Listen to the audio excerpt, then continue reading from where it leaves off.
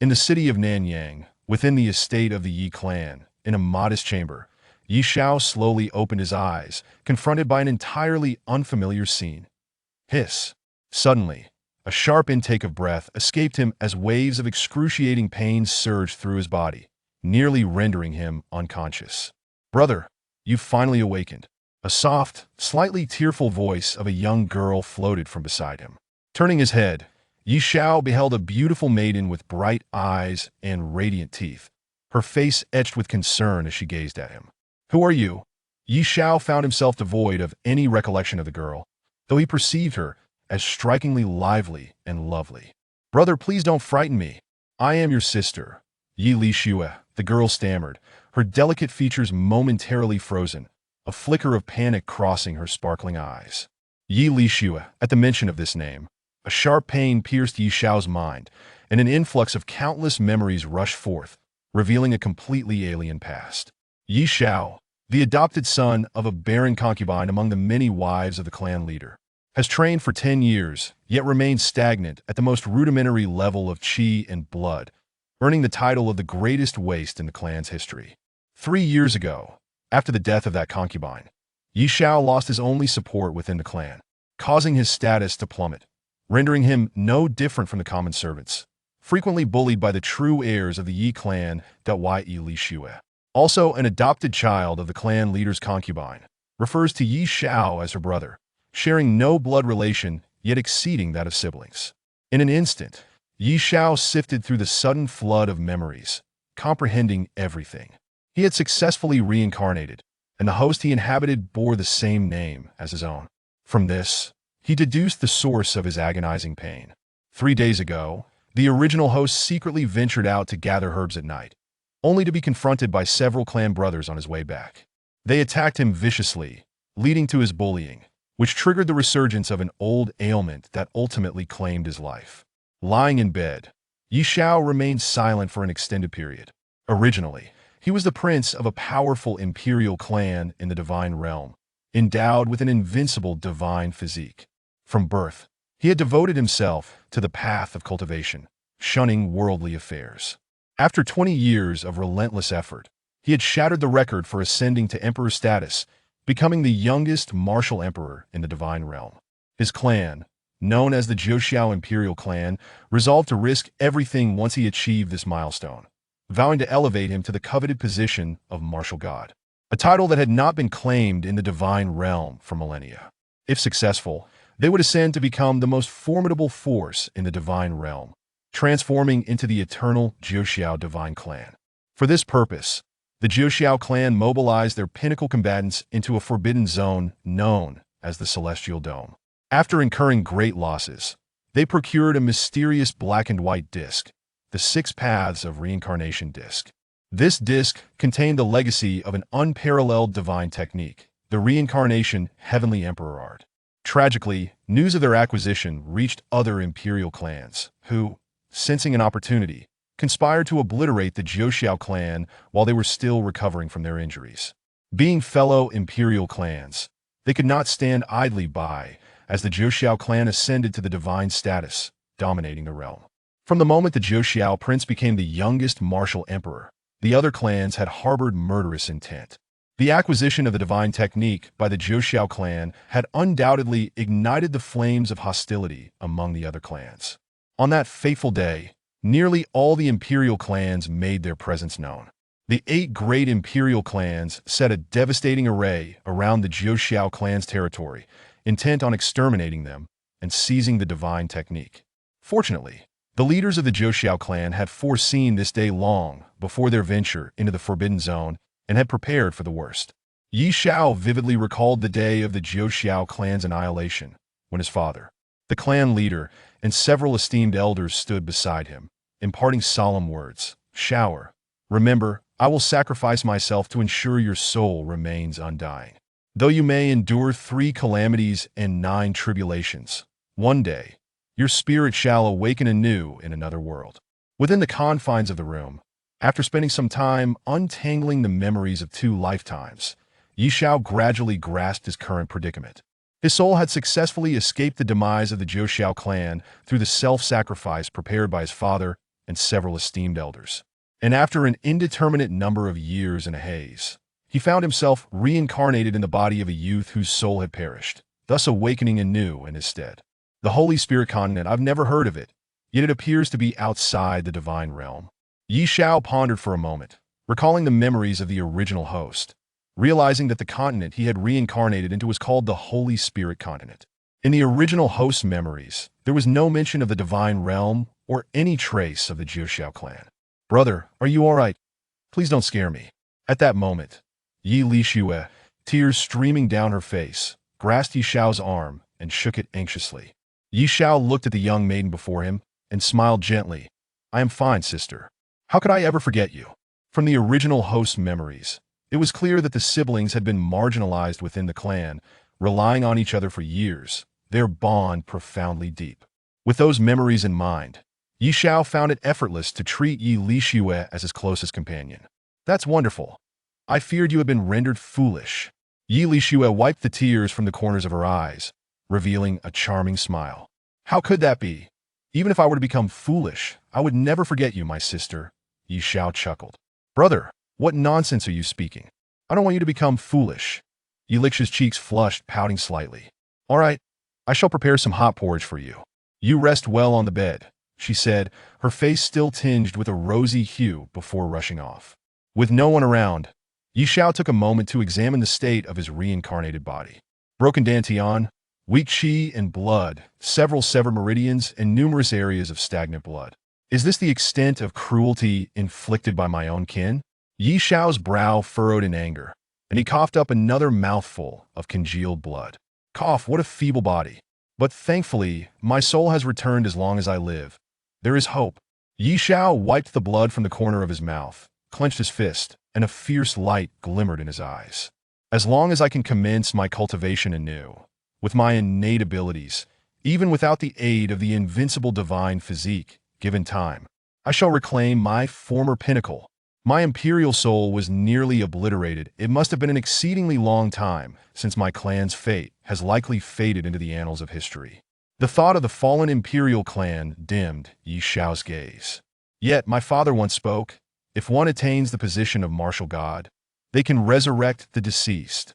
He then recalled his father's final words, that the legendary martial god possessed the supreme power to reverse time and bring back the departed. For the sake of the Jiuxiao clan, in this lifetime, I shall ascend to the mythical realm of the martial god. Yi Shao's fists tightened, a radiant determination shining in his eyes. The fate of the Jiuxiao clan rested solely upon his shoulders. Only by becoming the legendary martial god could he exact revenge on the 8 great imperial clans and restore the Jiuxiao clan to its former glory. Suddenly, Yi Shao felt a black and white disc manifesting from his shattered dantian, releasing a warm white flow that coursed through his being. Wherever it passed, the severed meridians began to mend, the stagnant blood flowed freely, and his qi and blood surged, radiating golden light that illuminated the room. This black and white disc was familiar to Yi Shao. It was the legacy artifact of the divine technique, the reincarnation heavenly emperor art, the 6 paths of reincarnation disc. Only through this artifact could he hope to successfully cultivate the reincarnation heavenly emperor art. Fortunately, it reincarnated alongside me. Yi Shao exhaled in relief, for had this artifact been lost during the process of his soul's revival, he would have been left utterly desolate.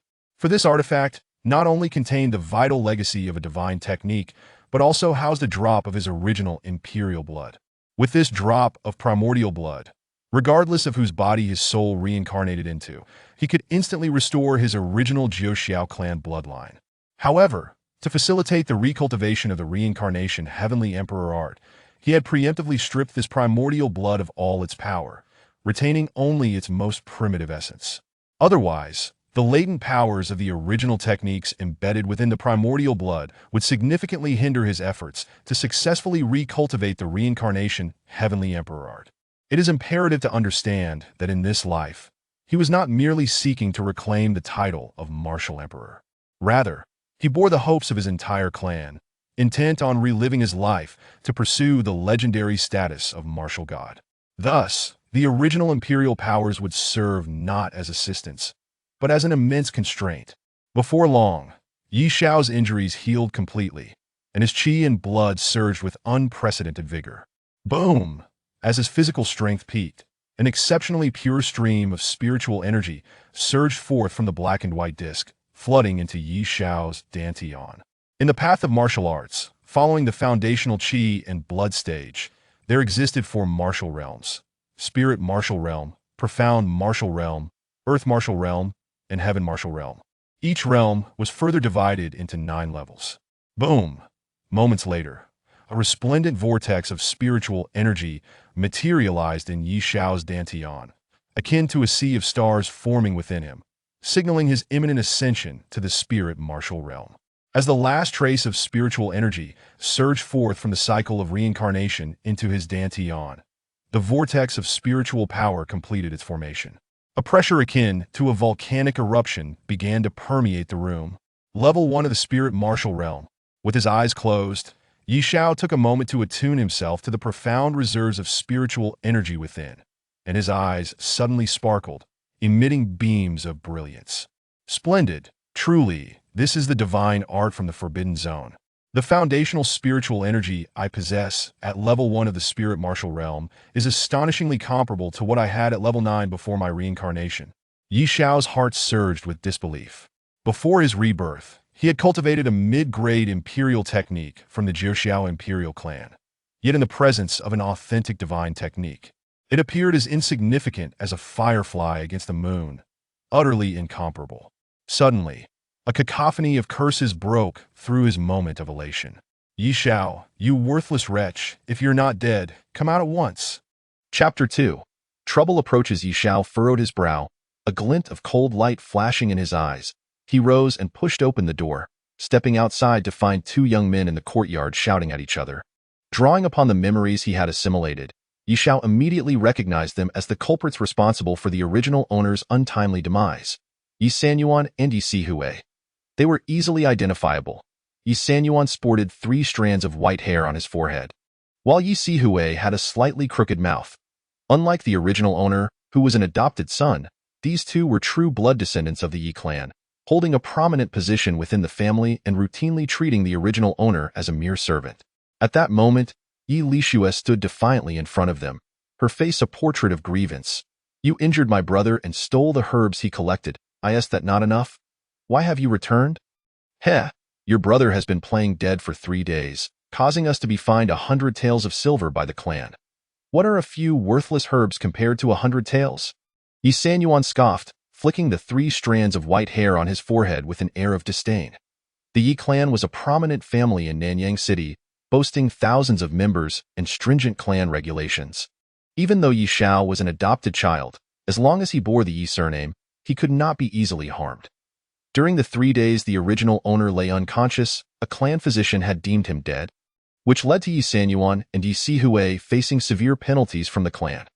However, being true blood descendants, they ultimately faced only symbolic fines for the death of someone without their lineage, which left them embittered, prompting them to visit Yi Xiao's home periodically to vent their frustrations. Beside him, Yi Sihui smirked, his mouth twisted. Indeed, wise one, tell your brother to come out and return the money. Otherwise, as he spoke, his mouth contorted further, and a lewd glint appeared in his eyes. Otherwise, what? Yi Lixue took a few terrified steps back, her delicate face pale and devoid of color. Why Yi Sihui? His gaze fixated on Yi Lixue's graceful figure. Grinned like a predator. Heh, I see little Lixue has blossomed into a lovely young lady. How about this? If your brother cannot repay us the 100 taels, then you shall come and serve us for a few nights. If you please us, we may show mercy and not demand repayment from your brother. Why Yi Sanyuan's eyes lit up as he licked his lips. Exactly. If you willingly agree to be our plaything for a few days, we shall forego the 100 taels. You shameless. Hearing their vile words and actions, Yi Lixue trembled with rage, her delicate teeth biting into her red lips, her fists clenched tightly, wishing she could strike both of them. Yet, she hesitated, for despite their despicable behavior, they were true descendants of the Yi clan and possessed martial prowess. How could she possibly contend with them? Suddenly, a swift shadow darted past Yi Lixue's side, followed by 2 sharp slaps echoing in the air. With 2 agonized cries, Yi Sanyuan and Yi Sihui each spat blood and were sent flying backward, their blood mingled with a few lost teeth. Crashing heavily to the ground several yards away, brother. Yi Lishua's beautiful eyes widened, her mouth agape in disbelief. The figure before her was unmistakable. It could only be her brother, Yi Shao. Ah, Yi Shao, you bastard. How dare you strike us? Yi Sanyuan, clutching his swollen face, struggled to rise, veins bulging on his forehead. His expression twisted with fury. Even the 3 strands of hair on his forehead, standing on end, fell utter such foul words towards a young lady merits punishment. Yi Shao stood with his hands clasped behind his back, his demeanor icy as he reprimanded, exuding an ethereal quality akin to a celestial being, leaving those present in astonished silence. You worthless wretch! Pretending to be grand, I will slaughter you, you little bastard! Regaining his composure, Yi Sanyuan bellowed, charging towards Yi Shao. Why Yi Shao, his gaze indifferent, did not even spare a glance. With a lightning-quick motion, he unleashed a kick, swift and powerful like a dragon's tail, landing forcefully on Yi Sanyuan's abdomen. With a sickening crack, Yi Sanyuan was sent reeling backward, blood erupting from his mouth as he rolled uncontrollably on the ground before finally crashing into a wall, his body twitching in shock and terror. How is this possible? You, a mere 10-year Qi blood realm waste, how have you suddenly become so formidable? Sanyuan, you are pathetic. You are at least in the spirit martial realm. Yet you cannot even defeat a 10-year Qi blood realm waste. Watch me, Yi Sihui, observing his crumpled companion in a corner, revealed a look of disdain. A surge of powerful energy erupted from him, far exceeding that of Yi Sanyuan. Spirit martial realm 3. Though he feigned disdain, Yi Sihui was no fool. He recognized the incredible power behind Yi Zhao's earlier strike against Yi Sanyuan. It was likely that Yi Zhao's prolonged immersion in the Qi blood realm had endowed him with extraordinary physical strength. Thus, Yi Sihui decided against close combat, instead sneering as he declared, low-grade martial technique, gale palm, boom. As his voice fell, a tempest swept through the courtyard, stirring up dust and debris, the sound of wind howling, a formidable display. Though a low-grade martial technique, it was significantly more potent than a mere spiritual energy attack. Moreover, martial techniques could be executed from a distance, eliminating the need for close combat, which made it exceedingly safe. With Yi Sihui's spirit martial realm 3 strength, coupled with this technique, he could contend even against opponents in the spirit martial realm 4. Thus, despite Yi Zhao's unexpected assault, Yi Sihui remained confident he could easily subdue Yi Shao with this strike. However, the panic he anticipated from Yi Shao in response to his attack did not materialize. Instead, Yi Shao regarded him with a calm demeanor, a flicker of curiosity in his eyes. Is this truly what you call martial technique? Having been sheltered by the Imperial clan during his time at the Jiuxiao Imperial clan, Yi Shao had dedicated himself solely to the pursuit of martial arts, never encountering low-grade martial techniques. It was only after reaching an elevated martial realm that he began to engage with martial techniques. Consequently, he had only ever practiced the clan's top-secret techniques and had never laid eyes on anything beneath the sacred techniques. Thus, the low-grade gale palm before him was a novelty. Heh, you lowly wretch, seeing martial techniques for the first time has left you dumbfounded. Yi Sihui, mistaking Yi Zhao's expressionless demeanor for fear, assumed he had struck terror into him. But now it's too late to beg for mercy. With this palm strike, you will either die or be gravely injured, destined to lie bedridden. With a fierce glint in his eyes, Yi Sihui roared, channeling his spiritual energy into the gale palm, which brightened significantly, taking on the appearance of an authentic tempest as it surged toward Yi Shao. Facing Yi Sihui's merciless blow, Yi Shao remained as unperturbed as a placid lake, extending his hand with an air of tranquility. Heh, indeed. You lowly wretch dare to confront a martial technique barehanded. Truly, a mantis trying to stop a chariot, unaware of your own mortality. Seeing this, Yi Sanyuan snickered derisively. Yet, before he could finish speaking, he witnessed Yi Zhao's palm gathering spiritual light, a tempestuous force swirling forth, a far more terrifying gale erupting in response. Gale palm. Impossible. How could you possibly know gale palm? The expressions of Yi Sanyuan and Yi Sihui shifted dramatically at the sight of Yi Zhao's identical palm print, which seemed even more formidable than theirs, eliciting incredulous exclamations. Bastard! You have the audacity to steal clan martial techniques without permission. Yi Si Hui shouted furiously. Such trash martial techniques, do they even require learning? Yi Xiao raised an eyebrow, having merely observed Yi Si Hui's earlier technique, effortlessly replicating it with even greater power. Trash martial technique? I labored for 6 months to master this gale palm.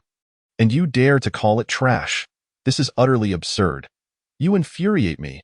You thieving dog, perish. Yi Si Hui, consumed by rage, unleashed his spiritual energy without reservation, channeling it into the palm print, causing it to shine even brighter, resembling a genuine hurricane as it swept forward. This trash martial technique took you 6 months to master? I suggest you abandon martial arts altogether. You are clearly different from others, and pursuing martial arts is merely a waste of time. Yi Xiao smiled faintly, dismissively launching his palm. The two palm prints collided, and without any contest, Yi Xiao's effortless strike shattered Yi Si Hui's gale palm, splitting it into 2 spiraling gales in midair. What? This is not gale palm. What martial technique is this? Yi Si Hui exclaimed in shock, having practiced the gale palm for so long without ever hearing of it splitting into 2 spirals after being unleashed. He found it utterly incomprehensible. This was entirely understandable, for he would never grasp that the Yi Xiao before him was the youngest martial emperor of the divine realm, possessing insights into martial arts far beyond what a mere insect like him could ever comprehend. The gale palm, a rudimentary martial technique, was so effortlessly replicated by Yi Xiao with just a mere glance that he even managed to evolve it into new forms. The 2 spiraling gusts of spiritual energy that emerged were manifestations of Yi Xiao's further refinement of the gale palm. In an instant, these powerful whirlwinds struck the chests of Yi Sanyuan and Yi Cixi, lifting them into the air before casting them aside like leaves swept away by an autumn breeze. Flinging them out of the courtyard. Go on. I shall spare your lives for today. Yi Xiao's voice echoed softly. Though he felt no inclination to dispose of 2 insignificant insects, these individuals were, after all, the assassins of the original owner of his body. He had initially intended to exact vengeance on behalf of the original owner. However, considering that he was currently within the Yi clan, slaying clan members would incur severe punishment according to clan laws. Given that his soul had just returned, it was prudent to refrain from attracting undue attention, allowing him to endure for the time being. Once his strength had grown, he would seek retribution for the original owner. Behind him, Yi Lixue stood in shock, her rosy lips agape in astonishment, her large eyes sparkling with an unusual brilliance. Could this truly be her former inept brother? How had he suddenly become so formidable? Yi Xiao slowly turned, noticing the incredulous expression on Yi Lixue's face. He couldn't help but smile as he stepped closer, gently tousling her hair and softly assuring her, "From this day forth, with me around, no one shall harm you." Upon hearing this, Yi Lixue felt an inexplicable warmth flood her cheeks, and with tear-filled eyes, she nodded dumbly. Suddenly, both of them scrunched their noses, catching a whiff of a burnt aroma. "What is that smell? Oh no, my porridge has burned." Yi Lixue's cheeks flushed as she squealed, dashing into the kitchen. Watching his sister's flustered yet charming figure hasten away, Yi Xiao couldn't help but chuckle, silently vowing, "Fear not, my brother. Since I have borrowed your vessel for rebirth, we are now one and the same. Your sister shall be under my protection. I shall ensure she never faces any bullying again." In the room, Yi Sanyuan fumed. "That damned useless fool dared to mar my handsome face. I will see him dead." As he applied medicine to his disfigured mouth, his teeth ground together in rage. "A gentleman does not let a grudge go unavenged. That wretch must perish." Yi Cixi, equally infuriated, seethed at the thought of making Yi Xiao pay for the humiliation. After tending to each other's wounds, their anger began to dissipate, and they pondered how to retaliate. This guy's sudden surge in power means that anyone below the 5th level of the spirit martial realm would likely be no match for him. Finding someone to deal with him may prove challenging. Suddenly, Yi Sanyuan slammed his fist on the table, eyes gleaming with malice. "Let us gather enough silver to seek out Brother Yi Mafeng. He is a 6th-level expert in the spirit martial realm. Among the top 10 among our clan's younger generation. Regardless of why that fool has grown so powerful, he stands no chance against Brother Mafeng." Yi Cixi's expression shifted at this, his eyes flickering with uncertainty. "Brother Mafeng is indeed strong, but he is also notoriously greedy. May not be worth the expense to hire him. Have you forgotten?" Yi Sanyuan replied with a sly grin. "Brother Mafeng may be greedy, but he is not lecherous. We can hire him to deal with that scoundrel Yi Xiao, then seize Yi Lishue for 3 days and nights of enjoyment, before secretly selling her in the brothels of the neighboring city. With Yi Lishue's beauty, she would fetch a handsome price, and we would easily cover Brother Ma Feng's fee. Haha, you're right. Let us proceed as you suggest. Yi Cixin's eyes lit up, eagerly nodding. That useless fool escaped last time due to our oversight. This time, we shall meticulously plan and see if he can find any way out. In the courtyard, Yi Xiao and Yi Lishue sat at a wooden table, sharing a bowl of slightly burnt porridge. Though simple, it was a warm moment. After the meal, Yi Xiao helped Yi Lishue clear the table before retreating to his room to commence his training. Forming seals with his hands, Yi Xiao silently recalled the cultivation methods of the reincarnation celestial emperor technique, gradually shedding external distractions and entering a profound state of meditation. Lost in this state of intense cultivation, an entire night slipped by in the blink of an eye. The following morning, as a golden ray of sunlight streamed through the window, Yi Xiao slowly opened his eyes, his gaze sharp and piercing, shimmering with a mysterious purple glow, as if 2 chaotic bolts of lightning lay hidden within. Moments later, the purple light in his eyes faded, transforming once more into bright, obsidian pupils. Rising, he stepped into the courtyard. With a resounding boom, he unleashed a powerful punch, producing a deafening crack. 4th level of the spirit martial realm. Yi Xiao stood silently, a glimmer of brilliance flashing in his eyes. Truly, this divine technique was remarkable. He had broken through 3 realms in a single night. Such speed, even with his previous experience, filled him with astonishment. It was worth noting that this was merely a family residence in a small city, with a spiritual energy concentration far inferior to what he had encountered in the Nine Skies Imperial clan. Despite this, he had still managed to achieve such rapid advancement, undoubtedly owing it all to the reincarnation celestial emperor technique. The technique was far more extraordinary than Yi Xiao had anticipated, much to his delight. Now, with the experience from his past life and the aid of this unparalleled technique, this life would undoubtedly be a formidable one. Even if he had to invest considerable time in starting anew, and with the absence of the Nine Skies Imperial clan and the support of his divine physique, he was aware of the countless challenges that lay ahead. Yet, he held an unwavering confidence that in this life, he would transcend his past and ascend to unprecedented heights. Regrettably, the spiritual energy in this realm was too thin. Otherwise, his night of cultivation would not have concluded with merely 3 breakthroughs. Yi Xiao sighed in mild disappointment, recognizing that the density of spiritual energy was critically important in the pursuit of cultivation. And no matter how exceptional one's talent, without sufficient spiritual energy to absorb, it was akin to a skilled cook unable to prepare a meal without rice, leading to a waste of precious time. Reflecting on his past, it was clear that his 2 decades of seclusion had enabled him to ascend to imperial status, shattering records in the divine realm. The abundant spiritual energy and resources provided by the Nine Skies Imperial clan were indispensable to his success. However, with the clan's downfall, all resources for his cultivation would now have to be acquired through his own efforts. In this place, where spiritual energy was scarce, rapid advancement could not rely solely on absorbing the surrounding energy. He needed to devise a way to procure spiritual stones to aid his training. Yi Xiao contemplated this for a moment, realizing that relying solely on the meager spiritual energy here would be too slow. It was unclear how long it might take to reclaim his former strength.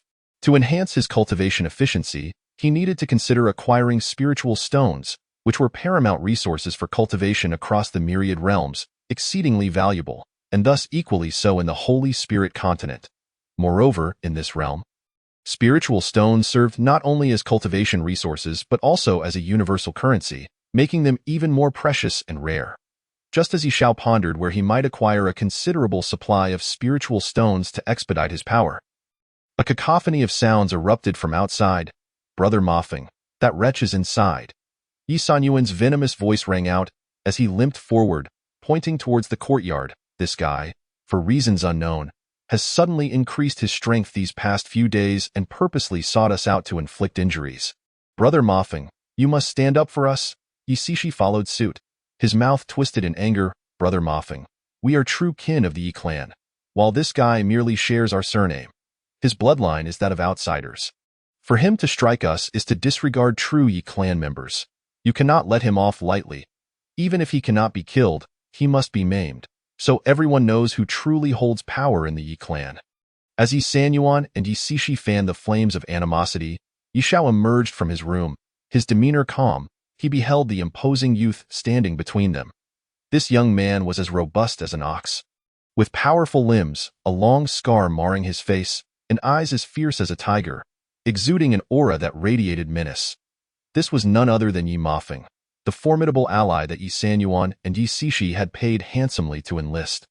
Ranking among the top 10 of the clan's younger generation, naturally, Yi Xiao recognized him instantly from the original owner's memories. Upon seeing Yi Xiao emerge, Yi Sanyuan and Yi Cixi instinctively shrank back. Retreating behind Yi Mafeng. One clutched his stomach, while the other covered his face. Their expressions darkened, evidently still haunted by the events of the previous day. A mere 10th level blood Qi realm waste can instill such fear in you. What a disgrace to the Yi clan! Yi Mafeng scoffed disdainfully at them, waving his hand in dismissal. Fear not.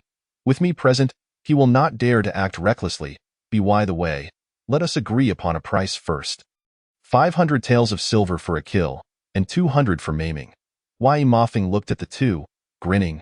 So, brothers, do you wish for me to cripple him or kill him? 500 taels for a kill. The faces of Yi Sanyuan and Yi Cixi twitched at the mention of the price, exchanging glances filled with unspoken pain, inwardly cursing the man for his greed. 500 taels, if we had that much. Wouldn't it be better to hire someone even more powerful from within the clan? After a brief moment of exchanging glances, Yi Sanyuan, mustering his courage, said, Then let us have Brother Mafeng cripple him. Ha ha, very well. Yi Mafeng laughed heartily. He was no fool. Killing someone with the surname Yi for no reason would surely invite trouble from the clan's punishment hall. His intention to demand a substantial sum was to compel Yi Sanyuan and Yi Cixi to agree on a price of 200 taels. Given their foolish natures, once he crippled the opponent, they would undoubtedly finish him off themselves. When the punishment hall came knocking, he could easily shift all the blame onto them. Truly, I am a genius. After secretly reveling in his cunning, Yi Mafeng turned his gaze toward Yi Xiao in the distance and said with a smile, You must be Yi Xiao, right? I've heard of you. The waste who has failed to break through to the Blood Qi realm for 10 years. Now, having finally made a breakthrough, you are able to defeat both Yi Sanyuan and Yi Cixi. It seems you have accumulated your strength over time and released it all at once. However, it is regrettable that before me, your abilities are of little significance. I shall offer you a choice. Will you self-harm, or shall I take matters into my own hands? With his arms crossed and a cold smile playing on his lips, Yi Mafeng regarded Yi Xiao with disdain, not deigning him worthy of concern. As Yi Xiao did not conceal his aura, Yi Mafeng perceived him to be at the 4th level of the spirit martial realm. This level was reasonable enough for defeating Yi Sanyuan and Yi Cixi, but to claim he could defeat Yi Mafeng was utterly impossible. Yi Xiao cast a calm glance at Yi Mafeng and suddenly inquired, Do you have your seat token with you? What? Yi Mafeng's expression froze for a moment, then narrowed his eyes with a hint of coldness, eyeing the Yi clan, to encourage the younger generation to diligently cultivate martial arts. The clan issued a seat token to each of the top 50 outstanding disciples. Those who possessed a seat token received a generous allocation of family cultivation resources each month, including spirit stones. The closer one ranked, the more resources and spirit stones they received. Particularly for the top 10 disciples, not only did they receive monthly resources, but they also had one opportunity each month to select martial techniques from the Martial Technique Pavilion. Yi Mafeng, being ranked 10th among the clan's juniors, was in a position to enjoy such privileges. Ha ha, this waste truly does not know the heights of heaven or the depths of the earth. He dares not to plead for mercy but instead dreams of taking my token? How amusing. Before long, Yi Sanyuan and Yi Cixi grasped the implication of Yi Xiao's words and burst into laughter.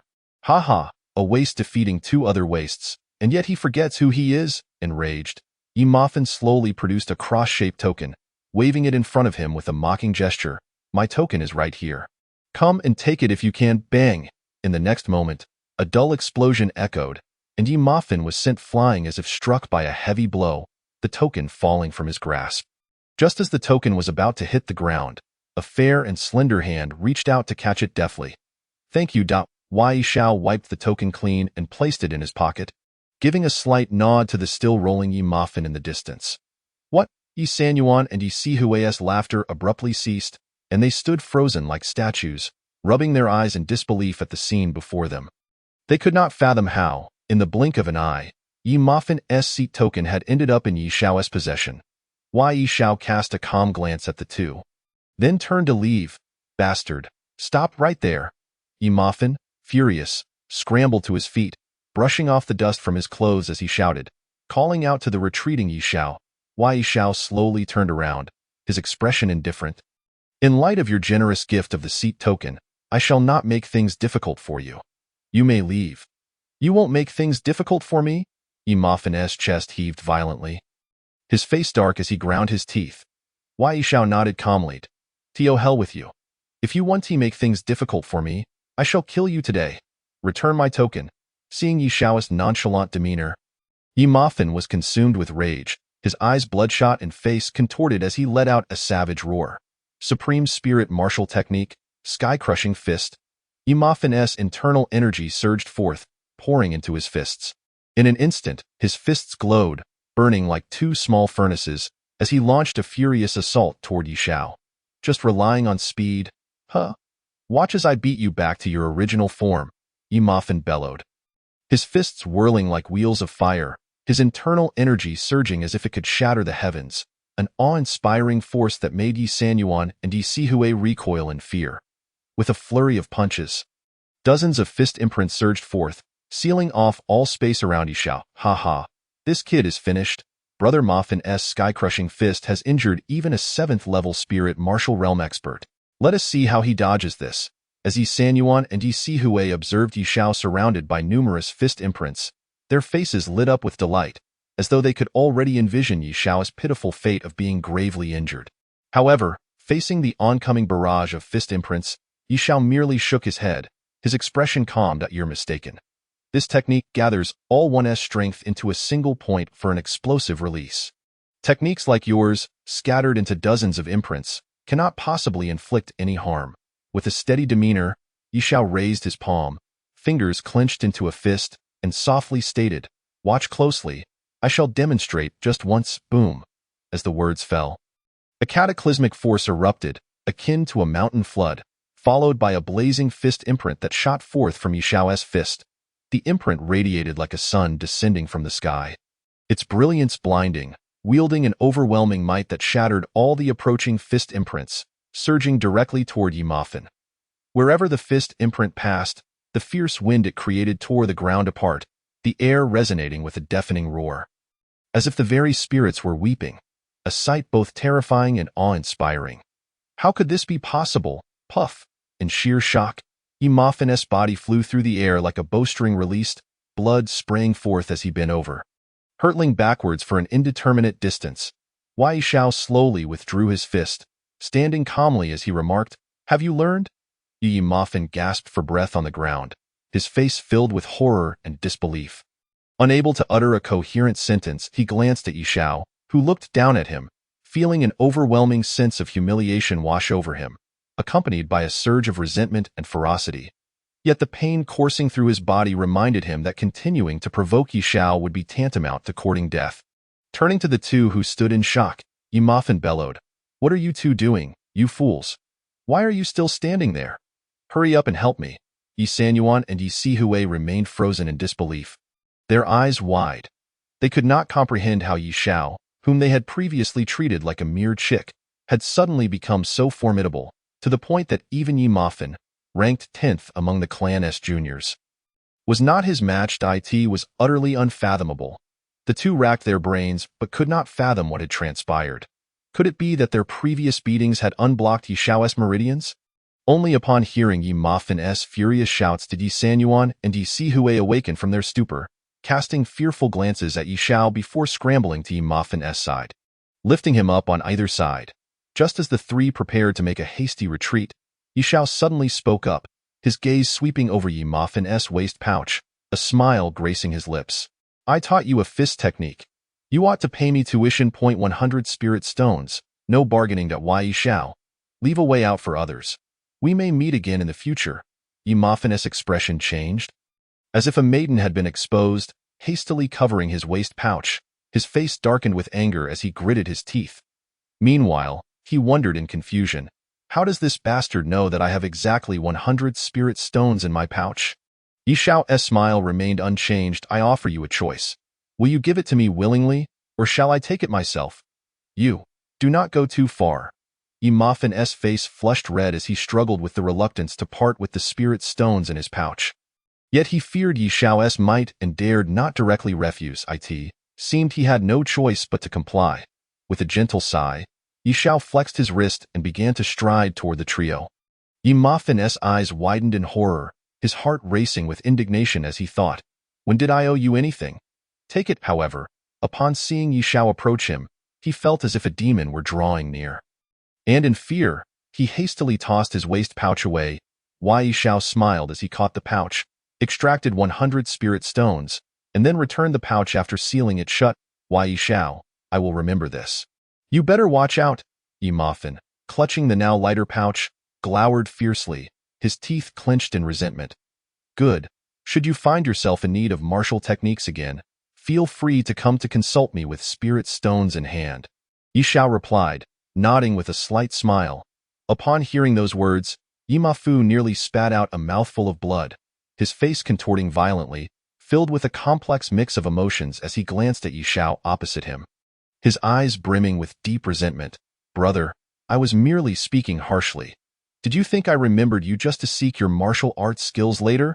With an overwhelming sense of frustration and indignation, Yi Mafu chose not to utter another word, ultimately squeezing out a few words through clenched teeth before leaving with Yi Sanyuan and Yi Cixi in a dejected manner.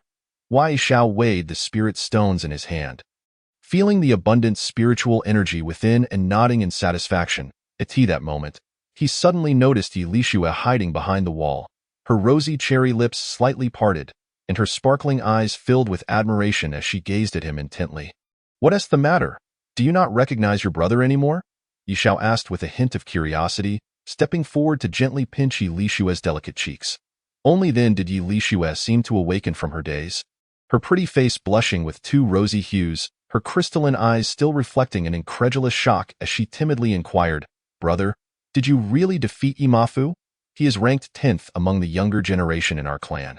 Heh, Yi Xiao replied with a faint smile, shaking his head slightly. Whether he is 10th or 1st, it makes no difference to me. Wow, brother, you have truly changed, Yi Lixue exclaimed, her jade-like hand covering her lips in surprise, her beautiful eyes sparkling with wonder. She still found it hard to believe, as if she were dreaming. Just recently, Yi Xiao had been regarded as her useless brother, and now, in the blink of an eye, even the 10th-ranked genius of the Yi clan, Yi Mafu, was no match for him. How marvelous! This must be the blessing that comes after great adversity. Her brother had transformed into a genius and would no longer be bullied. Overwhelmed with joy, Yi Lixue clapped her small hands, genuinely thrilled for Yi Xiao's rebirth. Yi Xiao looked at the tearful, beautiful girl before him and smiled as he affectionately ruffled her hair, softly saying, As long as I am here, no one will ever bully us again. Schwer has always believed in you, brother. Yi Lixue's eyes glistened with tears, as if all the grievances she had endured over the years were finally released at that moment. Yi Xiao smiled as he wiped away the excited tears from the corners of her eyes, taking out 20 spirit stones from the 100 he had just acquired and placing them in her hands. Brother, what is this? Yi Lixue asked, looking at him with a hint of confusion in her beautiful eyes. Use it to improve your meals. Don't just eat porridge all day. You'll ruin your health. Yi Xiao replied with a gentle smile, I only need 5 spirit stones for my cultivation. Why? Yi Lixue's little face lit up with astonishment as she accepted 5 spirit stones, promptly stuffing the remaining 15 back into Yi Xiao's embrace. I will exchange the spirit stones for money and make delicious food for you today with that. Yi Lixue giggled and dashed out of the courtyard. Yi Xiao watched her retreating figure, a hint of emotion in his sigh. What a sensible little girl. Once Yi Lixue's graceful silhouette disappeared from view, Yi Xiao returned to his room with the spirit stones. He sat cross-legged, placing the 95 spirit stones before him, forming a cultivation seal as he began to swiftly absorb the pure spiritual energy contained within. As the spirit stones crumbled to dust, the spiritual power within Yi Xiao grew ever more robust and abundant. Chapter 6. The Martial Arts Pavilion. An hour later, Yi Xiao suddenly opened his eyes. His gaze sharp as blades, radiating brilliance. As he slowly rose, An astonishing aura of spiritual power surged skyward. 6th level of the spirit martial realm. Indeed, the efficiency of cultivating with spirit stones was far superior to absorbing the natural spiritual energy of the world. Yishao stood up, flexing his wrists, glancing at the scattered spirit stone dust on the ground, nodding in satisfaction. If I can secure enough spirit stones for my cultivation, it won't be long before I leave my contemporaries far behind. However, my goal is not merely to surpass my peers, but to transcend my former self. Yishao clenched his fist, feeling the surge of newfound strength, his eyes shining with confidence. Yet he quickly composed himself. Ultimately, he needed more spirit stones to rapidly enhance his power. Now that he possessed the token of the 10th-ranked younger generation member of the Yi clan, he could also visit the clan's internal affairs pavilion to collect a corresponding stipend of spirit stones. With that thought, Yishao pushed open his door and stepped outside. As he walked through the courtyard, he spotted Yi Lishua happily bustling about in the kitchen. Upon noticing Yishao heading out, she quickly waved her small hand, calling out, "Brother, where are you going? The food will be ready soon. I'm stepping out for a bit. I'll be back shortly. You can eat when the food is ready." Yishao replied with a wave of his hand, then exited the courtyard, heading towards the internal affairs pavilion of the clan. The internal affairs pavilion was the place where the Yi clan handled various affairs for its members, bustling with people at all hours. What a rare sight. Isn't that the clan's #1 waste? Yishao? Heh, I heard this guy was nearly beaten to death by Yi Sanyuan and Yi Sishi just a few days ago. I didn't expect him to be up and about so soon. By the way, he should still be in the Bloodchi realm. What is he doing at the internal affairs pavilion? Many clansmen displayed curious expressions upon seeing Yishao, for entry into the internal affairs pavilion was conditional. One needed to have at least the 1st level of the spirit martial realm to gain access. After all, there were countless mundane matters to attend to daily, and the internal affairs pavilion had no time to assist the wastes of the Bloodchi realm. Only those of the spirit martial realm would warrant the clan's attention. In the past, Yishao had been notorious as a waste of the Bloodchi realm, lacking even the qualification to enter the internal affairs pavilion. Ignoring the scornful gazes of those around him, Yishao stepped forward without a hint of concern, making his way into the pavilion. "Stop! You cannot enter." 2 guards of the Yi clan expressionlessly blocked his path. Yishao raised an eyebrow, gesturing towards the individuals entering and exiting around him. "They can enter. Why can't I?" "Heh," one of them sneered. "They are from the spirit martial realm. Are you as well? You're just a 10-year Bloodchi waste." Yishao chuckled softly, noting that the 2 guards were merely at the 1st level of the spirit martial realm, likely only daring to keep out those from the Bloodchi realm. With your 1st level spirit martial strength, do you think you can discern who is in the Bloodchi realm and who is in the spirit martial realm? With a cold laugh, Yishao strode forward, unconcerned as he made his way into the pavilion. "Impudent! How dare you, a waste, trespass into the internal affairs pavilion?" The 2 guards shouted in unison, each extending a hand to press down on Yishao's shoulders. Boom! As they pressed down, Yishao's steps did not falter. Instead, a powerful gust of spiritual wind erupted from within him, sending the 2 guards flying away. Yishao stood at the entrance, casually brushing off the spots on his shoulders where the guards had touched him, as if dusting off his clothes, then leisurely walked inside. His nonchalant demeanor sent ripples of astonishment through the onlookers, with someone exclaiming, "This waste, has he really advanced to the spirit martial realm?" Incredibly, he seemed to be more than just a 1st-level spirit martial practitioner. In the corners of the hall, the 2 guards lay on the ground, exchanging glances filled with bitterness. They were astonished that even the infamous waste of the clan had surpassed them without their notice. No wonder they were only fit to guard the entrance. Upon entering the internal affairs pavilion, Yishao headed straight to a counter. "What brings you here?" The elderly man behind the counter, with hair as white as snow, asked without lifting his head. "I am here to collect the stipend for the 10th-ranked disciple of the clan," Yishao stated, handing over the token. "Oh? 10th rank?" The old man glanced at the token, then slowly raised his head, scrutinizing Yishao with a measured gaze. "You are not Yimafu, of course not." "I have defeated him," Yishao replied, releasing a hint of his aura to reveal his 6th level of the spirit martial realm. "Interesting. Hand me the token, and I will assist you with the registration." The old man gave Yishao a meaningful look and gestured to a nearby attendant to take the token for registration. The old man's actions were exceedingly slow, and after a considerable time, He finally completed the registration and, with a smile, handed over a brocade bag, saying, "According to clan regulations, you may also select a martial skill from the first 3 levels of the martial arts pavilion." "Understood. Thank you for the reminder." Yishao nodded indifferently after glancing inside the brocade bag to find 50 spirit stones before turning to leave. The martial arts pavilion resembled a pagoda, its exterior a striking azure and white, boasting 5 levels and nestled deep within the Yi clan's territory.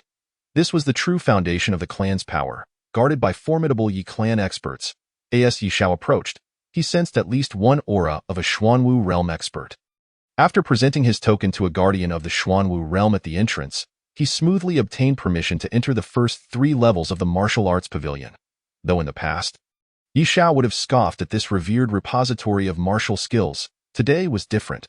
The valiant hero of yesteryears was no more. He was now merely a humble member of the Yi clan. Starting anew, with his current reservoir of spiritual energy, he can no longer wield the once cataclysmic sacred arts and imperial laws. Most crucially, his imperial soul has suffered severe depletion over the long years, rendering him incapable of creating martial skills and secret techniques. Thus, before his imperial soul can recover, he needs to select some martial skills suited to his current realm for future contingencies.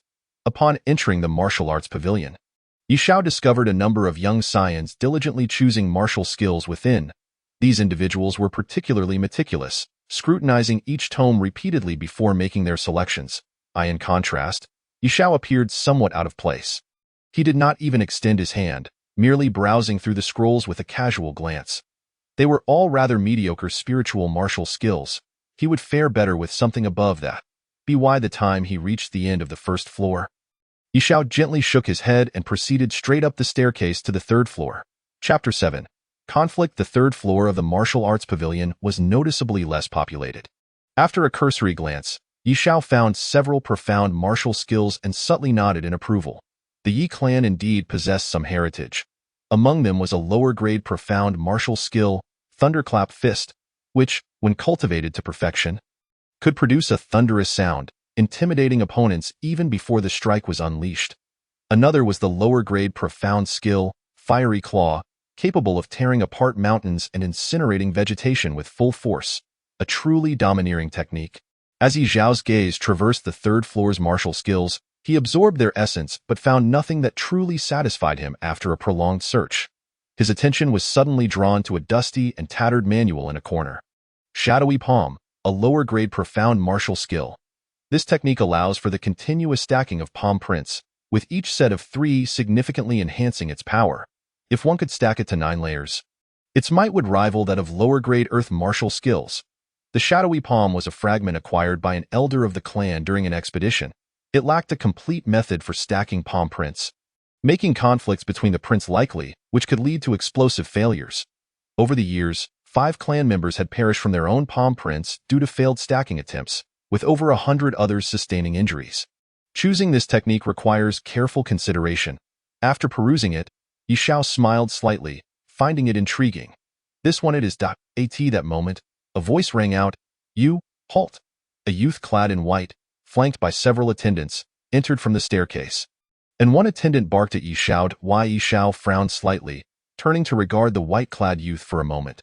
The young man, strikingly handsome, approached with an air of pride, wielding a white fan that exuded the haughty demeanor of a noble scion. This individual had appeared in Yishao's memory a few times. He was Yi Chun, the eldest grandson of the clan's patriarch. Yi Chun, gifted and only 17, had already reached the 9th layer of the spirit martial realm, ranking among the top 3 in the younger generation of the Yi clan and held in high regard by the family. There's something you need? Yishao asked in a flat tone. Yi Chun strolled closer, sizing Yishao up before smiling. "Heard you defeated Yi Mafeng and obtained his seat token. Are you here to stand in for him?" A flash of cold light crossed Yishao's eyes as he realized the reason for the elder's slow registration of the token in the Internal Affairs Hall. It was evidently a covert signal. His encounter with Yi Chun was no mere coincidence. Don't misunderstand. I have no time for such trifles. Yi Chun waved his fan, chuckling. "Since you possess his seat token, you have the right to select martial skills. Coincidentally, I have exhausted my quota for this month and would like to ask for a favor to use your opportunity." Yishao gave him a detached glance. Lowering his eyelids slightly, And what if I refuse? Refuse? Yichen raised an eyebrow as if he had heard a joke, smirking. My friend, regardless of how you acquired that seat token, believe me, in this Yi clan, owing me a favor is far better than offending me. Oh really? Yi Xiao retorted with a cold laugh, his eyes filled with disdain. If you have the capability, come and take the token from me. If not, do not obstruct my path. With that, Yi Xiao leisurely turned towards the staircase, heading for the exit with the shadowy palm in hand. Behind him, Yi Chen's expression darkened, and he suddenly sneered, "You have guts. It's the first time a peer dares to defy my will in the Yi clan. Boy, you should carefully reconsider my words." Yi Xiao, however, paid him no mind, descending the stairs without a backward glance. "You little brat, how dare you disregard me?" Yi Chen seethed with frustration, wishing to intercept him, but the martial arts pavilion forbade fighting, lest he suffer severe repercussions, even as the grandson of the elder. After a cold snort, he waved to his attendants, "Go, find out who this kid is, Brother Chen. There's no need to investigate. He seems to be the infamous Yi Xiao." One attendant hesitantly replied, "Why Yi Xiao?" Yi Chen furrowed his brow, pondering before suddenly exclaiming in surprise, "Could it be that waste from 10 years in the Blood Qi realm?" "That's him," the attendants chorused in unison. Upon hearing their confirmation, Yi Chen's brow furrowed in disbelief. "Is it really him? A waste capable of defeating Yi Mafeng?" One attendant quickly stepped forward. "It is said that this fellow recently broke through his body's 8 extraordinary meridians after being beaten by Yi Sanyuan and Yi Cixi, releasing the energy he had accumulated over 10 years, which led to his rapid progress." "Is that so?" Yi Chen's mind raced with possibilities, and after a fleeting moment of contemplation, he instructed his attendants, "Go, inform Cousin Yi Hao that I will offer a grade 1 spiritual herb to teach this Yi Xiao a lesson, and no need to kill him. Just ensure he is gravely injured." Cousin Yi Hao, at the 8th layer of the spirit martial realm, ranked 4th among the younger generation, would undoubtedly be able to gauge this individual's depth. "I promised grandfather I would secure first place in this clan competition to leverage my position for the title of young clan leader. I cannot allow any slip-ups. If this person can even defeat Cousin Hao, then I shall not hesitate to be ruthless." Not long after, Yi Xiao returned to the courtyard entrance. "He, brother, you're finally back. I made osmanthus fish fins, pocket pork, and clear braised fatty duck. Come and eat." Yi Lishua darted out from the house like a delicate butterfly, pulling Yi Zhao's arm toward the interior. It smelled wonderful. Even before entering, the tantalizing aroma wafted through the air, quickening his saliva. Once inside, the siblings promptly sat down and began to feast. Delicious. After savoring every dish on the table, Yi Xiao had to admit that Yi Lishua's culinary skills were truly exceptional. Her creations surpassed many of the exquisite delicacies he had previously tasted. Though he was not at all hungry, he found himself consuming 3 large bowls of rice without realizing it. Just as he was about to ask for another bowl, he suddenly heard a rustling sound from outside the courtyard, his eyes narrowing as he called out, "Who goes there? Will you step out yourself, or should I come and invite you?" "Ha ha, quite perceptive. Aren't we?" The next moment, a figure clad in red, wearing a cold smile, stepped into the courtyard. The youth appeared youthful, with a large knife strapped to his waist, fierce eyes, and an expression that bore a hint of ruthlessness. "Heavenly Father, it's Yi Hao. He is the 4th-ranked young genius of the clan, possessing the strength of the 8th layer of the spirit martial realm."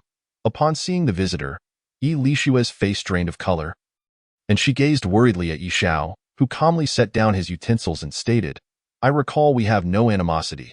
May I ask the reason for your unexpected visit?" Yi Hao smiled faintly. "Indeed, we have no personal grudge. However, you have offended someone you shouldn't have, and someone has offered a grade 1 spiritual herb for me to teach you a proper lesson." A glimmer of coldness flashed in Yi Zhao's eyes. "Is it Yi Chan who sent you?" Chapter 8. Severed arm correct. Yi Hao grinned.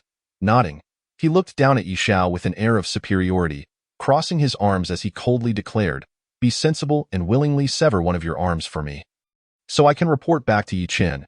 If I have to do it myself, the consequences will be dire." Yi Xiao, maintaining a calm demeanor, glanced at Yi Hao, his gaze lingering on the silk pouch at his waist before breaking into a smile. "Be sensible. Hand over the silk pouch at your waist as compensation. Otherwise, given your earlier threat, you might find yourself leaving this place horizontally." "Ha ha, such audacity. I would love to see how you plan to make me leave horizontally. Yi Hao retorted, his anger morphing into a mocking smile as he drew the large knife from his waist. Haha, the clan rules prohibit the killing of those bearing the Yi surname. But it does not state that one cannot injure them. I will count to 3. If you do not comply, the consequences will be more severe than losing just one hand. Yi Hao toyed with the knife in his hand, a sinister smile tugging at his lips as he began to count. 3, brother. Yi Lishua's face was filled with anxiety, her beautiful eyes brimming with concern as she looked at Yi Xiao. Before him stood Yi Hao, a formidable figure at the 8th level of the spirit martial realm, ranking 4th among all the younger generation within the clan. His strength was undeniably powerful, far surpassing that of Yi Ma Feng and others from earlier. Moreover, the massive blade in his hand was evidently no ordinary weapon. Wielding it, Yi Hao appeared as a tiger empowered by wings.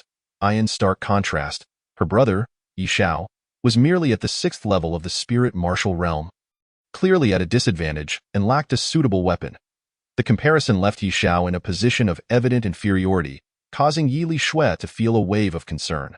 Noticing the worry etched on Yi Lishue's delicate face, Yi Xiao affectionately patted her head, reassuring her, "Do not fret, I shall return shortly." With that, he rose and strode into the courtyard. 21. Upon seeing Yi Xiao step out, Yi Hao mockingly counted down. However, moments later, Yi Xiao stood still with his hands clasped behind his back, showing no intent to harm himself. Yi Hao's expression darkened slowly. It seemed he would have to take matters into his own hands. "Very well, I shall teach you today that in the Yi clan, individuals like you, bearing the Yi surname but lacking the Yi bloodline, must bow their heads and accept their place, no matter how much you believe you've transformed." With that, Yi Hao raised his great blade high above his head and brought it crashing down towards Yi Xiao. In the face of this terrifying blow, Yi Xiao maintained a calm demeanor, extending 2 fingers to deftly intercept the descending blade, holding it firmly in place and rendering it immobile. "What?" Yi Hao's face shifted in disbelief. Feeling the astonishing force emanating from the blade, his eyes narrowing slightly, "I underestimated you." He yanked the great blade back violently, retreating 3 paces to regain his stance, the blade now swirling with a resonant clang. "It seems you possess some skill after all. In that case, prepare to experience my inferior grade Xuanwu technique." Fiery line slash. With a thunderous shout, flames erupted from the blade in Yi Hao's hands, transforming it into a flaming long sword, illuminating the courtyard in a blaze of light while the intense heat surged forth, rapidly raising the temperature. Slash. With the energy fully gathered, Yi Hao swung the flaming great sword fiercely towards Yi Xiao once more. "Let me test the might of my shadow palm on you." Yi Xiao raised his fair hand, effortlessly layering 4 palm prints together. It was not that he could not stack more, but he feared that doing so might inadvertently result in Yi Hao's demise. As Yi Hao had previously stated, those of the Yi surname without the clan's bloodline could not freely take lives. Otherwise, they would face dire consequences under clan law. Before he possessed the strength to confront the entire cadre of Yi clan masters. This was Yi Xiao's guiding principle: to injure, but not to kill. With a resounding clash, the palm prints met the blade, creating a cacophony of metallic sounds in midair before both were extinguished. "What?" Yi Hao was struck with shock, unable to believe what had just transpired. His prideful inferior grade Xuanwu technique had failed to subdue Yi Xiao. Before Yi Hao could ponder further, Yi Xiao's figure suddenly appeared behind him like a specter, coldly stating, "You desire my arm, do you not?" Yi Hao's pupils dilated, spinning around to yell in anger, "Stop with your ghostly tricks. Take another strike from me." Yet, Yi Xiao would not grant him a second opportunity. In a flash, he seized Yi Hao's wrist, twisting it with force. "Ah!" Yi Hao cried out in pain as the great sword slipped from his grasp.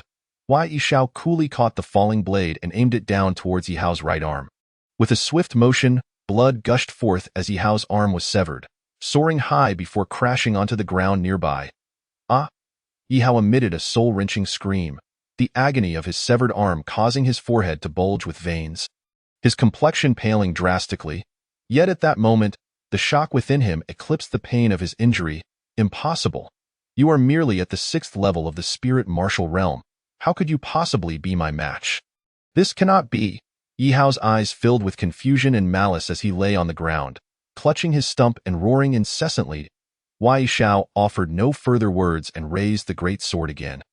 Striding directly towards approximately 3 breaths later, The ethereal breeze gradually subsided, rendering the floor of the room immaculate, as if washed by water. Wei Xiao slowly opened his eyes, a glimmer of brilliance emanating from within. He had reached the 9th level of the spirit martial realm. Furthermore, there was a dual-leaf flame soul flower, allowing him to finally restore some of his soul power.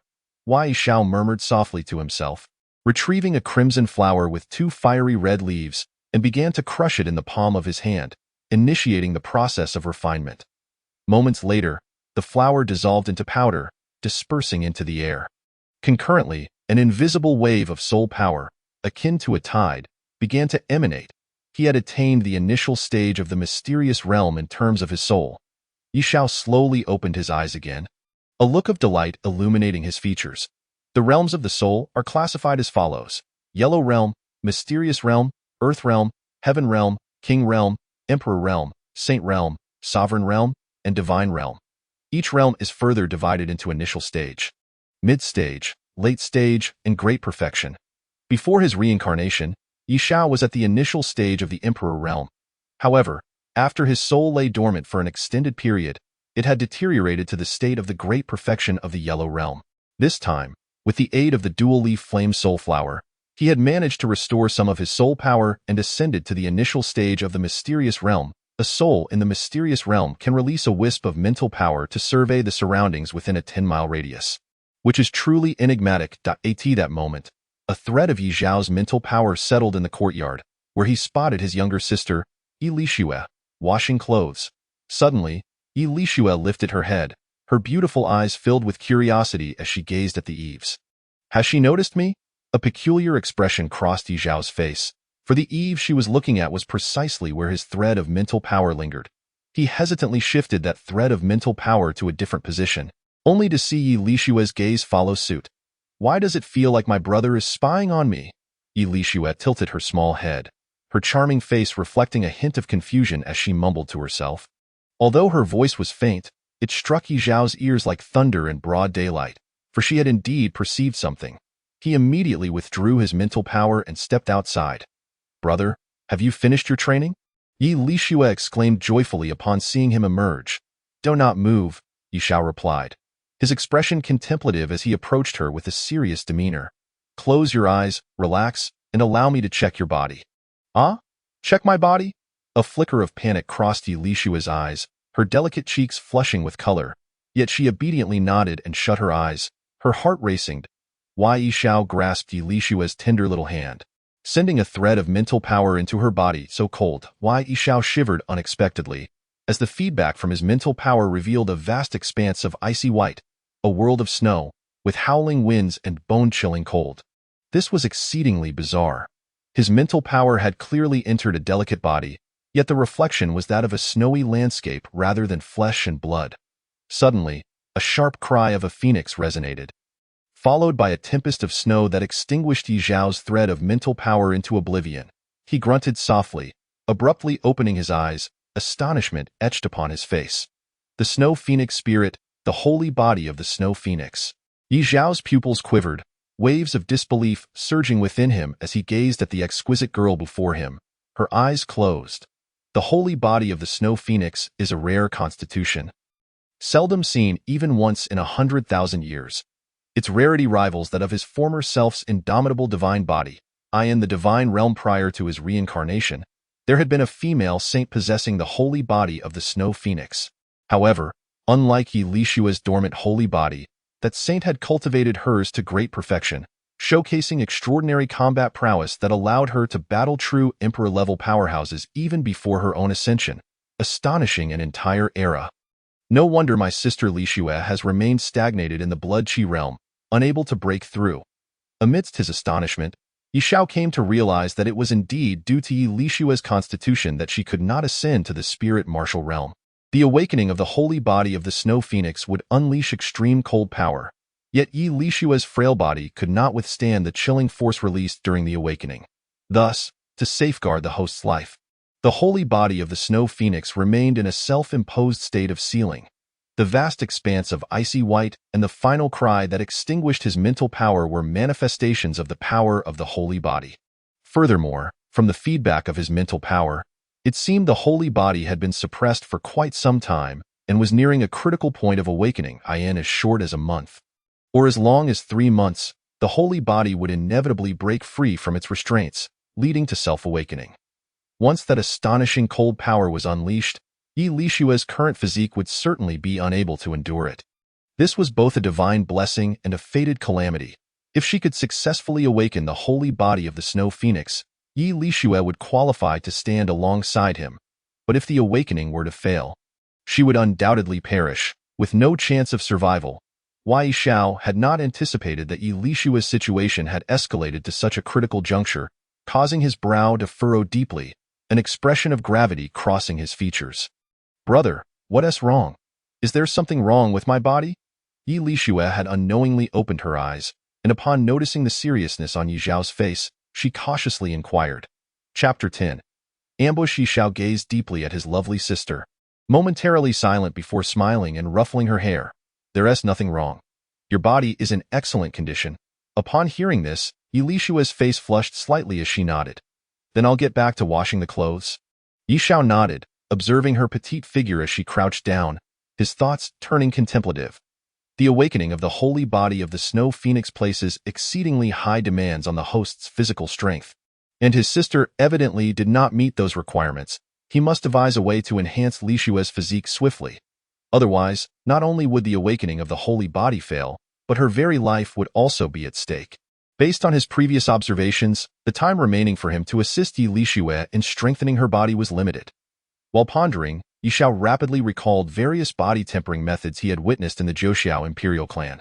The true dragon body tempering method, using the blood of a true dragon as a catalyst. No, in this remote area, where would he find true dragon blood? The Thousand Refinements technique, where a powerful being gathers the essence of the great Tao to wash the body day and night. Unless he could restore 50% of his strength prior to reincarnation, this was also unfeasible. After a prolonged recollection, Yi Xiao realized that none of the body tempering methods in his memory could be applied to Yi Lishue for various reasons. After a while, an idea suddenly flashed through his mind. Yes, the blood of 100 beasts tempering method.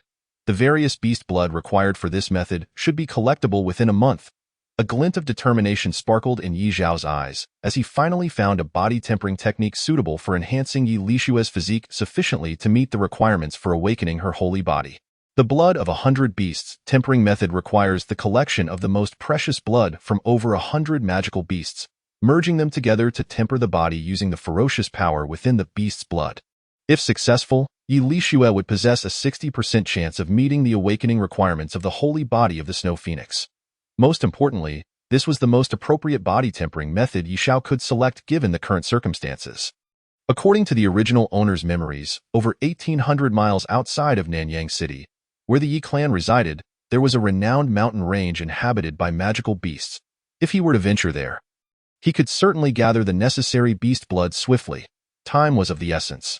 Any delay could lead to unforeseen consequences. After making up his mind, Yi Xiao informed Yi Lishue of his plan to embark on a journey.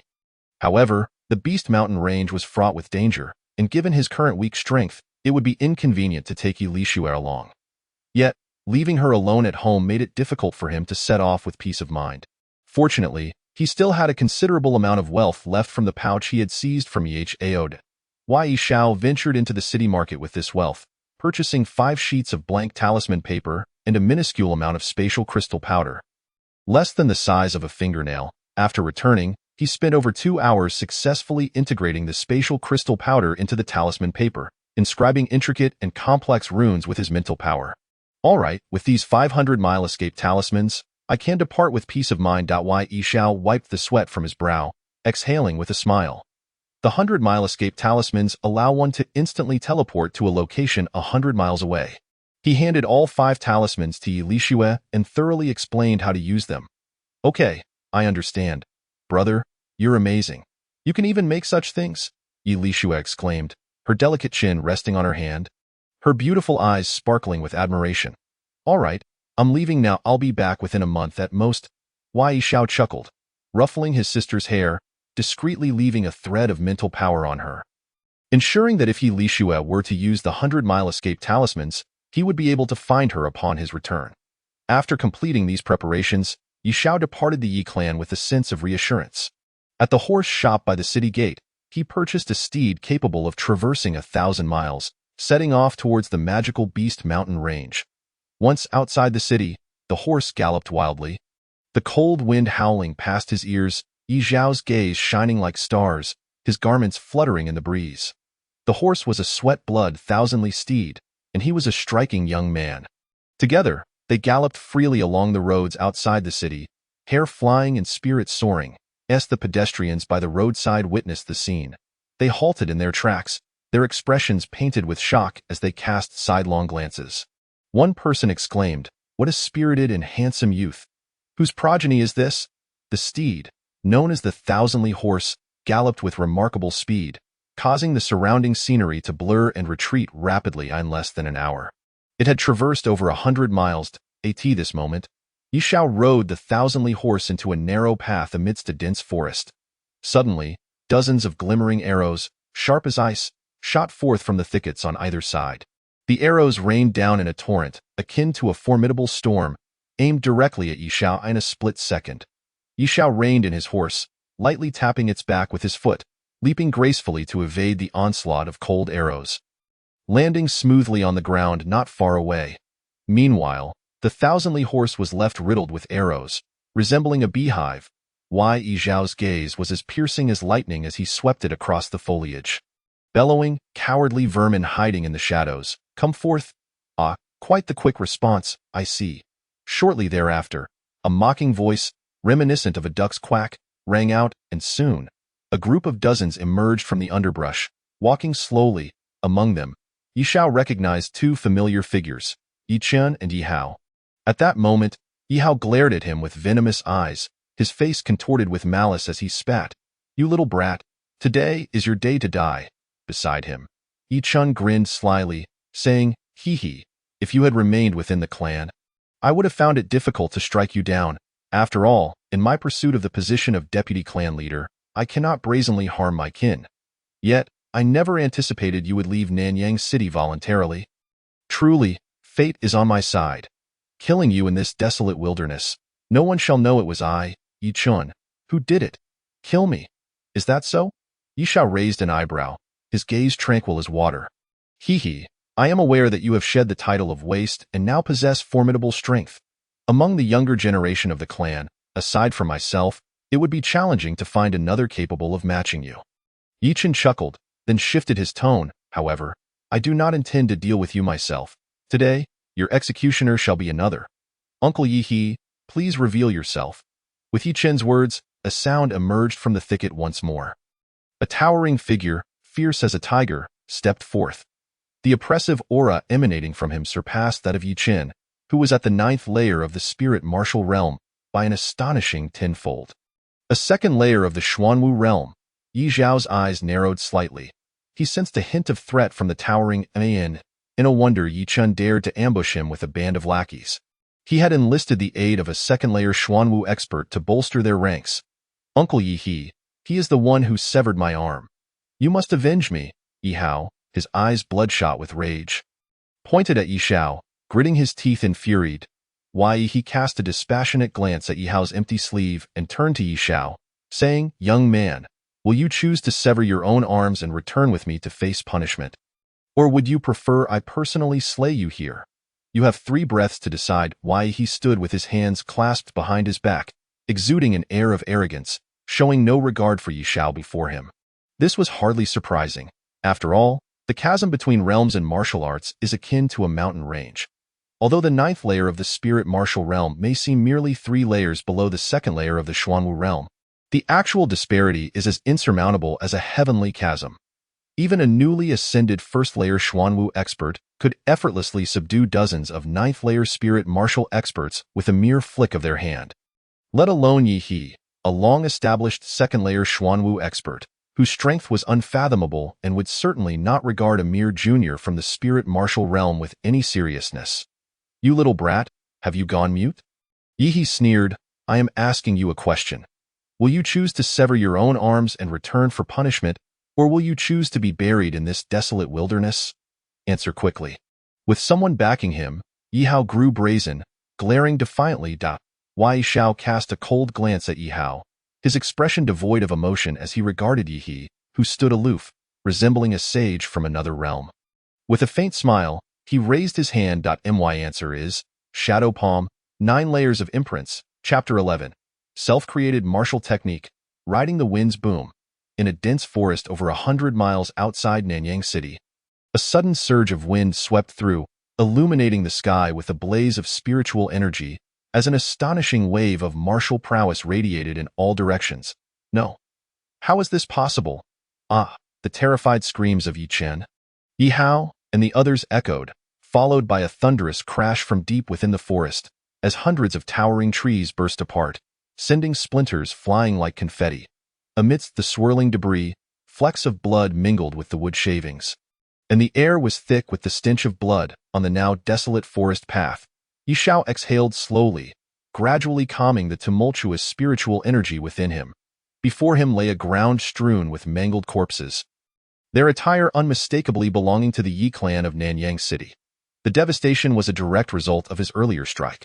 Although the Shadow Palm initially possessed only the power of a low-grade Xuanwu technique, its potency surged with every 3 layers of imprints stacked. Yi Xiao had just managed to stack 9 layers in one breath, propelling the technique's power to a level nearing that of an Earth-grade martial technique. Though a second-layer Xuanwu expert was formidable, how could they withstand the might of an Earth-grade technique? Moreover, this was a technique executed through the reincarnation Heavenly Emperor's art, its power terrifying enough to obliterate all who stood in his path, leaving even Yi He, the second-layer Xuanwu expert, in pieces. To die by my hand. You are indeed fortunate.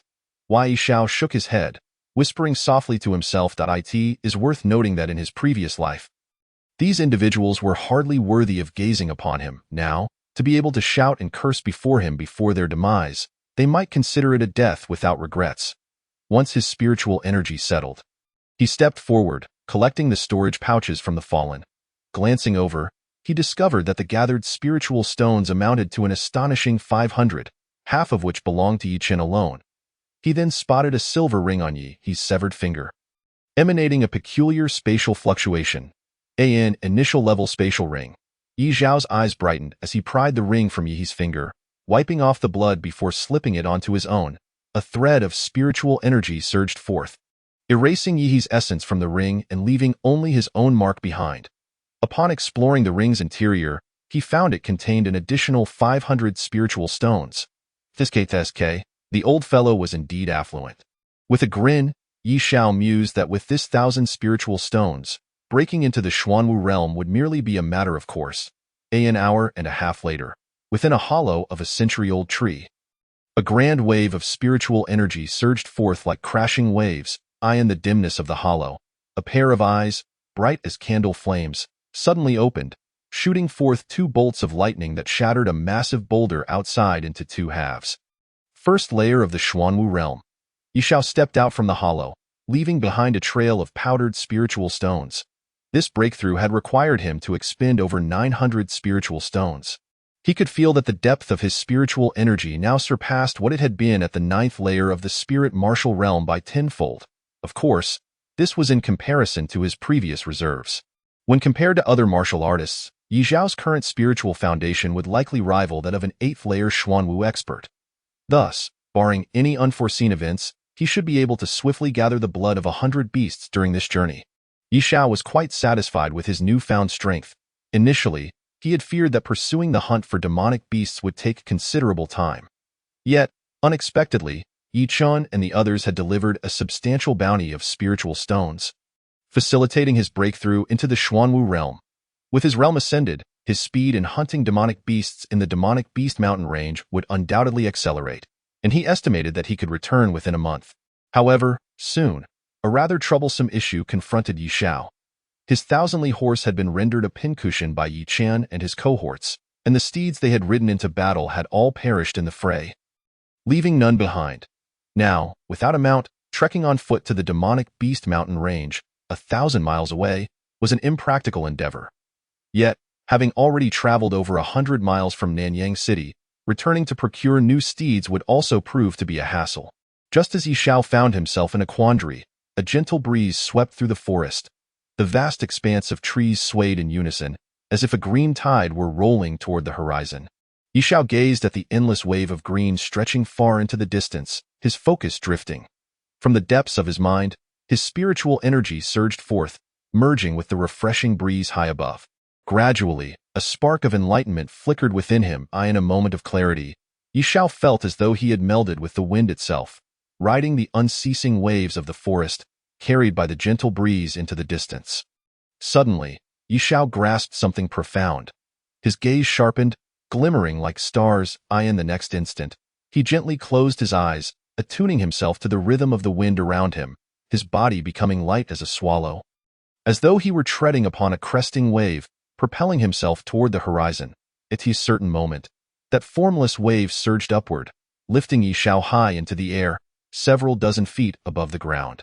Not only that, but upon reaching the heights, Yi Xiao did not descend, but rather, like the undulating tide, he rode the wind toward the direction of the demonic Beast Mountain range in a faint glimmer.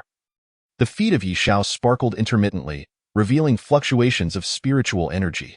Remarkably, this was a unique martial technique he had crafted after envisioning the waves formed by the wind blowing through the forest. Drawing upon the profundities of the wind, he named this technique Windwave Step. As Yi Xiao slowly opened his eyes in midair, a subtle smile graced his lips as he christened his newly created martial art. By merely harnessing spiritual power to propel the Windwave Step, he could traverse the winds, enveloped in radiant sunlight and riding the gentle waves of the breeze, freely moving at a height of several dozen feet above the ground. Riding the waves and sailing with the wind, he reveled in the vastness of the world. This was a dream many warriors yearned for, achievable only by those who had reached the celestial martial realm. Yet, among countless warriors in the world, how many could truly ascend to the celestial martial realm, to say nothing of the vast city of Nanyang, where the number of martial artists exceeded 100,000. Yet finding even a handful of Earth martial realm practitioners was a challenge, let alone those at the celestial level. However, now, Yi Xiao had just entered the Xuanwu realm, and with his self-created martial technique, the Windwave Step, he had already attained the ability to move through the air, evoking envy in others. As Yi Xiao glided through the air, he resembled a celestial emperor surveying the mountains and rivers below, causing all beasts to cower in submission, trembling in fear, believing a great human master was passing by, not daring to utter a sound. Upon witnessing him, some human martial artists exclaimed in awe, calling him a celestial being. Celestial being, please take me as your disciple. A few young warriors, mistaking Yi Xiao for a celestial martial realm expert as they watched him soar through the air, immediately knelt down, paying their respects and desiring to become his apprentices. However, Yi Xiao merely shook his head with a faint smile, then gracefully departed, leaving behind a figure that ignited the imagination of many. Chapter 12. Demon Hunting Town. The following day, at noon, after soaring through the skies for approximately 12 hours, Yi Xiao finally caught sight of the outline of a small town several miles away. This quaint settlement was known as Demon Hunting Town, nestled against the backdrop of the Beast Mountain range, bustling daily with countless warriors eager to venture into the mountains for hunting. As he approached the town, Yi Xiao, wishing to remain inconspicuous, gracefully descended from the air and entered on foot. Inside the town, a myriad of individuals thronged the area, with warriors coming and going from all directions, creating a lively atmosphere. In the central square, a marketplace had spontaneously formed, where warriors engaged in daily trade, selling spiritual herbs, freshly picked from the mountains, reasonably priced, fair to all. The Thunderstorm Demon Hunting Team is recruiting new members. Strength requirement: above the 7th level of the spiritual martial realm. Rewards distributed based on contributions. Selling various protective weapons. Buy 2, get 1 free. As Yi Xiao neared the bustling marketplace, he was greeted by a cacophony of shouts, the lively ambience palpable. Just then, he realized he needed to procure some sharp blades and vessels to facilitate the collection of beast blood after his hunts. Hey, you there! Stop. However, just as Yi Xiao intended to enter the marketplace, he was blocked at the entrance by 2 intimidating middle-aged warriors. Both were bare-armed, adorned with tattoos of fierce lions on their right arms. One of them, a scarred warrior, stepped forward with his arms crossed, scrutinizing Yi Xiao. Upon noticing the silver ring on Yi Xiao's hand, a glimmer of greed flickered in his eyes, and he raised his chin defiantly. Snarling, "Hey, newcomer, Who allowed you to walk in so brazenly? Do you not understand the rules? Don't you know you need to pay an entrance fee of 200 spiritual stones before entering the marketplace? Entrance fee? A glint of confusion crossed Yi Zhao's eyes as he glanced at the marketplace within. Was there an official managing this place? However, he soon overheard some onlookers reveling in the misfortune of newcomers. Hee, another one about to be scammed at Liu Hu and Lu Long have made a pretty penny this month just by extorting entrance fees. Damn it, being backed by the Thunderstorm Demon Hunting Team is convenient. But unfortunately, I'm not strong enough. Otherwise, I'd want to join them too. Gathering the surrounding comments, Yi Zhao's gaze lowered slightly, realizing he had encountered a robbery. Yet, he also noted the avaricious glint in the scarred warrior's eyes. Likely drawn by the sight of his spatial ring, deliberately seeking trouble, insect, step aside, Yi Zhao coldly uttered. Then with an expressionless demeanor, he walked straight towards the marketplace, treating the two blocking his path as if they were mere air. You dare call us insects? The scarred warrior's eyes widened in fury, bellowing in outrage. Tiger brother, don't waste your breath on him. Just capture him and chop off his hand. We'll split whatever's in that spatial ring. The other middle-aged warrior grinned wickedly. With that, Lu Long unleashed a fierce aura, revealing himself to be a third-level Xuanwu realm expert. All right, Long brother. I'll hold him down. You take off his hand, and let this rookie learn a lesson. Never display wealth when out and about. Lu Hu, the scarred warrior, nodded, exuding an impressive presence, albeit slightly weaker than Lu Long, possessing second-level spiritual martial realm strength. In the next moment, Lu Long and Lu Hu simultaneously launched their attacks. Liu Hu's massive hands reached for Yi Zhao's arms, intending to seize him, while Lu Long drew a dagger from his waist, a sinister grin on his face as he lunged forward. You seek death. Yi Zhao's eyes turned cold, and a torrent of spiritual wind surged forth. He swiftly extended his arms like lightning, striking both Lu Long and Lu Hu with a thunderous palm. Thud, thud. Almost simultaneously, Lu Long and Lu Hu were struck in the chest by Yi Zhao's counterattack, blood spewing forth as they were flung backward. The dagger in Lu Long's hand clattered to the ground with a crisp sound. What? The crowd surrounding the marketplace erupted in astonished gasps, taken aback by the unexpected turn of events. None could have anticipated that, despite their aggressive advance, it was they who would end up on the ground. Liu Long and Lu Hu trembled as they struggled to rise from the ground. Blood trickling from their lips, their eyes filled with fear and dread as they stared at Yi Zhao.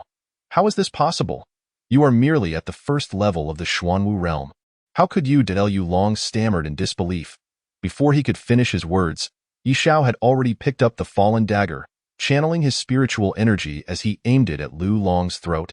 With a swift motion, the dagger pierced through Lu Long's neck, leaving a gaping wound.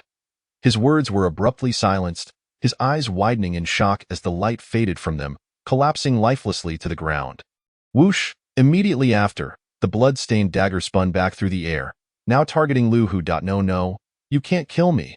I am a member of the Thunderstorm Demon Hunting Team. If you kill me, they will not let you go. Lu Hu's face turned pale, panic evident in his eyes as he pleaded for mercy, invoking the Thunderstorm Demon Hunting Team as leverage.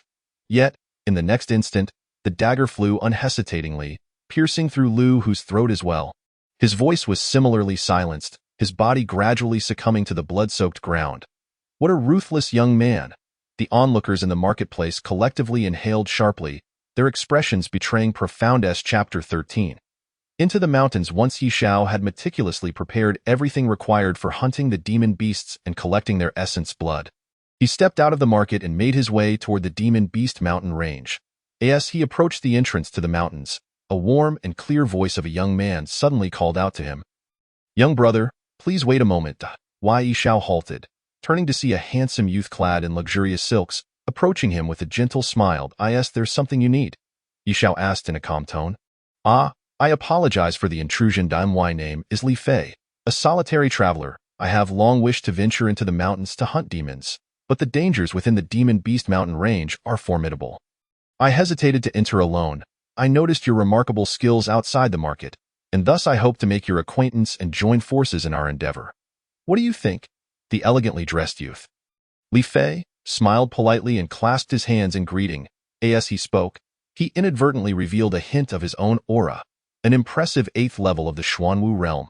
Confident in his strength, Li Fei believed that any solitary warrior encountering someone of his caliber would gladly accept his invitation to team up.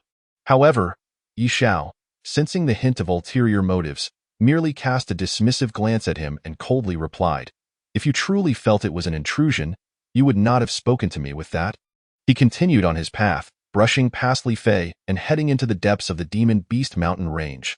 Li Fei stood frozen, a flicker of disbelief crossing his features as he processed the rejection. Damn it, after finally discovering a suitable pawn with sufficient soul power, to think he wouldn't fall for it. Recovering from his initial shock, Li Fei turned to watch Yi Xiao's retreating figure, his eyes narrowing slightly as a chilling shadow crossed his face. Along with a barely perceptible glimmer of murderous intent, as Yi Xiao distanced himself, he could not discern Li Fei's inner thoughts, but his keen sense of perception allowed him to notice the darkening expression and subtle hostility emanating from Li Fei. Nevertheless, he paid it no mind. While the 8th level of the Xuanwu realm was formidable, it was not an insurmountable obstacle for him. Approximately half an hour later, as he ventured deeper into the mountains, the low growls of beasts echoed around him. Soon, a faint rustling sound emerged from the bushes beside him, akin to the whisper of leaves stirred by a gentle breeze. Yet, Yi Xiao's expression shifted abruptly, and with a light step, he swiftly maneuvered to the side at that moment. A pitch-black shadow leopard lunged from the underbrush, its form a blur of darkness, sharp teeth and claws glinting like ice under the sun's rays. The shadow leopard's claws, a foot long and as sharp as swords, sliced through the air where Yi Xiao had just stood, producing a piercing sound. Such terrifying claws could rend gold and shatter stone. Had Yi Xiao not evaded in time, a single strike would have surely left him gravely injured, if not dead. Damn beast, prepare to meet your end. Yi Xiao's gaze grew frosty as he drew his blade, aiming for the leopard's throat.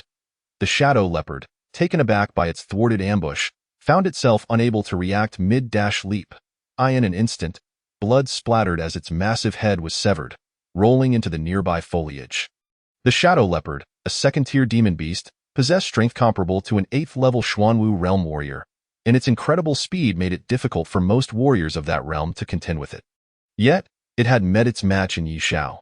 With no hesitation, Yi Xiao set to work, extracting the demon beast's heart and collecting its valuable essence blood, then pocketing its core. The beast core was a prized possession, akin to a demon's dantian, harboring a wealth of violent energy. This energy, however, was dangerous for human warriors to absorb directly, as attempting to do so could lead to their demise.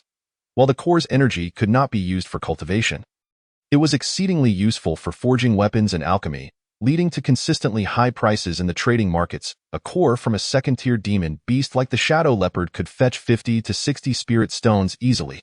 Many warriors ventured into the Demon Beast Mountain range primarily to gather these cores for trade, thus securing the resources necessary for their cultivation. After a brief period, having stripped the shadow leopard of all its valuable components, Yi Xiao wiped the blood from his dagger and continued deeper into the mountains. Roar, roar, roar. Along his journey, he encountered several demon beasts, ranging in strength from 1st to 2nd tier, equivalent to human warriors at the Spirit and Xuanwu realms. With Yi Xiao's current prowess, these beasts posed little threat to him. Slashing, as night fell, accompanied by the sound of another beast being gutted, Yi Xiao collected yet another type of essence blood and its core. That marked the 27th type of demon beast he had slain at this rate. He estimated he could return within a week. Yi Xiao counted his day's harvest, noting he had gathered the essence blood from 27 different kinds of demon beasts. Of course, the actual number of beasts he had slain far exceeded 27, likely reaching into the hundreds. However, the blood forging technique required at least 100 different types of essence blood. Slaying numerous beasts of the same kind would only yield one essence blood per type. Having battled continuously throughout the day in the perilous mountains, Yi Xiao felt not only the toll of his spiritual energy but also a creeping fatigue in his mental faculties. After all, he had ventured into the mountains alone, and without companions to assist him, he had to constantly expend spiritual energy to survey his surroundings, ever vigilant against the sudden ambushes of lurking beasts. With such intense exertion, fatigue was inevitable. To ensure he could continue his hunting endeavors in the coming days, Yi Xiao took some time to locate a long-abandoned cave within the mountains to rest. This cave was secluded, devoid of any signs of human presence or significant beast activity, making it an ideal sanctuary. As Yi Shao sat in meditation to recover his spiritual and physical strength, he suddenly discerned faint, intermittent sounds emanating from deeper within the cave. Fated one, come quickly, come inside. Chapter 14. Fateful encounters. Who is in there? Startled by the voice, Yi Shao sprang to his feet, his demeanor shifting to one of wariness as he peered into the cave's depths. A flicker of suspicion crossed his mind. How could his spiritual perception have failed to detect the presence of others within the cave? Young man, I mean no harm. Please, come inside and speak with me. The faint voice came again, imbued with an air of weariness. Yi Zhao's eyes narrowed as he realized an astonishing fact. The mysterious voice within the cave was communicating with him through spiritual energy. Who are you? Yi Shao asked, his expression tense as he remained at the cave's entrance, prepared to retreat at a moment's notice. After all, anyone capable of evading his spiritual perception must possess a far superior soul realm. Youth, you are overly cautious. I truly bear no ill intent, a resigned sigh echoed from within the cave. Answer my question. Who are you? Yi Shao couldn't help but scoff inwardly at the notion of trusting the voice's reassurances. He inquired again, his expression remaining impassive. If you do not speak, I shall take my leave. Do not go. Young man, please stay. The voice bore a note of urgency. I have long forgotten my name, but the world knows me as the Elder of Heavenly Pills. The Elder of Heavenly Pills? Yi Zhao's eyes widened in surprise at this revelation, and he raised an eyebrow. Are you an alchemist? Indeed, in my lifetime, I was a 7th-tier alchemist, wholly devoted to the art of pill-making, neglecting my martial cultivation until the end drew near. When I lamented my oversight, with a heavy heart, the Elder of Heavenly Pills continued. Now, I am on the brink of extinction. Death is akin to a candle extinguished, and I have come to terms with it. Yet I lament that my life's pride, the art of alchemy, has yet to find a worthy successor. I see you are young and possess a soul of the Xian realm. You are destined for greatness. Thus, I wish to impart my alchemical knowledge to you before my soul fades entirely, fulfilling my final wish. Would you honor this old man? The elder's earnest words stirred something within Yi Shao. The field of alchemy was indeed vast and profound. Mastering it would undoubtedly complement his martial pursuits, propelling him toward the pinnacle of the path in his past. During his time with the Zhouxiao imperial clan, renowned alchemists had sought to teach him their craft. However, he had been so consumed by the desire for martial supremacy that he had dismissed their offers, believing he could simply request any needed elixirs from the clan's alchemists without ever needing to dabble in the art himself.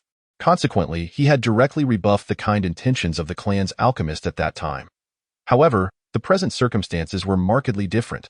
Now, everything relied solely on him. Having previously experienced the path of the martial emperor, Yi Shao understood that often, the effects derived from consuming a high-grade elixir could rival years of arduous cultivation for a martial artist. Though it may sound astonishing and incredible, elixirs possess such miraculous properties.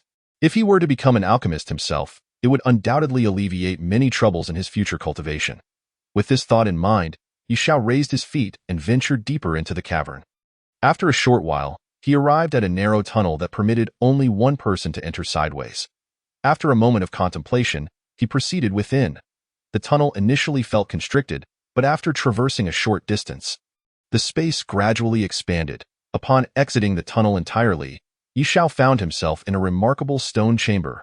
In the center of the chamber stood an ancient black alchemical cauldron, within which lay the skeletal remains of a long-dead figure, its hands reverently cradling a weathered tome. Before Yi Shao could discern the title of the book, the skull within the cauldron suddenly emitted a faint glow, and the voice of the elder alchemist echoed once more. Young man, you have arrived. The book in my hands is titled The 100 Explanations of Alchemy, containing the essence of my lifelong insights into alchemy.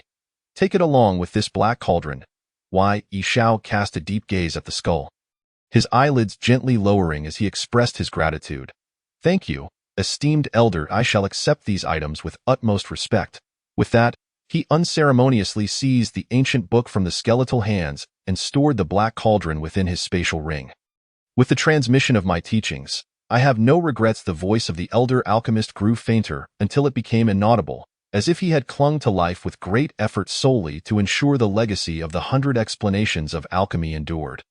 Shortly thereafter, Yi Xiao returned to the cave with the book, placing it aside without hastily perusing its contents, opting instead to continue his meditation and rest.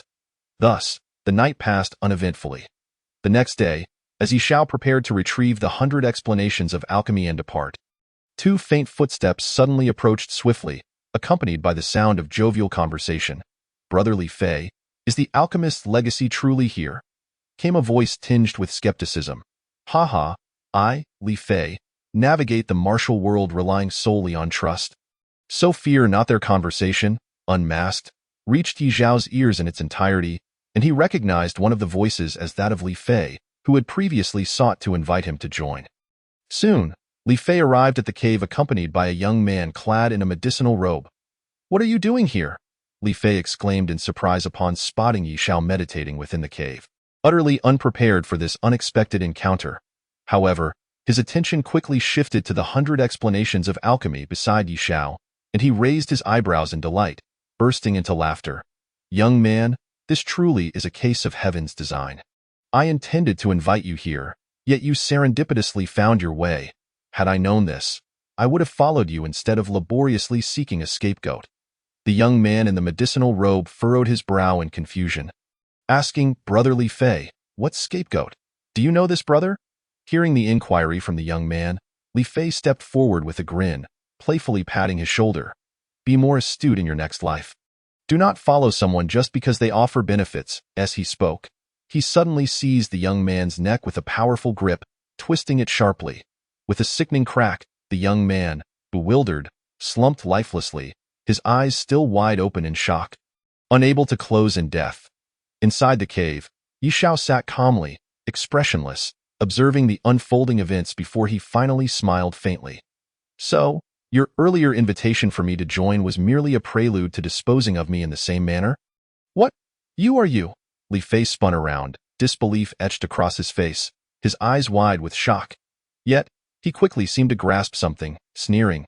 "I see. You must have fused with that boy's memories. Ha. Do you think you can deceive?" Li Fei's expression darkened as he realized that his tactics seemed to have faltered. Before him stood Yi Xiao, who, despite appearing to be only at the first level of the Xuanwu realm, possessed an inexhaustible reservoir of spiritual energy within him. At this moment, Li Fei's own spiritual energy was nearly depleted, and he bore significant injuries. Yet, Yi Xiao remained vibrant and full of life, radiating a brilliant aura with no signs of fatigue. Continuing the fight, it seemed, would lead to his own downfall before he could wear down his opponent. "Have I reached my limit? I have yet to fully unleash my potential." Noticing Li Fei standing still, his expression fluctuating between uncertainty and resignation, Yi Xiao burst into laughter and once again rode the winds towards him, delivering a powerful palm strike without any hint of courtesy. The force was magnificent, akin to a cataclysmic tsunami.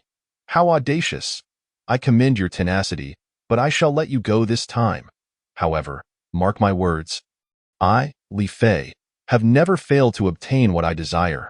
With a shift in his gaze, Li Fei uttered a fierce remark before pulling out a peculiar talisman from his robes and tearing it apart.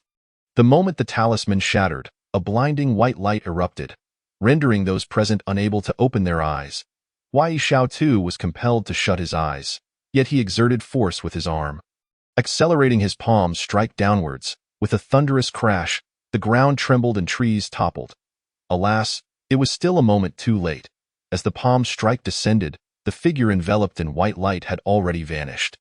1,000-mile teleportation talisman. Yi Xiao slowly opened his eyes, gazing at the empty forest before him, murmuring to himself.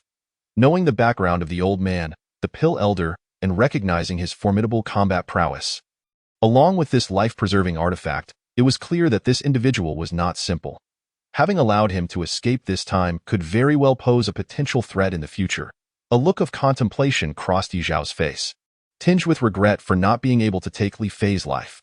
However, once the 1,000-mile teleportation talisman was activated, it could transport a person to a location 1,000 miles away in an instant, making any pursuit futile at that moment. "Forget it. I shall return to the cave and see if the book pill path explanations still there." Xiao gently shook his head, dismissing thoughts of Li Fei, and soon returned to the cave they had previously occupied. Inside, the ancient tome named Pill Path Explanations lay undisturbed. Standing at the entrance, Yishao fixed his gaze upon the ancient book and, with a smile that bordered on mischievous, asked, "Will you emerge on your own, or shall I summon you forth?" With a rustling sound, prompted by Yi Zhao's words, the ancient book flipped open several pages, releasing a cloud of white mist that gradually coalesced into the ethereal figure of an elderly man. The old man floated in midair, gazing at the returning Yi Zhao with a beaming smile. Remarkable, truly remarkable. To think that a mere first level of the Xuanwu realm could compel an 8th level Xuanwu to flee. You have indeed broadened this old man's horizons. Ha ha. I never anticipated such fortune, to find a perfect vessel for my rebirth in you. Surely it is the will of the heavens. The old man's eyes sparkled with a gluttonous hunger as he scrutinized Yishao. His voice tinged with palpable excitement. Why Yishao recognized the voice. It was none other than the Pill Elder who had feigned death earlier. From this moment forth, your body belongs to me, the Pill Elder cackled, his ethereal form transforming into a beam of light that shot towards Yi Zhao's brow with blinding speed. Ha ha, little brat, in your next life, be wiser and consider whether you are worthy of what others bestow upon you. The mocking laughter of the Pill Elder echoed directly within Yi Zhao's mind.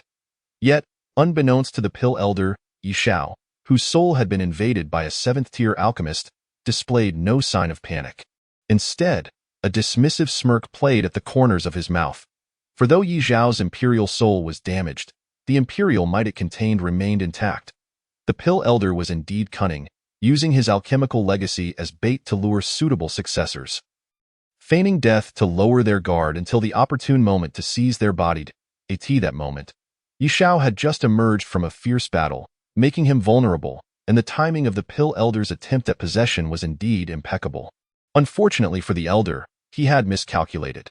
From the very beginning, Yi Zhao had seen through the Pill Elder's true intentions. Everything that followed was merely a performance for his benefit. What manner of sorcery is this? What is wrong with your soul? The Pill Elder's laughter abruptly ceased, replaced by a terrified scream. As the Pill Elder's soul entered Yi Zhao's consciousness, a flash of white light swept across, immobilizing the Elder where he stood. His expression was one of horror as he gazed forward, discovering Yi Zhao's soul seated majestically atop a 9-tiered soul platform. The platform was marred with cracks and appeared on the verge of collapse. Yet it emanated an overwhelming aura akin to an ancient divine mountain, pressing down upon the Pill Elder, forcing him to kneel, utterly powerless. Suddenly, Yi Zhao, seated upon the soul platform, opened his eyes and regarded the panicked Pill Elder with a calm smile. Old man, in your next life, be wiser and consider whether you are worthy of possessing another's body. Yi Zhao echoed the Pill Elder's own words back at him with a smile. Who are you? The Pill Elder looked upon the soul figure atop the platform, feeling as though he was facing a towering giant, an overwhelming sense of fear and insignificance flooding over him. From this moment onward, your pill path explanations belongs to me. However, Yi Zhao had already grown weary of the Elder's presence. The soul figure upon the platform extended a hand, gently grasping the void before him, utterly erasing the Pill Elder's soul from existence. If you had not intruded, I would have truly been at a loss for how to deal with you. After completing this, Yi Zhao shook his head with a faint smile. The Pill Elder's soul was indeed powerful, capable of existing independently of his physical form. If outside the realm of consciousness, the pressure of Yi Zhao's imperial soul would not extend far enough to subdue the soul of a 7th-tier alchemist. Ultimately, he might have had to abandon the pill path explanations and retreat. Fortunately, the Pill Elder's intentions were clear. He had come to seize a body. Given this, Yi Zhao cleverly turned the tables, feigning vulnerability to lure the Pill Elder into his consciousness. The Pill Elder likely never imagined that to seize Yi Zhao's body, he first needed to confront an imperial soul. Within the cave, Yi Zhao stepped forward, picked up the ancient tome from the ground, casually flipped through a few pages, and confirmed that no further dangers lurked within before stowing it away in his spatial ring. The pill path was vast and profound, so there was no rush to begin cultivating it immediately. The pressing matter at hand remained to collect the blood of the beasts needed for the blood forging method to strengthen Yi Li Shue's physique and awaken her Snow Phoenix sacred body. 3 days later, while hunting beasts, Yi Zhao encountered a significant challenge, a 3rd-tier great demon beast, the Thunderbolt Ape. While engaged in battle with another beast, Yi Zhao inadvertently provoked the Thunderbolt Ape, which roared furiously and hurled massive boulders weighing hundreds of thousands of pounds at them. The beast fighting Yishao was instantly crushed, but Yishao reacted swiftly, taking to the skies with the wind-walking technique as the situation turned dire. It is worth noting that a third-tier great demon beast is equivalent to a human martial artist at the Earth martial realm. Moreover, the Thunderbolt ape was notoriously temperamental, akin to a powder keg that could explode at any moment. Even other third-tier demon beasts in the mountains were reluctant to approach the Thunderbolt ape's territory. Yishao had no desire to engage in unnecessary conflict with such a beast. If he were to sustain injuries during the battle, wandering alone in the perilous mountains would be exceedingly dangerous. Thus, he chose to evade confrontation and departed from the Thunderbolt ape's domain, seeking other areas to continue his hunt. After all, the Beast Mountain spanned 8,000 miles, teeming with demon beasts to hunt. There was no need to squabble with a single creature. Little beast, at last, I have found you. You killed my 2 brothers and still dare to venture into the mountains to hunt demon beasts. You truly have no regard for me. Just as Yishao sought new prey, he suddenly heard a voice filled with murderous intent from not far away. There stood a group of approximately 40 to 50 martial artists, led by a middle-aged man with golden hair, whose wild mane and bulging eyes bore down on Yishao with fury. The earlier voice had belonged to him, why Yishao turned in surprise. Initially believing this group to be a routine demon hunting team merely passing through, and thus paid them little mind. After all, this was a demon beast mountain, where martial artists frequently banded together to hunt. Encountering one another was quite normal. Typically, if there were no conflicts of interest, martial artists would pass each other by without a second thought. However, Yishao was taken aback to discover that this martial artist group seemed to be approaching him with intent. Are you Lu Quangshi? Upon hearing the golden-haired man's words, Yishao suddenly recalled events from a few days prior and vaguely guessed the identity of the group.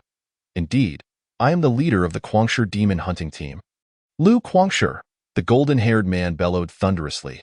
You killed my 2nd brother and my 3rd brother. Today, I shall grind you into dust to honor their spirits. Lu Quangshi waved his hand to his companions and declared, Brothers, attack! Whoever beheads this scoundrel shall be rewarded with 500 spirit stones.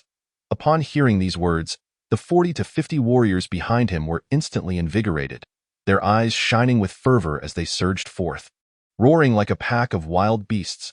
Charge! Avenge Brother Long and Brother Hu! Yishao's cold gaze swept across the crowd and discerned that the majority were warriors of the spirit martial realm. With no more than 10 at the profound martial realm, yet each one was a formidable fighter, accustomed to the thrill of bloodshed. Among the few profound martial experts, there was one at the 6th level and another at the 7th. In the ensuing chaos, these two would undoubtedly pose significant trouble for him. However, what truly unsettled Yishao was the formidable figure behind this group of warriors. Their leader, Lu Quangshi. He was a genuine powerhouse at the 9th level of the profound martial realm. Just as Yishao hesitated over whether to remain and annihilate the opposing force to eliminate future threats, he caught a glimpse of Lu Quangshi, who now wielded 2 spirit blades, one azure and the other white. From these blades, Yishao sensed a unique aura, a mid-grade human-tier spirit treasure. Spirit treasures are artifacts that require spiritual energy to activate, unleashing astonishing power upon activation. A warrior armed with a spirit treasure would possess an overwhelming advantage, significantly enhancing their strength. Spirit treasures are categorized from low to high as human tier, earth tier, and heaven tier, with each tier further divided into inferior, medium, superior, and supreme grades. With a mid-grade human-tier spirit treasure in his grasp, Lu Quangshi's power was now perilously close to that of the Earth martial realm. The very moment they encountered each other, he had revealed his spirit treasures, indicating Lu Quangshi's earnest intent to slay him. Seeking vengeance for the fallen brothers, Long and Hud, as fate would have it, Yishao's eyes flickered with caution at the sight of Lu Quangshi wielding the spirit blades. Ultimately, he abandoned the notion of engaging in battle with the throng of warriors, hastily retreating, his figure flickering as he made his escape. Chapter 17. Luring the enemy deeper. Utilizing the advantage of his self-created movement technique, Yishao successfully evaded the pursuit of the Quangshi demon hunting team. However, half a day later, whoosh, Yishao, clutching his bloodied arm, stealthily navigated through the forest, occasionally glancing back with a pallid and grave expression. He realized he may have underestimated the bond between Lu Quangshi and the brothers, Long and Hu. Recently, Thanks to his unpredictable wind-step technique, he had indeed shaken off Lu Guangshi and the entire Guangshi demon hunting team. Yet he hadn't anticipated that they would not relent in their pursuit. Upon realizing Yi Xiao had mastered a remarkably fast movement technique, Lu Guangshi, feeling unable to catch up, resorted to leveraging his connections to summon another adept in movement techniques from within the demon hunting town. The team leader, Di Hao shared a deep camaraderie with Lu Guangshi and also possessed the strength of the 9th level of the profound martial realm. Within the demon hunting town, Di Hao is known by a formidable title, the Phantom Slayer. This moniker stemmed from his extraordinary speed, fast enough to slay even the shadows of others, in the realm of speed within the demon hunting town. If Di Hao claimed the second position, no one dared to assert themselves as the first. True to his reputation, Di Hao did not disappoint Lu Guangshi. Upon encountering Yi Xiao, he relentlessly pursued him like a stubborn piece of gum that refused to detach. Initially, Yi Xiao had hoped to find an uninhabited area to resolve this predicament. However, Di Hao, too, wielded a formidable spirit treasure, a sharp black rainbow sword, classified as a low-grade human-tier spirit treasure. Facing a 9th level profound martial expert armed with the spirit treasure, Yi Xiao found himself at a significant disadvantage, ultimately sustaining injuries to his arm from the blade and compelled to retreat from the confrontation. This approach would not suffice. He needed a strategy to deal with Di Hao. Yi Xiao's gaze turned icy as he rapidly contemplated his options. His martial realm was merely at the 1st level of the profound martial realm, and against a 9th level expert wielding a spirit treasure. His chances of victory were slim. He had to devise a plan to eliminate the pursuer trailing behind him. "Boy, you cannot escape." A sinister, deep voice resonated from behind Yi Xiao, and a slender, middle-aged man emerged. The man held a jet-black sword in his hand, its blade shimmering with a mysterious glow, occasionally unleashing sword chi that forced Yi Xiao to divert his attention to defend himself. Yi Xiao coldly cast a glance back at Di Hao before resolutely charging deeper into the mountain range. Refusing to turn back, Brother Guangshi has offered me a handsome price of 2,000 spirit stones for your head. You shan't escape my grasp today. Yield and face your demise, and perhaps you may avoid some physical suffering. Di Hao sneered, gliding along the ground like a ghost, clinging closely to Yi Xiao without relenting. More than an hour later, Yi Xiao and Di Hao arrived at the periphery of a thunderous valley. Upon sighting the valley, Yi Xiao's eyes gleamed with hope. He glanced back at the shadow trailing behind him, a chill coursing through his heart as he inwardly prayed. "Brother Yuan, you must be there." Yi Xiao transformed into a streak of light, plunging directly into the valley. Moments later, Di Hao's figure appeared at the spot where Yi Xiao had just stood, observing the bloodstains on the ground and the distant faint silhouette. He let out a heavy, cold snort. "Quite the sprightly boy. I shall see just how long you can continue to evade me."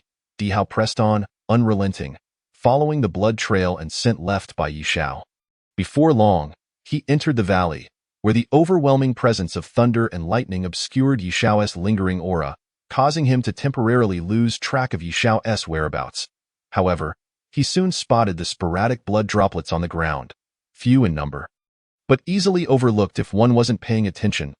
The youth lacks experience in escaping, Di Hao scoffed, unhurriedly continuing his pursuit along the trail of blood deeper into the valley. After a while, guided by the blood trail, Di Hao arrived at the entrance of a concealed cave. From deep within the cave, faint sounds of breathing could be discerned, and the bloodstains abruptly ceased at the cave's entrance, vanishing without a trace. "Ha! This time, you shall be unable to escape." Seeing this, Di Hao grinned maliciously, confidently drawing his sword as he entered the cave. The cave was vast, and traversing the dark stone tunnel leading deeper into it required a considerable distance. Yet Di Hao was not anxious, for he believed the one hiding within had no means of fleeing. However, upon reaching the innermost part of the cave, Di Hao was suddenly struck dumb, as if struck by lightning.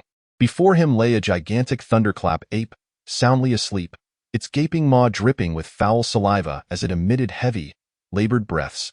"Damn that boy. This must be his trap." Realizing the situation, Di Hao's expression darkened. But a glance at the slumbering thunderclap ape revealed that it showed no signs of awakening, granting him a moment of relief. Thank goodness the ape is still asleep, or that young scoundrel's scheme would have succeeded. He gulped, wary of making any unnecessary noise, and slowly turned to stealthily exit the cave. Yet as he turned toward the entrance, he suddenly spotted a youthful figure standing at the cave's mouth. Seemingly appearing out of nowhere, the youth stood silhouetted against the light at the entrance, casting a shadow over his face, rendering his features barely discernible. Nevertheless, Di Hao recognized him at once. The boy standing at the entrance was none other than Yi Xiao, the very target of his pursuit. "What do you intend to do?" A sense of foreboding welled up within Di Hao as he lowly inquired. "Hee, I present you with a grand opportunity to witness the slaughter of the ape." Yi Xiao's lips curled into a slight smile, his internal spiritual energy surging as his fists began to radiate with brilliant light, akin to two miniature suns grasped within his hands. No, young man, let us discuss this. I'll forego the 2,000 spirit stones offered by Brother Guangshi.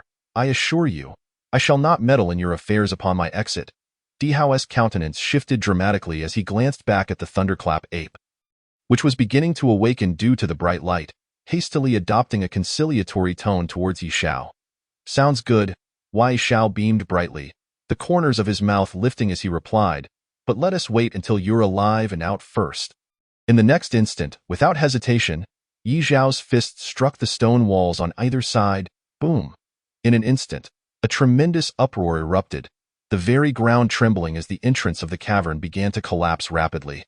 Before long, the only exit was blocked by a cascade of massive stones. Roar! Simultaneously, a deafening roar reverberated from deep within the cave. The third-tier demon beast, the thunderclap ape, had awakened. Bang, bang, bang. Immediately after, the sounds of fierce combat erupted from within the cave, accompanied by Di Hao's enraged shouts echoing incessantly. "Ah, that detestable boy, you shall not escape my wrath. Once I emerge, I shall ensure your body is reduced to 1,000 pieces." In the face of Di Hao's dire threats, Yi Xiao merely scoffed, leisurely clapping his hands before calmly surveying his surroundings, then quietly descending to a nearby large tree. Chapter 18. The clam and the heron struggle rumbling. Inside the cave, a violent cacophony erupted within the cavern.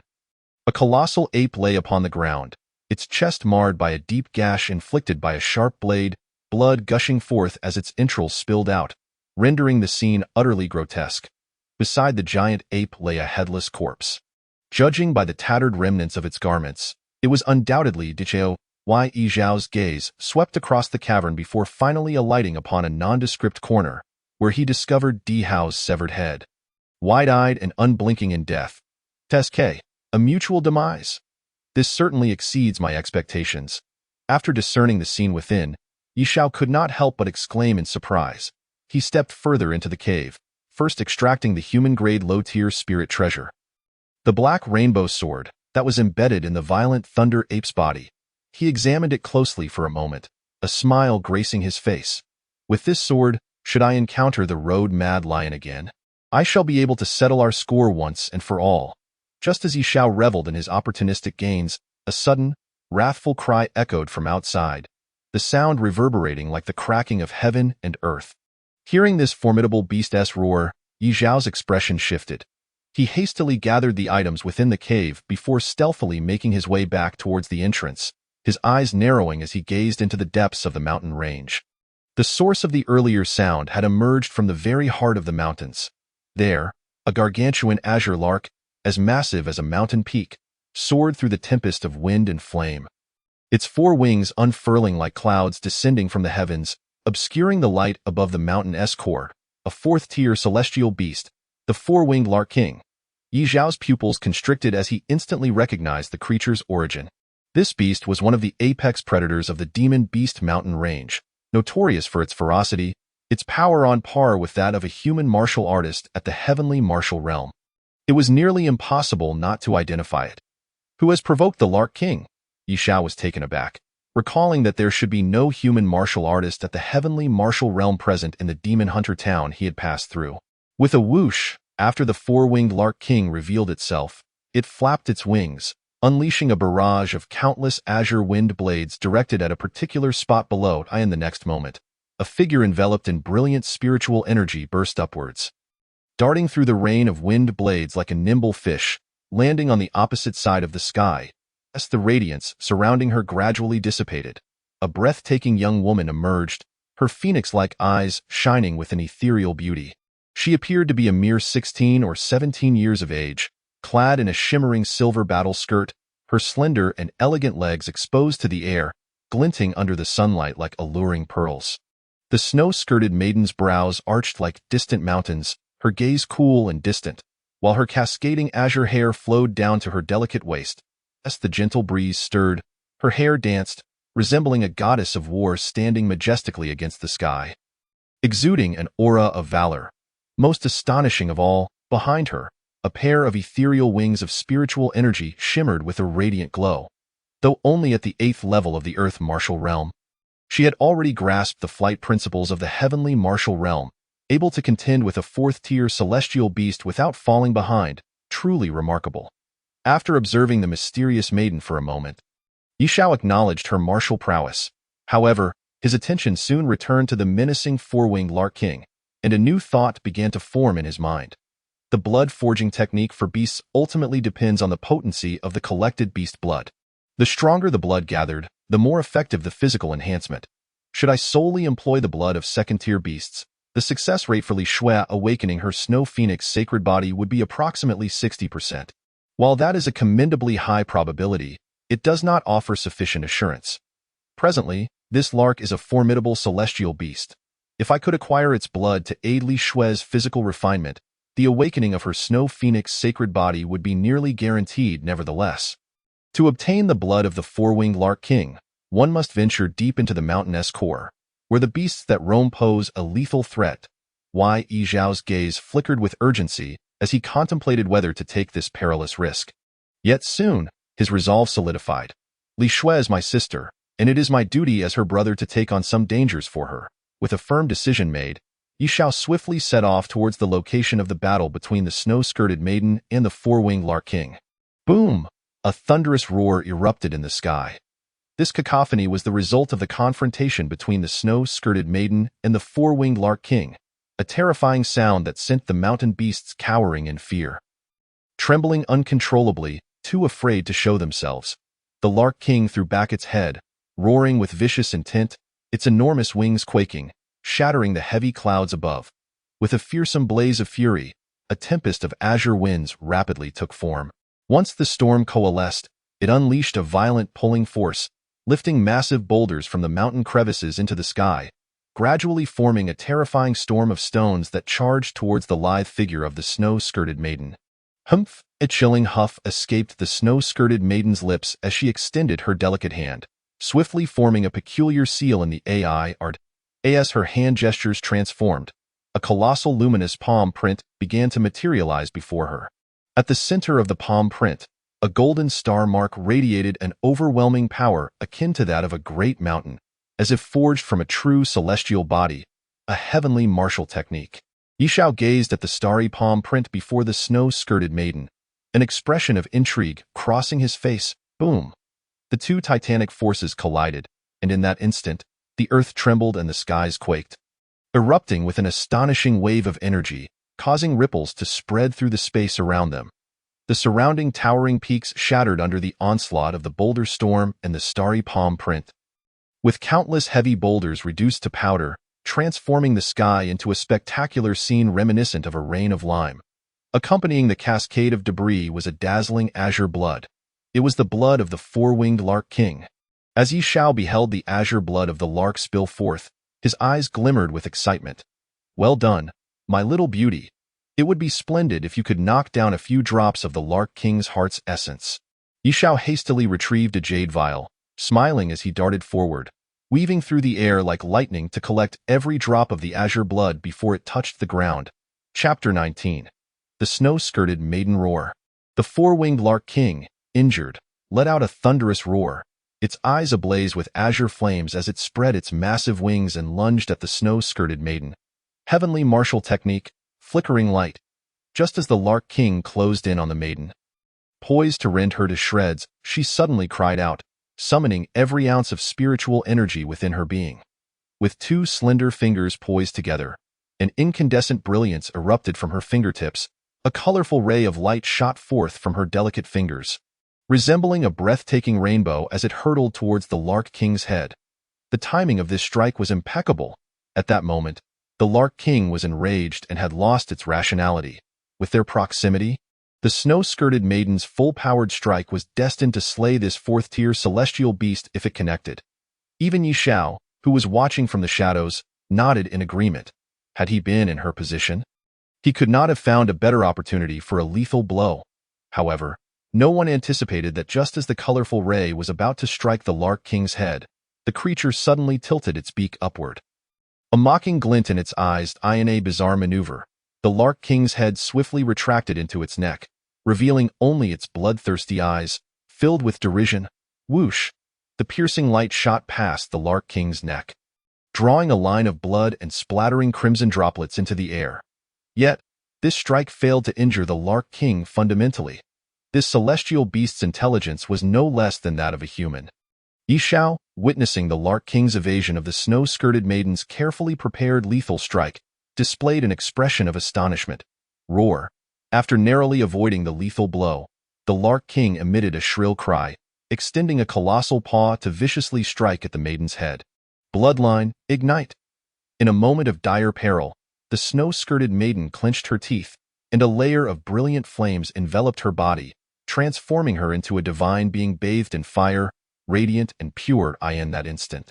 Her power seemed to surpass certain limits, truly ascending to the level of the heavenly martial realm, unleashing a dazzling starry palm print towards the Lark King.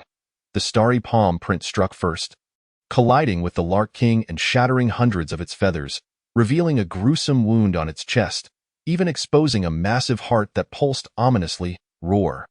The intense pain elicited a piercing roar from the Lark King, the terrifying sound waves shattering the clouds above as a furious paw descended heavily.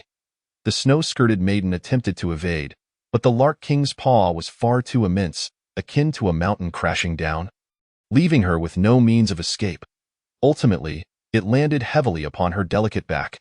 Reeling from the impact, the snow-skirted maiden spat out a mouthful of blood, her graceful figure plummeting helplessly toward the ground.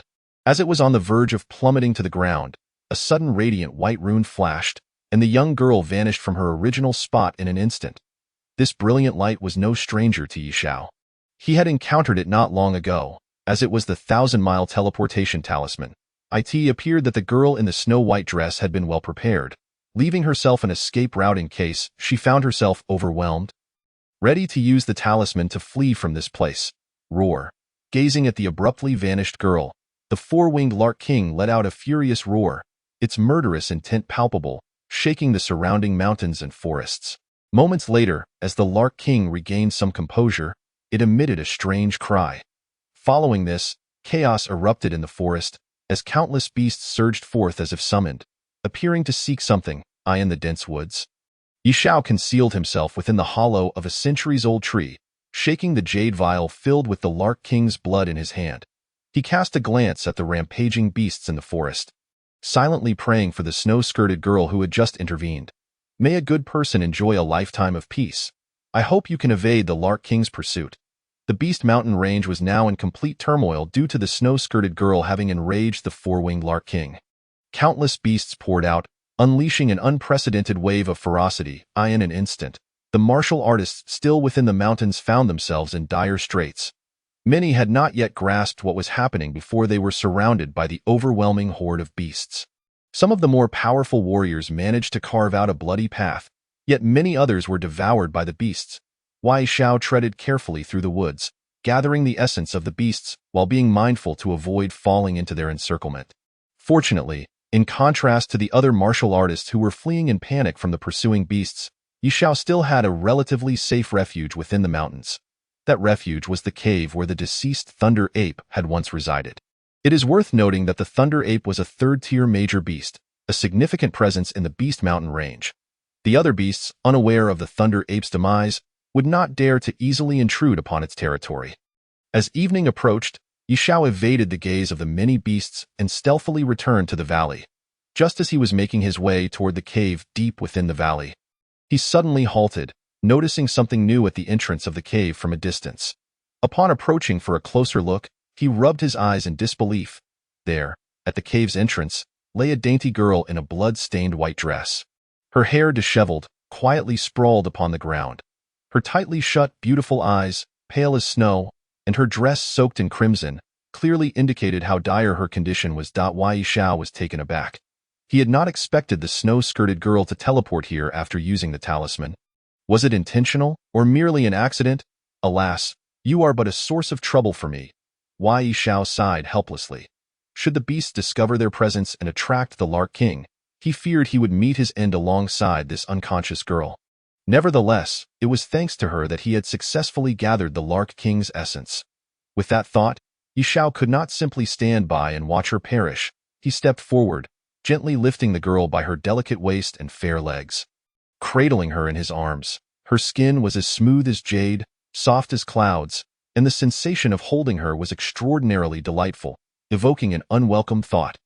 However, Yi Xiao was a man of resolute will. Taking a deep breath, he cast aside any wayward thoughts and carefully carried the girl into the cave. Inside the cave, Yi Xiao laid down a soft blanket and gently placed the snow-skirted girl upon it. He then cleared away the bodies of Di Hao and the thunder ape that lay within the cave, burying the thunder ape's remains with loose stones nearby. In doing so, any passing beasts would still be able to sense the thunder ape's aura. Serving as a deterrent, upon returning to the cave, Yi Xiao approached the snow-skirted girl and scrutinized her closely. Her delicate brows were like painted arches, her fair face strikingly beautiful, resembling a heavenly fairy descended from the moon. Her skin as ethereal as jade. Each of her dainty earlobes adorned with exquisite amethyst earrings added an unusual charm to her allure. Even from Yi Xiao's perspective, with his previous life experience, the girl in the snow skirt was among the most breathtaking he had encountered. In her unconscious state, the girl's brows were tightly knitted, her lovely face marred by pain, her rosy lips occasionally emitting suppressed moans, evoking a deep sense of pity. Such severe injuries. I hope you carry healing elixirs on you. Yi Xiao withdrew his gaze and held the girl's cool, delicate hand, marveling at its flawless beauty akin to finely crafted mutton-fat jade. Resisting the urge to indulge in further examination, he gently removed the spatial ring from her finger, allowing a wisp of consciousness to probe within. To Yi Xiao's astonishment, the spatial ring contained a substantial amount of medicinal herbs, alongside only a few sets of the girl's intimate garments and a small quantity of spirit stones. How peculiar! Why are there only herbs and no elixirs? Yi Xiao's expression turned odd as he exited the girl's spatial ring with a newfound realization. At first glance, he had presumed the snow-skirted girl to be an alchemist, but if that were the case, how could she carry no elixirs in her spatial ring? Although the girl's background remained elusive, it was evident that she possessed no healing elixirs. Perhaps she was overly confident in her abilities, never anticipating that she would be gravely injured by the four-winged Lark King. Yi Xiao cast a deep glance at the girl with glistening lashes. Sighing resignedly, he could only rely on a last-minute effort, hoping it was not too late.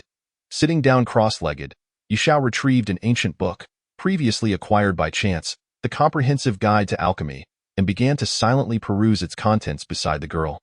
In Nanyang City, within the Yi clan in the main hall sat an elderly man whose hair and beard were completely white, emanating an overwhelming aura of power. This elder was none other than Yi Hong, the clan's grand elder. Bang! Yi Hong slammed his palm on the table, berating the 10 or so black-clad figures kneeling before him. A bunch of useless fools. You can't even capture a little girl. What purpose do you serve? At the sound of Yi Hong's furious voice, the black-clad figures shrank back among them. A figure resembling the leader of the black-clad group stepped forward, nervously bowing as he replied, "Grand Elder, forgive us. That little girl possessed a 100-mile escape talisman. We were momentarily careless and failed to detect it in advance, allowing her to escape by sheer luck. I do not wish to hear your explanations. Even if that little girl has a 100-mile escape talisman, you are to bring her back." Yi Hong's face darkened. "Rest assured, Grand Elder. We have dispatched additional personnel to conduct a thorough search within a 1,000-mile radius. Please grant us a little more time, and we shall certainly bring Yi Li Shui before you." The leader of the black-clad figures bowed his head. "Humph. You have 5 more days. If you fail to retrieve Yi Li Shui, you shall present your heads to me." Yi Hong snorted heavily. "Understood. Within 5 days, my subordinates will stop at nothing to bring Yi Li Shui back," the leader of the black-clad figures answered solemnly. In the Beast Mountain Range, 2 hours later, Yi Xiao slowly closed the Comprehensive Guide to Alchemy, having finally grasped some introductory techniques of alchemy. Yet understanding was merely the first step. The true challenge lay in successfully crafting a complete elixir. It would be best to try first rather than dwell on whether he could concoct a healing elixir. To create an elixir, 3 essential items were required: medicinal herbs, an alchemical furnace, and flames. Fortunately, he had an abundance of herbs, as the snow-skirted girl's spatial ring was filled with them. Since he intended to concoct a healing elixir for her, he believed that using some of her herbs without permission would not lead to her holding it against him once she regained consciousness. As for the alchemical furnace, Yishao flipped his palm, causing an ancient black furnace to land on the ground. It was the Black Sha alchemical furnace he had received from the Elder of Heavenly Elixirs. Now, only the issue of flames remained to be resolved. Yishao pondered for a moment before selecting several vials containing the essence of fire attribute beasts from the blood he had collected over the past few days. He extracted the beast blood from the vials and, with a flick of his finger, unleashed a refined surge of spiritual energy toward the fire attribute beast blood. With a flicker, the blood ignited, rising into a vibrant flame. Yishao reached out to feel the temperature of the beast blood flame, nodding in satisfaction. Now he had gathered all 3 essential items and could begin attempting to concoct the elixir. As for the consumed fire attribute beast blood, he would have to collect more later. Yishao once again took the snow-skirted girl's hand, removed her spatial ring, and began to extract the herbs within, comparing them to the ingredients needed for the healing elixir recorded in the Comprehensive Guide to Alchemy. After half an incense stick's time, Yishao discovered that the quality of the herbs in the girl's ring was quite high. While he could not assemble the ingredients necessary for a first-grade healing elixir, he could gather enough for 5 complete second-grade healing elixirs. You truly know how to challenge me. Yishao sighed deeply. Feeling a bit of a headache as he rubbed his temples, he was merely a novice in alchemy, having self-studied from a couple of tomes for 2 hours, yet astonishingly, he aspired to attempt concocting a second-tier healing elixir to save a life right from the outset. Moreover, the materials at his disposal were not infinite. He had but 5 attempts to succeed. This truly represented an unprecedented and formidable challenge. The path of alchemy is notoriously difficult to enter. How could a beginner leap directly over the first-tier elixir and attempt to refine a second-tier one? What could the success rate possibly be? Even Yishao felt an overwhelming pressure in the face of such circumstances, letting out a bitter smile. Had he known he would encounter such a thorny situation, he would have spent a few days learning the art of alchemy from those ancient masters in the Imperial clan. Chapter 21. The realm of thoughtless elixirs. At this moment, regret was futile. He could only brace himself and proceed. Yishao meticulously recalled the steps involved in refining a second-tier healing elixir before resolutely igniting the furnace. Blood-condensing grass, spirit-nurturing flower, clear water wood. Following the recipe imprinted in his memory, Yishao gradually and steadfastly added each herb into the cauldron, initiating the refining process. However, it wasn't long before a resounding explosion echoed from within the cauldron, accompanied by a plume of black smoke billowing from the opening, as the herbs he had just placed inside were reduced to pitch-black ashes. Indeed, it was not so simple. Confronted with his first failure, Yishao felt no surprise. Alchemy is a meticulous endeavor, and even seasoned alchemists often encounter various mishaps during the refining process. How much more so for a novice like him? Failure was inevitable. It was merely a pity to have lost a set of precious materials, leaving him with only 4 attempts remaining. After steadying his mind, Yishao adjusted his attitude and commenced a new round of elixir refinement. Yet, within half a stick of incense's time, dark smoke once again erupted from the cauldron. Another failure. Yishao furrowed his brows slightly, glancing at the unconscious girl in a snow-white dress, and sighed. Only 3 attempts left. After a brief moment of meditation, Yishao began his 3rd attempt. However, after a stick of incense's duration, the familiar sound of an explosion echoed once more from the cauldron, heralding the failure of his 3rd attempt. Only 2 chances remained. Yishao's expression grew grave, and beads of nervous sweat began to form in his palms. This time, he rested for an extended period, ensuring he was in optimal condition before casting aside any extraneous thoughts and initiating his 4th attempt. But, coincidentally, luck was still not on his side. The refinement ended in failure once again. Yet amidst these successive failures, Yishao's alchemical skills were undeniably improving. In his first failed attempt, he hadn't even fully extracted the herbs. By the 4th attempt, he had progressed to the final fusion step. If a true alchemist were present, they would be astounded by the rapid advancement of this novice. For had he been granted a few more sets of materials, he likely would have succeeded in crafting a second-tier healing elixir, thereby elevating himself to the status of a second-tier alchemist. Alas, fate was unkind, and he now had only one set of materials left. No more opportunities for trial and error remained. Should he fail the final attempt, he would have to watch helplessly as the snow-dressed girl perished. Once more steadied in spirit, Yishao retrieved the last set of materials for the second-tier healing elixir. This was his final opportunity. He glanced at the unconscious girl and hesitated to act, for he felt no assurance that he could succeed on this last attempt. In the vast cavern, the flames beneath the cauldron danced menacingly, as if mocking Yi Zhao's audacity. Slowly, he closed his eyes, recalling the words of a top alchemist from the Nine Heavens Imperial clan. The path of alchemy, though divided into many ranks, truly consists of only 3 realms. The first is thoughtless, the second is unthinking, and the third is flawless. Young prince, you are a natural talent in alchemy.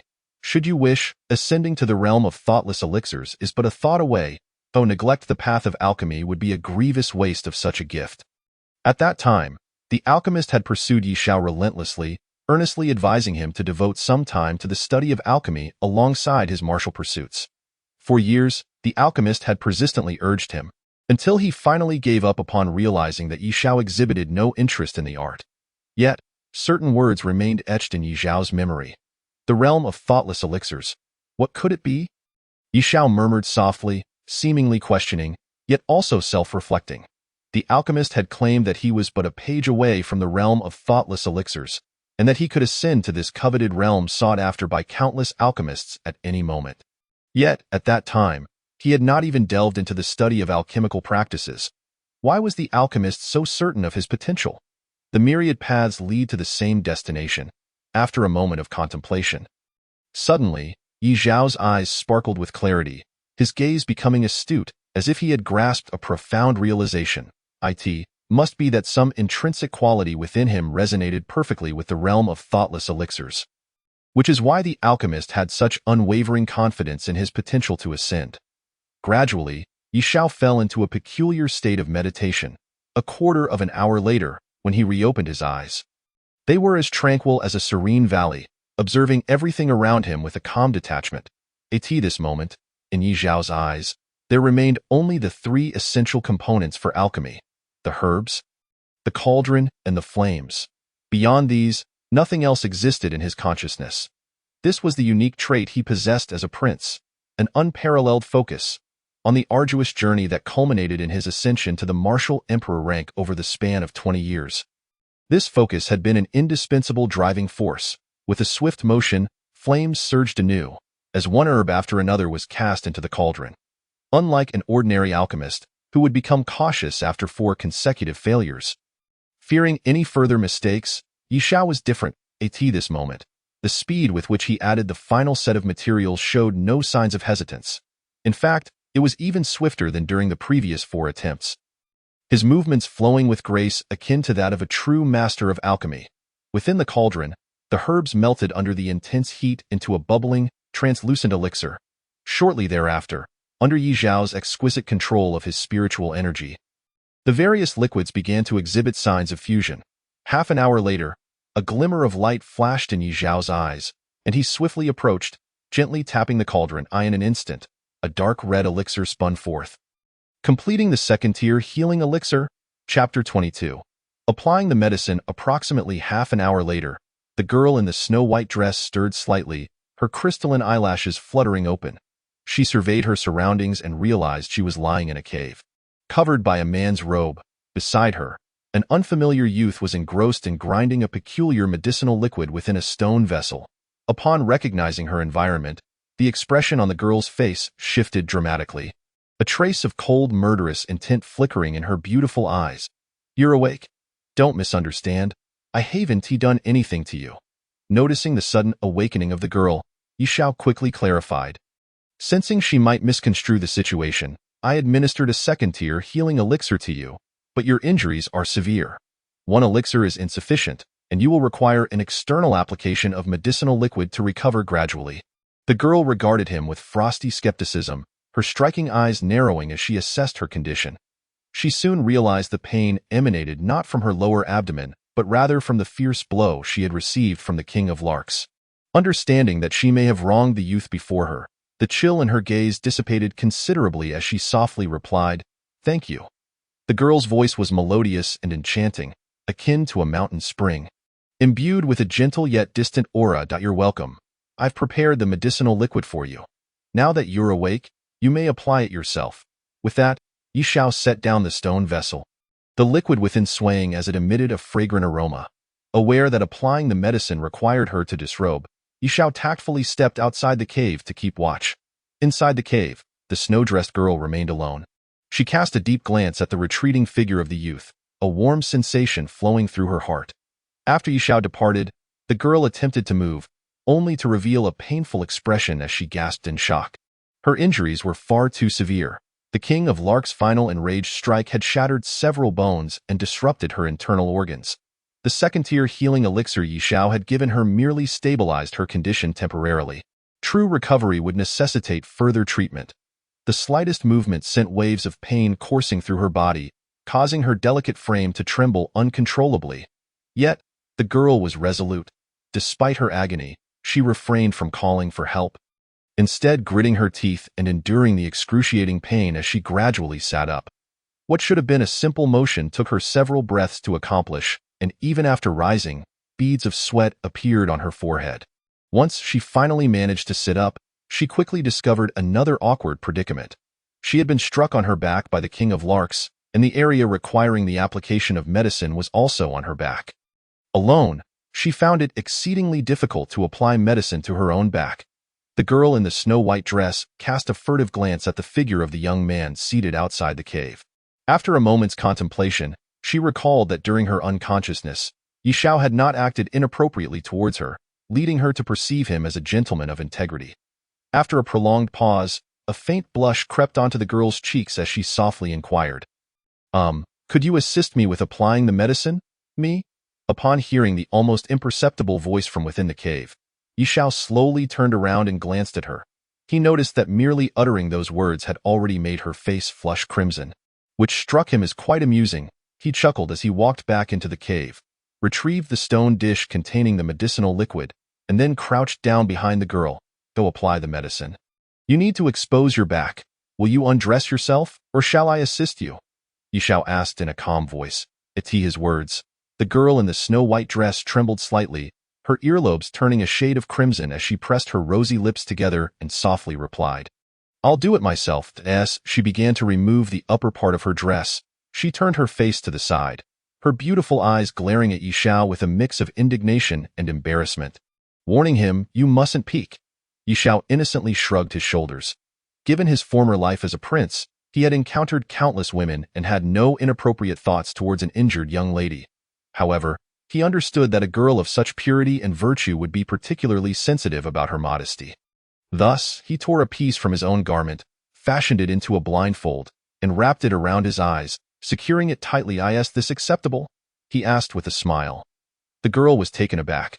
She hadn't anticipated Yi Xiao's straightforwardness, which filled her with a sense of shame as she murmured, "I'm sorry, it was my narrow-mindedness."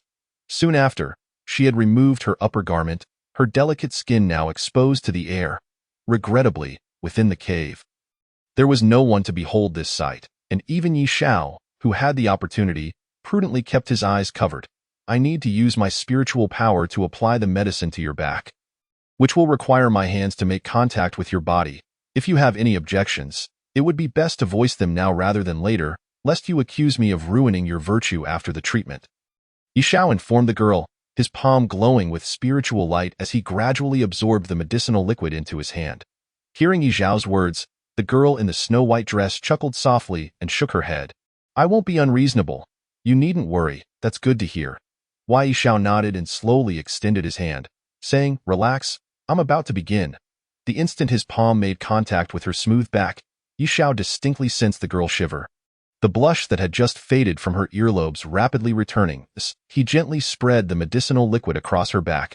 He felt as though he were caressing a flawless piece of cool jade, the sensation utterly delightful and captivating. Meanwhile, the girl trembled slightly, her delicate brows furrowing, and she occasionally let out soft whimpers of pain. Wei Xiao, being a vigorous young man himself, found his mouth parched and an inexplicable heat rising within him. Even as he recognized the potency of the medicinal liquid and that the girl was striving to endure without making more noise. Thus, he hastened his movements to complete the application of the medicine. After a brief period, Yi Xiao finally finished. All done. The medicine has been applied. It will heal your external wounds, but for the internal injuries, you will need to recuperate gradually, Yi Xiao stated as he set the stone dish aside. He then straightened up, turning to leave the cave without looking back. Thank you, the girl in the snow-white dress said, her face flushed as she watched Yi Xiao stride outside. A peculiar light flickered in her beautiful eyes. Chapter 23. Feng Shi. Shortly thereafter, Yi Xiao returned to the cave, one hand holding a large platter of sliced beast meat and the other carrying a bundle of freshly chopped firewood. Upon entering, he noticed that the girl in the snow-white dress had changed out of her blood-stained gown into a new, pristine white dress, her long hair elegantly arranged. She exuded an inexplicable charm that made Yi Xiao glance at her again. Upon seeing Yi Xiao's return, the girl brightened, a gentle smile gracing her lips. You saved me, yet I haven't had the chance to ask your name. Why Yi Xiao? And you? He replied nonchalantly as he found a spot to arrange the firewood and begin roasting the meat. My name is Feng Shi, she said, her face adorned with a serene smile. Are your injuries feeling better? Much improved. Thank you for the medicinal pills, he replied. You're welcome. After all, they were made from the herbs found on you. After their brief exchanges, the two found themselves at a loss for further conversation, sinking into an awkward silence. Yi Xiao continued to attend to the roast meat over the fire, while the lovely girl rested her chin on her hand. Her beautiful gaze fixed on the young man before her. As time passed, Yi Xiao felt increasingly uncomfortable under her scrutiny and decided to break the silence. How did you end up in a confrontation with the Cloud Sparrow King deep within the mountains? At his inquiry, Feng Shi sighed softly, her red lips pouting as she began to explain. That's a long story. I was training alone, seeking an opportunity to break through to the heavenly martial realm. Not long ago, while passing through the Fire County, I learned of a fourth-grade alchemist named Master Qi, who could concoct the fourth-grade heavenly breaking spirit pill. If I could obtain this pill, I would have a chance to successfully break through within 6 months. However, Master Qi has a peculiar quirk. He does not require additional payment for his services, but I must gather 5 sets of medicinal materials for him. After much effort, I managed to collect only 2 complete sets of materials for the heavenly breaking spirit pill. And I have no idea when I might gather the remaining 3. In my desperation, I had to negotiate new terms with Master Qi. He, seeing my abilities, proposed a new condition. If I could procure a core from a 4th-tier flying beast, it would count as 3 sets of materials. Through my inquiries, I learned that deep within these mountains resides a 4-winged Cloud Sparrow King, which would fulfill Master Qi's requirements. After making some preparations, I ventured here. The rest, as you know, was a miscalculation on my part regarding the strength and cunning of the Cloud Sparrow King, Feng Shi said, pouting her red lips and sighing softly. Listening to Feng Shi's calm narration, Yi Xiao found himself at a loss for words. This young girl was indeed quite bold. To pursue a heavenly breaking spirit pill, she had genuinely followed the 4th-grade alchemist's instructions and had ventured alone to hunt a celestial beast. Had he not encountered her, she might have perished in this endeavor, losing the chance to return to Master Qi for her alchemy. Are your family members not worried about you venturing out alone? Yi Xiao asked, observing the gifted and striking girl before him, who appeared to hail from a distinguished background. Feng Shi fell silent for a considerable time before musing. I snuck out, however, after uttering this. She lowered her head and ceased speaking, evidently reluctant to share more about her background. Understanding her unspoken wish for privacy, Yi Xiao refrained from pressing further. Before long, he presented her with a skewer of perfectly roasted meat. Smiling as he said, Here, have some. Thank you. Feng Shi lifted her head, accepting the skewer with a radiant smile. She blew on it gently before savoring it delicately. Meanwhile, Yi Xiao took a skewer for himself, devouring it heartily.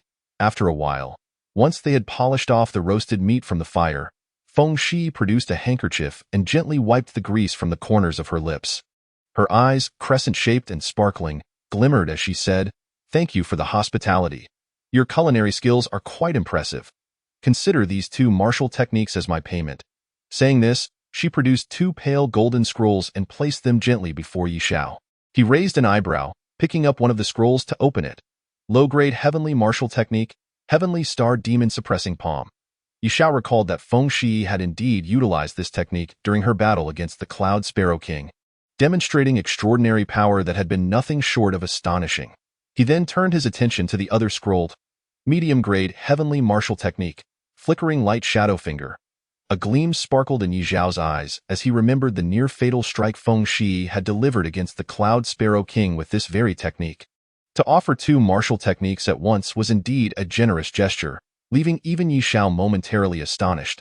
Naturally, no extravagant woman would use 2 martial techniques as mere payment.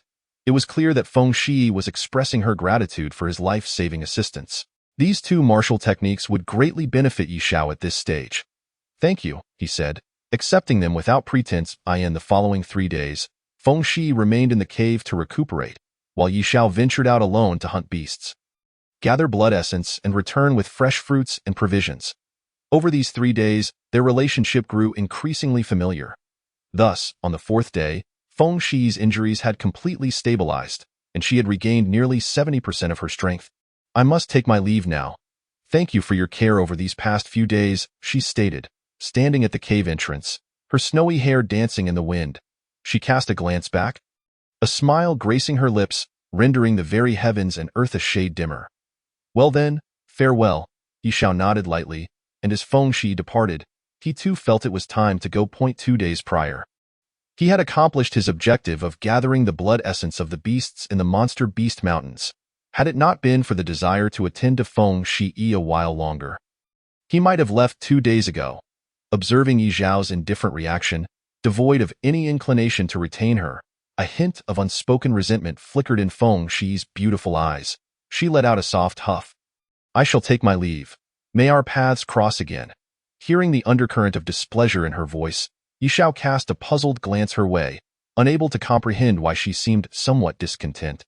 However, he could not muster the energy to inquire further, for after this parting, the vastness of the world would likely render their paths seldom crossed again. Chapter 24. Encounter with the Rampant Lion. What an unromantic fellow. After their separation, Feng Shi wandered alone through the forest, her thoughts lingering on Yi Xiao's carefree expression as he departed, akin to shedding an unwelcome burden. At this moment, her path did not lead out of the mountains but rather deeper into their heart. Having severely injured the Cloudlark King, now was the opportune moment to claim its life. Surely, it would not anticipate my swift return in just a few days. In the town of Hunter's Rest.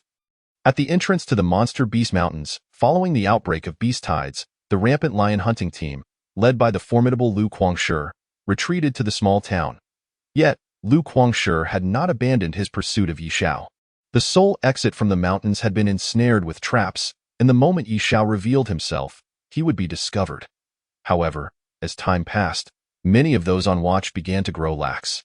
For, prior to the outbreak of the beast tide, Yi Xiao had already been targeted by the infamous ghostly hunter Di Hao. With the mountains now sealed off by the beast tide, they could hardly fathom how Yi Xiao could survive under such dire conditions. It had been several days. Undoubtedly, the lad they sought had likely become nothing more than the droppings of some beast by now. On a high platform, one of the watchers yawned and remarked to his companion, "Isn't that so?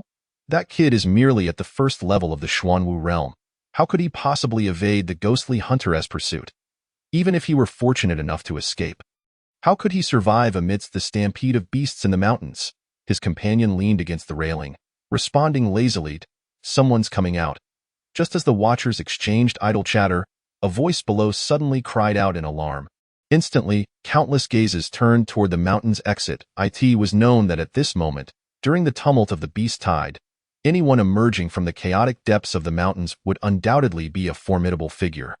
As the multitude of eyes converged, a youth appeared, bearing a black sword on his back and clad in white garments, his eyes shining like stars as he descended the mountain with measured steps. "What? He is still alive!" The 2 sentinels atop the watchtower gaped in astonishment, their mouths agape in disbelief. How did he evade the ghostly hunter's pursuit and return unscathed from the beast tide? The martial artists of the Rampant Lion hunting team, gathered near the mountain exit, were utterly bewildered, never having expected Yi Xiao to emerge alive from the Monster Beast Mountains. Heh, that fortunate lad's head will be mine. A warrior at the 6th level of the Xuanwu realm strode forward, grinning widely, exuding a chilling, murderous intent. Liu Bao is making his move. It seems the credit for this vengeance will fall upon him. Many around wore expressions of regret, for Yi Xiao had not concealed his aura, revealing his realm to be merely at the 1st level of the Xuanwu realm. It was only natural that they presumed Yi Xiao had been fortunate enough to evade the ghostly hunteress pursuit and the onslaught of beasts. Otherwise, how could a typical 1st-level Xuanwu warrior possibly emerge unscathed from the perilous depths of the monster beast mountains? You brat, your luck has run out. Prepare to pay with your life, Liu Bao roared, brandishing a large halberd as he charged forward, his gaze filled with disdain. Him. It was an effortless task to slay a mere 1st-level Xuanwu kid with his own prowess at the 6th level of the Xuanwu realm. Upon realizing someone was suddenly attempting to take his life, Yi Xiao halted, his gaze calm as he regarded the advancing Liu Bao. Heh, look, this kid is so frightened by Brother Bao's imposing presence that he doesn't even dare to move. Someone chuckled. Yet, just as Liu Bao's halberd was about to crash down upon Yi Xiao's head, 2 beams of cold light suddenly shot forth from Yi Xiao's eyes. With a hand that moved like lightning, he grasped the hilt of the sword behind him. Clang! A crisp sound of a sword ringing out echoed, resonating with the might of gold and stone shattering the skies. A streak of black light flashed before the eyes of the onlookers, followed by the sound of a sword being sheathed. The entire sequence was executed in the blink of an eye, astonishingly swift. Before anyone could comprehend what had transpired, 2 distinct cracking sounds pierced the air.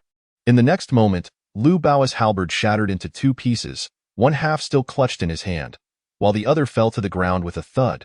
Liu Bao stood there, utterly stunned. A look of sheer terror plastered across his face. How could there be 2 sounds? In his shock, a sliver of confusion crept in. Didn't he only lose half of the halberd? The other half remained in his grasp. Why then had there been 2 sounds of impact? But soon, he felt his vision blur, and the surroundings grew dim. Looking up in panic, Liu Bao realized that his lower half remained standing, yet his upper half had inexplicably vanished. In the moment before everything went black, he finally understood. The second sound of impact had come from his upper body hitting the ground after being severed. That magnificent sword strike had cleaved him and his halberd cleanly in 2.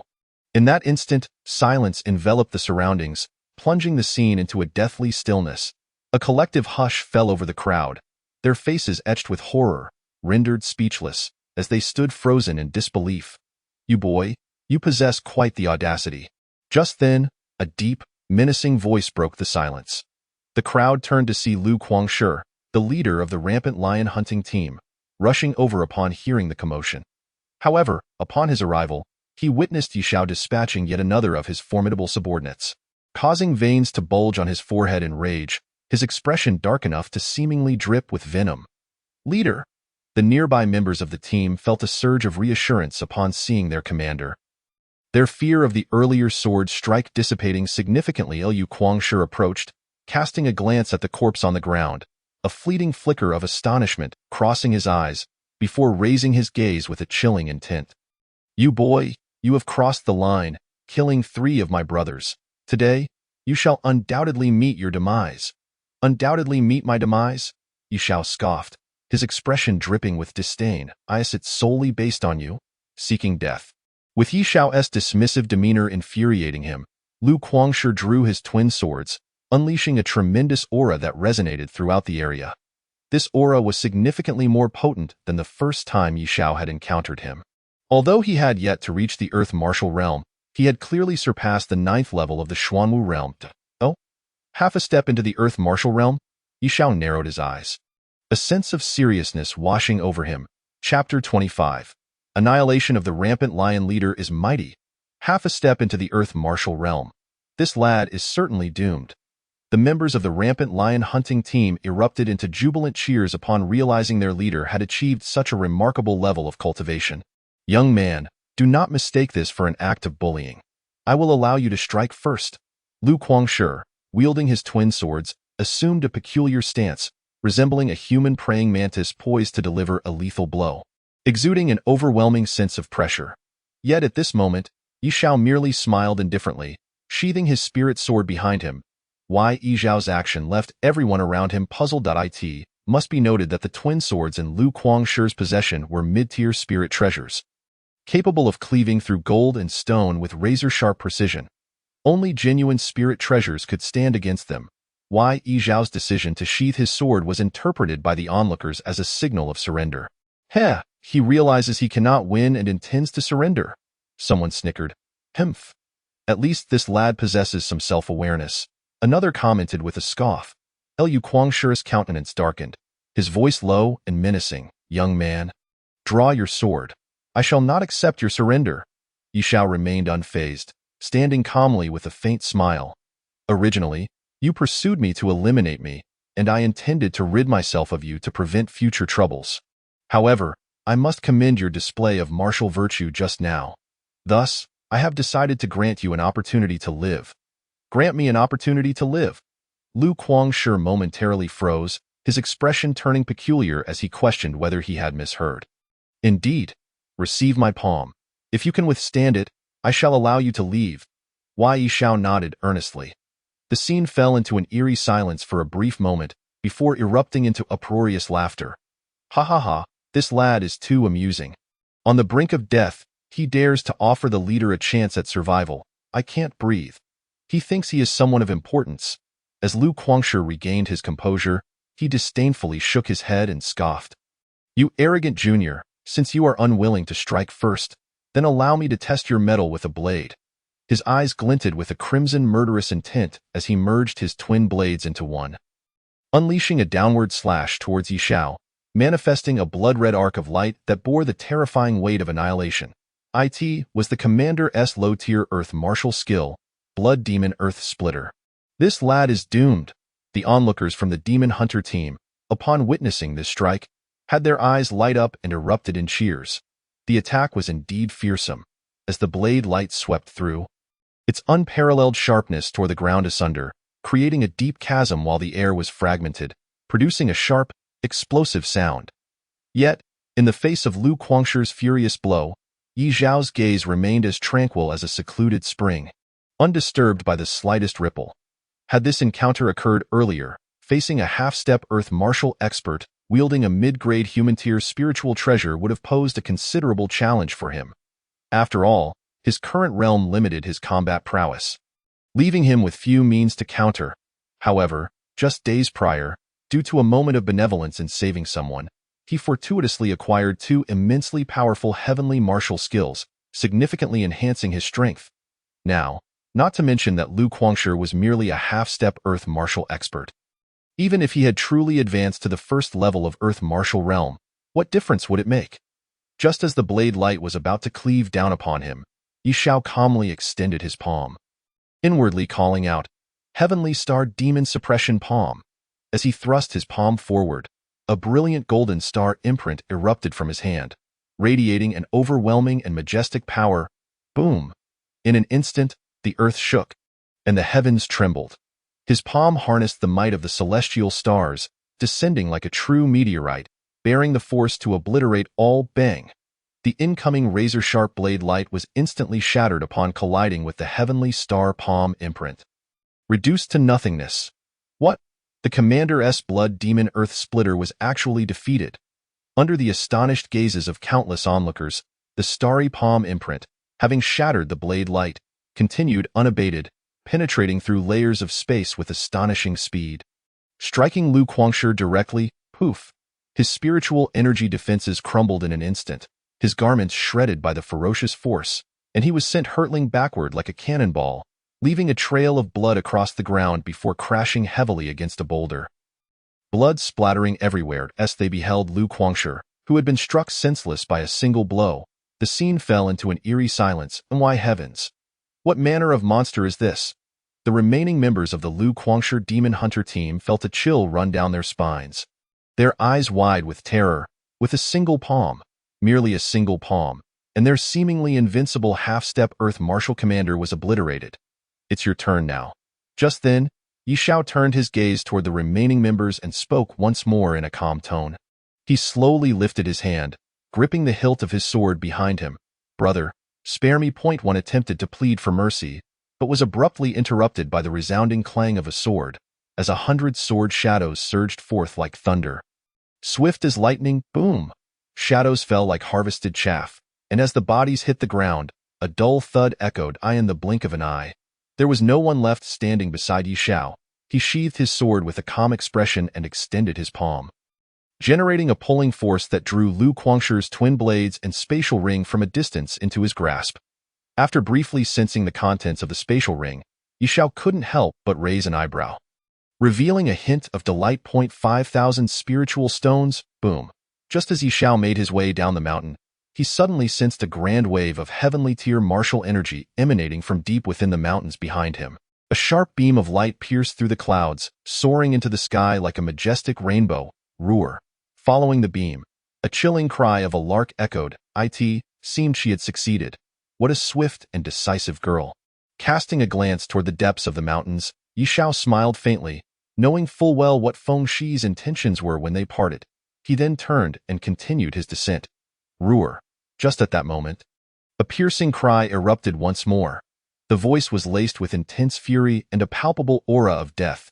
Yi Xiao's pupils constricted, and he swiftly turned to see a massive crimson lark soaring into the sky, releasing an enraged roar that shook the very heavens. This crimson lark appeared distinctly different from the four-winged lark King Yi Xiao had encountered previously. Its entire body was enveloped in a fiery red hue, exuding a brutal aura. Another one. Chapter 26. A heroic rescue in the heart of the mountains. The ground was littered with bones, remnants of countless fallen. This was the territory of one of the mountain's apex creatures, the Lark King. The scattered bones attested to the ferocity and the untouchable authority of the Beast King. Yet at this moment, a massive four-winged azure lark lay dead upon the bone-strewn ground. Blood gushing forth, in front of the fallen azure lark stood a strikingly beautiful young girl, her complexion slightly pale, her eyes filled with a sense of gravity. The girl was none other than the returning Feng Shi. She had successfully slain the four-winged Lark King, seizing the beast core of this avian monarch. However, her expression was far from joyous. Her hands were clenched tightly, her gaze filled with caution. For above her, a far more terrifying crimson lark was fixated upon her with lethal intent. She had received erroneous information. There was not just one four-winged Lark King, but a male and a female pair. The Azure Lark King was the female, while the Crimson Lark King was the male. Just days earlier, when she battled the Azure Lark, the Crimson Lark King had fortuitously been absent. Otherwise, she might not have had the chance to escape. Roar! The Crimson Lark King, filled with murderous intent, unleashed a roar that shook the mountains, causing boulders to tumble and triggering an earthquake. Feng Shi's beautiful eyes narrowed slightly as her feet lightly tapped the ground, and she gracefully retreated like a butterfly. Were she at her peak, she would not hesitate to engage in battle. However, in her current state, injured and only able to exert 70 to 80% of her strength, remaining to fight would surely lead to her demise. Yet, as she attempted to flee, the enraged Crimson Lark King refused to grant her that opportunity. With a powerful flap of its colossal wings, it cast a shadow over the ground, and with each beat, it summoned a tempest of wind and flames that engulfed the surrounding woods for miles. Feng Shi gritted her silver teeth. Seeing no way to evade, she turned to confront the beast, her hand extending like lightning to unleash a dazzling starry palm imprint. Boom! An unprecedented and fierce battle erupted.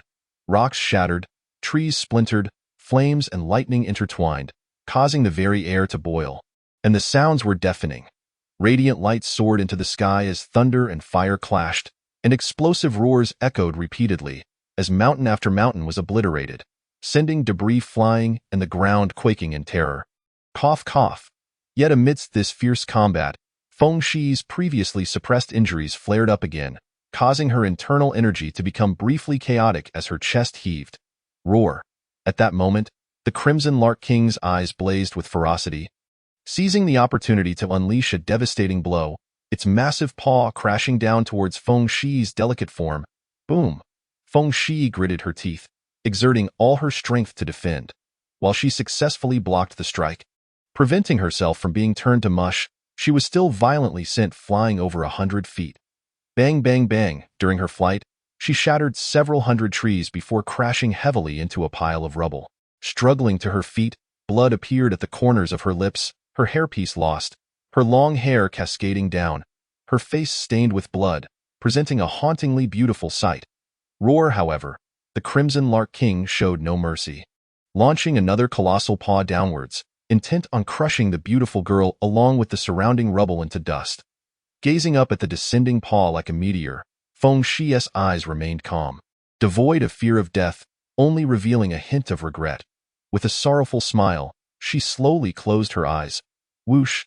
Just then, Feng Shi suddenly felt a rush of cool wind sweeping toward her from afar. And in an instant, her waist was encircled by a strong arm, causing her to glide with the wind, swiftly moving hundreds of feet away. With a resounding crash, the ground trembled as a deep crater formed where she had once stood. Rocks exploding and dust swirling. The Crimson Lark King, realizing its strike had missed, glared with fierce eyes, then beheld a youth riding the winds, cradling Feng Shi, swiftly vanishing into the depths of the forest. Roar! The Crimson Lark King roared in fury, its wings unfurling as it dove down, spewing flames of wrath that ignited the forest below, transforming it into a sea of fire. Yet as the inferno consumed the landscape, all that remained were ashes and charred stones, with not a single trace of the two to be found. The Crimson Lark King circled angrily for a while, but unable to track their presence. It could only turn away in frustration. Behind a massive boulder, feeling the fading breath of the Crimson Lark King, Yishao exhaled softly. Lowering his gaze, he discovered Feng Shi staring at him with her enchanting eyes. Unblinking, upon meeting his gaze, Feng Shi's eyes sparkled, and she smiled gently, saying, "Thank you. You have saved me once again." Yishao waved his hand dismissively and replied, "It was but a trivial effort. How fares your injury?" "Nothing serious, merely in need of a few days of rest." Feng Shi shook her head and, with a slight blush on her cheeks, added in a hushed tone, "Could you perhaps set me down now?" A moment of awkwardness ensued, prompting Yishao to hastily place the blushing Feng Shi gently on the ground. Chapter 27. Returned to the Yi family the following day, Yishao descended the mountain alongside Feng Shi. However, upon reaching the base, they discovered that Nanyang City and the direction of the Earth Fire County lay in opposite directions. Thus they had no choice but to part ways once more. After half a day had passed, while traversing a dense forest on his way back to Nanyang City, Yishao paused and sought refuge in a concealed hollow of a tree. Inside the hollow, he sat cross-legged, forming a meditation seal. During his descent, he had acquired 5,000 spiritual stones from the Mad Lion on the road, ample to facilitate a significant leap in his strength. Time flew by, and a full day had passed in the blink of an eye. The break of dawn. The entrance of the hollow was already obstructed by a thick layer of crushed spiritual stones. Suddenly, a fierce gust of spiritual wind howled from within the hollow, scattering the stone dust at the entrance, and even causing the entire tree to explode into a cloud of wood shavings carried off into the distance. This violent surge of spiritual pressure lasted for a full 4 breaths. When the spiritual wind finally subsided, Yishao found himself in an immaculate space, devoid of any trace of dust. Abruptly, Yishao opened his eyes. A gleam of brilliance within, and a faint smile graced his lips. 4th level of the Xuanwu realm. According to his initial estimation, the 5,000 spiritual stones should have sufficed for him to ascend to the 5th level of the Xuanwu realm. Yet, he had only managed to reach the 4th level, falling short of a full breakthrough. Rather than feeling disappointment, joy illuminated his expression. For, the more powerful the technique, the greater the external energy required for a breakthrough. This indicated that the Reincarnation Emperor's technique was even mightier than he had anticipated. How could he not be elated? 2 days later, Yishao returned to Nanyang City. The first thing he sought upon his return was to find his sister. Yili Shui, however, a pang of anxiety struck him when he discovered that she was absent from home, and there were clear signs of a search having taken place, with various jars and trinkets scattered across the floor. Yi Zhao's expression changed drastically as he quickly sensed the strand of spiritual energy he had left on Yili Shui. How could this be? To his astonishment, he found that the strand of spiritual energy had inexplicably been erased, leaving him unable to locate her. "You little brat, how dare you return?" Just as a flicker of panic crossed Yi Zhao's mind, a furious shout echoed from outside. Two youths, accompanied by over a dozen guards, smashed through the door and stormed in. One of them, wearing a cold smile, taunted, "This time, There's no escape. You're as good as dead. Yi Xiao turned and instantly recognized the two youths before him, Yi San Yuan and Yi Si Shi, with whom he harbored deep animosity. Where is Li Shui? Yi Xiao's eyes flared with rage as he advanced menacingly, his voice booming with thunderous fury.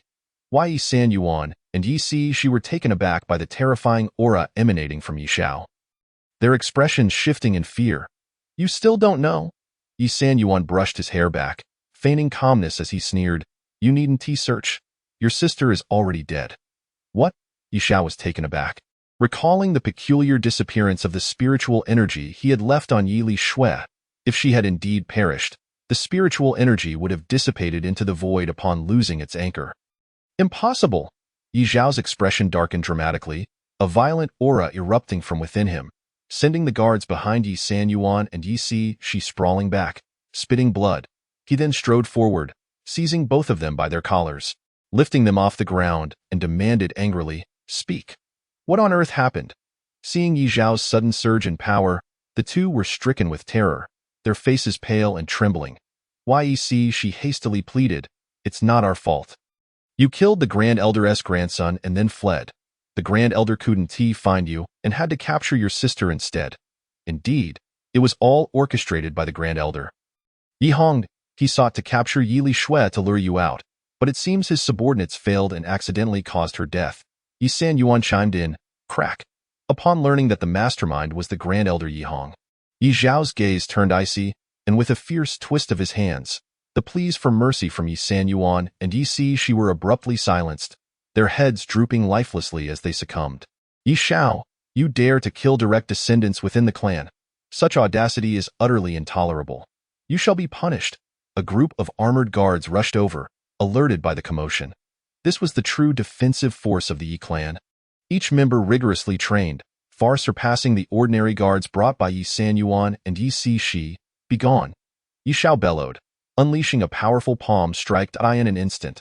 A tempest erupted, his palm imprint crashing down in a dazzling display. Bang! The guards were sent flying, blood spewing from their mouths. Even the elite defenders of the Yi residence were no match for Yi Xiao now, unable to withstand his might, their armor shattering under the force. Had they not been clad in armor, that single strike would have claimed their lives. With a metallic clang, Yi Xiao drew his sword, the spiritual energy within him surging forth as he transformed into a blazing warrior. Sword in hand, striding deeper into the Yi residence, his eyes ablaze with fury. Yi Hong, you old scoundrel, come out and face your doom. Impudent wretch. How dare you utter the Grand Elder's name? A middle-aged man appeared, blocking Yi Xiao's path, an overwhelming aura of the 5th level of the Xuanwu realm radiating from him. Ha ha ha, is it impudent to call him by name? Today, I intend to kill him.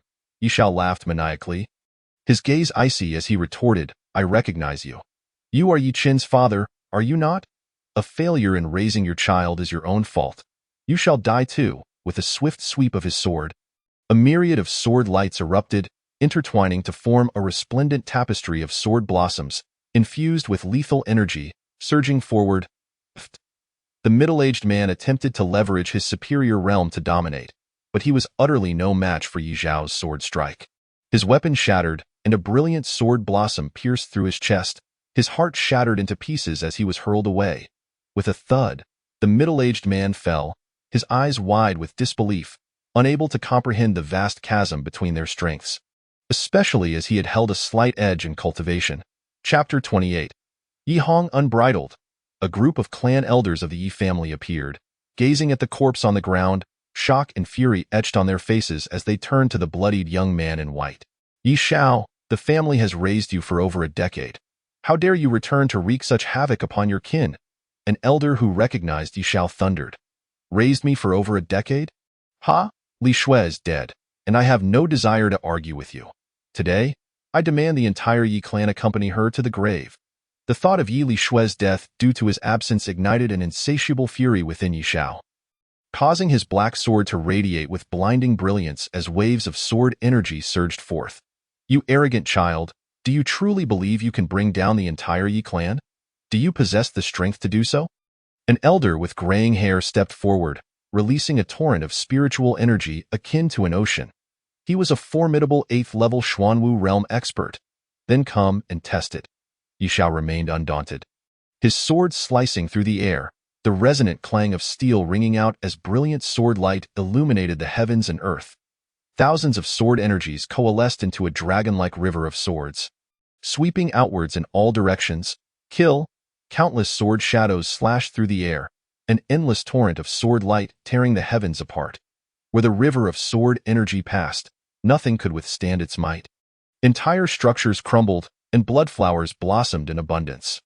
The assembled elders of the Yi clan were sent reeling back, blood spurting from their mouths as they crashed into distant buildings, leaving behind gaping holes.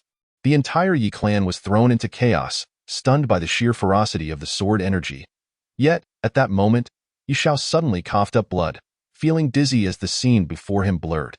Damn it, my realm is still too low. This was the side effect of employing the sword Taoist profound essence, which placed an immense burden on Yi Xiao's soul.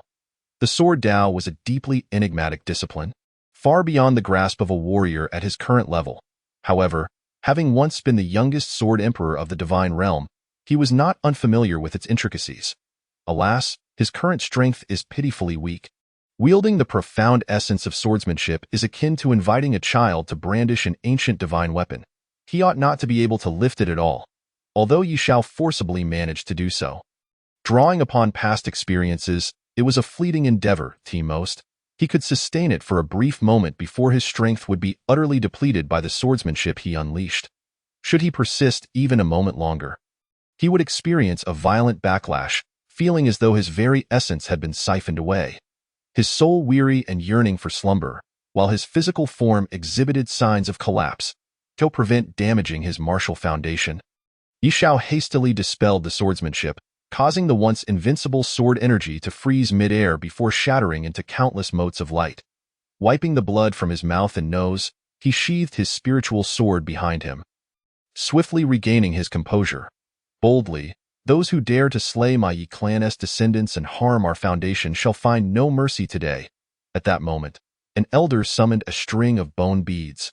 Radiating an extraordinary luminescence, its energy waves stirring the surroundings like a vast ocean. A mid-grade human tier spiritual treasure. The bone beads soared into the air, weaving a radiant net of thunder, crackling with the fury of 1,000 lightning serpents. Exuding an overwhelming aura. Ha, Yi Hong, old scoundrel, why didn't you intervene earlier? Are you afraid of death? Yi Xiao laughed heartily, recognizing the newcomer as the clan's grand elder, Yi Hong, and immediately unleashed a scathing taunt. Retrieving the dual sword spiritual treasures confiscated from the road-raging lion and hurling them into the air. The swords ignited mid-flight, transforming into 2 blazing tigers lunging at the descending lightning serpents. Boom! The clash was akin to thunderbolts meeting fire. An incessant roar filled the air as bursts of light erupted, unleashing terrifying waves of energy that leveled the surrounding structures. Explode! Yi Xiao bellowed. The 2 spiritual swords trapped the string of bone beads, detonating in a cataclysmic burst of energy, their radiance engulfing the space ahead. The distinct sound of shattering resonated as Yi Hong's dragon snake bone beads exploded one after another, releasing a torrent of energy that whipped up a fierce storm, uprooting everything in its path like autumn leaves in the wind. You ignorant child, such wastefulness! Yi Hong exclaimed in shock, a flicker of pain flashing across his eyes. He could discern that both the dual swords ignited by Yi Xiao and his own string of bone beads were indeed genuine mid-grade human-tier spiritual treasures. Their value immeasurable. The simultaneous destruction of 2 such treasures was truly a source of immense regret. Dare to ruin my spiritual treasures, and you shall undoubtedly meet your demise. Yi Hong seethed with rage. More incensed than at the loss of his clan members, with a flash of light in his hand, he produced a fan imbued with the power of wind and thunder, unleashing a fierce gust that heralded a storm. As if a thunder god had descended, an endless torrent of lightning closing in, as the grand elder of the Yi clan. Yi Hong was not without his treasures. The newly revealed thunder fan was even more formidable than the previous dragon snake bone beads. A thunder martial artist, indeed. Meanwhile, Yi Xiao narrowed his eyes, detecting a hint of the extraordinary. Yi Hong appeared to be well-versed in the power of lightning, as evidenced by his possession of lightning attribute treasures and the formidable techniques he wielded. It is well known that thunder is renowned for its devastating power, and martial artists adept in lightning often stand at the pinnacle of their realm. Yet, Yi Xiao was undaunted. What of the lightning power? Before his reincarnation, he had faced a true Thunder Dao martial emperor, a master of taming lightning. Whether you are a lightning practitioner or the reincarnation of the Thunder Emperor, today shall be no exception to my blade. With a long howl, Yi Xiao reached out to grasp the oncoming torrent of lightning, astonishing all who beheld him as he forcibly gathered the endless lightning into a single, rumbling sphere of electric energy. What? How can this be possible? Yi Hong's eyes nearly bulged with disbelief, rendered speechless in shock. Go. Yi Xiao's eyes glimmered with cold fury as he commanded, launching the sphere of lightning towards Yi Hong. Boom! The lightning sphere erupted with a deafening roar, unleashing a fresh wave of electric energy that engulfed Yi Hong. Ah! He screamed in agony, the wind thunder fan in his grasp cracking and shattering into pieces. When the lightning faded, smoke wafted from his head, his robes in tatters, his skin burned black and charred. Unbelievable! An audible gasp echoed as everyone absorbed the sheer power of Yi Xiao, astonished that even the Grand Elder Yi Hong had sustained injuries. Ha ha! It seems your mastery over lightning is lacking. Yi Xiao mocked coldly that a true lightning master would never be harmed by their own lightning, and Yi Hong being injured by his own power clearly indicated his inadequacy.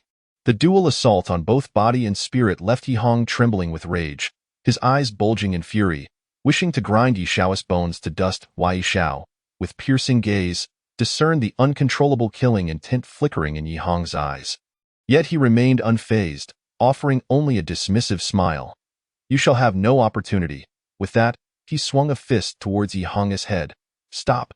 Just then, for terrifying auras surged forth from the depths of the Yi residence, causing the ground to tremble. In an instant, for elders, their hair almost completely white, emerged. Grand elders, save me! Yi Hong exclaimed, his face lighting up with hope as he cried out for assistance. None can save you. Let us see who can stop me, Yi Xiao proclaimed, exuding an aura of unparalleled dominance as he raised another hand, a radiant stellar light igniting in his palm, resembling a fallen star from the heavens, emanating an utterly terrifying martial fluctuation. The next moment, a colossal celestial palm flew forth, aimed at the 4 grand elders of the Yi clan. You insolent wretch! One of the elders roared in anger. That is the fluctuation of a celestial martial technique. Do not underestimate him. Strike together. Another elder warned gravely. This boy possesses a celestial martial skill. We must capture him alive. Yet another elder's murky eyes sparkled with desire at the sight of Yi Xiao's celestial palm technique. In unison, the 4 grand elders unleashed their formidable prowess, weaving a vast net of spiritual power that enveloped Yi Xiao's celestial palm strike. However, at that very moment, a far more terrifying martial fluctuation erupted. Before they could react, a sharp beam of light sliced through the air like a legendary rainbow, tearing the net apart and striking one of the grand elders, shattering his skull. Mid-grade celestial martial skill. Flickering light finger, boom! The stellar palm broke free from its constraints, hurtling towards the remaining 3 grand elders like a towering mountain. Pfft. The 3 grand elders were sent sprawling, blood spraying as they fell into the distant ruins, their forms buried beneath the debris. Insignificant fools! Yi Xiao cast a cold glance, striding forward, his entire being radiating brilliance, resembling a youthful war god descending upon the world, his murderous intent palpable as he advanced towards Yi Hong step by step. The scene fell into a deathly silence, with only the faint sound of footsteps echoing. What a formidable display of power! Even when 4 grand elders from a prominent clan joined forces, they suffered a fate of 1 dead and 3 injured. You ungrateful wretch, have you forgotten that you are an abandoned child taken in by the Yi clan? Without our protection, you would have perished long ago. Yi Hong, witnessing the dismal fate of the 4 grand elders, finally felt fear, his face contorted in terror as he shouted. Yi Xiao snorted dismissively, unwilling to engage in any further debate. He raised his hand, the tip of his fingers shimmering with spiritual light, releasing a dazzling brilliance as he prepared to send Yi Hong on his way. Wait! As Yi Xiao's murderous intent intensified, Yi Hong's expression changed dramatically, and he rushed to shout, Li Shui is not dead. With a swift motion, the beam of light from the flickering light finger altered its trajectory just as it was about to pierce Yi Hong's skull, grazing his cheek and shattering one of his ears. Ah! Yi Hong cried out in agony, but fortunately, his life was spared. What did you say? Li Shui is not dead? Yi Zhao's eyes widened, and he grasped Yi Hong, pulling him close, swiftly drawing his spiritual sword to rest against his neck. Speak clearly, doubt clouded his mind. After all, he had sensed his spiritual energy dissipating from Li Shui, and if she had not perished, why would such a situation arise? Yi Hong, glancing at the sword poised at his throat, swallowed hard, his voice trembling as he replied, "She is truly alive, merely encased in ice, I assure you. Li Shui's life force remains intact. Ice encased?" Yi Zhao's heart stirred with a sudden realization, and he demanded sharply, "Where is Li Shui now?" "Over 600 miles outside the city, by a lake." Yi Hong answered quickly, fearing the consequences of withholding information. "Lead me there." Yi Zhao seized Yi Hong, escorting him like a prisoner towards the outskirts of the ruins. The esteemed elder of the Yi family was led away as if he were a captive, igniting a surge of humiliation within Yi Hong, especially as they traversed the bustling streets of the city. The bewildered onlookers cast peculiar glances his way, intensifying the fiery sting of embarrassment on his face. "You little bastard, just wait. Once the clan leader emerges from seclusion, I will ensure your demise." Yi Hong's eyes darkened, inwardly cursing in indignation. Meanwhile, after the two had departed from the Yi residence, several aged figures swiftly crawled out from beneath the ruins. These were the clan elders who had been injured by Yi Zhao. Lying concealed amongst the scattered debris in a state of feigned death, as soon as Yi Zhao left, the elders promptly emerged from their hiding places. "What a tremendous disgrace! This is utterly humiliating," one elder exclaimed, his face flushed with anger. "If we do not capture this wretch and subject him to 1,000 tortures, how shall our Yi clan maintain any dignity in Nanyang City?" Another elder gritted his teeth, his expression grim. "With the elder captured, should we summon the clan leader from his retreat?" Someone asked, their tone measured. "The clan leader is currently in seclusion, striving to break through to the heavenly martial realm. Disturbing him now would be ill-advised. Moreover, if he were to discover that we have allowed the clan to deteriorate in his absence, he would surely be furious." Many elders voiced their concerns anxiously. "At this moment, we cannot afford to hesitate any longer." After much deliberation, an elder of considerable seniority decisively declared, "Let us hasten to summon the clan leader." Chapter 30. Yibuya more than 600 li outside Nanyang City. As Yi Zhao escorted Yi Hong to this location, they beheld a frozen, azure lake. The lake spanned roughly 100 acres, emanating an intensely frigid aura, chilling enough to freeze one's very soul. The surroundings were shrouded in a silvery frost, resembling the onset of a harsh winter, with everything visible to the naked eye encased in ice. Even the ground had fissures, with frost creeping through the crevices, as they approached within 10 zhang of the icy lake. Yi Hong hastily halted, retracting his body as he warned, "We cannot draw closer. If we go any further, we too shall be frozen solid by the lake's chilling breath." His heart pounded as he stared at the lake's edge, where dozens of human-shaped ice sculptures stood, all garbed in Yi clan attire, including martial artists wearing the robes of clan elders. It was evident that these ice sculptures had possessed considerable strength in life, yet had inexplicably succumbed to the freezing fate without even stepping onto the lake. The essence of ice, the power of the snow phoenix's sacred body. Yi Zhao's expression grew grave as he sensed an extraordinary force emanating from the lake's coldness. A power potent enough to effortlessly shatter a person's soul and dissolve their lingering spirit. Scanning the area, he found no sign of Li Shui and immediately demanded, his face taut, "Where is Li Shui?" At the bottom of the lake, My men tracked her to this location, intending to capture her alive, but to our surprise, she chose to plunge into the depths rather than be taken. Shortly after she entered the water, an astonishing cold erupted from the lake's depths, freezing all living beings that dared intrude. Yi Hong explained, then quickly added, "However, rest assured. Although they have been turned into ice sculptures, the individuals within remain alive. It is merely that ordinary force cannot break the ice to rescue them." Merely?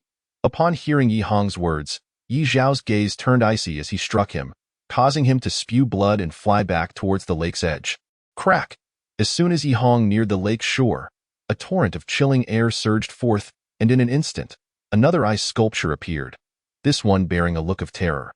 Although transformed into an ice sculpture, It was evident that Yi Hong's life force had not yet waned, as Yi Hong had stated. Those encased in ice did not perish immediately, but rescuing them was far from simple. Wei Xiao attempted to unleash a surge of spiritual power towards the ice sculpture on the shore. Yet the cold emanating from the lake was more formidable than he had anticipated, capable of freezing and shattering even spiritual energy. He extended a thread of mental energy, but it too was extinguished in the pervasive chill. Undoubtedly the power of the Snow Phoenix's sacred body. Fury flickered in Yi Zhao's eyes as he discerned the situation. It appeared that the pursuers from the Yi clan had driven Li Shui into a corner, causing the power of the Snow Phoenix's sacred body to be partially unleashed in her desperation. Thus, the previously prepared beast blood forging method would be rendered useless. Yi Zhao's hand clenched tightly. He yearned to return and exact his vengeance upon the Yi clan, but the immediate priority was to devise a means to rescue his sister. However, the entire lake was ensnared in an icy grip, and brute force alone would not suffice to break the ice and save her. He needed to find a way to counter the Snow Phoenix's chilling aura to have any chance of success. As a reincarnated martial emperor, Yi Xiao possessed considerable expertise in the path of ice. He promptly seated himself, quietly channeling his energy, converting all of his spiritual power into icy energy, subsequently enveloping his mental energy within it before releasing it forth towards the frozen lake. This time, his released spiritual energy, infused with mental power, successfully penetrated the heavily laden icy shores, reaching above the ice layer. The next critical step was to locate Li Shui's current position. After all, the lake before him was expansive, and attempting to break through the entire ice layer to rescue someone would be akin to chasing a fool's dream. Wei Xiao continued to direct the icy energy downward. 1 zhang, 2 zhang. The depth of the lake exceeded his expectations, plunging over 20 zhang deep. After a considerable time, his mental energy finally reached the lake's bottom, dispersing in various directions. Approximately half an hour later, his mental energy received an exhilarating response. Deep within the lake's depths, a magnificent phoenix ice sculpture materialized vividly in his mind. Within the phoenix sculpture, he could vaguely see a beautiful young woman, her eyes gently closed, peacefully slumbering. Yet her condition seemed dire, her brows furrowed, and her occasionally fluttering eyelashes seemed to convey silent tales of cold. Just then, as his mental energy transmitted this vivid image, a piercing phoenix cry reverberated through the AI Ardet. Yi Zhao's extended mental energy shattered under the resonance of the cry, causing him to groan in pain. Suddenly, Yi Xiao opened his eyes at the shore, spitting out a mouthful of blood as his internal energy surged chaotically. Nevertheless, a look of relief washed over his face, for Li Shui had not perished. She was merely temporarily sealed beneath the ice. Still salvageable, clan leader, that wretch is right ahead. Just as Yi Xiao pondered how to retrieve Li Shui from beneath the icy lake, he suddenly heard the sound of rushing winds behind him. He turned to see several of the elders he had injured earlier surrounding a middle-aged man clad in a green robe, advancing with purposeful strides. The man, imposing and with an extraordinary countenance, possessed eyes as sharp as an eagle's. Most striking was the deep, unfathomable aura emanating from him, causing Yi Zhao's heart to skip a beat.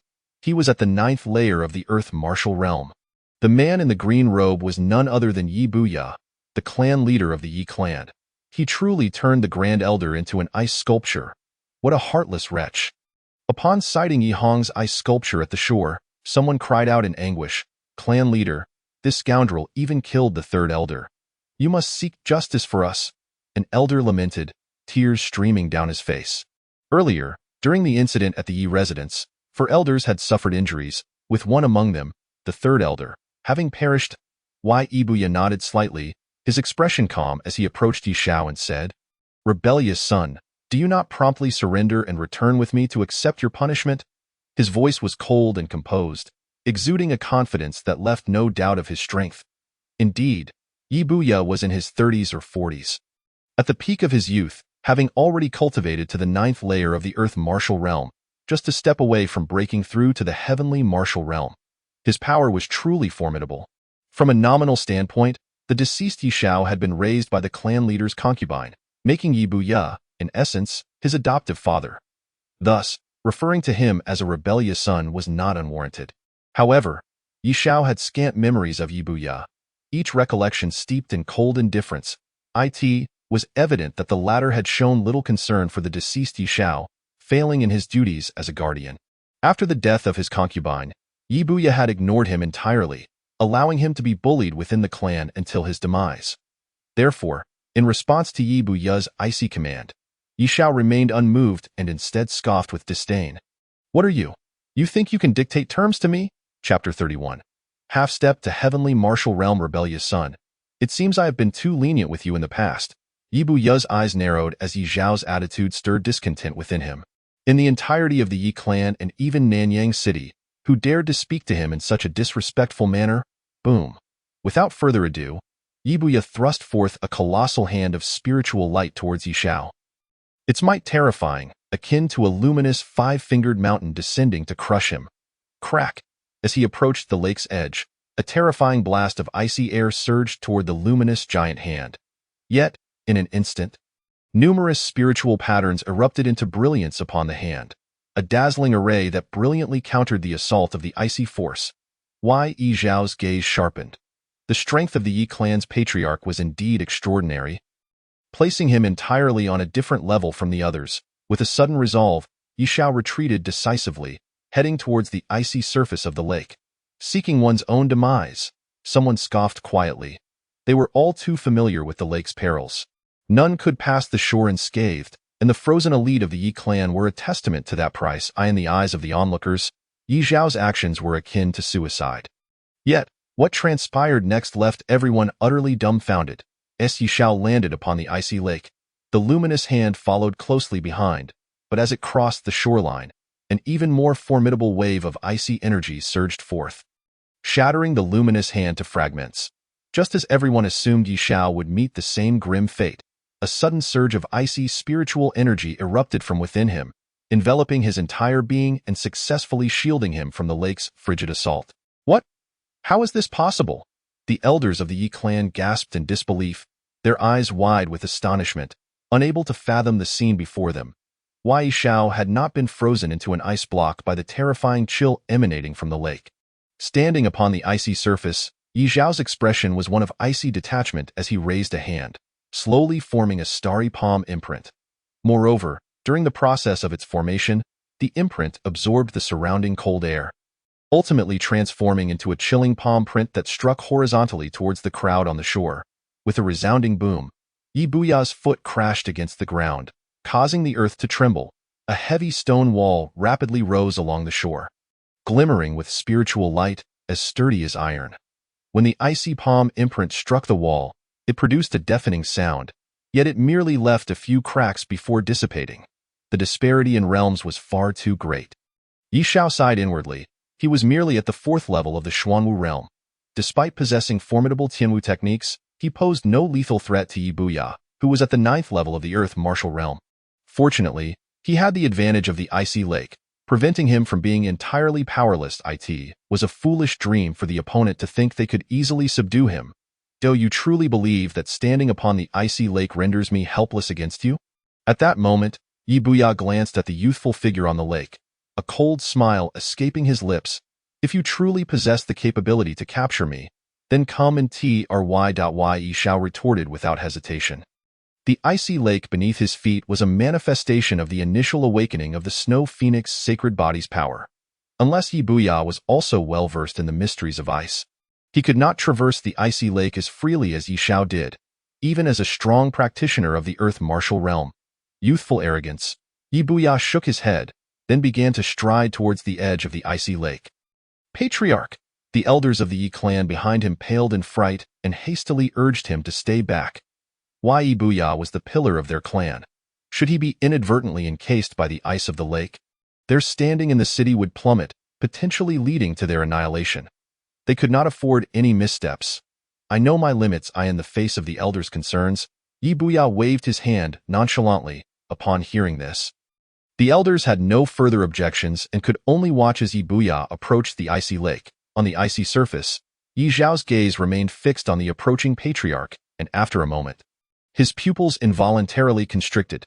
As Yi Buya neared the lake's edge, it was as if an invisible staircase appeared beneath his feet, allowing him to ascend into the air. Before long, Yi Buya was hovering several feet above the ground. And that height continued to increase. By the time he reached the lake's edge, he was already standing dozens of feet above the ground, looking down at everything below. The Tianwu realm, Yishao gasped. Realizing that the patriarch had indeed ascended to the Tianwu realm, the icy energy spilling from the lake could only drift a few feet away, posing no threat to the area dozens of feet above, thus failing to endanger the patriarch. The elders below were momentarily stunned, but once they comprehended the situation, they erupted into a chorus of excited exclamations. Yi Zhao's gaze remained locked on the middle-aged figure above him, a hint of gravity creeping into his expression. Rebellious son, do you still have anything to say? Yi Buya stood like a deity in midair, looking down at Yi Xiao with a cold demeanor. Yi Xiao lowered his gaze slightly, a disdainful smirk escaping him as he remarked, just a half step into the Tianwu realm.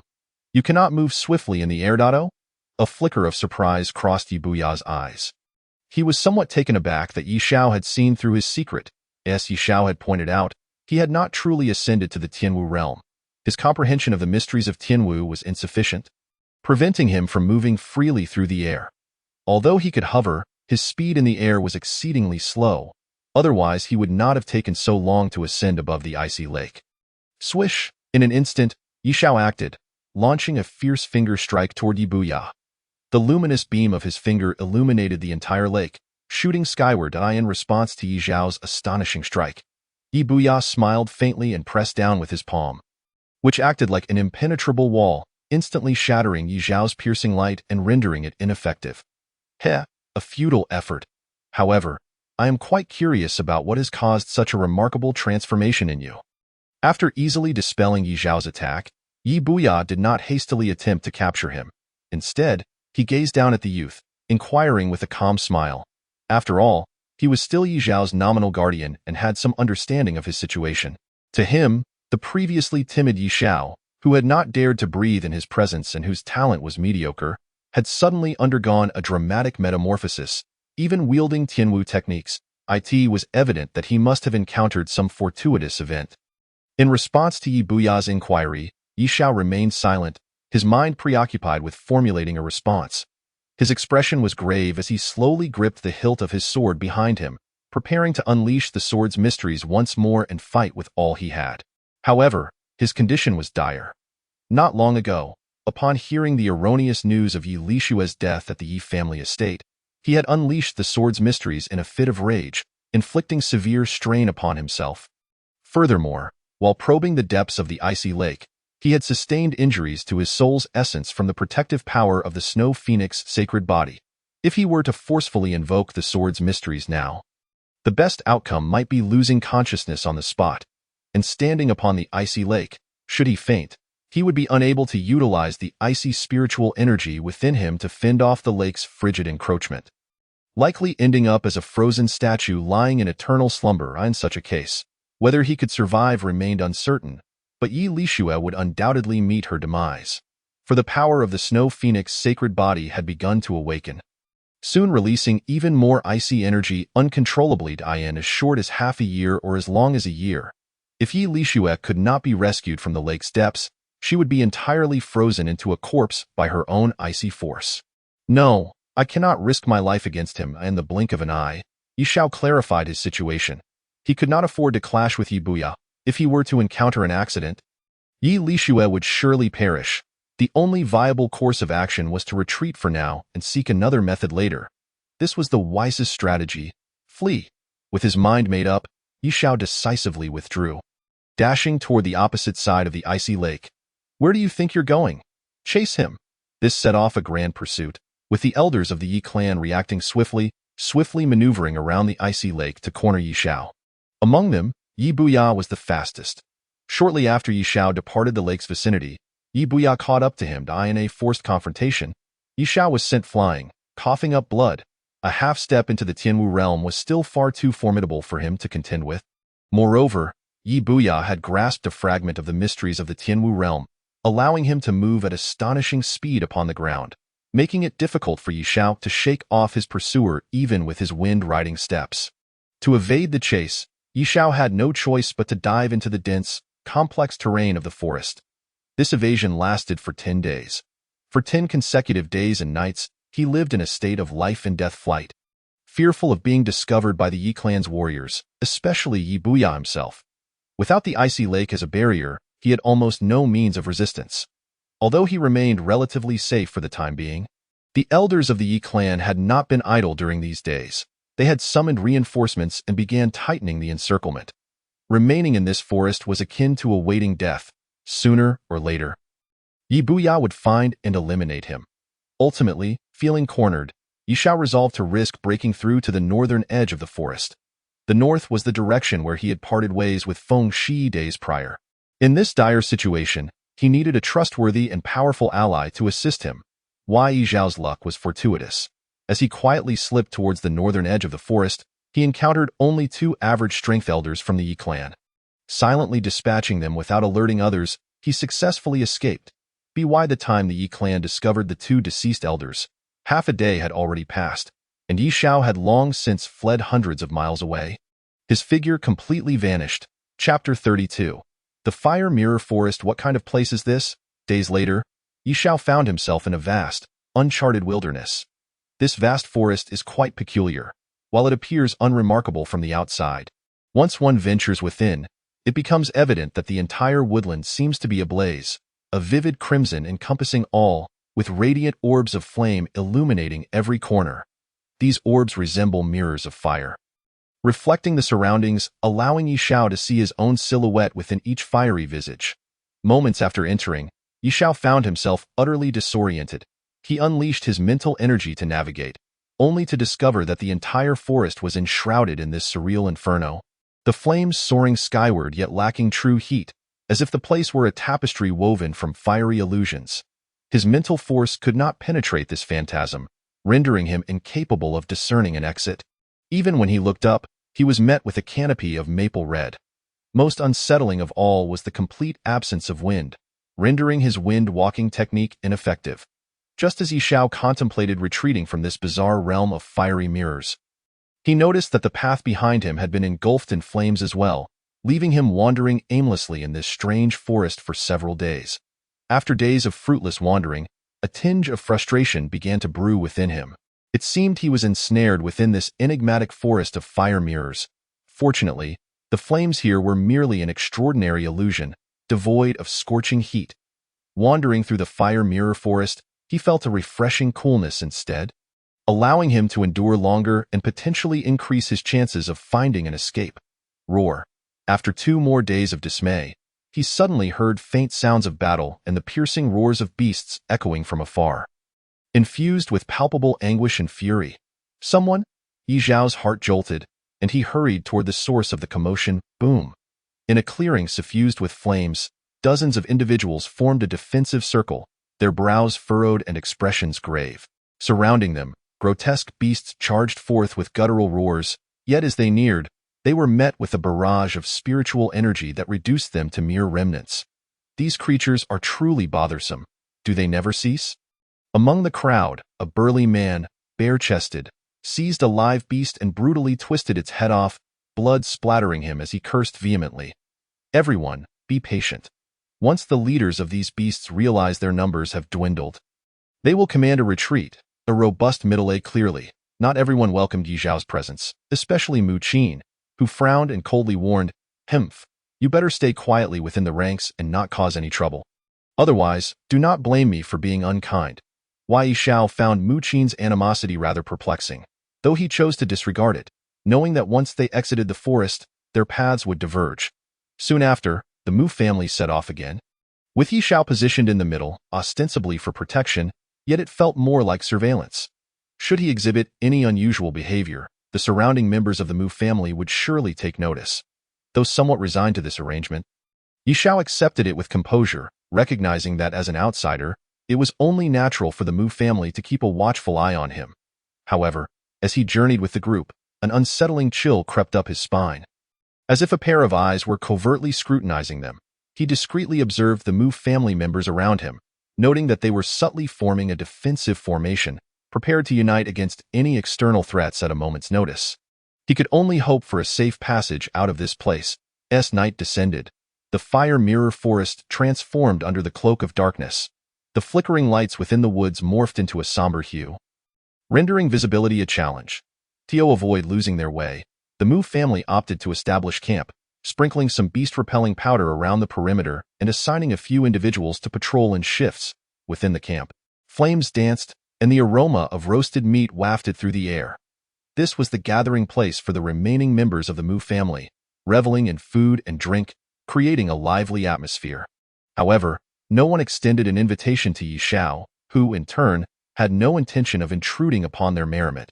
He sensed the subtle disdain from the Mu family's youth toward him, so he chose to remain quietly in the tent prepared for him. Closing his eyes in meditation, contemplating his next steps, I must rescue Li Shui within half a year, or else the power released upon the awakening of the Snow Phoenix's sacred body will ultimately freeze her life. Yet before that, I must first find a way to deal with Yi Buya. The half-step heavenly martial realm is still too formidable for me at present. I hope this journey leads me to Feng Shi. With her strength, eliminating Yi Buya should not pose a problem. Suddenly, amidst Yi Zhao's solitary contemplation, the tent flap was pulled aside by a delicate white hand. The playful and adorable Mu Ku heir, resembling a porcelain doll, entered with 2 skewers of roasted meat. Her cheeks flushed as she offered them to him. Wei Xiao smiled at Mu Ku heir. The little girl was innocent and kind-hearted, making it hard not to feel affection for her. Ke heir, has your Mu family encountered any troubles?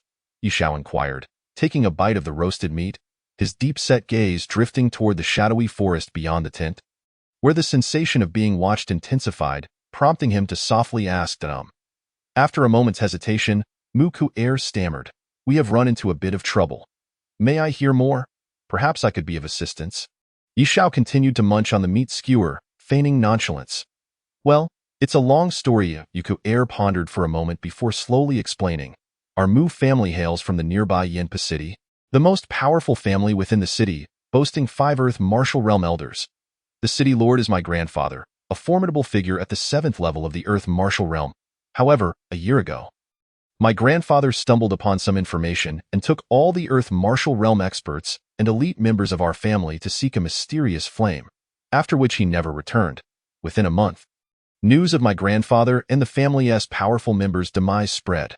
Seizing the opportunity, the second most powerful family, the Shui family, colluded with various factions within the city to oppress us, demanding wealth and even forcing us to relinquish the position of city lord. Fortunately, my father stepped up in the crisis, assuming the role of city lord and rallying the remaining members of our family to confront the Shui family, barely stabilizing the situation in Yanpa City. However, not long ago, the head of the Shui family, Shui Ming, advanced to the Earth Martial Realm, becoming the only such expert in Yanpa City, which has significantly increased the pressure on our Mu family. We are on the brink of losing our ancestral heritage and being reduced to a state of despair. Yet, we received intelligence that the Fire Mirror Forest harbors traces of the flame mysterious fruit. My father practices fire attribute techniques, and obtaining it would greatly enhance his chances of advancing to the Earth Martial Realm. If my father can also ascend, our Mu family can regain our footing and preserve our ancestral legacy in Yanpa City. Have you succeeded in acquiring it? Yi Xiao asked, chewing on the roasted meat, his words somewhat muffled. No. Mu Ku heir gently shook her head, her expression darkening as she pouted. Not only did we fail to secure the flame mysterious fruit, but we also accidentally killed a young beast, provoking the wrath of the Forest King, the blazing scale lion. Later, we learned that the young beast was a cub just born to the blazing scale lion. Because the lion had just given birth, it was still recovering and did not personally attack us, but instead commanded the beasts of the forest to retaliate against us, draining our energy. The wave of beasts you encountered earlier was driven to attack by the blazing scale lion. Fortunately, these beasts were coerced into fighting and were reluctant to obey, resulting in their sporadic assaults, which, while challenging, were manageable. Nevertheless, the relentless attacks from the beasts have significantly slowed our retreat. We have been pursued for a full 5 days now, and we still require at least another day to exit the forest. However, I heard my sister say that the blazing scale lion's period of weakness after giving birth lasts only about 7 days, and calculating the time, it may have already recovered sufficiently. The blazing scale lion is a vengeful and ferocious beast. It will not allow us to leave easily. Once its strength is restored, it will undoubtedly seek vengeance personally. As she spoke, a cloud of worry hung over Mu Ku heir's delicate brows, her youthful face etched with concern. Ah, I see. After listening, Yishao nodded in realization, understanding now why the atmosphere within the group felt so bleak, with each person seemingly taut with tension, all due to being targeted by a beast of the Forest King level. It became clear that the malevolent gaze he had sensed lurking in the shadows was likely that of the blazing scale lion, which must be nearby, keeping a close watch on the Mu family. However, the blazing scale lion's strength should not rival that of the mountain-dominating Yun Ke Wang he had encountered previously. Otherwise, even a weakened celestial beast that had just given birth would be capable of annihilating a team led by merely a 9th-level Xuanwu expert. Yet from Mu Ku-er's account, it seemed that even if the blazing scale lion was not a 4th-tier celestial beast, it could command other beasts, making it at least a formidable presence among 3rd-tier beasts. Once it fully recovers, its power would likely be on par with that of Earth martial realm experts among the human race, and with the ability to command the Forest-S beasts. The situation could become dire if the blazing scale lion attacked alongside its minions.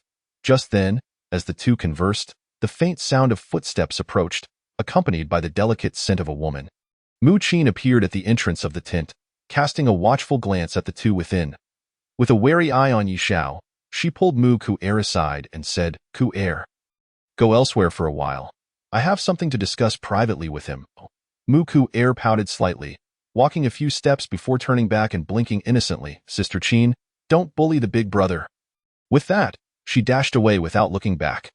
Watching the petite figure of Mu Ku-er disappear, Yishao chuckled and rubbed his nose, only to find Mu Qin staring at him intently. "Is there something you wish to discuss?"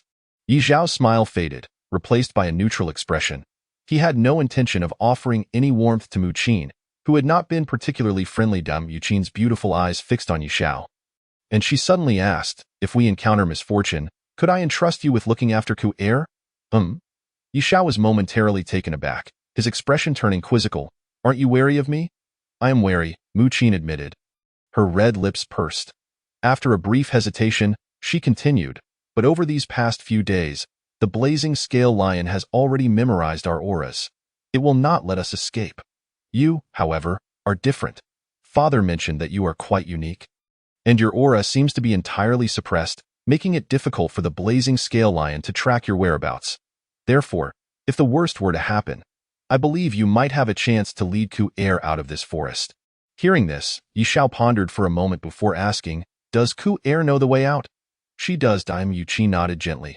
"Well then, that is settled." Yishao replied, nodding in agreement, choosing not to elaborate further. "Thank you." Upon witnessing the scene, Mu Qin's delicate face softened slightly. After her words fell, she gracefully departed, leaving behind a lingering fragrance that hung in the tent for quite some time. What a peculiar woman. As he gazed at Mu Qin's retreating figure, Yishao shook his head. Shortly after, the tent's curtain was drawn back once more, and Mu Ku-er entered, her small hands filled with skewers of grilled meat, her cherubic face beaming with delight. "Big brother, did sister bully you?" she inquired, cheerfully offering him a handful of meat skewers. "Not at all," Yishao replied with a gentle smile, affectionately patting Mu Ku-er's little head. Truly fond of this kind-hearted girl who was nearly the same age as his sister. The soft moonlight cascaded down, mingling with the flickering flames of the campfire, illuminating the serious expressions on the faces of those around. Roar! In the obscured line of sight, the forest's beasts were swiftly gathering in response to the call of the flame-scaled lion. Around the camp, the deep growls of the beasts multiplied, weighing heavily on everyone's hearts like immense boulders. "They're coming!" At a certain moment, within the tent, as Yishao sat in meditative silence, he suddenly opened his eyes, revealing deep, luminous orbs of jet black, thud. As expected, not long after Yishao's voice faded, a strong tremor resonated from the ground not far from the camped eye in the forest. Illuminated by the firelight, pairs of eyes, redder than flames themselves, began to emerge one after another. Clang clang, upon witnessing the unexpected onslaught of beasts. The warriors of the Mu family displayed no signs of surprise. Each was already prepared, swiftly grasping their weapons and gathering to form an impenetrable defensive formation. In just a few breaths, hundreds, if not thousands, of beasts had surrounded the camp, their numbers so vast they were beyond counting, and the air was thick with the pungent scent of beastly blood. Amidst the crowd, Yishao stood with Mu Ku-er, Observing the encirclement of beasts that left no room for escape, Yukur's face turned pale, her small hand instinctively gripping the hand of the sword-wielding youth beside her. Boom. Not long after the beasts appeared, the ground suddenly quaked, and the trees rustled ominously, revealing a massive figure shrouded in crimson flames, flickering like a mirage in the forest.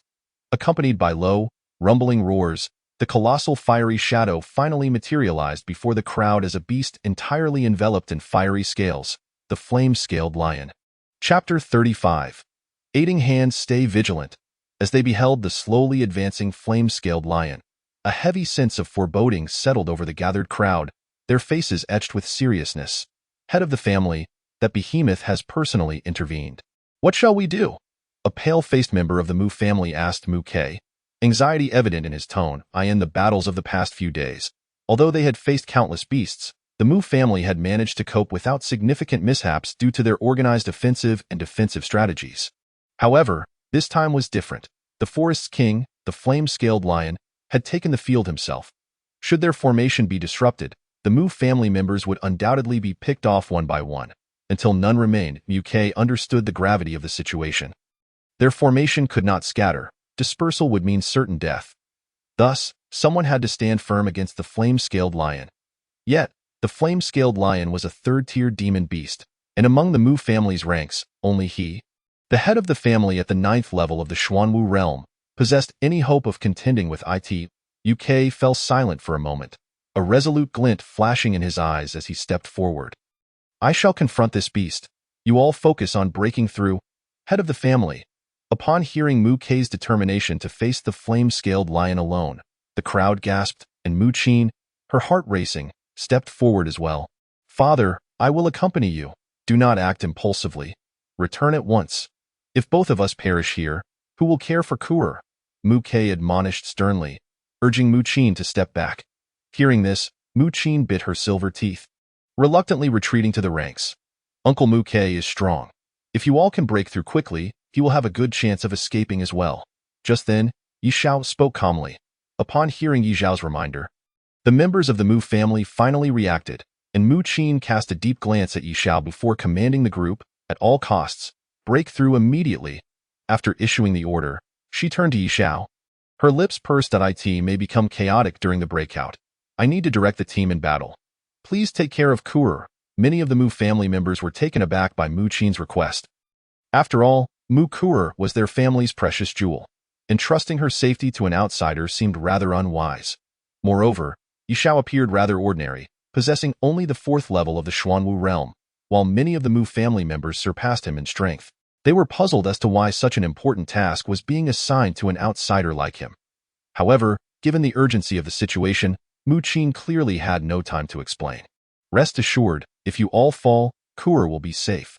Unfazed by the skeptical gazes directed at him, Yi Xiao affectionately ruffled Mu Kuer's hair, smiling.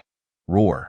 Just as Yi Xiao's laughter faded, the horde of beasts surged forth like a tidal wave, with the leading flame-scaled lion unleashing a deafening roar that sent shockwaves through the air, accompanied by a torrent of flames. The roar of the flame-scaled lion served as a signal to charge. As its cry echoed, thousands of beasts surged forward, shaking the earth and rattling the mountains, creating a truly terrifying spectacle. Do not linger in battle. Focus all efforts on breaking through. Mu Qin's expression shifted dramatically as she quickly commanded, directing the Mu family's ranks towards a specific direction. Bang, bang, bang.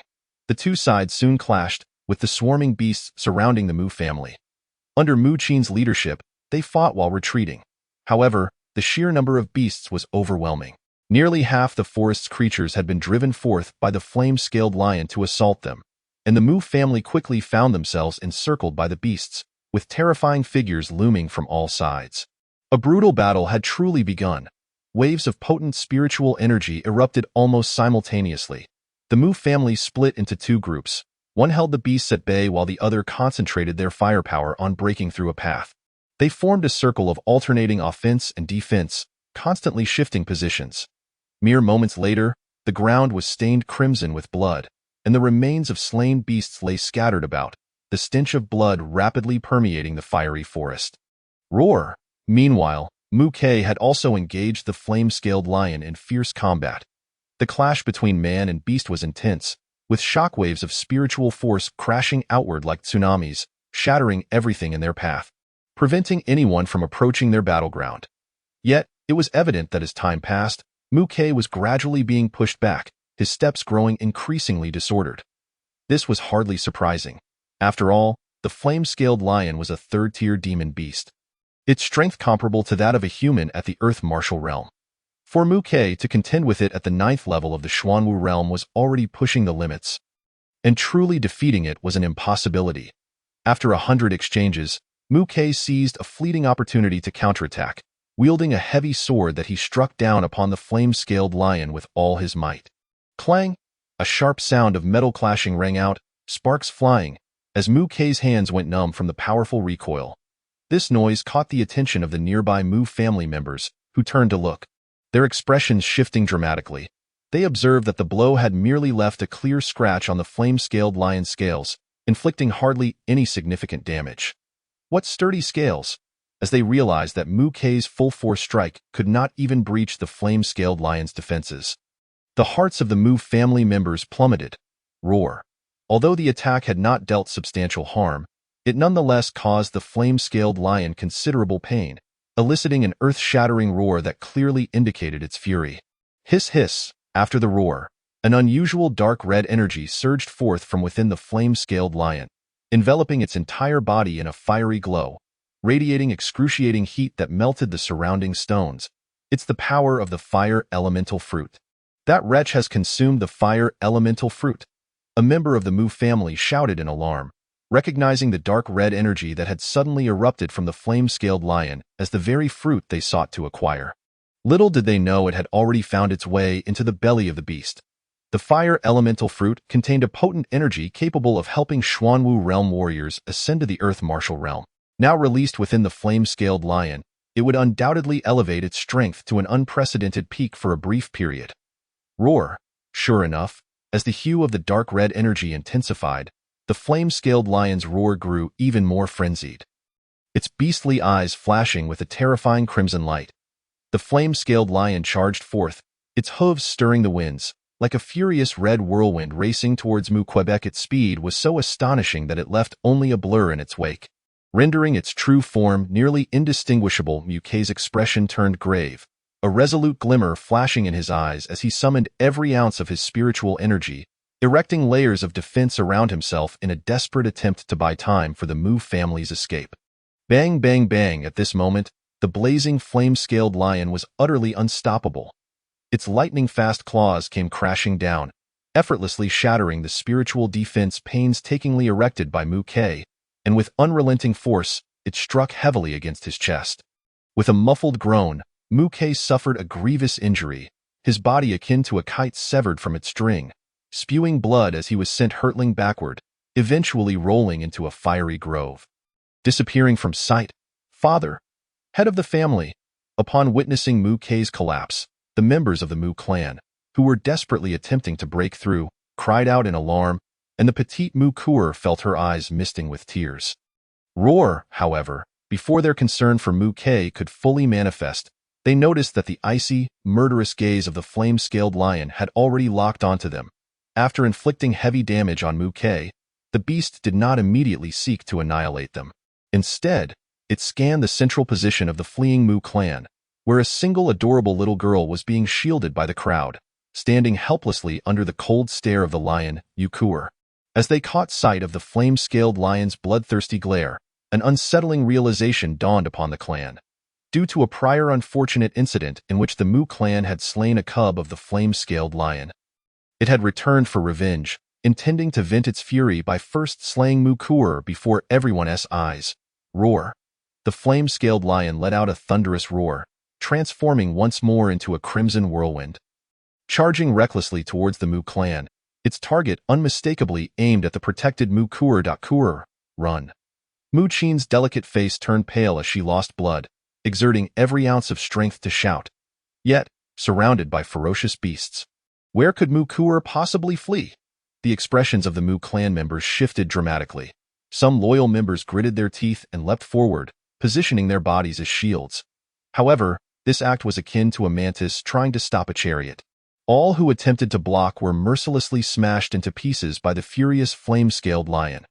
Not only the Mu clan members, but even the unfortunate beasts who inadvertently stood in the wrong place were torn to shreds by the vengeful lion. At this moment, the only thought in the flame-scaled lion's mind was to make the Mu clan experience the agony of losing a cub. "Stop, you beast! If you have grievances, come at me!" A voice filled with urgency and fury rang out. Belonging to Mu K, who had hastily returned from the distant woods to this moment, Mu K was covered in blood, staggering as he walked. Seeing the flame-scaled lion lunging towards Mu Kur, his eyes filled with desperation. He roared in anger. Yet, he was but a spent force, powerless to halt the lion's advance. No. As the claws of the flame-scaled lion reached out towards the almost within reach Mu Kur, the entire Mu clan let out a collective anguished wail, clang. Just then, a youthful figure suddenly appeared before Mu Kur, clad in white. His eyes sparkled like stars, one hand resting on the hilt of his sword at his back, eyeing the face of the raging flame-scaled lion. He calmly drew forth his spiritual sword. Chapter 36. A sword that repels thousands of beasts with a flash of cold light. The sword sang as Yi Xiao stood before Mu Kur, unleashing a decisive strike at the charging flame-scaled lion. In an instant, a myriad of sword energies erupted, a dazzling beam of sword light slicing through the air, racing towards the lion's neck like a bolt of thunder. Clang! The lion's neck was covered in tough scales, and when the sword light struck, it emitted a deafening explosion, sparks flying. The flame-scaled lion's eyes narrowed, its tail erect, instinctively sensing the threat of death, and it immediately abandoned its attack on Mu Kur, opting to retreat. The sword light, having severed a piece of flesh from the lion, soared into the distance. Roar! The flame-scaled lion clutched its bloodied neck, emitting a low growl, its gaze filled with trepidation as it fixated on Yi Xiao, who stood protectively before Mu Kur. He actually wounded the flame-scaled lion. The Mu clan members gasped in disbelief, their hearts stirred by a tumult of emotions as they beheld the scene before them. Not far away, Mu Qin also covered her mouth with her hand, unable to hide her astonishment. It was well known that the scales of the flame-scaled lion boasted formidable defensive power. Even Mu K, in his full might, could only leave a white mark upon them, unable to inflict any significant damage. Yet now, the seemingly invulnerable scales had been cleaved by this youth's sword. Moreover, had the lion not retreated in time, it might have faced decapitation from that very strike. What a terrifying sword it must be! Roar! The flame-scaled lion was indeed startled by Yi Xiao's earlier strike, its eyes reflecting a human-like fear. At this stage, its intelligence rivaled that of a mature human. It understood who was a threat and who was not. Clearly, this seemingly unremarkable sword-wielding youth before it was likely a being it could not afford to provoke. Its scales, once deemed indomitable, had proven vulnerable under the brilliance of the youth's sword. If several more strikes were to follow, not only would its revenge go unfulfilled, but it could also endanger its own life. As its eyes flickered with urgency, the flame-scaled lion began to retreat slowly, pulling some lesser beasts in front of itself as shields. Moments later, with a roar, the flame-scaled lion transformed into a red whirlwind, darting into the nearby thicket, swiftly fleeing. Once the lead lion took flight, the remaining beasts immediately lost their will to fight, howling as they scattered into the nearby woods, fleeing in all directions like birds and beasts. In mere moments, all the beasts had vanished, leaving behind a chaotic scene that bore testament to the fierce battle that had just transpired. Clang! Yi Xiao, with a calm expression, sheathed his sword, the sound of metal sliding into leather drawing the gaze of all around him. At this moment, the members of the Mu clan looked at the sword-bearing youth with eyes filled with profound respect. One sword repels thousands of beasts. A situation that had seemed hopeless was effortlessly resolved, leaving many in a daze, standing as if turned to stone. Big brother, you were amazing last night. Mu Kur's sweet, melodious voice suddenly broke the silence, awakening the dazed crowd, prompting them to step forward to express their gratitude. However, many wore expressions of embarrassment, recalling how they had dismissed Yi Xiao as a burden during their first encounter earlier that day. Yet now, it was clear that their short-sightedness had blinded them. Had Yi Xiao not joined them, they likely would have perished that night, devoured by beasts. Heroes emerge from youth. Young brother Yi Xiao, I admire you. Mu Ke approached, supported by Mu Qin, expressing heartfelt gratitude with a bow. Uncle Mu Ke, you flatter me. It was merely a small effort, Yishao replied with a smile and a wave of his hand. Upon hearing this, Mu Ke chuckled heartily, recalling how he had spoken similar words to Yishao earlier that day, surprised at how quickly the sentiment had returned. However, this was indeed a case of kindness repaid. At that moment, Mu Ke felt a surge of relief. Thankfully, he had softened his heart earlier that day and allowed the lost Yishao to remain with their group. Otherwise, the consequences of that night would have been unimaginable. Beside him, Mu Qin's cheeks flushed, revealing her embarrassment as she recalled how she had rejected Yi Zhao's companionship earlier. She speculated that Yi Zhao might harbor resentment towards her cold demeanor, especially considering that, from what he had just demonstrated, he could have intervened much sooner to deter the flame-scaled lion. If the lion had chosen to slaughter others first, sparing Mu Kuer for last, it was likely that Yi Zhao would have remained passive until the very end. Contemplating this, Mu Qin's eyes filled with a complex mix of emotions as she glanced at the lifeless bodies of several clan members nearby.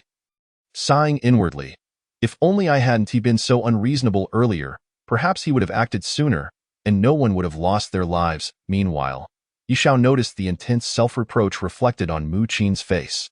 However, unbeknownst to her, Yi Zhao's decision to hold back was not due to her earlier haughty attitude. Rather, employing the essence of the sword path was an immense burden for him at present, unsuitable for prolonged combat. Moreover, the flame-scaled lion possessed considerable intelligence. If it sensed anything amiss, Yi Zhao himself could find himself in peril. Thus, he chose to wait for the opportune moment, ensuring that when he did strike, it would be decisive enough to deter the lion. Fortunately, Yi Zhao's timing was exquisite. Indeed, a single strike managed to send the flame-scaled lion retreating, leaving it unwilling to pursue further vengeance against the Mu clan. Of course, Yi Zhao could never divulge these secrets to anyone else, in the world outside. A touch of mystery equated to an additional layer of safety.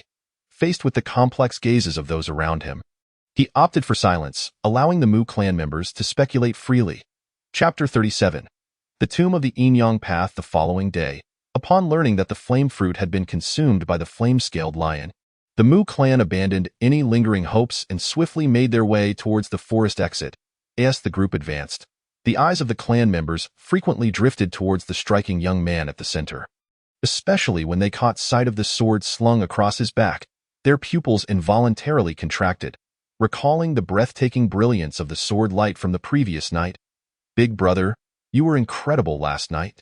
Once the threat of the demon beasts had dissipated, Mu Kuer exuberantly trailed beside Yi Zhao, her sparkling eyes brimming with admiration. It was rather casual, Yi Zhao thought, as he smiled at Mu Kuer. Within this entourage, only she could elicit even the slightest shift in his emotional demeanor. At that moment, Mu Qin, who had been observing from the shadows for quite some time, approached gracefully, seizing the opportunity to speak with a charming smile. Thank you for yesterday, and no need for thanks. It was merely a trifling effort, Yi Zhao replied with a gentle smile, then turned his attention back to conversing with Mu Kuer, leaving Mu Qin momentarily neglected. Mu Qin bit her rosy lip, her delicate hands clutching her garment, revealing a hint of embarrassment.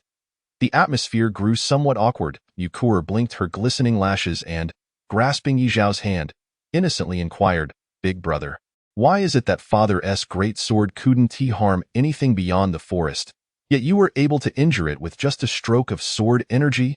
That's simply incredible.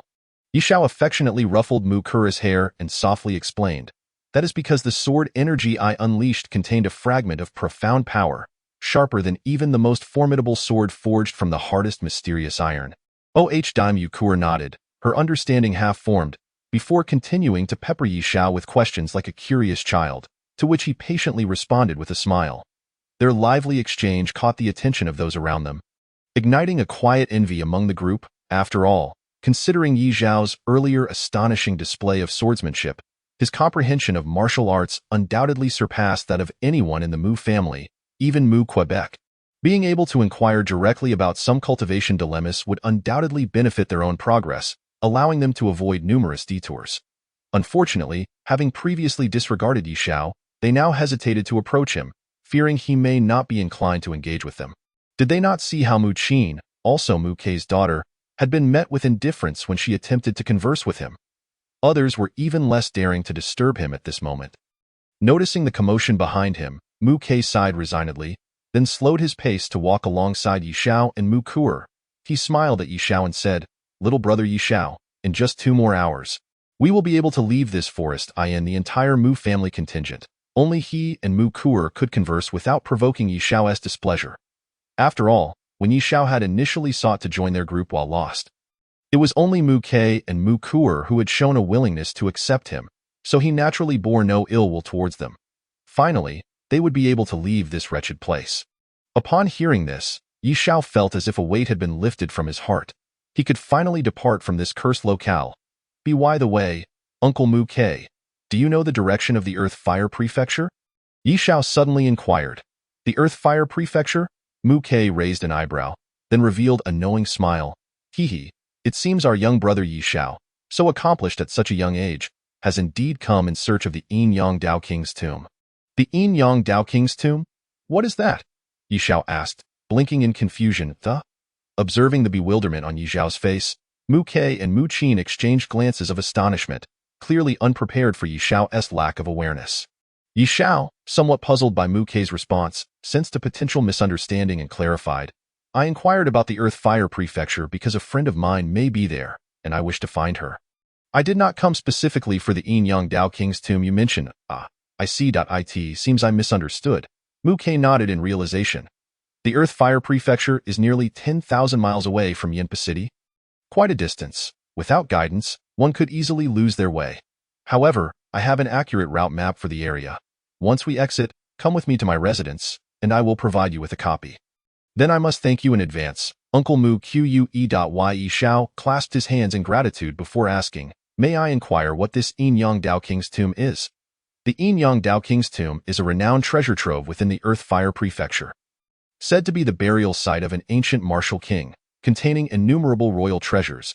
Muk explained with a smile. It is rumored that this martial king was on the verge of transcending to the royal realm, possessing formidable power. After his demise, his royal cultivation transformed into pure and potent spiritual energy, which expanded to create an expansive celestial paradise around his tomb. After years of evolution, the tomb not only contained the treasures left behind by the martial king, but also gave rise to numerous new heavenly materials, drawing countless martial artists eager to explore. It is said that some have acquired martial arts techniques and heavenly-grade spiritual treasures within, and even some have claimed to have encountered traces of pure spiritual treasures inside. Hearing this, Yi Xiao's interest was piqued, and he displayed a hint of curiosity. Martial arts techniques are a class above ordinary martial skills, capable of harnessing celestial forces for one's own use, transcending the realm of mere martial techniques, hence being termed as arts. Once unleashed, martial arts techniques possess the terrifying ability to incinerate mountains and boil seas, making it conceivable to defeat foes beyond one's level if obtained, as for the so-called Dao treasures. They are even more advanced than spiritual treasures. Ordinary spiritual treasures are classified into 3 tiers, heaven, earth, and human, but above the highest grade of heavenly spiritual treasures lies the Dao treasure. Dao treasures, too, are divided into 3 categories: pure spirit, true spirit, and holy spirit. Even the most basic pure spirit Dao treasures can effortlessly shatter countless heavenly spiritual treasures, as they operate on an entirely different level. Dao treasures are infused with the power of the Wei, possessing extraordinary might, and can unleash terrifying force even without a wielder. If one could acquire them, a martial artist would also gain the ability to slay foes above their level. Martial arts techniques and pure spirit Dao treasures are items that, even in the divine realm where Yi Xiao once resided, were only possessed by formidable martial sects, nearly impossible to find in the mundane world. The emergence of such items would undoubtedly ignite a bloody storm. If he could obtain martial arts techniques or a pure spirit Dao treasure from the Yin Yang Dao King's tomb, even if he ultimately could not find Feng Shiyi in time for assistance, he could still save his sister, Yili Shui. Chapter 38. The request. How long has the Yin Yang Dao King's tomb been excavated? Surely its treasures have been thoroughly plundered by now? Yi Xiao, feeling stirred, questioned with a hint of skepticism. Young brother, you may not be aware, Mu Ke chuckled. Shaking his head, it appears that the deceased martial king did not wish to be disturbed. Thus, before his passing, he set up an extraordinarily formidable sealing array at the entrance of the Yin Yang Dao King's tomb. This array is so potent that even a heavenly martial realm expert cannot budge it. And it possesses a remarkable self-repairing function, capable of absorbing the essence of heaven and earth to swiftly restore itself. No matter the damage inflicted, it sounds as though, with such a sealing array in place, outsiders would be unable to force their way in. But how did people manage to enter before? Yishao mused, curiosity glimmering in his eyes. Hee. While that sealing array is indeed powerful enough to deter anyone from attempting to breach it, perhaps due to its age, it has begun to show signs of weakening over the past century. Mu Ke smiled again. The sealing array guarding the Yin-Yang Dao King's tomb has entered a brief period of vulnerability every 5 years since 100 years ago. During this time, martial artists from the outside world can take advantage of the opportunity to enter freely, provided their cultivation does not exceed the 7th level of the heavenly martial realm. However, this vulnerability lasts only 36 hours. Once the time is up, the sealing array restores itself, and those trapped inside will be sealed alive as accompanying offerings in the tomb. Moreover, the interior space of the tomb is vast. And given the time constraints of each opening, despite the numerous explorations conducted over the years, no one has ever truly located the resting place of that ancient king. Thus, every 5 years, countless martial artists flock to the Earth Fire Prefecture, hoping to uncover the genuine legacy of the king and ascend from obscurity to prominence. Muk's eyes glimmered with longing as he spoke, though he bore the weight of his family's responsibilities and could not afford to take such risks in that perilous den of dragons and tigers. Calculating the time, in 3 months, the Yin-Yang Dao King's tomb will open once again, hence the influx of martial artists passing through Yinpa City towards the Earth Fire Prefecture. That is why I mistakenly assumed our young brother Yishao was also drawn by the allure of the Yin-Yang Dao King's tomb. I see that why Yishao nodded, and upon grasping the context, his gaze flickered as he inquired further, "May I ask, Uncle Mu Ke, are there any particular forces in the Earth Fire Prefecture that one should be wary of?" Hee, young brother, it seems you have taken an interest in the Yin-Yang Dao King's tomb. Mu Ke chuckled. Why Yishao noncommittally nodded. Though the realm of the Earth Fire County is rife with a multitude of factions and characters, with the strength of my little brother, provided he refrains from provoking trouble, it seems he can navigate this world without much difficulty. Muk pondered for a moment before continuing. However, there are 3 formidable forces within the Earth Fire County that you must pay particular heed to. These 3 powers are each anchored by genuine heavenly martial realm experts: the County Governor's Mansion, the Mad Battle Sect, and the Yin-Yang Pavilion. Reciting the names of the County Governor's Mansion, the Mad Battle Sect, and the Yin-Yang Pavilion in his heart, Yishao silently committed their existence to memory, aware of their formidable status. The County Governor's Mansion, without a doubt, is the true old guard of the Earth Fire County, the ostensible ruler of the region. While various factions rise and fall within the county, it stands resolute and unyielding through the years. It is said that the current county governor, Xue Qianming, is the most powerful and ruthless in a century. Upon assuming the position, he faced a challenge from a heavenly martial realm expert.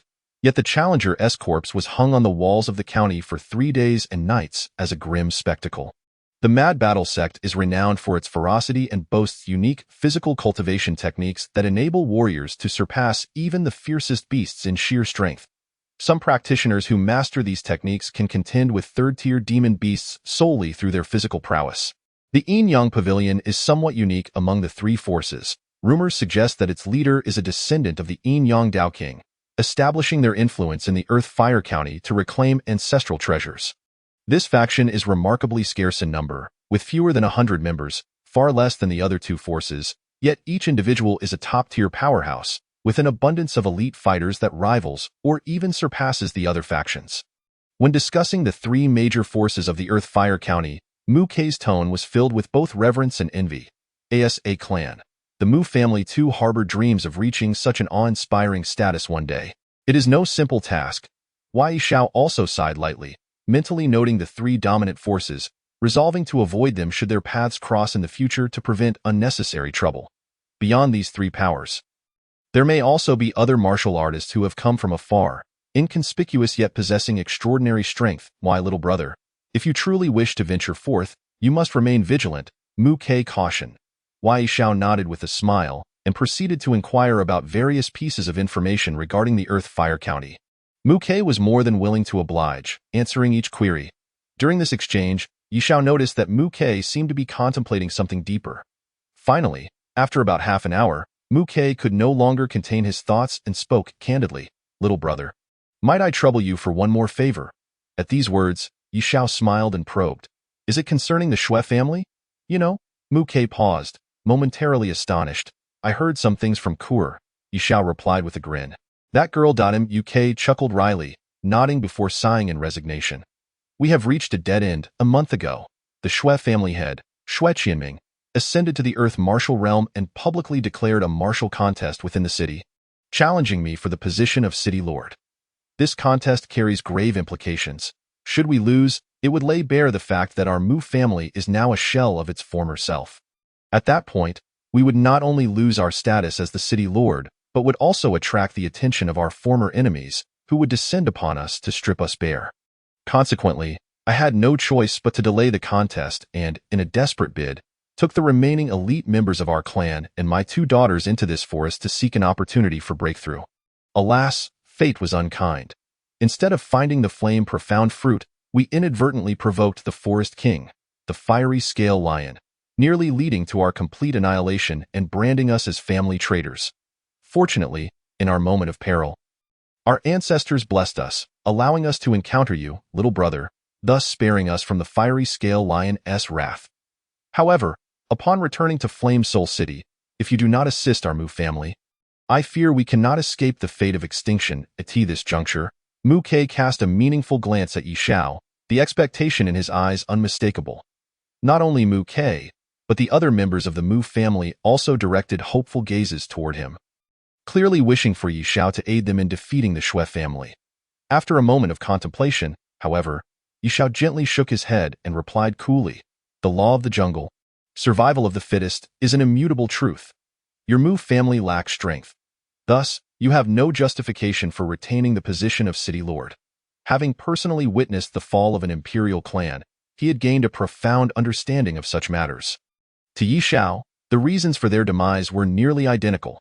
The Jiuxiao imperial clan lacked the strength to protect their divine law, leading to their annihilation by the other top-tier forces of the divine realm. While he narrowly escaped with his life, the Mu family now faced a similar crisis due to their inability to intimidate the forces of Flame Soul City, putting them at risk of being usurped by the Shui family. It was unrealistic for the Mu family to expect him to intervene. After all, he bore no grudge against the Shui family and had no reason to offend a powerful faction led by a heavenly martial realm expert.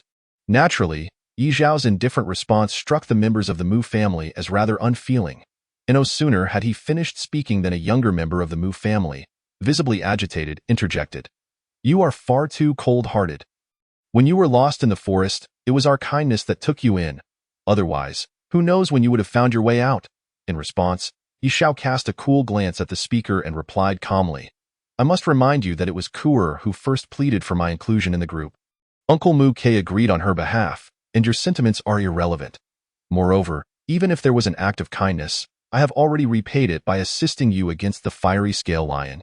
I owe you nothing. You. The young Mu family member's face paled as he attempted to argue further, but Yi Xiao, his gaze lowered, preemptively interrupted. Furthermore, should your Mu family truly face annihilation, I can ensure Kura's safety. But as for the rest of you, you shall have to fend for yourselves. Upon hearing such a callous declaration, the expressions of the Mu family members grew somewhat awkward. Yi Xiao's words clearly indicated that while he had the capability to protect the Mu family, he was unwilling to intervene. If it came down to a life-and-death situation, he would only act to safeguard Kur. Moreover, given their previous encounters, none doubted the veracity of Yi Xiao's words. After all, when the fiery scale lion led its minions to assault the camp, it was only due to the creature targeting Kur that Yi Xiao revealed his true strength. Otherwise, he might have watched indifferently as the Mu family faced devastation. The atmosphere within the group grew palpably tense, with many members of the Mu family secretly regretting their initial treatment of Yi Xiao. Meanwhile, Mu Qin sighed deeply, her face flushed with embarrassment, rendered speechless. For it was she who had opposed Yi Xiao's inclusion most vehemently, her earlier refusal now feeling painfully misplaced given the dire circumstances they now faced. In light of this, the members of the Mu family could only cast their desperate gazes towards Kur. This young divine figure before them clearly was impervious to persuasion. Aware that she had become the sole hope for the Mu family, Kuer hesitated for a moment before finally summoning the courage to step forward. Timidly addressing Yishao, "Big brother, could you possibly help us?" To their astonishment, Yishao affectionately ruffled Kuer's hair and readily responded with a smile. "Certainly." The Mu family members were momentarily taken aback, their expressions reflecting sheer astonishment, struggling to comprehend the swift change in his demeanor. Just moments ago, he had appeared resolute in his refusal to assist. How could he so readily acquiesce at Kuer's request? Was Kuer truly that significant to him? Once they regained their composure, the members of the Mu family displayed visible delight, but then they heard Yishao continue, his tone once again measured. "In light of Kuer's appeal, I can assist you against the Shui family, but there is no such thing as a free lunch in this world. You must provide me with an appropriate reward in return." "What reward?" Overwhelmed with surprise, Mu Qin's expression turned wary, her lips pressed together. "Kuer is still young. If there is anything specific you need, I, as her elder sister, can take care of it." "You can take care of it?" Yishao regarded Mu Qin with a bemused expression, shaking his head slightly. "You cannot fulfill this. I require 10,000 spirit stones as compensation. Can you make that decision on behalf of the Mu family?" Ling's stone. Mu Qin's delicate face froze momentarily as she realized her thoughts may have wandered astray. Instantly, her exquisite cheeks blossomed with a faint blush, and she cleared her throat, saying, "You should ask my father about that." With that, she covered her face and dashed to the forefront of the group, burying her head as she moved forward. Her long, elegant legs carried her swiftly, leaving the others behind. Those behind her glanced over, clearly seeing that Mu Qin's charming earlobes were flushed, and her beautiful eyes held a hint of indignation as she discreetly looked back. What a peculiar woman! Wei Yishao once again shook his head inwardly. Compared to the innocent and adorable Mu Kuer, the behavior of this elder sister of the Qin was indeed somewhat perplexing. "You are taking advantage of the situation? 10,000 spirit stones? Why not just rob someone? Your audacious demand is excessive. Even hiring a true Earth martial realm expert to act on behalf of the Mu family wouldn't cost 10,000 spirit stones." Meanwhile, upon hearing Yi Zhao's request for 10,000 spirit stones as compensation, some members of the Mu family could no longer contain themselves and erupted in righteous indignation. "I merely stated my conditions. If you disagree, you may seek a genuine Earth martial realm expert to assist you." In the face of their skepticism and accusations, Yi Zhao merely smiled, uninterested in offering further explanations. Upon hearing this, the members of the Mu family fell silent, their expressions filled with frustration. They were currently like clay statues crossing a river, unable to protect themselves. How could they dare to hire a true Earth martial realm expert? If they were to invite an external Earth martial realm expert, it would be akin to shutting the front door on a tiger only to let a wolf through the back. Who could guarantee that an external expert, once summoned to deal with the Shui family, wouldn't turn into the next Shui family themselves? What if they joined forces with the Shui family upon arrival? The precarious situation of the Mu family left them feeling exceptionally vulnerable and sensitive, making it nearly impossible to trust an unknown external powerhouse. Only Yi Zhao, after the previous night's beast attack, had made the Mu family realize that he possessed the strength to confront Earth martial realm experts, and they found his character entirely trustworthy. From the very beginning, he could have taken them hostage and forced them to lead him out of the forest. Yet he chose not to. Instead, he joined their group courteously and lent a helping hand at a crucial moment. And no matter how one looked at it, Yi Zhao appeared to be the only lifeline the Mu family could grasp. However, the challenge remained that Yi Zhao was primarily concerned with the life and death of Mu Kuer, indifferent to the survival of the Mu family. "Very well, as long as the young brother assists my Mu family in overcoming this crisis, I, Mu K, shall certainly present the entire sum of 10,000 spirit stones." At this pivotal moment, it was Mu K, the current head of the Mu family, who stepped forward, biting his teeth and nodding in agreement.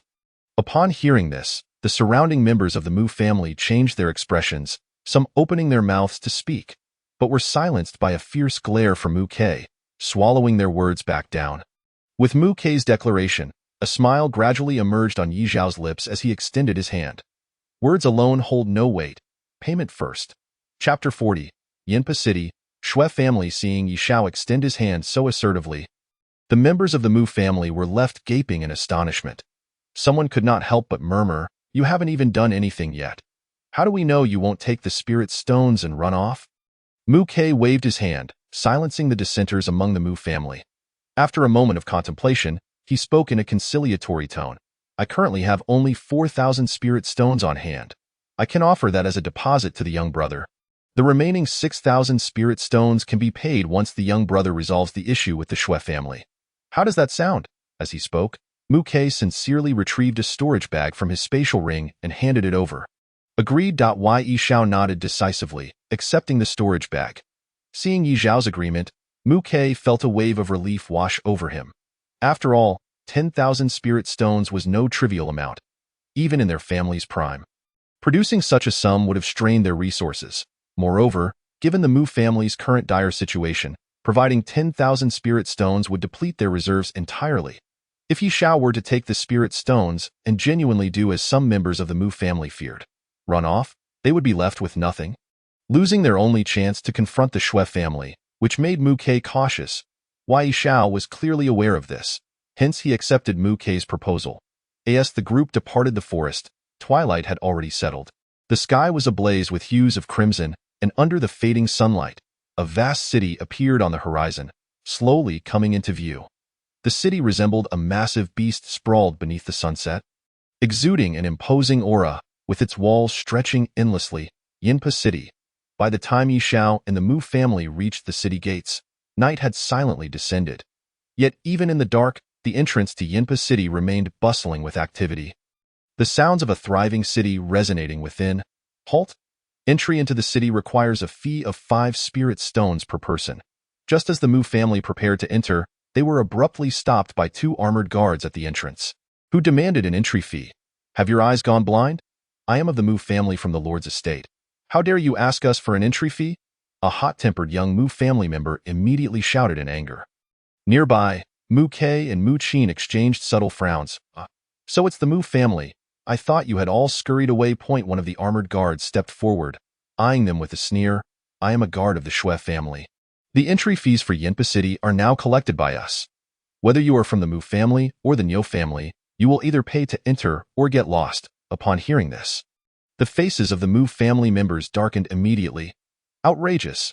Mu Qin exclaimed, her beautiful eyes filled with fury as she stepped forward, raising her delicate hand to strike the armored guard.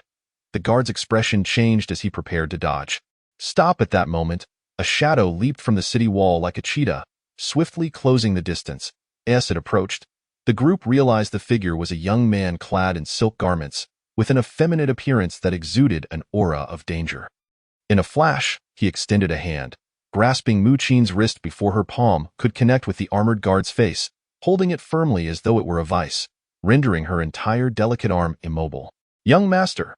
The 2 armored guards immediately bowed respectfully upon seeing the young man. Shuemo. The Mu family also recognized the identity of the young man, many faces shifting to reveal deep apprehension. Even Mu Ke, upon seeing Shuemo, furrowed his brow, his posture tightening. Big brother, this Shuemo is formidable. He is only 20 years old and already a 9th-level expert in the Xuanwu realm, hailed as the greatest talent in Yinpa City in a century. His strength rivaling that of father. If a conflict arises, you must help us. I beg you. Mu Ke stood on her tiptoes, looking up at Yi Xiao with pleading eyes. Hearing this, Yi Xiao smiled slightly, ruffling Mu Ke's small head and nodding gently. Shuemo, what is your intention? On what grounds does your Shui family collect entry fees on behalf of the Lord's estate? Mu Qin's face turned icy as she coldly questioned. Oh, on what grounds? Isn't it obvious? Your Mu family no longer has a single Earth martial realm expert. How can you claim the right to remain in the Lord's position? Shuemo replied with a faint smile. His eyes filled with disdain. As he spoke, he exerted pressure on Mu Qin's delicate wrist. Instantly, Mu Qin's brows furrowed, her face contorted in pain, yet she bit her lips stubbornly, refusing to show weakness before the crowd, suppressing any cries of agony. However, Shuemo, noticing her struggle, revealed a hint of cruelty in his eyes, a mocking smile appearing on his lips as he increased his grip. The sharp pain in her wrist forced a soft groan of distress from Mu Qin's lips. Upon hearing such a tantalizing sound, Shuemo instinctively licked his lips, a glint of perverse delight shimmering in his eyes. Let go of my sister, Mu Ke cried, her small face filled with rage as she rushed forward, throwing a delicate punch at Shuemo's waist. Little Ke, You've become even more enchanting in these few days. I wonder if the sounds from that cherry blossom mouth of yours are even more alluring than your sister's. Shui Mo raised an eyebrow, a lewd grin spreading across his face as he extended his other hand, claws outstretched to snatch at Mukur's tiny fist. Just as Shui Mo's hand was about to grasp Mukur's small hand, a long, fair hand belonging to a young man stepped in, seizing Shui Mo's wrist first. Ah!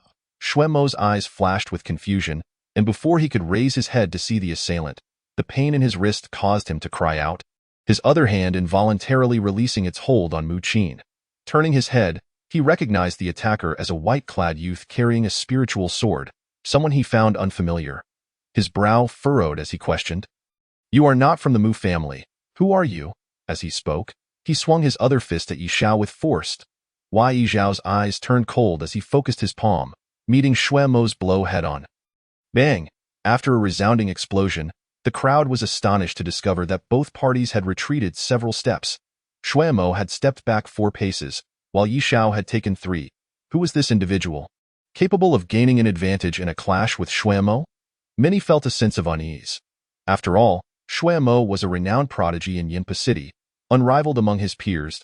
In contrast, his opponent, Yi Xiao, was relatively unknown to the onlookers, and his manifested aura was far weaker than that of Shui Mo, yet he managed to secure an advantage in this impromptu contest of spiritual power, which was truly remarkable.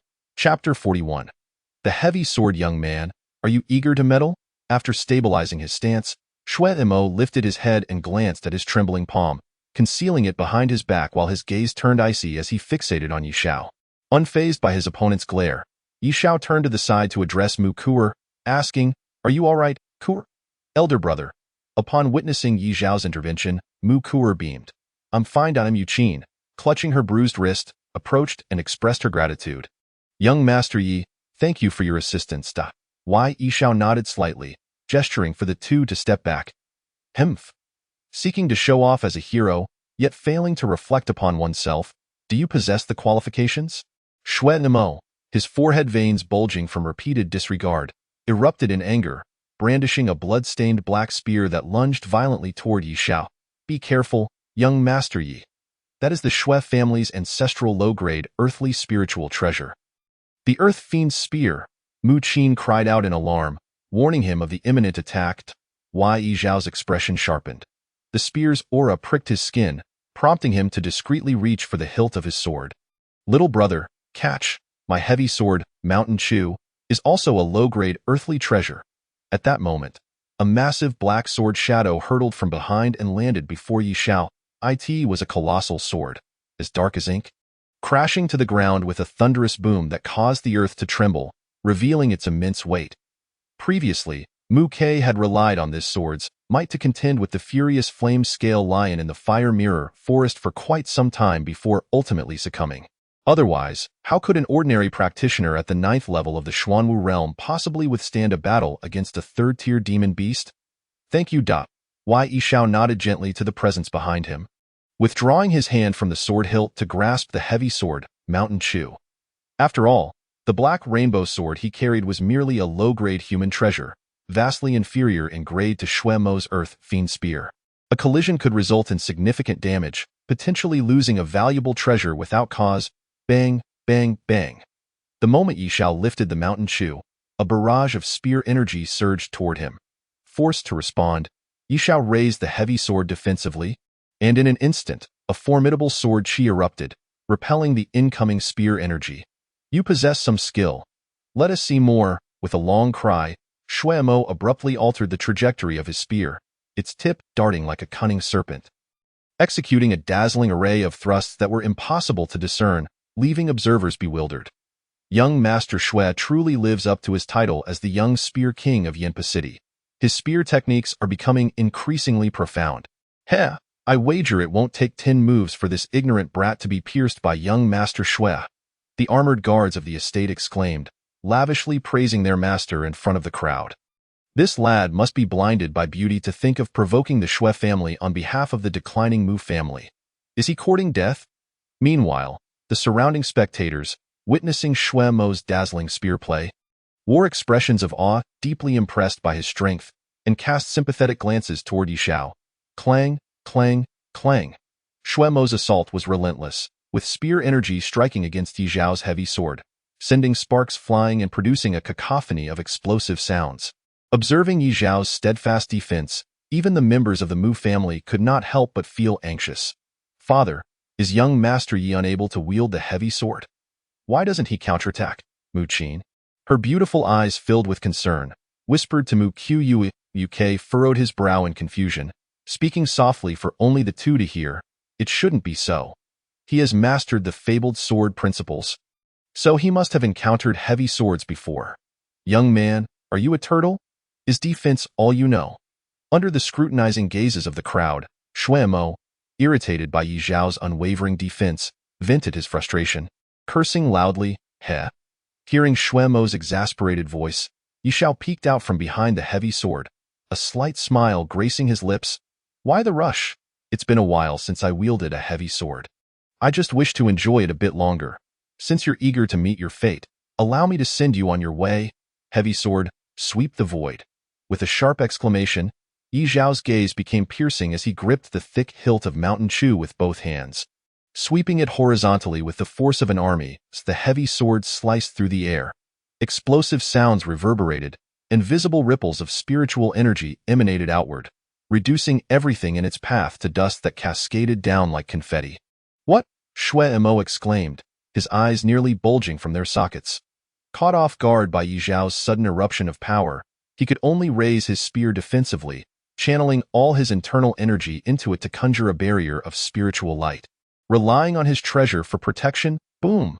The heavy sword Mountain Chu descended with a thunderous crash, akin to an ancient giant mountain pressing down, scattering the clouds above and shattering Shui Mo's painstakingly constructed defenses.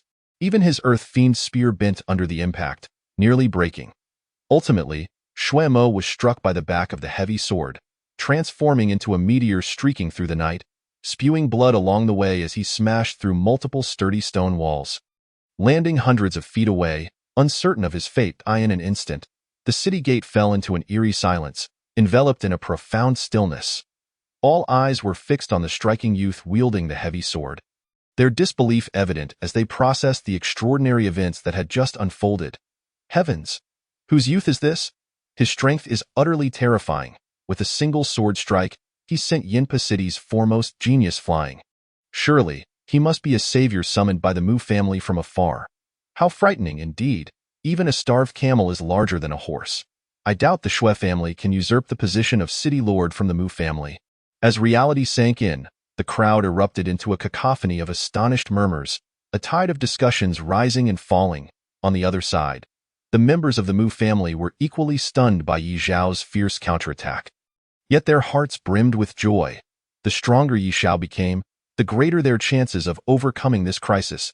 At this moment, only Yi Zhao himself gazed regretfully in the direction where Shui Mo had been sent flying. Alas, I still didn't manage to control my strength well enough. It seems I won't have time to collect any spoils. Chapter 42. The Reckoning. After a series of tribulations, the group entered the city without paying any fees.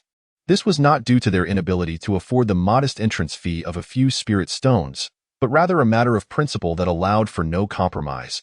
After traversing the spacious and bustling streets for about half an hour, they arrived at an imposing residence and came to a halt.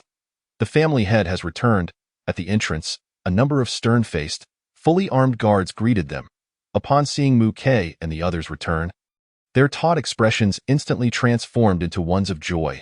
Soon, Yi Zhao felt a commotion erupt from within the estate, as hundreds of heads emerged from inside, creating a sea of black. Yi Zhao nodded silently.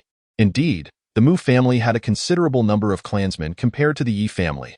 The prospect of relocating and re-establishing themselves elsewhere would undoubtedly be an arduous task. It was no wonder Mu Ke was so determined to defend the Mu family's territory in Yinpa City. As news of Mu Ke's return spread rapidly, several elderly figures with white hair soon emerged, tearfully lamenting, "Family head, you're finally back. The Shui family of bandits took advantage of your absence." Before they could finish, Mu Ke raised a hand to silence the elders who wished to voice their grievances, urging them to hold their tongues. He then turned to his two daughters, instructing, "Qiner, Kuer, please escort young Master Yi to the guest room for some rest and arrange the best accommodations."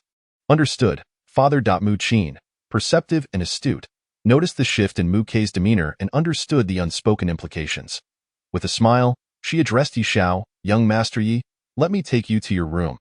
Elder brother, let us go. I'll fetch some of Father's treasured tea to brew for you."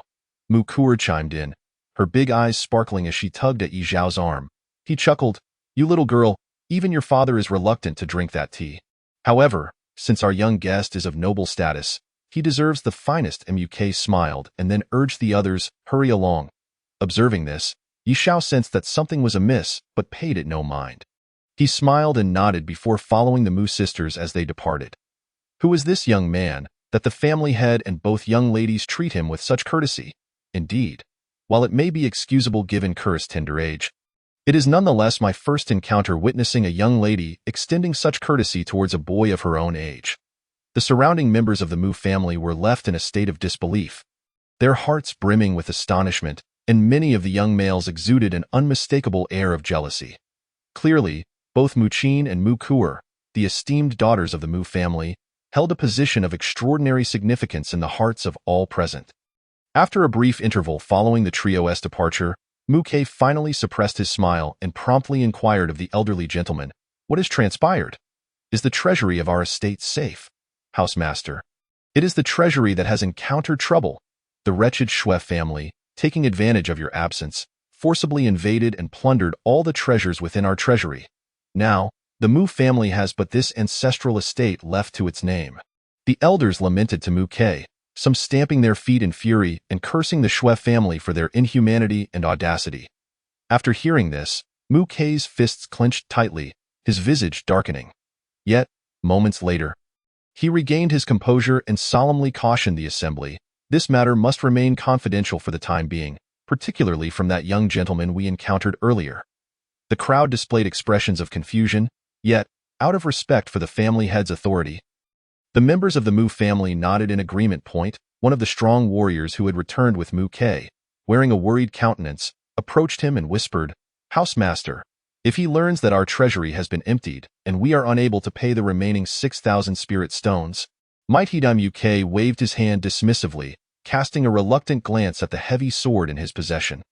After a moment of contemplation, he resolutely declared, "If it comes to that, I shall offer this Shangquan heavy sword as repayment."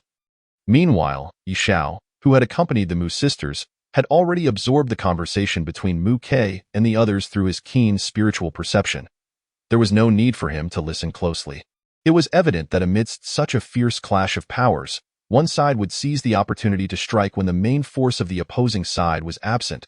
However, he had not anticipated that the Xue family would resort to such underhanded tactics, exploiting Mu Kei's absence on a treasure hunt in the Fire Mirror Forest to completely ransack the Mu family's treasury. Consequently, the Mu family had lost even its last vestige of hope for a comeback. Yi Xiao couldn't help but wonder if the news of the treasure in the Fire Mirror Forest had been deliberately leaked by the Xue family to weaken the Mu family's strength and gradually erode their capacity for resistance. Shortly thereafter, upon arriving at the guest quarters and exchanging a few simple pleasantries, Yi Xiao bid farewell to the two sisters. Although he was now aware that the Mu family could not provide the remaining 6,000 spirit stones as promised, he had no intention of simply walking away. Since the reward had been seized by the Xue family, he would seek it from them instead. Yet, given that Xue Qianming was a formidable Earth martial realm expert with unknown combat capabilities, he needed to prepare adequately to avoid any unforeseen pitfalls. With this thought in mind, Yi Xiao took out the 4,000 spirit stones that Mu Kei had initially provided him, forming a cultivation seal and commencing the absorption of their pure spiritual energy to further enhance his strength. In the dead of night, while Yi Xiao was engrossed in his training, a cacophony of chaotic sounds erupted outside. "This is bad. The Xue family has surrounded us." The piercing alarm reverberated, and the turmoil rapidly escalated throughout the Mu estate.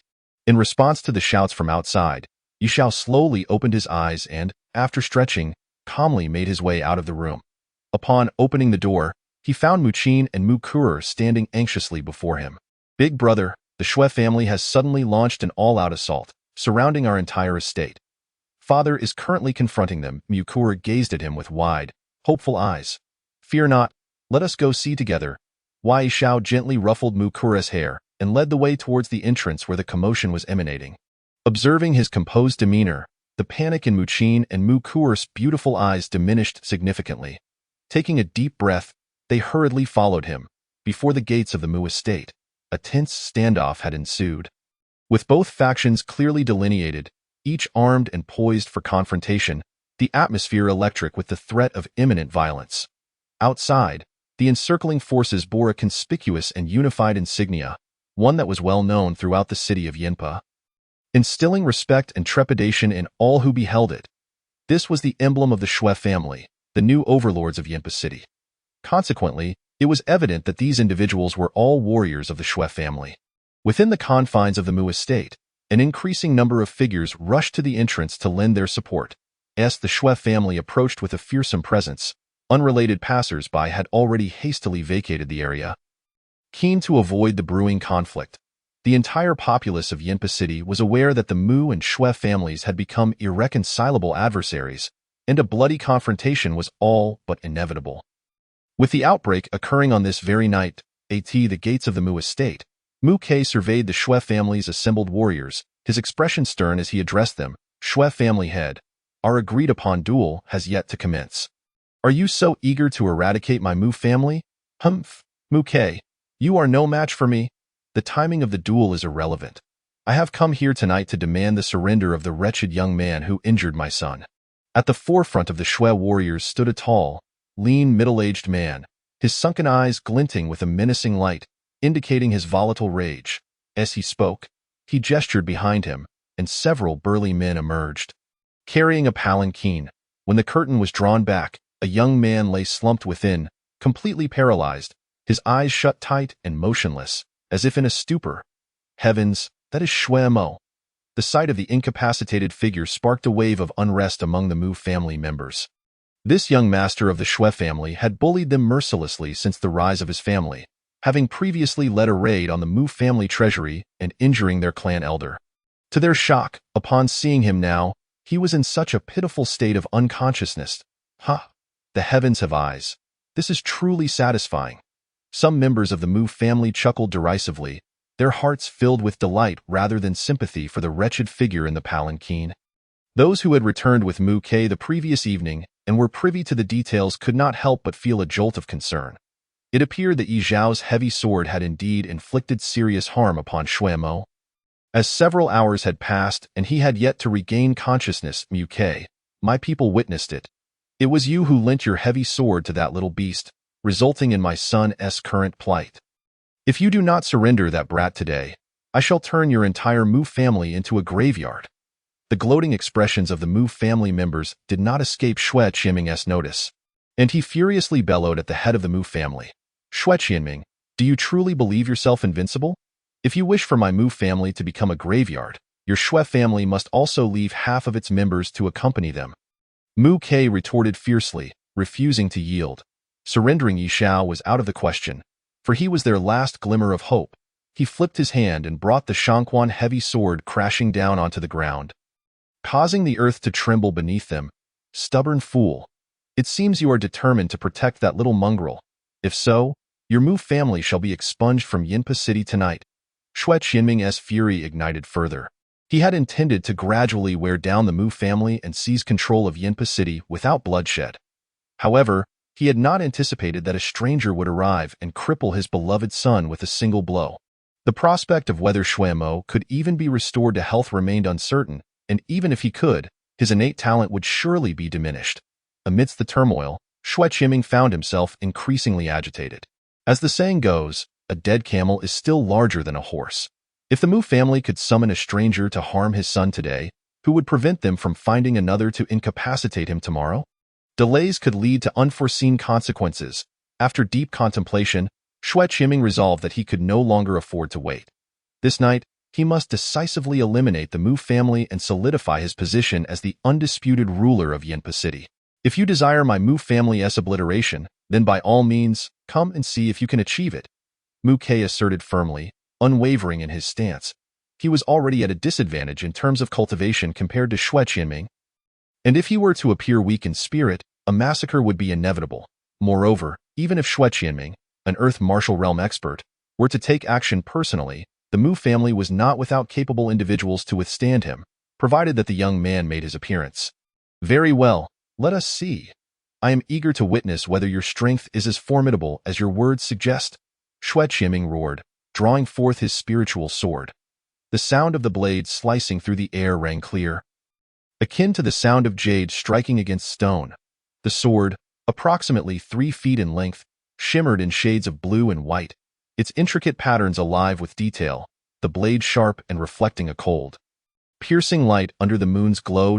An earth-grade supreme spiritual treasure. Upon catching sight of the azure and white sword in Xue Qiming's hand, Mu Ke felt a sudden sting across his skin, his pupils constricting in disbelief. Impossible. With the resources of your Xue family, how could you possibly possess an earth-grade supreme spiritual treasure? Heh. While my Xue family's resources may be insufficient, did we not recently relieve some items from your Mu family's treasury? Xue Qiming replied with a mocking grin, his face alight with derision. You wretched beast, I shall slay you. Upon hearing the words, Mu Ke was taken aback to discover that the spirit sword in his opponent's hand had been exchanged for the wealth of the Mu family. Instantly, he was seized by a fit of rage. Wielding his heavy sword, he unleashed a fierce sword aura that cut through the air, hurtling towards Xue Qiming. Seeking death, Xue Qiming gazed at the audacious Mu Ke, his palm clutching a cyan and white spirit sword that resonated with a sharp clang, radiating a blinding brilliance. Countless sword shadows whistled forth, darting out with the speed of lightning. Clang! The heavy sword of Mu Ke clashed with the cyan and white spirit sword midair, producing a deep, thunderous sound and a tumultuous wave of spiritual energy that surged outward, illuminating the surroundings.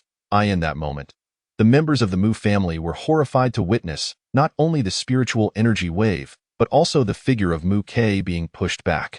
In stark contrast, Xue Qiming remained motionless, not retreating even an inch, his only movement being the fluttering of his garments. With a single strike, the disparity was evident. The gap was too vast, in terms of both the martial artist's strength and the rank of the spirit treasures in their possession. Mu Ke was far from being Xue Qiming's match. Now that the battle has commenced, I shall completely resolve the issue of your Mu family today. From this day forth, the name of Yinpa City shall belong to the Xue family. A fierce glint flickered in Xue Qiming's eyes, his demeanor turning predatory as he dove towards Mu Ke like a hawk. The spirit sword in his hand glowed once more, the sharp cyan and white blade shimmering with a dangerously cold light under the moon. Clang! Another violent clash ensued, sending Mu Ke hurtling through the air with no chance of resistance. He coughed up blood mid-flight, his internal spiritual energy shattered, rendering him unable to recombine it for a time. Mu Ke, surrender to your fate. I shall take good care of your 2 daughters.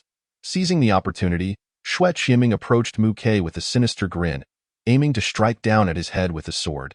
Swish, however, just as the spirit sword was about to slice through Mu Ke's neck, a sudden, piercing finger ray shot forth from within the Mu estate, breaking through the air and targeting Xue Qiming's forehead. Clang! The abrupt attack caused Xue Qiming's expression to tighten, sensing a hint of deadly danger from the approaching finger ray. He hastily raised his sword to defend, colliding violently with the finger ray. The tremendous recoil forcing him to stagger backwards several steps before barely regaining his footing. Who is it? Show yourself. Xue Qiming's brows furrowed deeply as he bellowed towards the interior of the Mu estate. The onlookers were equally astonished, wondering if the Mu family still had hidden experts. As the crowd's gaze converged, they beheld a trio of young figures, a young man and 2 young women, who had mysteriously appeared beside the fallen Mu Quebec. The 2 women were none other than Mu Ke's 2 stunning daughters, Mu Qin and Mu Kuer, familiar to all present. The third figure, however, was a complete stranger to the members of the Xue family. You little bastard, you finally dare to show yourself. Upon seeing the youthful figure, Xue Qiming's expression darkened, revealing a fierce countenance, clearly recognizing him as the one who had nearly beaten his precious son to a pulp. Hearing Xue Qiming's venomous words, Yi Zhao's face broke into a cold smile as he slowly placed a hand upon the hilt of his sword. Chapter 44. Windfall Sword Yi Zhao. After Mu Kuer and Mu Qin helped Mu Ke to his feet, he urgently warned the young figure ahead, be careful, the spirit sword in Xue Qiming's hand is a top-grade earth-tier spirit treasure. Yi Zhao nodded slightly, casting a glance at the cyan and white spirit sword in Xue Qiming's grasp. As a top-grade earth-tier spirit treasure, its power was formidable, granting a martial artist the ability to slay foes beyond their rank. Moreover, Xue Qinming himself was a first-level Earth martial realm expert. Wielding this sword would undoubtedly enhance his prowess, making it unlikely for any ordinary third-level Earth martial realm expert to withstand its might. Raising his gaze, Yi Xiao met the bloodthirsty eyes of Xue Qinming and chuckled. Why is the head of the Xue family so enraged? Your son lacks manners, and I was merely trying to discipline him, but it seems I may have been a bit too forceful. A bit too forceful. Xue Qinming's forehead twitched with anger, his face contorting in rage as he retorted. You little bastard, my son is nearly crippled thanks to you, and you dare call it a mere accident? You enjoy disciplining others, do you? Then allow me to take on the role of your elder today and teach you a lesson for your ignorance. The chilling words fell, and Xue Qinming's spirit sword suddenly gleamed, a fierce sword wind tearing through the ground as it sliced towards Yi Xiao with the speed of lightning, leaving a deep scar in its wake. It was clear that Xue Qinming was indeed a skilled swordsman. Humph! In the face of Xue Qinming's ferocious assault, Yi Xiao let out a cold snort, drawing his black sword from its sheath. The ground beneath him also cracked open in response, an astonishing sword aura howling forth. Clang! The two formidable sword auras collided, producing a terrifying wave of spiritual energy that shattered the ground beneath them, causing those nearby to feel a sharp pain on their skin as blood splattered forth, prompting many to stumble back in shock. Yet, at the epicenter of the collision, the two combatants stood unharmed, gazing at one another. How is this possible? This young man can actually withstand the Xue family head strike. The evenly matched confrontation clearly exceeded the expectations of many, astonishment evident in their eyes. Judging by the earlier injury inflicted on Mu Ke by Xue Qinming, it was apparent that Xue Qinming's strength was far beyond that of an ordinary Earth martial realm expert, although a significant part of this was due to the might of the top-grade Earth-tier spirit treasure in his possession. Nonetheless, it was undeniable that Xue Qinming's power had reached a formidable level. Even a casual strike should not be something a mere Xuanwu realm martial artist could withstand. Arrogance of youth, indeed. But should your skills end here? Then you may as well prepare your last words. Noticing his attack thwarted, Xue Qinming narrowed his eyes, then bellowed coldly. The spirit sword in his hand suddenly erupted with a dual-colored glow of cyan and white. Accompanied by a sharp whistling sound, the next moment, the cyan and white glow surged dramatically, the wind howling more piercingly as hundreds of sharp wind blades emerged from the light. You little brat. To die under the blades of the windfall sword would be a worthy end for you. Xue Qinming sneered, gripping the sword with both hands and preparing to swing it.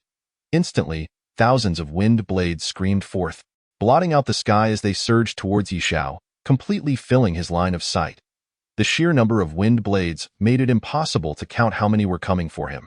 Such an offensive was beyond the capability of an ordinary Earth martial realm expert. It was the might of a top-grade Earth-tier spirit treasure. Yi Xiao's expression tightened, not daring to show any carelessness. He grasped the hilt of his sword, exerting force as strands of sword energy rapidly surged forth.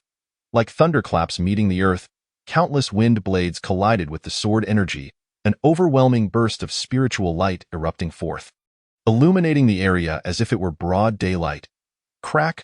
Ultimately, the crowd was engulfed in a blinding white light, but within it, they could hear a distinct sound of shattering, accompanied by the sound of heavy breathing. When the light dissipated, fragments of a black sword lay scattered across the ground. Yi Zhao's sword had shattered.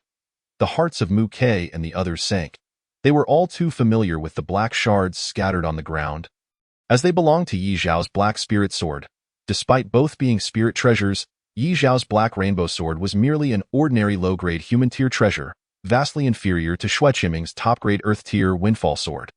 The difference in rank was so significant that it was only logical for it to shatter upon collision. Ha, kid, your weapon is broken. It seems your chances are gone. Xue Qinming couldn't help but let out a mocking laugh upon seeing the black sword fragments on the ground. Boom! However, before his laughter could fade, everyone felt the ground tremble violently, as if an earthquake had struck, a tremendous wave of spiritual energy rippling above them. What is happening? Both parties were taken aback, hastily looking up.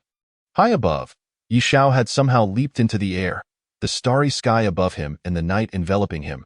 Behind him, a dazzling star-like figure flickered in and out of view, radiating a brilliance akin to that of a celestial child descending to the mortal realm. This wave of energy, the numerous martial artists below felt an involuntary sense of trepidation as they gazed upon the radiant star, their faces filled with shock. Low-grade heavenly martial technique, heavenly star suppression palm. Yishao spoke indifferently, showing no concern for the shattered sword fragments on the ground. His fingers formed a palm and struck down towards Xue Qianming with a resounding thud. This palm descended like a meteor from the heavens, sending forth terrifying ripples of energy that surged outward, toppling nearby martial artists and sending massive stones flying. This was merely a fraction of the energy being released. At that moment, a colossal glowing handprint infused with overwhelming power descended upon Xue Qianming. Ready to crush him. This should conclude matters. Yi Shao slowly descended from the air, his eyes bright with confidence in his strike. Just moments ago, he had absorbed a substantial portion of 4,000 spirit stones, allowing him to fortuitously break through a minor realm, reaching the 5th level of the Xuanwu realm. He was certain that after such a fierce consumption, even with the aid of the top-grade Earth-tier spirit sword, Xue Qianming would struggle to withstand his full-powered palm strike.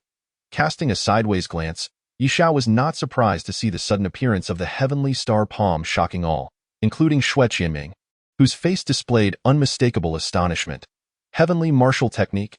Damn that wretched creature, you possess celestial martial skills, Xue Qianming exclaimed in shock, hastily urging the spirit sword in his hand to defend himself, while frantically rummaging through the pocket of his inner garment to retrieve a peculiar diamond-shaped gem.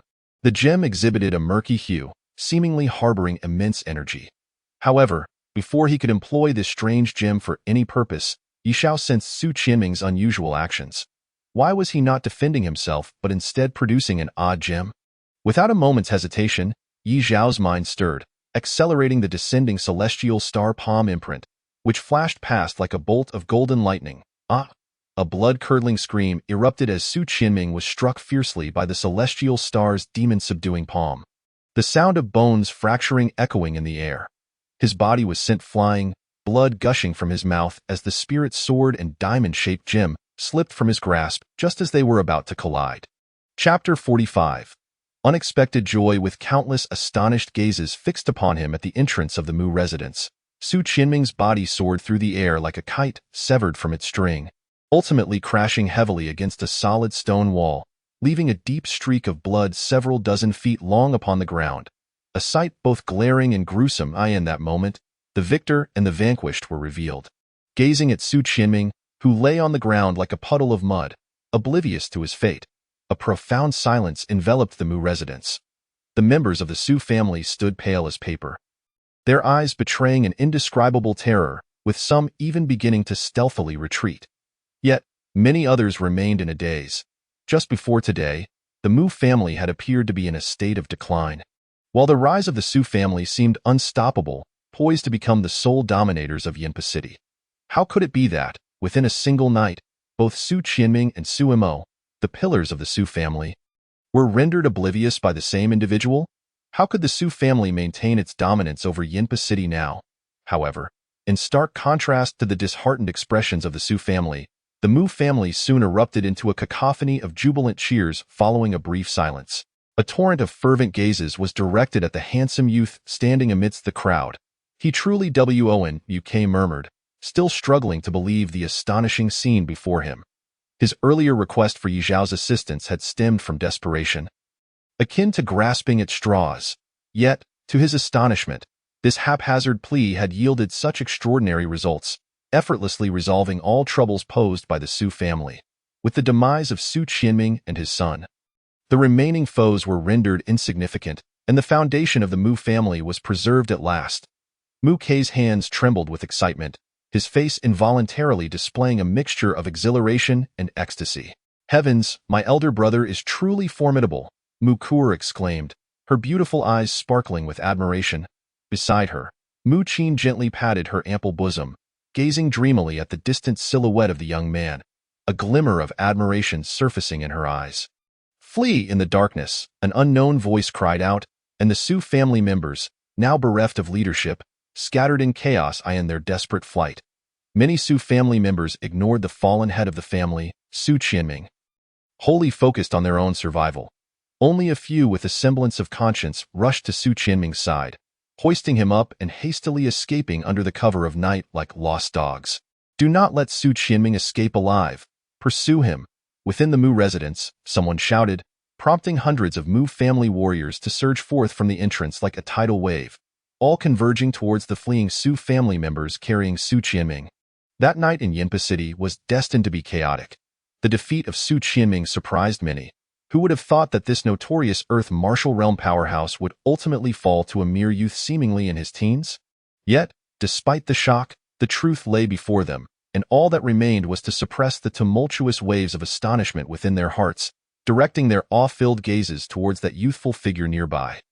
The astonishing prowess displayed by Yi Xiao had conquered the hearts of all present. No one would dare to belittle him due to his youth in this realm.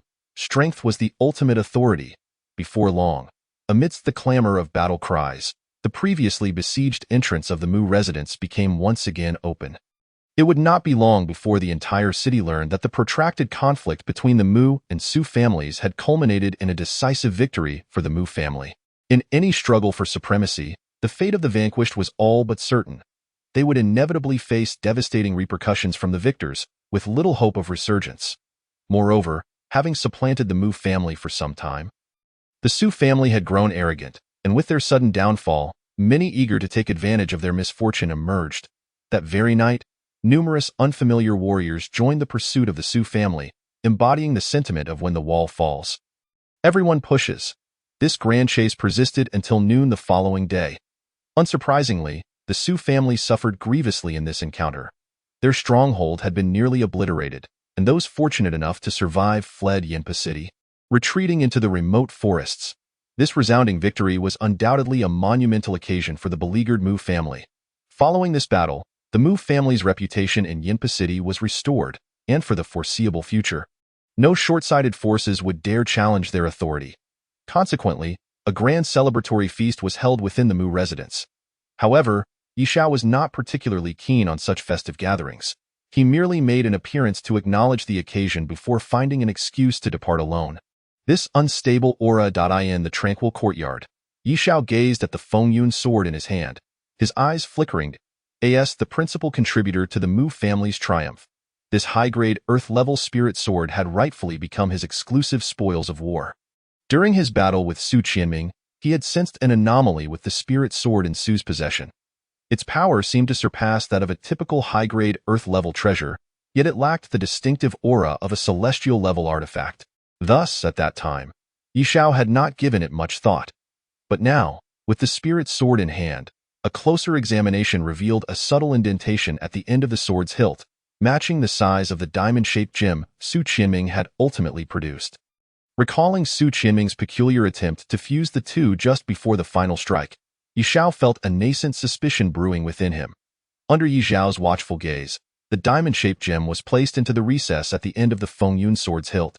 In an instant, the Fengyun sword erupted with dazzling brilliance, an astonishing wave of energy radiating outward in tangible ripples. This was the aura of a celestial-level artifact.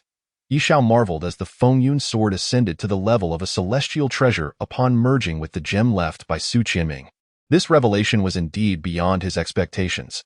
No wonder Su Qianming's first instinct upon facing the descending celestial star palm imprint was not to defend with all his might, but rather to attempt merging the gem with the sword. It turned out that the fusion of the two could indeed create a celestial-level spirit sword. Fortunately, he had not allowed Su Qianming to combine them earlier. Otherwise, the outcome would have been uncertain. Yi Xiao smiled faintly and exhaled softly. Before he could ponder further, the diamond-shaped gem inexplicably ejected from the hilt's recess with a resounding thud. Once separated from the sword, the energy emanating from the Fengyun sword abruptly ceased. Swiftly reverting back to the level of an Earth-level treasure, it seemed as though there existed a potent repulsion between the two. It appeared that only a master craftsman could perfectly meld them together. As Yi Xiao contemplated this, he was suddenly aware of faint footsteps approaching. "Big brother, there you are," Mu Kuer exclaimed, her petite figure dashing towards him, cheerfully presenting a spatial ring. "Here, big brother, this is the 6,000 spirit stones my father promised you as a reward." Gazing at the ring in her small hand, Yi Xiao hesitated for a moment before accepting it. Logically, I should not accept this remaining reward now that I have acquired the Fengyun sword. But I am indeed in urgent need of spirit stones. I want to take these 6,000 spirit stones for nothing. Please have someone gather these medicinal materials for me as soon as possible. Before I leave, I will lend you my final assistance." With a flick of his hand, Yi Xiao summoned paper and ink from within the house, elegantly writing down a long list of medicinal materials, which he handed to Mukur. "Big brother, are you really leaving?" The smile on Mukur's face faded, her watery eyes reflecting a hint of sadness. "Yes," Yi Xiao replied with a smile, gently ruffling her hair.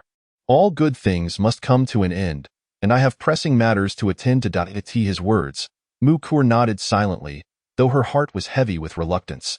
She mustered her spirits and cheerfully declared, "Big brother, if you have the chance in the future, do remember to come visit Kurd. I will always miss you."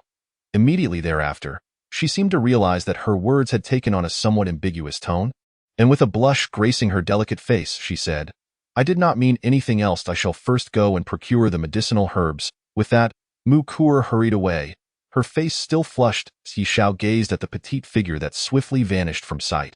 He could not help but smile helplessly, his mind conjuring the silhouette of a girl reminiscent of Mukur. "Sister, wait for me. I will surely rescue you." Chapter 46.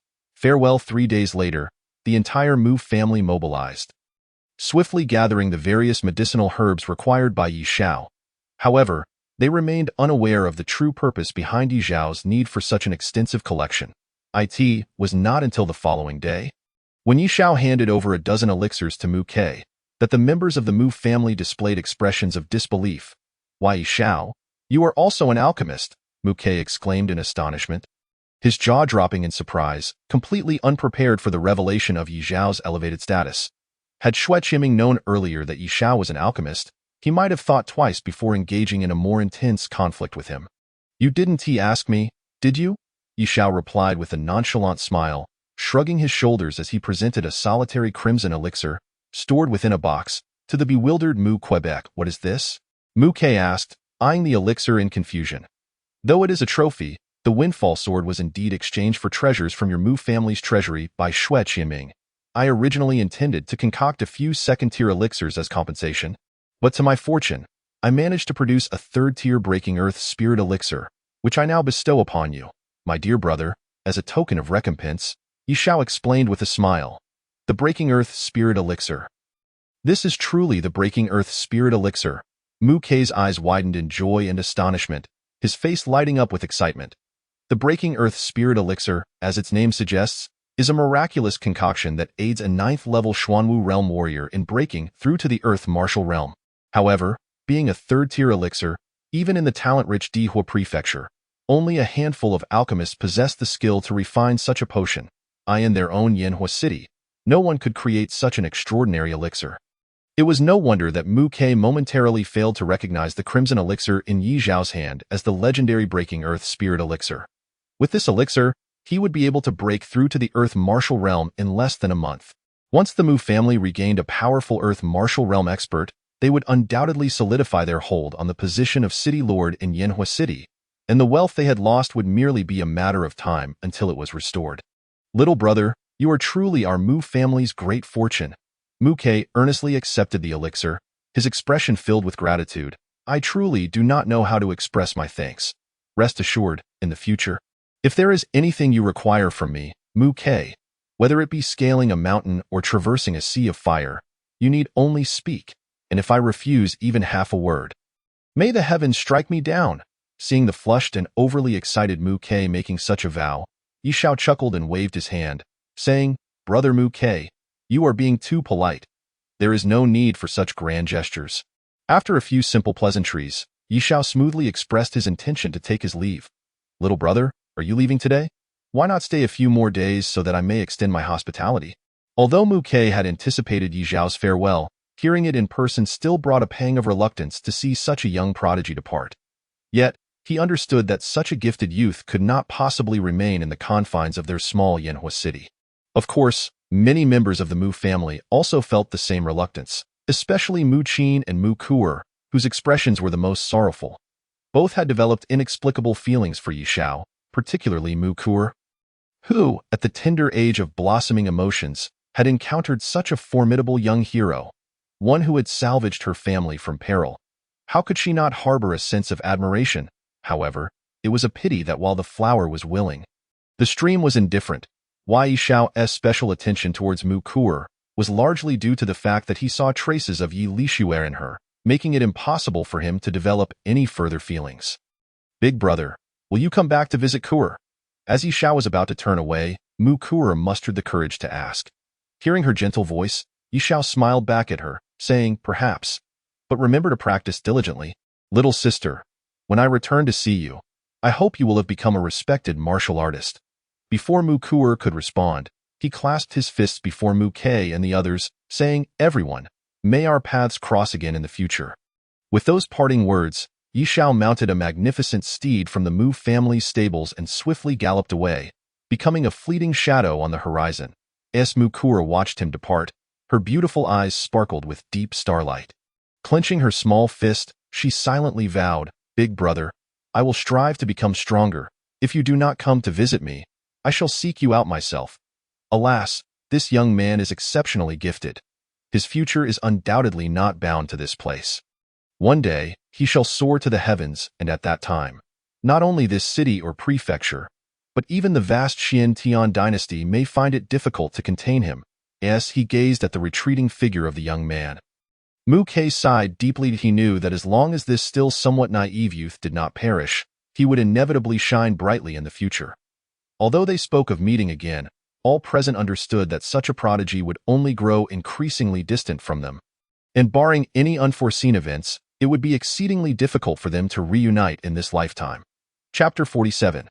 The Bounty Notice. Dihua Prefecture, the foremost of the 100 prefectures in the Xian dynasty. Vast and rich in resources, is a land teeming with opportunities, yet simultaneously fraught with peril. After departing Yanhua City, Yi Xiao immediately retrieved the route map gifted by the Mu family to discern his direction.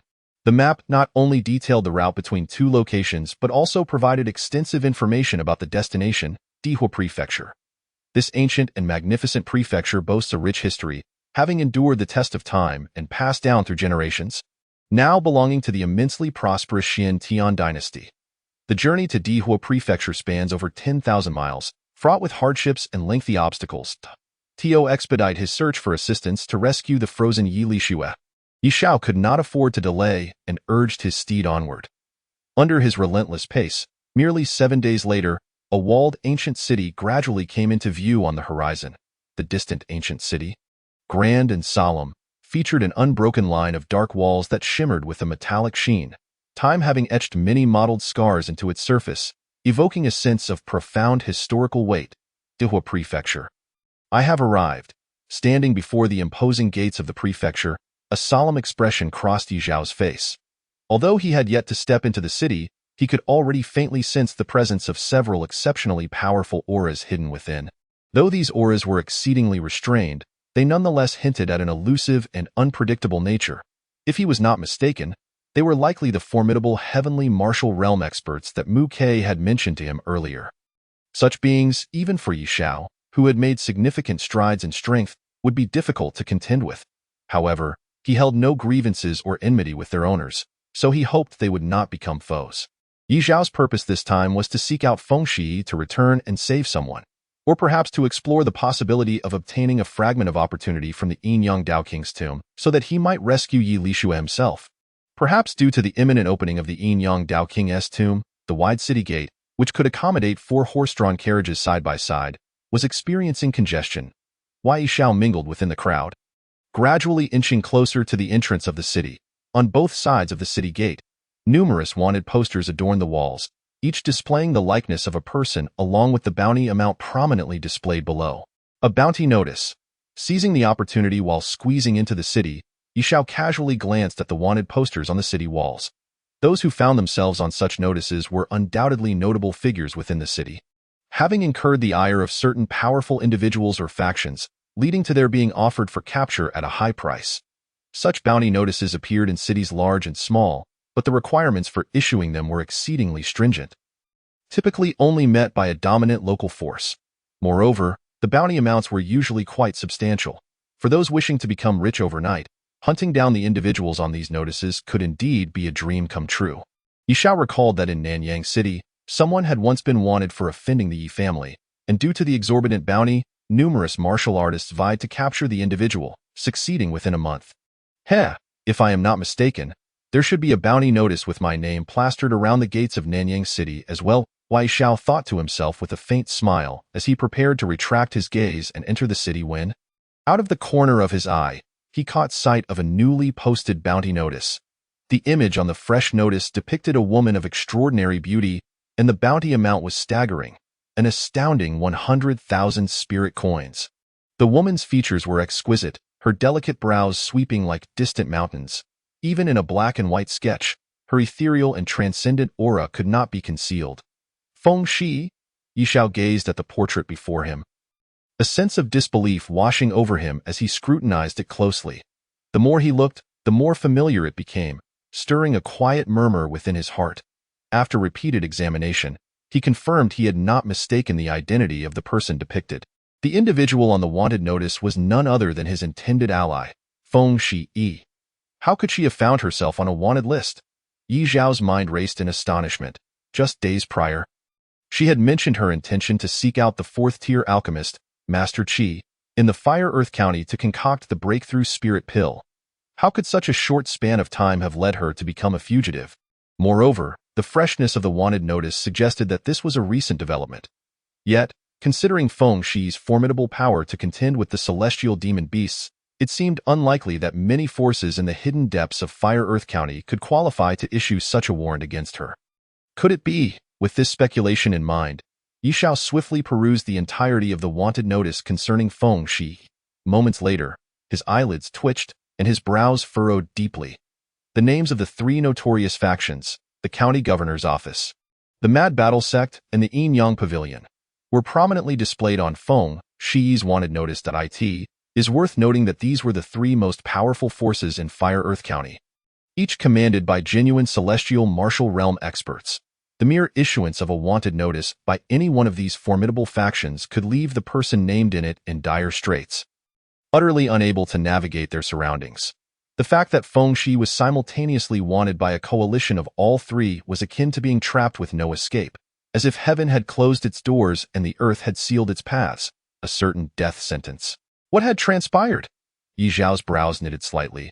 He had not anticipated receiving news of that decisive young lady in such a perilous manner. Although Feng Shi was undoubtedly powerful, being pursued by three factions led by celestial martial realm experts was a precarious endeavor. Teetering on the edge of danger, with lingering questions, Yi Xiao entered the city, first seeking out an inn along the bustling streets to settle down, while a young attendant busied himself tidying the room. Yi Xiao casually brought up the subject of the wanted notice posted outside. Esteemed guest, you must be new to our county. This young lady is currently the talk of the town in Fire Earth County. The attendant exclaimed. It is said that Feng Shi is breathtakingly beautiful. Those who have seen her claim she is a celestial being descended to earth, with skin as delicate as ice and bones as exquisite as jade, fingers as slender as green onions, and lips as red as vermilion. Upon hearing Yi Xiao mention Feng Shi, the attendant's eyes sparkled, and he began to speak at length. However, after a considerable time, Yi Xiao realized he was not obtaining the information he desired and promptly interrupted the attendant. Stop, get to the point. Why is she on the wanted list of the three great forces in Fire Earth County? What conflicts exist between them? To prevent the attendant from straying off topic once more, Yi Xiao tossed 10 spirit stones onto the table as an incentive. So you seek this information. Why didn't you say so earlier? The attendant grinned widely, pocketing the spirit stones before continuing. You see, not long ago, an abnormal occurrence transpired at the Yin Yang Dao King's tomb within the mountains, resulting in the emergence of a mysterious light plate. Upon hearing the news, martial artists from within the county flocked to seize it, believing it might conceal great opportunities related to the tomb. It's important to note that the seal on the Yin Yang Dao King's tomb is not scheduled to be lifted for some time. Yet this light plate managed to escape the seal, a feat even celestial martial realm experts couldn't achieve. Everyone believed that this suddenly appeared light plate must possess extraordinary qualities. Indeed, the rumors proved true.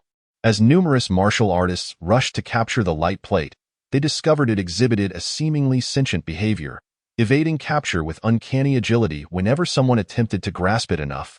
Get to the crux of the matter. Yi Xiao interjected, fearing the attendant would continue rambling.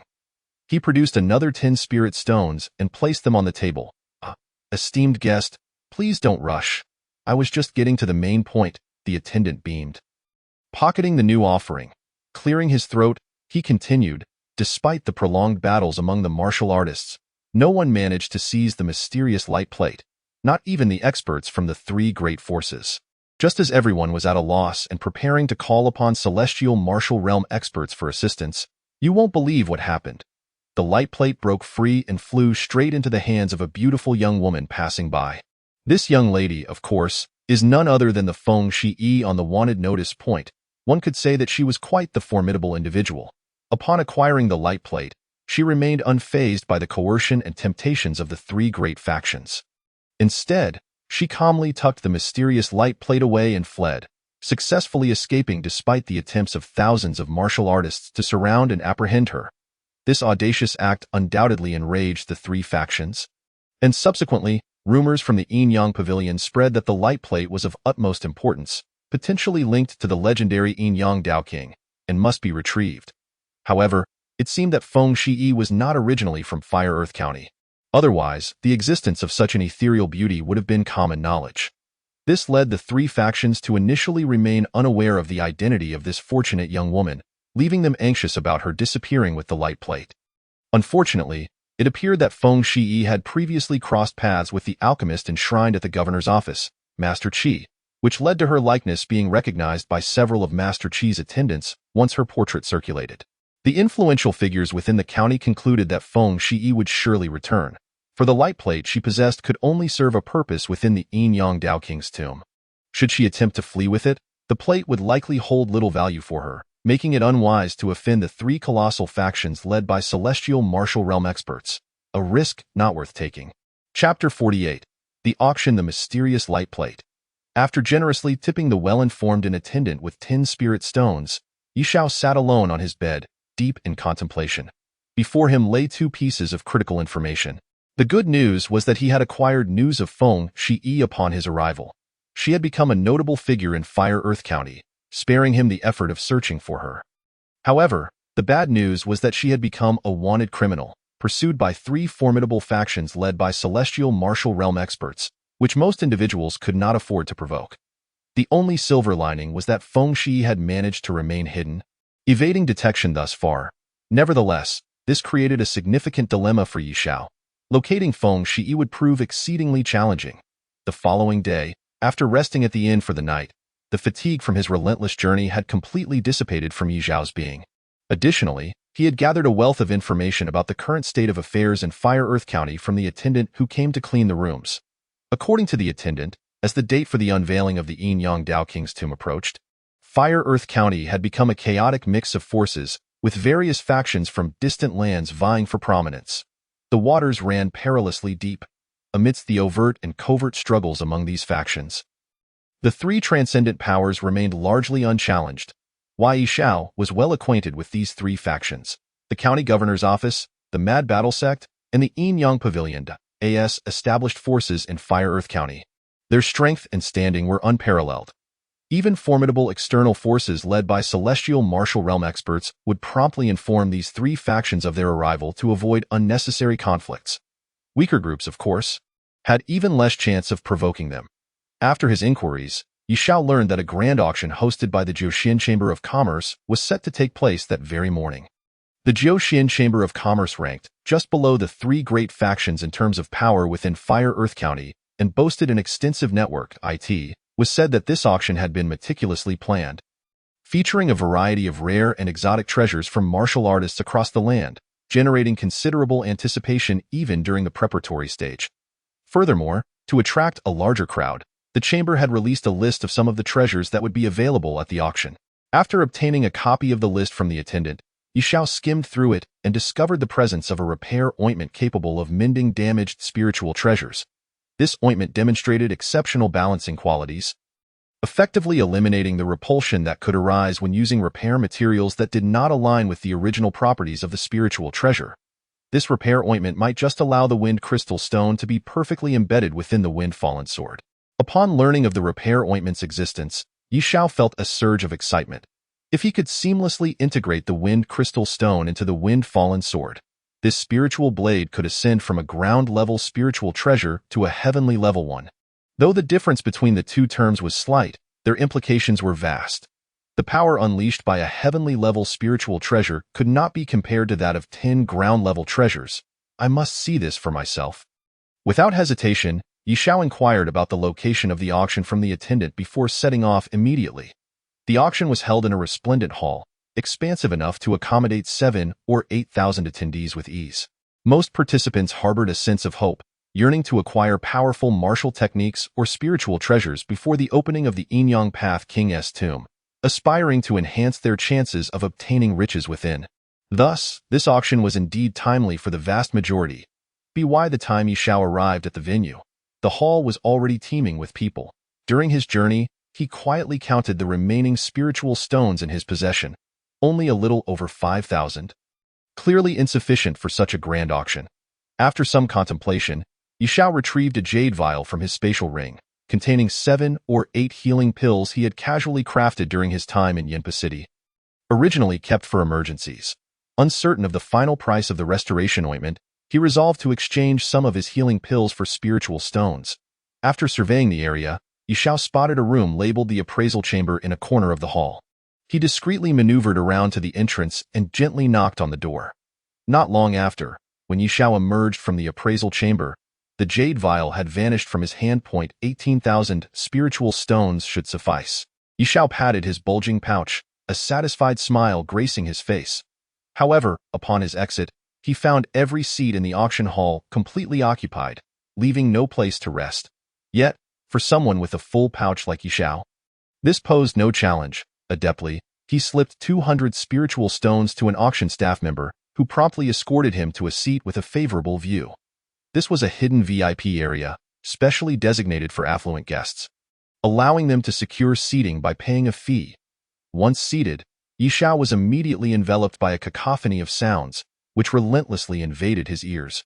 Reluctantly, he employed a sliver of his soul power to insulate himself from the chaotic noise. Leaning back against the plush chair to rest his eyes in anticipation of the auction's commencement. Approximately half a stick of incense later, Yishao sensed a shift, realizing the surrounding clamor seemed to converge towards the front. Initially thinking the auction was about to commence, he slowly opened his eyes, only to discover that the gazes of the crowd were not directed towards the auction stage, but rather focused on the front row beneath it. At the epicenter of attention stood a young woman clad in a black and white lotus dress, gracefully making her entrance. Her features were exquisite, her skin as pale as snow, and her flowing hair cascaded down like a waterfall. Captivatingly beautiful, due to the angle, Yishao could only glimpse half of her profile, yet even this was enough to discern the breathtaking contours of her face, her alluring eyes revealing a hint of seduction. It was easy to imagine that wherever she went, she would undoubtedly be a femme fatale. This was evident from the suddenly fervent gazes of the men around her. What surprised Yishao the most was that despite her late arrival, she occupied the foremost VIP seat, indicating her extraordinary background. Chapter 49. The Yin-Yang Mysterious Maiden He. Who would have thought that this auction would even attract the renowned Snow Qianruo, the pride of the Yin-Yang Pavilion? She must be the esteemed Yin-Yang Mysterious Maiden. TSK, the first prodigy of the Yin-Yang Pavilion in a century, not only gifted but also stunningly beautiful, unmatched in her generation. It is said that many young talents within the pavilion are consumed with jealousy, even fighting over her affections. Ha, what is so surprising? How many men across the entire Earthfire County could resist the allure of such a captivating beauty? Indeed, for such a celestial being, to embrace her would be worth sacrificing 100 years of life. Listening to the murmurs of those around him, Yishao felt a stir in his heart. So this was the pinnacle of the Yin-Yang Pavilion's young elites. No wonder she received such treatment. Snow Qianruo's prowess had reached the 7th level of the Earth Martial Realm, not far behind Fengxi. Utilizing his formidable soul perception, Yishao discreetly assessed Snow Qianruo's level and couldn't help but click his tongue in admiration. The Earthfire County truly was a place teeming with hidden talents. Having only just arrived, he encountered such an exceptional young woman. He wondered what level of prowess the young elites nurtured by the Mad Warrior sect and the Duke's residence possessed. As Yishao studied Snow Qianruo's enchanting figure, she seemed to sense his gaze, slightly turning her head. her peach blossom-like eyes locking onto him amidst the sea of faces. Her crystal-like lashes fluttered, exuding endless allure. Under her gaze, many young men nearby felt an unsettling heat rising within them. Even Yi Xiao furrowed his brow, vaguely sensing an inexplicable charm enticing his most primal desires, a bewitching physique. Realizing his own reaction, Yi Xiao's heart jolted, and he regarded Snow Qianruo with newfound surprise. The so-called bewitching physique, much like his sister Yi Lu's Snow Phoenix sacred body, was a naturally bestowed special constitution. However, compared to the immense power of the Snow Phoenix sacred body, the bewitching physique was significantly weaker. Its primary effect was not to grant overwhelming strength to its bearer, but to imbue them with an irresistible allure. With every smile and frown capable of ensnaring others, those who were not cautious would easily succumb, becoming playthings in the hands of the bewitching physique's possessor. Yi Xiao exhaled softly, unleashing a wave of intangible mental energy that countered the myriad temptations emanating from Snow Qianruo's gaze. Though the bewitching physique possessed remarkable allure, attempting to enchant a former young sword emperor was a fanciful notion. While preoccupied with resisting the charm, Yi Xiao also took the opportunity to observe those around him. And indeed, he noticed many men blushing and awkwardly bending over, trying to conceal their prominent arousal, an utterly embarrassing sight. Nothing amiss. On the other side, Snow Qianruo also noted Yi Xiao's unflinching demeanor under her gaze, and a ripple of surprise flickered within her enchanting eyes. Her gaze lingered on him for quite some time before she meaningfully withdrew her attention. Upon seeing Snow Qianruo turn away, Yi Xiao let out a quiet sigh of relief. He had come solely to procure the restoration ointment and subsequently seek a master craftsman to elevate his windfall sword to the tier of a celestial spiritual treasure. He had no desire to entangle himself with a thorny rose. Shortly after Snow Qianruo's gaze shifted away, more individuals of notable stature entered the front row VIP seats at a leisurely pace. Among them, several attempted to engage Snow Qianruo in conversation, primarily due to her striking beauty, but more so for the noble status she represented. The Yinyang Pavilion, being a first-rate power within the entire Xintian dynasty, naturally attracted those eager to curry favor. As more individuals approached Snow Qianruo, Yi Xiao suddenly recognized a familiar face amidst the crowd, Li Fei. Yi Xiao regarded the young man, fervently chatting with Snow Qianruo, with an odd expression. After a few glances, he identified this individual as Li Fei, whom he had encountered months ago while hunting beasts in the Demon Beast Mountain range. What a coincidence to meet him here again. Observing Li Fei's animated conversation with Snow Qianruo, it seemed he held a respectable status in the county. After all, Snow Qianruo, being from the Yinyang Pavilion, would not lower herself to converse with just anyone without a significant background.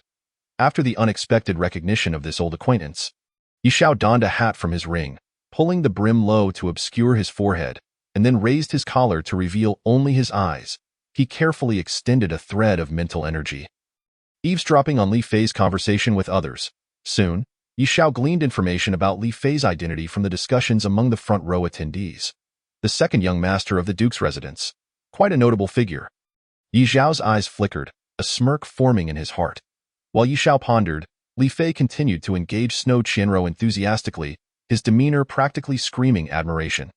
Yet, Snow Qianruo maintained a remarkably composed demeanor, perhaps due to Li Fei's status. Her exquisitely delicate face adorned with a subtle smile, neither overly enthusiastic nor excessively distant, perfectly balanced. Ding! Finally, as the VIP seats filled to capacity, a clear ringing sound resonated from the auction stage. As the sound faded, an elderly man with white hair, beaming with a smile, ascended the steps to stand at the center of the auction stage. Hee, I express my heartfelt gratitude to all esteemed guests for gracing us with your presence. I am Song Qian, and I would like to extend my thanks to each and every friend who has come to support us. The silver-haired elder, his face radiant with joy, politely clasped his hands towards the thousands of spectators below. His hearty laughter resonated throughout the auction hall, lingering for quite some time before subsiding. The strength of the Jiuxian Chamber of Commerce is indeed formidable. For merely an auction, they have sent forth a powerful individual at the 8th level of the Earth Martial Realm to preside over the proceedings. The appearance of the elder sparked a flicker of surprise in the eyes of many attendees. After a round of customary pleasantries, Song Qian, seemingly reluctant to cease his discourse, gently clapped his hands. Instantly, several young and beautiful maidens with alluring figures gracefully ascended the stage, bearing gold trays. The first maiden respectfully stepped forward, slowly unveiling a peculiar silver inner armor from the tray. Esteemed guests, this is the first item for today's auction, the crocodile scale armor. This armor has been meticulously crafted by Master Duan Ming of Ardihua County, achieving the quality of a low-grade earth spirit treasure. When donned, it can withstand a full force strike from a peak earth martial realm expert without causing fatal injury. Many of you may have heard of Master Duan Ming's illustrious name. However, for the benefit of our recent visitors, allow me to elaborate. Master Duan Ming is the foremost master of weapon crafting in Dihua County. If he claims second place, no one dares to claim the first. He has forged genuine heaven-grade spirit treasures, and the value of any spirit treasure he has handled goes without saying. The starting bid for this armor is 8,000 spirit stones. Chapter 50. Ice and Fire. Lotus Seed. Gazing at the shimmering silver armor on stage, Yishao raised an eyebrow, intrigued by this rare defensive spirit treasure. Alas, the quality of this crocodile scale armor was somewhat inferior. Merely capable of withstanding a peak earth martial realm expert's full assault, which rendered it less appealing to him. Were it able to resist attacks from a heaven martial realm expert, he might have considered it. However, given the limited spirit stones in his possession, he feared that even if he encountered a superior defensive spirit treasure, he would be unable to secure it. Although Yishao found this low-grade earth spirit treasure unworthy of his attention, it did not deter others in the hall from expressing their desire for the crocodile scale armor. After all, with this armor for protection, one's chances of survival in perilous situations would indeed increase, compelling many battle-hardened warriors to pursue it fervently. Amidst the fierce competition, the price of the crocodile scale armor soared from the initial 8,000 spirit stones to an impressive 15,000, ultimately being won by a burly man with a black beard for 16,000 spirit stones. Throughout this process, Yishao lounged leisurely in his chair, fully aware that this first auction item was merely a ploy to enliven the atmosphere. Ranking only moderately among the treasures on offer, the truly valuable items lay ahead. Maintaining a spectator's demeanor, Yishao remained indifferent as others clamored for more than 10 auction items, not raising a bid even once. As time passed, the treasures presented on the auction stage elicited increasingly fervent bidding, and the atmosphere escalated to an exhilarating crescendo. After a while, a milky white crystal encased in a jade box and delicately wrapped in fine silk was brought forth by a maiden. Restoration Spirit Ointment, a relatively rare material for repairing spirit treasures, possesses an exceptionally unique balancing effect. Should any of our esteemed guests have damaged spirit treasures, this is an item not to be overlooked. Restoration Spirit Ointment, starting bid, 7,000 spirit stones. Yishao, who had been silent, narrowed his eyes slightly upon hearing the elder's cheerful introduction of the auction item, a smile gracing his lips. 7,100 spirit stones. 7,300 spirit stones. Although the Restoration Spirit Ointment was quite valuable, it belonged to a niche category of treasures and offered no direct enhancement to a martial artist's strength. Thus, few were inclined to bid, resulting in a sluggish price increase. 1,000 spirit stones. The sudden rasping voice startled those with an interest in the Restoration Spirit Ointment, causing them to glance toward a figure obscured by a hat, revealing only a pair of eyes. After a moment of hesitation, a few individuals reluctantly raised their bids, but upon witnessing that person raised the bid to 15,000 spirit stones with extravagant ease, they promptly chose to withdraw. What a wasteful individual! 15,000 spirit stones could easily purchase a decent low-grade earth spirit treasure. It should be noted that the earlier crocodile scale armor sold for only 16,000 spirit stones, and yet someone is willing to bid such a high price for mere Restoration Spirit Ointment. Yishao, too, noticed the peculiar gazes directed at him by those around, yet he remained unfazed, as other competitors withdrew. The Restoration Spirit Ointment smoothly fell into his possession in the subsequent auction, with merely 3,000 spirit stones remaining. Yishao resumed his silent demeanor, allowing the atmosphere to reach a fever pitch as bids echoed around him, all while he maintained an expression of indifference. Although he possessed some healing elixirs he could trade, he preferred to keep them for emergencies, especially since he had recently engaged in a transaction involving elixirs. Selling again would inevitably raise suspicions. Furthermore, while the subsequent treasures were indeed superior, they held little novelty for Yishao, prompting him to remain unconcerned, merely waiting for the auction to conclude so he could collect his acquired items. Approximately an hour later, the auction finally approached its conclusion. The final highlight of this auction was a peculiar ice and fire lotus seed. Ice and fire are two inherently opposing elemental energies, rarely coexisting, yet this small ice and fire lotus seed miraculously fused the two energies into a wondrous symbiotic state. It was said that this item was accidentally discovered and brought out during the last opening of the Yin Yang Dao King's tomb.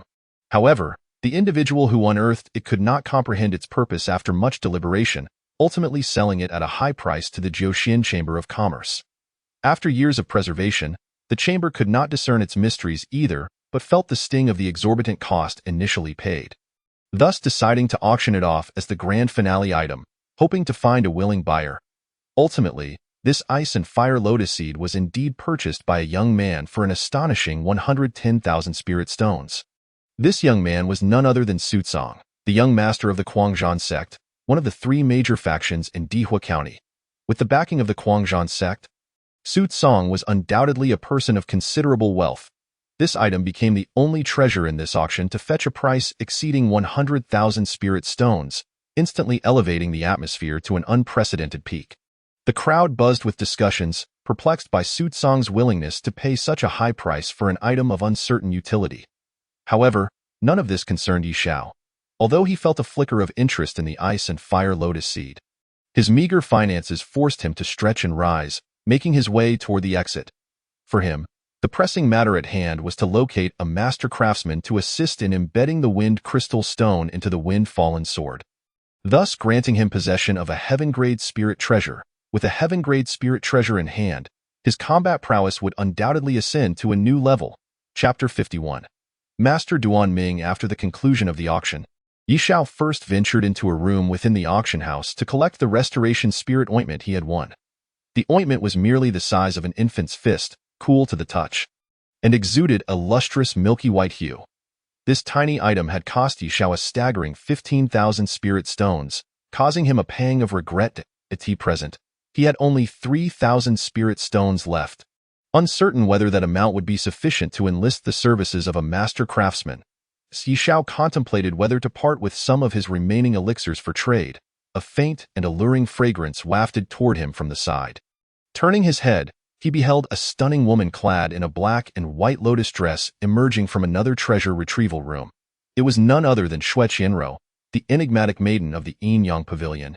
Upon spotting Yi Xiao, her enchanting eyes sparkled with recognition, and she approached gracefully, a smile gracing her lips. "I am Xue Qianrou. I felt an instant affinity for you earlier. May I ask your name?" After a moment's hesitation, Yi Xiao replied in a calm tone, "Yi Xiao, so it is Master Yi." A captivating smile illuminated Xue Qianrou's delicate features.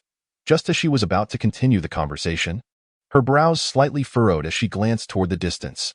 "He, Sister Qianrou, so this is where you are."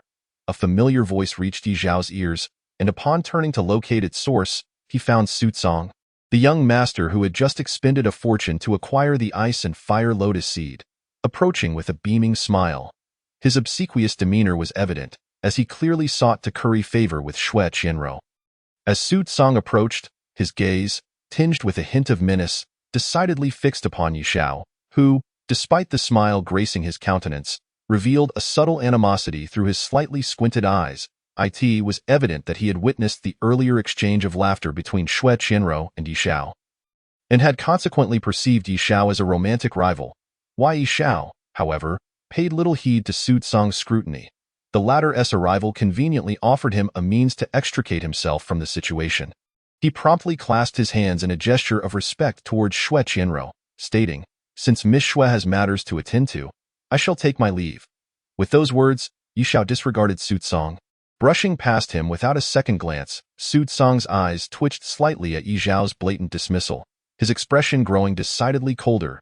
Yi Xiao noticed the shift in Sutsong's demeanor, but remained unfazed. After all, what did it matter that this fellow was the junior master of the Quanzhan sect? He was alone now, and if it came to a confrontation, fleeing was a viable option. The Dihua County, as the foremost county of the Xian Tian dynasty, could easily accommodate millions of martial artists. Concealing oneself within its bounds was hardly a daunting task. With this carefree mindset, Yi Xiao made his way out of the auction house. Inquiring about Master Duanming's residence before heading towards the central area of the city. The price of a complete celestial-grade spiritual treasure was exorbitantly high, beyond Yi Xiao's current means. However, if he were to provide the materials himself and merely enlist someone to forge a celestial-grade spiritual treasure for him, the expenses would undoubtedly be significantly reduced, falling within the realm of his financial capability. Nevertheless, the difficulty of forging a celestial-grade spiritual treasure was formidable, and Yi Xiao possessed only a single wind crystal stone. Should the forging fail and the wind crystal be destroyed, his celestial-grade spiritual sword would be irreparably lost. Consequently, he could not entrust this task to an average craftsman. Only the finest of artisans could maximize the chances of avoiding unnecessary material loss. Among the most renowned blacksmiths in Dihua County was undoubtedly Master Duanming, who had previously been mentioned at the auction. He had alone forged authentic celestial-grade spiritual treasures, his skills beyond question. This master craftsman commanded immense respect, and his establishment, the Treasure Refinery, was one of the most prestigious forces in the county, second only to the governor's office, the Guangzhou sect, and the Yin-Yang Pavilion. Located in the north-central part of Dihua County, the Treasure Refinery was situated in an area bustling with activity. Upon entering the vicinity, Yi Xiao was immediately met with the vibrant spectacle of a lively street thrumming with voices. After mingling with the crowd for a while, he finally arrived at the most popular establishment in the area, the Treasure Refinery. Inside, a dazzling array of spiritual treasures was on display. However, Yi Xiao's interest lay elsewhere. He summoned a maidservant and conveyed his intentions. Upon hearing that Yi Xiao sought Master Duanming to forge a celestial-grade spiritual treasure, the maidservant showed no signs of hesitation and promptly ushered him into the inner chamber of the Treasure Refinery. Hurriedly reporting the situation. After waiting for the brief span of half a TS worth of time, the maidservant returned and led Yi Xiao up to the top floor of the establishment. Observing the somewhat elaborate protocol for their meeting, Yi Xiao remained emotionally composed. After all, this was the most famous craftsman in the county, not someone one could simply meet at will. Following the maidservant up the staircase, Yi Xiao entered the only spacious hall on the top floor. In the center of the hall stood a massive furnace, flames roaring vigorously within. Not far from the furnace, an elderly man, vigorous and sharp-eyed, was intensely focused on the flames, powerful and invisible waves of energy radiating from him, ebbing and flowing like the tide. Such formidable spiritual energy, Yi Xiao thought, astonished. The old man's soul realm had evidently reached the early stage of the earth realm. The host has brought the guest, the maidservant announced respectfully before carefully exiting the chamber.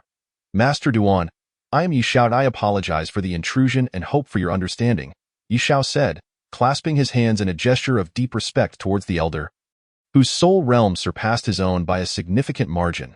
I hear you wish for me to forge a celestial-grade spiritual treasure. Present the materials, Master Duanming remarked, casting a glance at Yi Xiao. His expression as tranquil as an ancient well. Yi Xiao nodded slightly and extended his hands. The wind-fallen sword appeared in his right hand, while his left cradled the wind crystal stone and the restoration ointment. Master, I have gathered the materials. I only require your assistance in forging, Yi Xiao said courteously, lifting the 3 items to float gently towards Master Duanming. The items hovered within a 3-zhang radius of Master Duanming.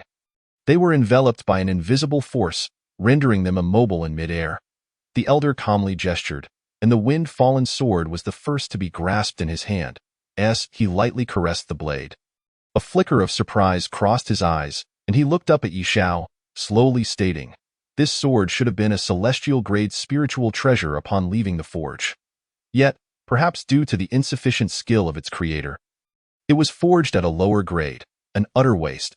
He then glanced at the wind crystal stone and the restoration ointment, nodding slightly. "The materials are complete. You have indeed put in effort. Thus, reforging this sword back to a celestial-grade spiritual treasure shall not be difficult." "Then I shall trouble Master," Yi Xiao replied, elated, and bowed respectfully. 2,000 spirit stones, Master Duanming replied after a thorough examination of the sword. Upon hearing this price, Yi Xiao's eyes twitched violently. Did this old man not say it would be easy? If it were so easy, why the exorbitant fee? This was more expensive than the restoration ointment, truly outrageous. After silently cursing, Yi Xiao reluctantly produced the last 3 vials of elixirs he had on him and tossed them toward Master Duanming. May I use these vials of elixirs as payment? Master Duanming accepted the 3 vials, opened one to sniff, and nodded slightly. Excellent quality. It will suffice. Yi Xiao nodded in agreement. The remaining 3 vials contained precious elixirs he had painstakingly crafted, originally intended for his personal use, thus of the highest quality. The forging will require 36 hours. During this time, you may choose to remain and observe or leave. However, should you choose to stay, you must not utter a word, lest you face the consequences, Master Duanming declared. Hearing this, Yi Xiao nodded slowly. 36 hours was not excessively long. Out of caution, he decided to remain and watch. As he settled down in a corner of the hall. Master Duanming said nothing further. For a master craftsman of his caliber, the presence of an onlooker did not hinder the success of his forging. With a flick of his finger, Master Duanming caused the roaring flames in the central furnace to miraculously split in 2. The wind-fallen sword was lifted by an invisible force and plunged into the flames. In an instant, the fire blazed higher, and the separated flames converged again, engulfing the sword in a torrent of flames. As time passed, the wind-fallen sword began to tremble violently within the flames, emitting a radiant vortex of light that shot forth powerful wind blades, slicing through the fire. It appears to possess even greater spirit than I anticipated. Master Duanming remarked with a faint smile, as if he had foreseen this development. With a wave of his hand, the surging waves of spiritual energy erupted, forming an invisible net that filled the entire hall. The wind blades, upon reaching a certain point, became ensnared as if trapped in quicksand and gradually dissipated. Yi Xiao sat quietly in a corner of the hall, his eyes fixed intently on Master Duanming's every motion, continually analyzing and deducing within his mind. Although he had never previously engaged in the art of forging, one must not forget that Yi Xiao was the youngest martial emperor in the divine realm before his reincarnation, possessing an astonishing capacity for learning. Many skills could be self-taught with just a bit of contemplation. Strictly speaking, Yi Xiao's actions could be deemed an unethical form of thievery of knowledge. However, since Master Duanming had invited him to observe, it was clear that the elder did not mind imparting some of his techniques. Throughout the process, Yi Xiao could sense that as Master Duanming reforged the wind-fallen sword, the concentrated spiritual energy transformed into countless strands of soul threads, seamlessly integrating into the sword's body, adjusting its internal structure with meticulous precision. Undoubtedly, this was an exceedingly intricate task, one that only those with formidable soul realms could execute with such finesse. Under Yi Xiao's unwavering gaze, nearly 12 hours passed before Master Duanming completed the reforging of the wind-fallen sword. Externally, the sword appeared unchanged, yet with his exceptional spiritual perception, Yi Xiao understood that the internal structure had undergone a profound transformation. Following this, Master Duanming tossed the wind crystal stone into the flames for refining. The melting of the wind crystal progressed at a much quicker pace, transforming into a shimmering liquid in less than 5 hours. Both having completed their refinement, Duanming gently pointed with his finger, causing the liquid extracted from the wind crystal stone to cascade over the windfall sword. The liquid was meticulously applied from the tip of the blade to the hilt. Immediately afterward, a wondrous phenomenon occurred. The crystalline liquid did not merely linger on the surface of the sword, but under the searing heat of the flames, it gradually permeated into the depths of the spirit sword. Simultaneously, Duanming excised a substantial 2/3 of the repair ointment, which also shot forth into the flames, skillfully controlled by his spiritual force, repeatedly polishing the sword's surface. Sizzle.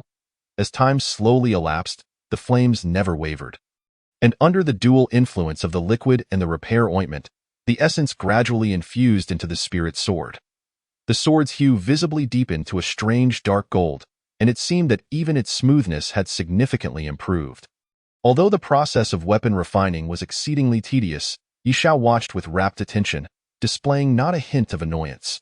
Thus, as the dawn of the 4th day approached, accompanied by a crisp ringing of the sword, a gust of wind imbued with a chilling aura forcefully ruptured the intense flames in the hall. A sharp sword, primarily hued in azure and white, with faint golden glimmers at its center, gradually floated out from the blaze. With a resounding clang, a dazzling sword light shot upwards, piercing through the ceiling of the treasure forging hall. Fortunately, this was the top floor, and there were no other patrons above. Otherwise, it would have been troublesome had anyone been inadvertently harmed. A sword of the mid-tier celestial grade. Gazing at the newly forged spirit sword, radiating brilliance, Yi Zhao's eyes sparkled with surprise. Initially, he had estimated that this sword could ascend from the earth grade to the lower celestial grade. Never expecting that the foremost weapon refiner of the Earthfire Prefecture truly possessed remarkable skills, elevating it to the mid-tier celestial level. Truly, there are no falsehoods beneath the mantle of fame, given this. The expenditure of 20,000 spirit coins for the service was indeed justified. Come, Duan Ming called out sharply, and instantly, a formidable surge of spiritual energy erupted, morphing into an invisible hand that reached for the newly forged celestial spirit sword. Clang! Upon Duan Ming's grasp, the spirit sword suddenly trembled violently, emitting a rapid buzzing sound, with sharp sword energies slicing forth in an attempt to break free from the binding spiritual hand. What a domineering spirit sword! Duan Ming's gaze shifted slightly, astonished by the sword's sentience, which refused to be easily controlled. He then channeled more spiritual energy to reinforce the spiritual hand, attempting to forcibly subdue the celestial sword. Bang! Just as Duan Ming endeavored to suppress the windfall sword with sheer force, the sword suddenly radiated a blinding light, unleashing a breathtaking sword aura that brutally shattered Duan Ming's spiritual hand, causing him to grunt and stagger back several paces. A remarkably fierce sword light surged upwards, cleaving the ceiling in twain and revealing a massive gash. Come here! This unexpected turn of events startled Yi Zhao, who quickly beckoned to the windfall sword. The sword rang out again, seemingly intending to resist his command, but upon Yi Zhao releasing a strand of sharp sword intent, the windfall sword promptly ceased its defiance and obediently floated into Yi Zhao's hand. Once Duan Ming regained his footing, he cast a surprised glance at Yi Zhao, a trace of incredulity flickering in his eyes. Even he had been forcefully repelled by the celestial sword, yet this young, handsome lad managed to subdue it. Master, are you all right? Yi Zhao hastily set the spirit sword down, clasping his fists in an apologetic gesture towards Duan Ming. I sincerely apologize. I did not anticipate that this sword would exhibit such unruliness after its ascension to the celestial grade. I shall compensate for any damage to the premises, and no need. There is no requirement for you to compensate, in response. Duan Ming waved his hand dismissively, then regarded Yi Zhao with a thoughtful gaze, stating, Young man, this sword is excessively sharp. It would be challenging for an ordinary person to wield. Should you choose to use it, be wary of its potential to harm you in return. Indeed, it is a splendid sword. Just as Yi Zhao was about to nod in agreement, a figure suddenly appeared from above, fiery eyes peering through the enormous crack left in the ceiling, fixated greedily on the celestial sword in Yi Zhao's possession, an unabashed glimmer of avarice shimmering in his gaze. Chapter 53. An unexpected complication suit song. The sudden appearance of the figure atop the roof startled both Yi Zhao and Duan Ming. And as they turned their attention to the individual, a shadow of displeasure crossed their faces. It was evident that the commotion caused by the emergence of the celestial sword had drawn Suit Song's attention. However, it was important to note that this was the Treasure Forging Hall, a major power in the Earthfire Prefecture, second only to the governor's residence, the Mad War Sect, and the Yin Yang Pavilion. Regardless of the uproar, who would dare to brazenly stand atop the roof and spy? Such an act would undoubtedly be a provocation against the Treasure Forging Hall, especially considering that Master Duan Ming was present.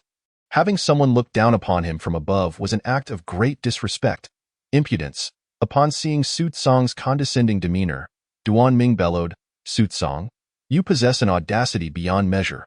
Even your father, Su Tai, would not dare to speak to me in such a manner. Do you not understand decorum?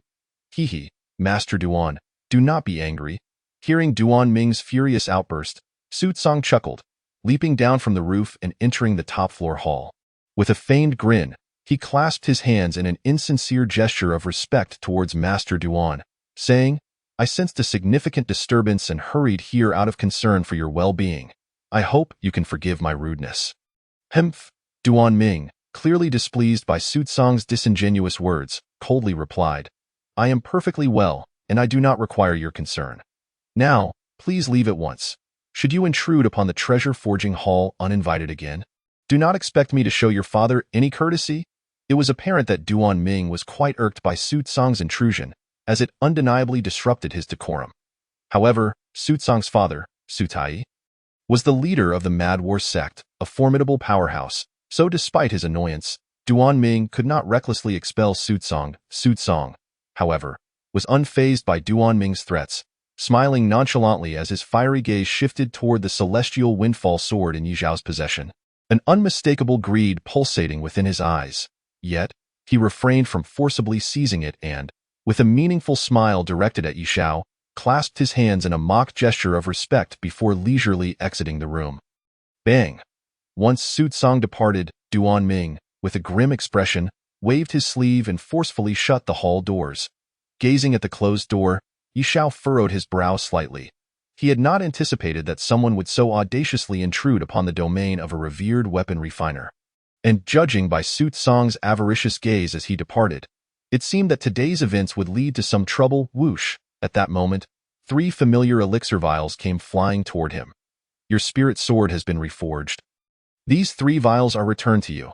You may leave now. Duan Ming glanced at Yi Zhao, then turned away, stating solemnly, furthermore, I advise you to find an opportunity to leave the Earthfire Prefecture as soon as possible. Yi Zhao nodded, sincerely thanking him with a clasped fist, then placed the 3 vials back on the ground before stowing the spirit sword in his spatial ring, choosing not to say anything further as he turned to exit. After Yi Zhao left, Duan Ming slowly turned, his gaze fixated on the 3 elixirs Yi Zhao had left behind. After a moment, he let out a light sigh of resignation. Generally, such private transactions involving the refinement of treasures must be strictly confidential within the treasure forging hall, forbidding outsiders from intruding to avoid unnecessary complications for the employer. Therefore, Su Tsang's forceful intrusion meant that the treasure forging hall would have to assume responsibility and apprehend the intruder, providing Yi Zhao with an explanation. However, Su Tsang was no ordinary individual. His backing, the Mad War sect, was one of the dominant forces in the Earthfire Prefecture. Thus, even Duan Ming could not be overly harsh in reprimanding him, ultimately just scolding him before allowing him to leave. Consequently, this matter would have to be resolved by Yi Zhao himself. With a calm demeanor, Yi Zhao exited the treasure forging hall and, not far along his path, unexpectedly encountered several figures lying in wait. At the forefront stood Su Tsang. Upon seeing Yi Zhao, Su Tsang's shadowy face immediately brightened with a smile as he approached briskly, saying, My friend, I apologize for any prior offense. I am Su Tsang. May I ask how you are addressed? Yi Zhao cast a glance at Su Tsang's insincere smile, responding in a flat tone, Ah, so it is Brother Yi. Su Tsang feigned politeness, clasping his hands with a faint smile. Earlier, I observed that Brother Yi Zhao seemed to have commissioned Master Duan Ming to forge an extraordinary sword.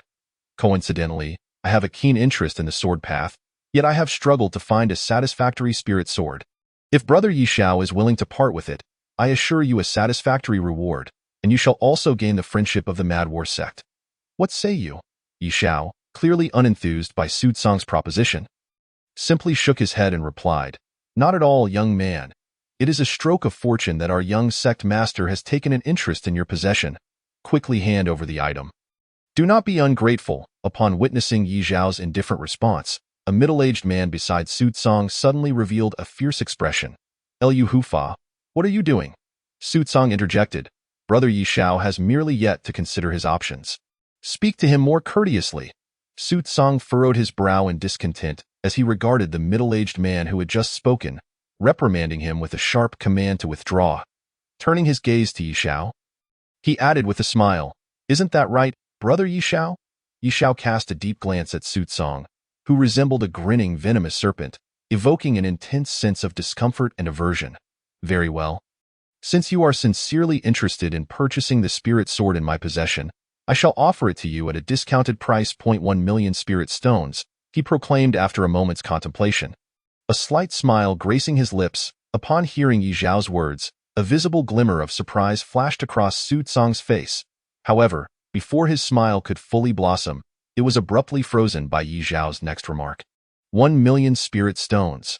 Both Su Tsang and his companions were momentarily taken aback, their gazes turning toward Yi Zhao as if he were a fool. The sum of 1 million spirit stones was sufficient to acquire a top-tier heavenly artifact. It appears that Brother Yi Zhao holds our friendship within the crazy battle sect in contempt, Su Tsong's smile gradually faded. His voice now laced with a chilling threat. Is the friendship of the crazy battle sect truly so valuable? Yi Xiao shrugged indifferently. Unperturbed by Su Tsong's darkening expression, he attempted to sidestep the group, blocking his path. Yet, as he took a step forward, he noticed a glint of cold light in Su Tsong's eyes, prompting several individuals accompanying him to step forward, forming a semicircle that ensnared Yi Xiao in place. What's this? Since a fair purchase is off the table, do you intend to resort to force? Yi Xiao halted, a cold smile curling upon his lips. Chapter 54.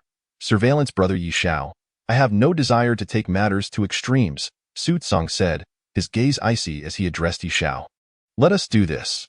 I will offer you 50,000 spirit stones for that heavenly spirit sword, and I will extend a promise that should you encounter any troubles within 100,000 miles of this fire region county, you may seek my assistance. The wisdom of having more friends than foes is something I trust you understand. Brother Yi Xiao. 50,000? At this price, Yi Xiao could not suppress a derisive laugh. Setting aside the previous worth of the Fengyun sword and Feng crystal, the combined cost of the restoration ointment and Master Duan Ming's services already approached 40,000 spirit stones. The heavenly Fengyun sword, even if placed at auction, would command a starting price of at least 100,000. Though think that one could acquire a mid-tier, heavenly spirit sword for 50,000 spirit stones was quite absurd. Your offer is exceedingly paltry. I suggest you reconsider. With a subtle mockery in his voice, Yi Xiao proceeded to disregard the group blocking his way, stepping forward once more. The martial artists accompanying Su Tsong responded with a disdainful snort, advancing to form a wall against Yi Xiao. Unfazed by their provocation, Yi Xiao's eyes glimmered with cold light as an overwhelming aura of spirit energy surged from within him, sending the front line of assailants reeling back. Toasting to a refusal only invites punishment. Upon witnessing Yi Xiao's actions, Su Tsong's expression darkened. He extended his palm, rapidly gathering spirit energy, and struck toward Yi Xiao. After all that talk, was he not simply seeking to engage in combat? Seeing Su Tsong's true intentions laid bare, Yi Xiao let out a cold laugh and extended his own slender hand, meeting Su Tsong's palm with a forceful clash. Boom! The collision of their hands echoed like two mountains colliding, producing a violent blast that sent both of them stumbling back several steps. You possess some skill. No wonder you dare to reject my request. Su Tsong's eyes narrowed like a serpent's as he noted Yi Xiao's effortless counter to his strike. Just as he prepared to unleash another assault, a stern voice rang out abruptly. Su Tsong, this is my territory at the Treasure Refinement Pavilion. Even as the young master of the crazy battle sect, you must adhere to my rules here. The sudden interruption halted the impending confrontation, both Yi Xiao and Su Tsong turning to find the source of the voice. Master Duan Ming. Following Duan Ming's rebuke, Su Tsong's expression shifted several times before he opted not to press the matter further. He gradually calmed his agitated spirit energy, offering a polite smile. Since Master Duan Ming has spoken, I shall, of course, extend this courtesy. Though he coveted the heavenly spirit sword in Yi Xiao's possession, Su Tsong was not a fool. His earlier reckless intrusion into the upper echelons of the Treasure Refinement Pavilion had already displeased Duan Ming. If he continued to defy the master, he risked provoking ire that could spell trouble for himself and the crazy battle sect. After all, a craftsman capable of forging heavenly artifacts held an undeniable stature, often regarded with greater respect than even true heavenly martial realm experts. Such a master should never be unnecessarily offended. Thus, upon Duan Ming's arrival, Su Tsong promptly reined in his arrogance, adopting a facade of false humility. After respectfully clasping his hands in salute to Duan Ming, he gestured for his subordinates to depart. Yet, as he passed by Yi Xiao, he paused momentarily, leaning in to murmur a barely audible remark meant only for Yi Xiao's ears. Brother Yi Xiao, should you decide to change your mind later, do not hesitate to seek me out. I have always believed that having more friends is preferable to accumulating enemies. Of course, if someone truly chooses to be ungrateful, then perhaps this vast land of the Fire Region County may soon witness yet another nameless corpse. With that, Su Tsong offered Yi Xiao a knowing nod before swaggering away with his followers. As Su Tsong departed, the throng of onlookers who had gathered also began to disperse, many casting glances of pity and sympathy toward Yi Xiao, offending one of the three great heavenly martial powers. The crazy battle sect was no trivial matter in the Fire Region County. Over the years, countless individuals had vanished without a trace after incurring the wrath of the crazy battle sect, only to be discovered later. Their corpses already decomposed beyond recognition. Yet, in the face of the sympathetic gazes, Yi Xiao maintained a calm demeanor, his eyes betraying little emotion. He had long since resolved that upon entering the city and learning of Feng Shi's bounty by the three major powers, he had inevitably positioned himself as their adversary. Regardless of Su Tsong's involvement, the outcome would remain unchanged. Su Tsong had merely exacerbated the existing conflict. Youth, I can assist you no further. Be cautious from here on out. If it comes to it, simply surrender the sword to him. As long as your life remains intact, you need not worry about future troubles. Duan Ming observed Yi Xiao's expressionless face, mistakenly believing him to be intimidated, and approached with earnest words of consolation. Thank you, master.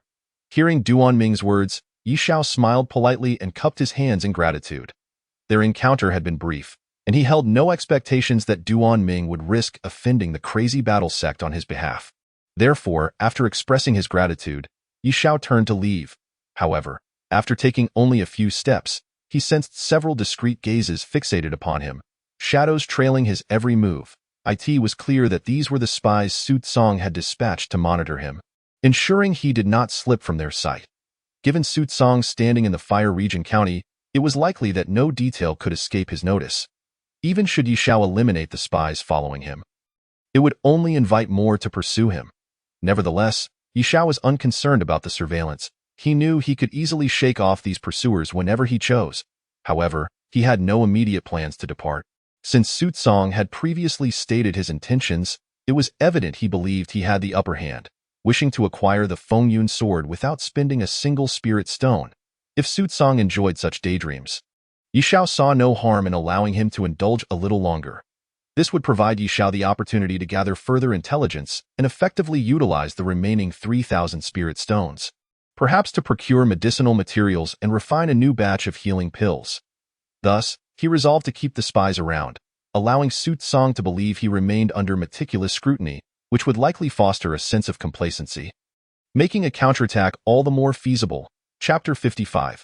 Amplification. 3 days later, in a tranquil chamber, Yi Xiao sat cross-legged before a cauldron, surrounded by a dozen vials.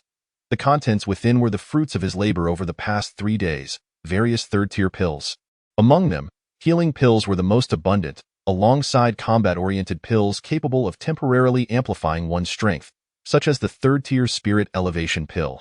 A single pill could grant its consumer the formidable spirit energy comparable to that of a heavenly martial realm expert for the duration of a single incense stick, allowing them to unleash their techniques without concern for depleting their energy. Additionally, there was the speed pill, which, when consumed, could result in a remarkable surge of both speed and strength, catching opponents off guard in critical moments. Of course, the power gained through these pills was not stable and was intended solely for emergencies against formidable foes. Therefore, Yi Xiao had also crafted a personalized third-tier Profound Understanding pill for himself. According to the records of the Danfeng, the number of martial artists who have previously consumed this elixir exceeds 10,000. After taking this elixir, nearly 60% of the Xuanwu realm practitioners achieved an elevation of 1 realm. Approximately 30% ascended 2 realms. Remarkably, the remaining 1% experienced a staggering increase of 3 realms. Just 2 realms would suffice. Yi Xiao murmured softly to himself. His aspirations were modest. He did not dare to wish to be among that fortunate 1%, but only sought to break through 2 realms. With this thought in mind, Yi Xiao, upon the completion of the elixir, unhesitatingly consumed the Tongxian spirit pill he had personally refined, slowly closing his eyes to form a cultivation seal. As the Tongxian spirit pill melted upon entering, it wasn't long before the space around Yi Xiao resembled a tranquil lake under a gentle rain, rippling with spiritual power. Streams of subtle yet pure energy began to seep from the surrounding void, pouring towards Yi Xiao without reservation. Once these energies entered his body, Yi Xiao effortlessly grasped them, allowing them to flow through his meridians towards his dantian, continuously gathering and strengthening. As time passed, waves of pure energy surged into Yi Xiao's body like an unstoppable river. Maintaining his cultivation state, Yi Xiao welcomed this torrent of colossal energy, rapidly refining it. Gradually, the spiritual might emanating from within him steadily grew. Breakthrough. After approximately half an hour, when Yi Xiao sensed that the effects of the Tongxian spirit pill were nearing depletion. He inwardly shouted, unleashing the accumulated energy in one explosive surge. Xuanwu Realm 6, Xuanwu Realm 7. In the blink of an eye, his realm advanced from Xuanwu Realm 5, breaking through 2 realms in a single breath, elevating him to Xuanwu Realm 7. This breakthrough aligned perfectly with his prior expectations. Although the Tongxian spirit pill held the potential for a 3-realm ascent, it must be remembered that he practiced a divine-grade cultivation technique, which required an immense amount of energy for breakthroughs, far beyond that of ordinary techniques. Thus, achieving a 2-realm advancement was already a remarkable feat suddenly, just as Yi Xiao prepared to conclude his cultivation. He felt the long quiet reincarnation disk within him gently tremble. Immediately thereafter, a familiar fluctuation surged forth. Visible to the naked eye, streams of energy burst forth from the void, transforming into rivers of energy rushing towards Yi Xiao. Such a magnitude of energy attraction could only be triggered when the effects of the Tongxian spirit pill reach their zenith. What is happening? Could it be that the reincarnation disk possesses functions I am unaware of? Yi Xiao was both startled and elated. However, he could not afford to ponder too much at this moment, hastily forming another cultivation seal and greedily absorbing the renewed influx of spiritual power.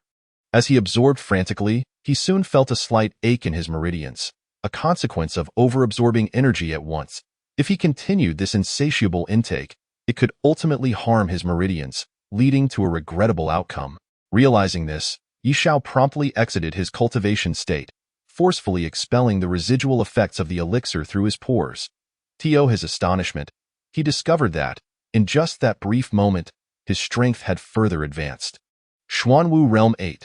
According to the irreversible principle that the higher the level of the technique, the more substantial the energy required for breakthroughs, it seemed implausible for Yi Xiao, who cultivated a divine-grade technique, to achieve a 3-realm ascent merely through one Tongxian spirit pill. The ability to break through 2 realms at once was attributed to the time Yi Xiao had previously spent at Xuanwu Realm 5, allowing him to accumulate sufficient foundation. After contemplating the extraordinary events unfolding before him, Yi Xiao could only attribute them to the efficacy of the reincarnation disk within him. Could it be that the reincarnation disk possesses the ability to enhance the effects of elixirs? Yi Xiao's gaze flickered with intrigue. Even with the perspective of a martial emperor from his past life, he could not discern the full extent of this ancient artifact, and a sense of reverence lingered in his heart. As the saying goes, too much of a good thing is bad, and greed leads to loss.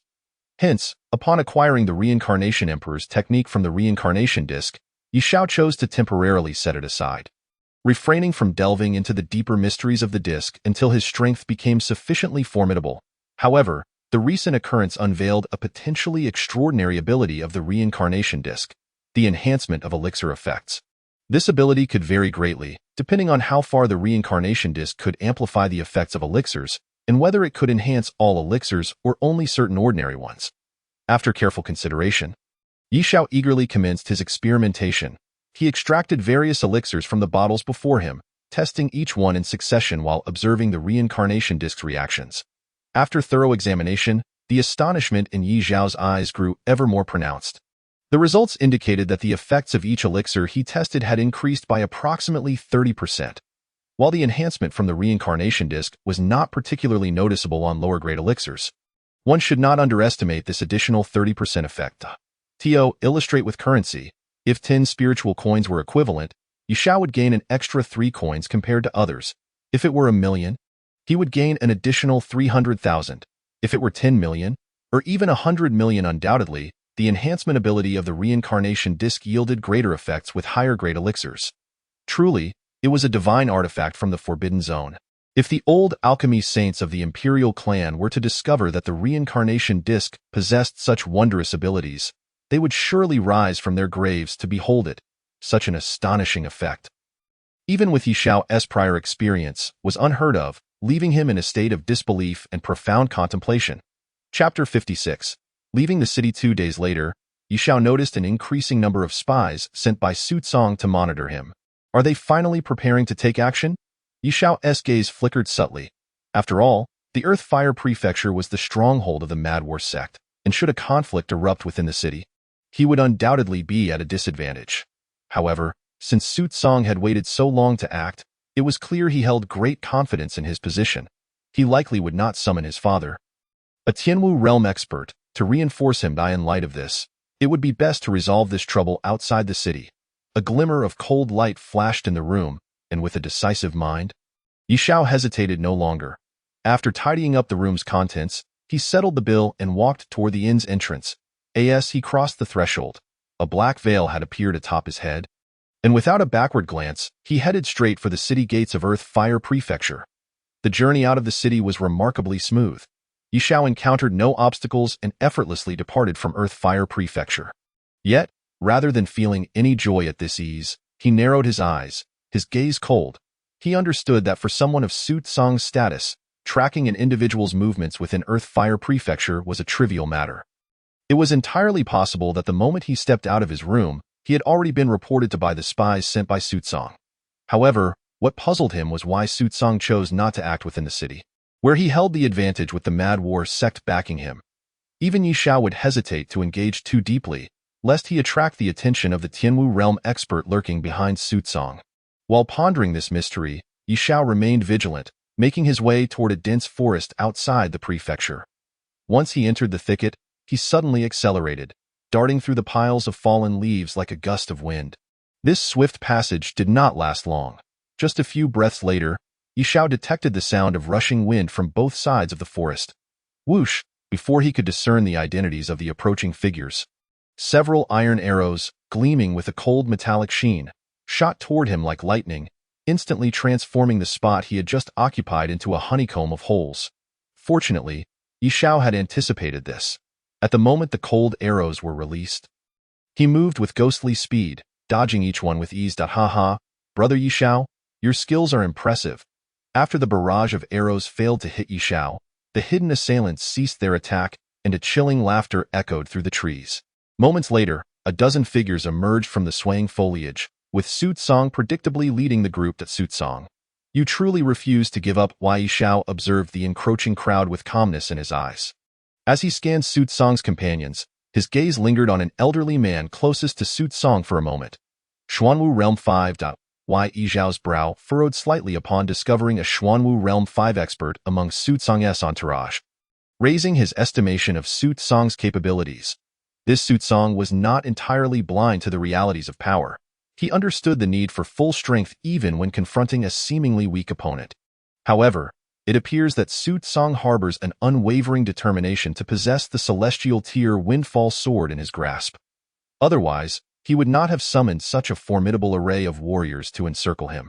Aside from the elder at the 5th level of Earth Martial Realm, the rest of the individuals in the group are no weaklings, each boasting a strength around the 3rd level of Earth Martial Realm. With such a lavish assembly, should an ordinary practitioner of Xuanwu Realm arrive, they would find themselves with no choice but to surrender, as even the current Yi Xiao feels quite challenged. Moreover, he is acutely aware that Su Tsong himself is a young genius from the Earth Fire County, possessing the strength of the 4th level of Earth Martial Realm. Young man, do you truly believe you can escape the clutches of young Master Su Tsong? The only reason he has refrained from attacking you within the county is to spare Master Ming's face, to prevent him from meddling further. Otherwise, you would have long since become a lifeless corpse. One of the 3-level Earth Martial Realm warriors, sporting a hooked nose, sneered coldly at Yi Xiao. Boy, comply willingly and surrender your celestial tier spirit sword to our young master. Perhaps he will show mercy and spare your life if you kneel and bow a few times. Another lean warrior of the same level cackled. In the face of their mockery, Yi Xiao's expression remained unchanged. As his gaze sharpened, one hand slowly rested upon the hilt of the sword slung across his back.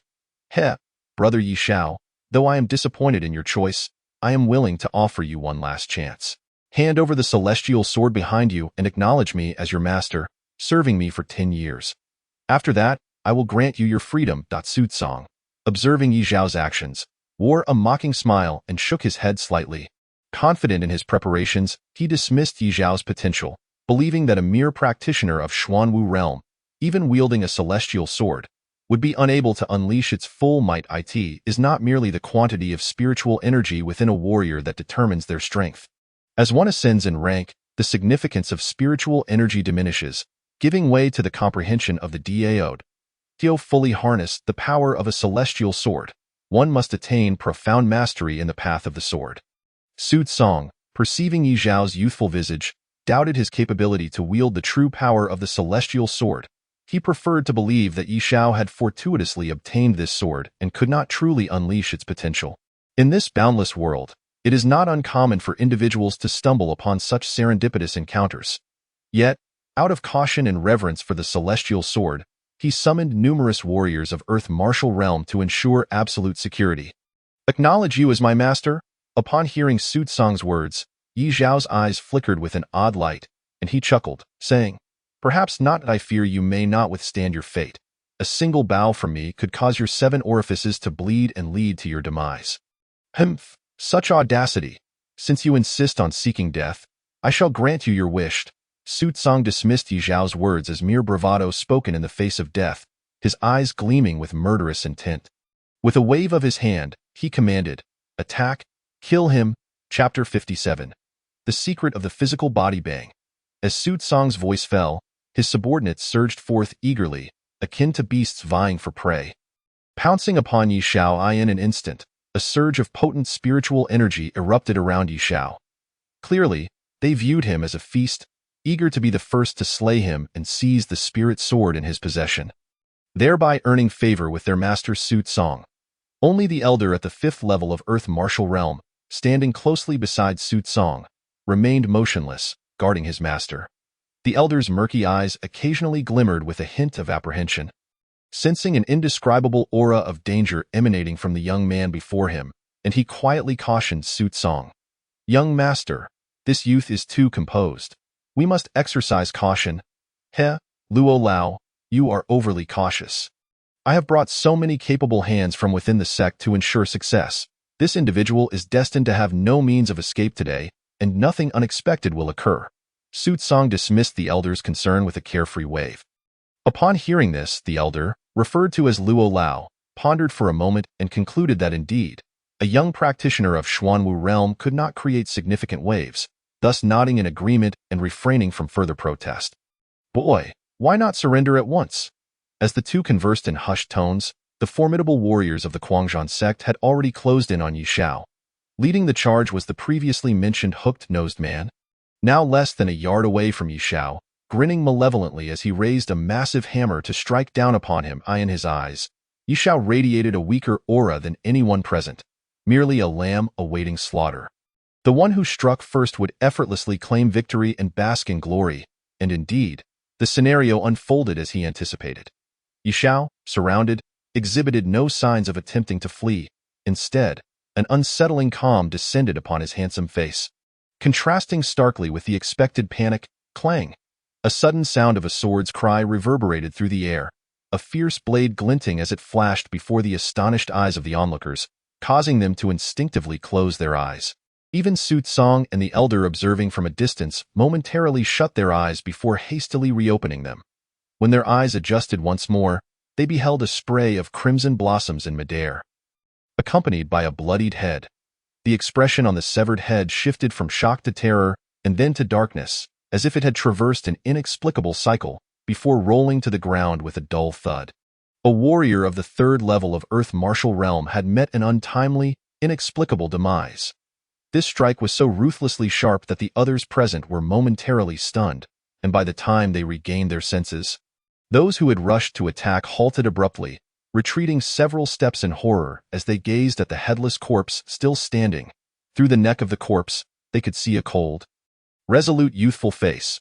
This young man exhibits a swordsmanship of extraordinary intensity. The crowd instinctively swallowed hard, exchanging glances that reflected their shared astonishment.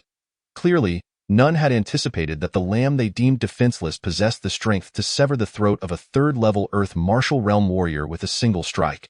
Although the carelessness of the hooked-nosed man contributed to this outcome, the undeniable power of that sword strike posed a lethal threat to everyone present. A remarkable sword. A truly remarkable sword. At that moment, Su Tsang, witnessing Yi Zhao's swift execution of one of his fierce subordinates, did not react with anger. Instead, he wore an expression of elation, his gaze fixated more fervently upon the windfall sword. "This sword must be mine. Luo Lao, you too must go. Ensure you seize the spirit sword from this individual." Upon hearing Su Tsong's command, Luo Lao's expression turned serious as he nodded solemnly and stepped forward. You all, attack together and kill him. Although commanded by Su Tsong, Luo Lao, wise and cunning, observed the overwhelming sharpness of Yi Zhao's sword with a hint of trepidation. With a wave of his hand, he ordered the others to lead the charge while he remained at the rear, ready to deliver a decisive blow to Yi Zhao. Hearing Luo Lao's words, the other warriors of the Quanzhan sect, though somewhat reluctant, recognized his strength and status, and thus complied. Cursing the old man under their breath, they surged forward once more, bang bang bang.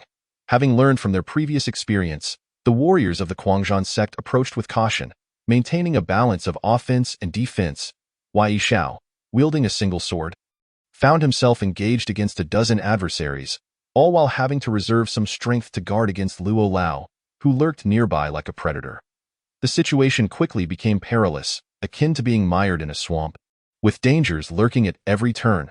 You killed my elder brother. You shall pay with your life. A middle-aged man, bearing a striking resemblance to the deceased hooked-nosed warrior, bellowed as he charged forth, his skin rapidly transforming into an unusual bronze hue. His clothing tore apart as the muscles in his arms and thighs bulged like coiling dragons, visibly causing the ground to tremble beneath him, showcasing his immense power. The secret of the physical body. Yi Zhao's gaze sharpened. He had heard tales of the Quanzhan sect's unique physical body techniques, capable of rendering a warrior's body more formidable than even the mightiest of beasts, as the bronze-skinned assailant advanced. Yi Zhao, with an unflinching expression, raised a hand and met him in a direct clash midair. Crack! Ah! The moment their hands connected, a piercing scream accompanied by the sound of shattering bones erupted from the bronze-skinned warrior. He was sent hurtling backward as blood spewed from his mouth, and the bronze hue quickly receded like a receding tide. How is this possible, witnessing their comrade's defeat in this contest of strength? The other members of the Quanzhan sect widened their eyes in disbelief, their expressions reflecting utter astonishment. Our Quanzhan sect's bronze secret technique grants warriors the power to surpass even the mightiest of beasts. How could it falter against an outsider? Even the venerable Luo Lao, a master of the fifth realm of the earth martial realm, wore a perplexed expression as he scrutinized Yi Zhao's hand. The latter's palm was fair as jade, appearing utterly unremarkable, devoid of any semblance of strength. How could it possibly compare to their formidable physical prowess, bolstered by the secret techniques of the Quanzhan sect?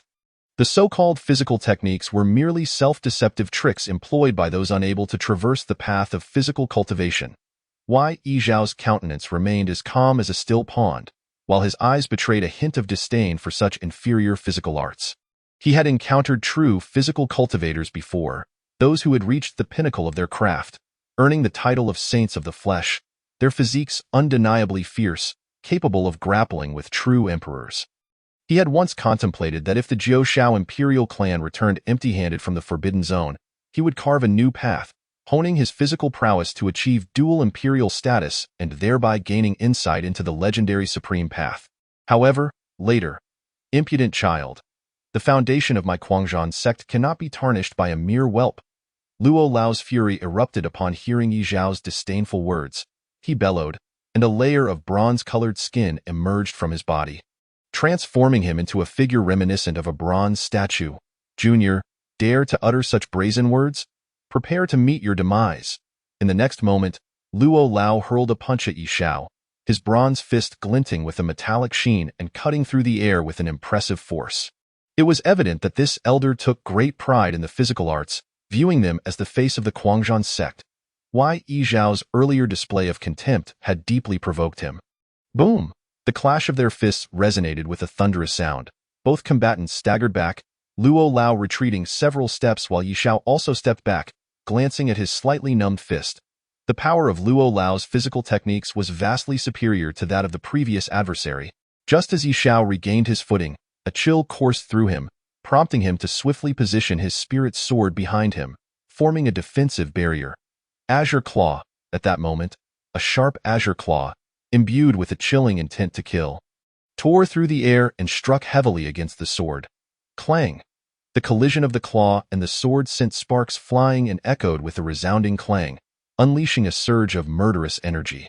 Seizing the opportunity amidst the clash, Yi Xiao swiftly turned and unleashed a counterattack, his sword tip barely grazing the neck of the assailant behind him, Su Tsong.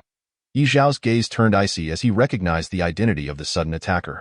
Impressive reflexes. Su Tsong, having swiftly retreated, cast a fiery glance at Yi Xiao's spirit sword, a grin spreading across his face. Seeing Su Tsong's demeanor, Yi Xiao narrowed his eyes. It appeared that the latter intended to join the fray, which was rather unfortunate. Do not grant this brat any more chances. Kill him. Su Tsong, a ruthless individual, observed that Luo Lao had not subdued Yi Xiao immediately and, unwilling to delay further, issued a commanding shout, leading his subordinates to swarm towards Yi Xiao. Over 10 individuals surged forward, their weapons aimed menacingly at Yi Xiao, with Su Tsong wielding a blood-red spear that glimmered coldly, exuding a terrifying aura, leading the charge. Yi Xiao's expression shifted slightly. This was also a celestial-grade spirit treasure. He dared not underestimate it, promptly retracting his hand and wielding the windfall sword in defense. Meanwhile, his other hand gathered spirit energy, rapidly condensing a massive star imprint. Be wary. It's the fluctuation of a celestial martial technique. None present were weaklings, especially with the presence of strong individuals from the Quanzhan sect. They quickly recognized the terrifying aura emanating from Yi Xiao's star imprint. Boom! A brilliant explosion erupted, resembling a star bursting in the vicinity, sending forth waves of radiant energy that engulfed the area, scattering stones and debris as the shockwaves barreled outward, collapsing nearby hills. Clang, clang, clang. After a tremendous clash, the battle raged on, the sounds of weapons clashing filling the air, sword lights soaring, and spear points ringing out, unleashing a torrent of murderous intent akin to a flood. Die! Su Tsong roared, his eyes icy as the tip of his spear glowed ominously. Piercing through the space ahead and aiming straight for Yi Xiao's brow, Yi Xiao's feet danced with the wind, employing a mystical technique to sidestep, and the blood-red spear pierced the ground where he had just stood, creating a massive crater. His gaze sharpened. Just as he was about to retaliate, he found himself bound by the relentless onslaught of attacks from others, making it difficult to counter swiftly. Moreover, aside from Su Tsong, who wielded the celestial-grade spear, the Fifth Realm Luo Lao presented a significant threat. Coupled with the support of over 10 Earth Martial Realm experts, Yi Xiao found himself in a precarious situation. His brow furrowed as he confronted a particularly thorny reality. These individuals were all at higher realms than he was. Although his combat prowess was extraordinary, he was not afraid. However, prolonged engagement could lead to unforeseen complications. To break the deadlock swiftly, he needed to unleash an even greater force. Clang! As Yi Xiao pondered, the surrounding attacks intensified, relentless as a surging river. Capture the leader first. After another intense exchange, Yi Xiao's gaze hardened. He retracted some of his defensive energy, secretly concentrating 80% of his power into a single fingertip. As Su Tsong charged once more, Yi Xiao suddenly pivoted, relaxing his defenses in other areas and focusing his strength to thrust a finger at Su Tsong's chest. Medium-grade celestial martial technique, flickering light finger. A magnificent beam of light erupted from Yi Xiao, striking Su Tsong's chest with blinding speed. Peefed! Taken by surprise, Su Tsong was sent flying, crashing heavily several dozen yards away. Young master, upon seeing Su Tsong struck by Yi Xiao's celestial martial technique, Luo Lao and the others turned pale and shocked. Su Tsong was the son of their sect leader. If he perished here, their return would be fraught with dire consequences. Cough, cough. However, they soon heard Su Tsong's heavy cough, and to their astonishment, they found he had not sustained severe injuries and was quickly staggering to his feet. Not dead? Yi Xiao frowned. He was acutely aware of his own strength. Even if Su Tsong practiced a special physical technique, he should not have been able to withstand that blow. Why was he unharmed? Hee, do you see what this is? After standing up, Su Tsong noticed the flicker of doubt in Yi Xiao's eyes and laughed as he tore open his clothing, revealing a dented inner armor. This is the inner armor spirit treasure from the auction, Chapter 59. I can, but you cannot. Challenge me. You are still too green. Su Tsong smirked confidently, patting his inner armor. The crocodile scale armor. A terrestrial-grade spirit treasure, boasted exceptional defensive capabilities, capable of withstanding even the full force of peak Earth martial realm experts. That finger was your final resort, wasn't it? You were finished, observing Yi Xiao's somewhat grim expression. Su Tsong's smile grew increasingly sinister as he gripped his celestial-grade blood spear, clad in terrestrial-grade scale armor, positioning himself in an invulnerable stance. Now, taste my low-grade celestial martial technique, blood serpent dance spear. With a fierce shout, Su Tsong unleashed his spear, the blood light erupting as he charged forward like a massive blood-colored python, its sharpened tip tearing the earth apart, stirring up clouds of dust and accompanied by a tidal wave of murderous intent. Surging towards Yi Xiao. Excellent. It's the young master's blood spear technique. Though it's merely a low-grade celestial martial technique, when combined with the celestial-grade spear, its power rivals that of genuine top-grade celestial martial techniques. Haha, this troublesome brat is doomed this time. Luo Lao and the others exclaimed in delight as they witnessed the blood-colored serpent rampaging through the ground. Boom! The vast sea of blood surged forth, engulfing Yi Xiao's position as if a colossal blood bowl had been overturned to crush him beneath it. Su Tsong, clad in shimmering scale armor and wielding a celestial-grade spear, stood amidst the chaos, coldly regarding the struggling figure within the bloodlight, declaring, "Do you realize how ungrateful you are? If I had wanted to kill you, I could have done so days ago in the county. I have given you many opportunities to save your life, and you squandered them. Now, taking your life is merely retribution for your own choices."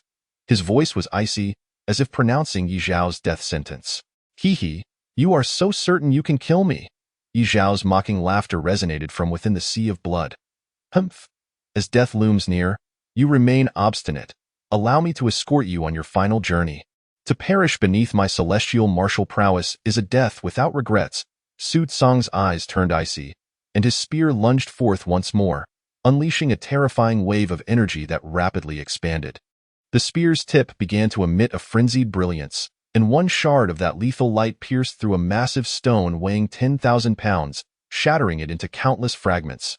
Hundreds of razor-sharp beams erupted simultaneously, obliterating everything in their path into dust within an instant. Is that so? Yi Xiao exclaimed coldly, and with a clang, the figure enveloped in bloodlight raised the spirit sword in hand, pointing it towards the heavens. His arm trembled violently, and a magnificent torrent of sword energy surged skyward. Crack! At that moment, the bloodlight cage that ensnared Yi Xiao crumbled to pieces, shattered by the overwhelming sword energy. Such power emanates from this celestial-grade spirit sword. Su Tsong was taken aback. He had witnessed the sword's reforge and knew it to be merely of mid-tier celestial quality. How could it possess such might?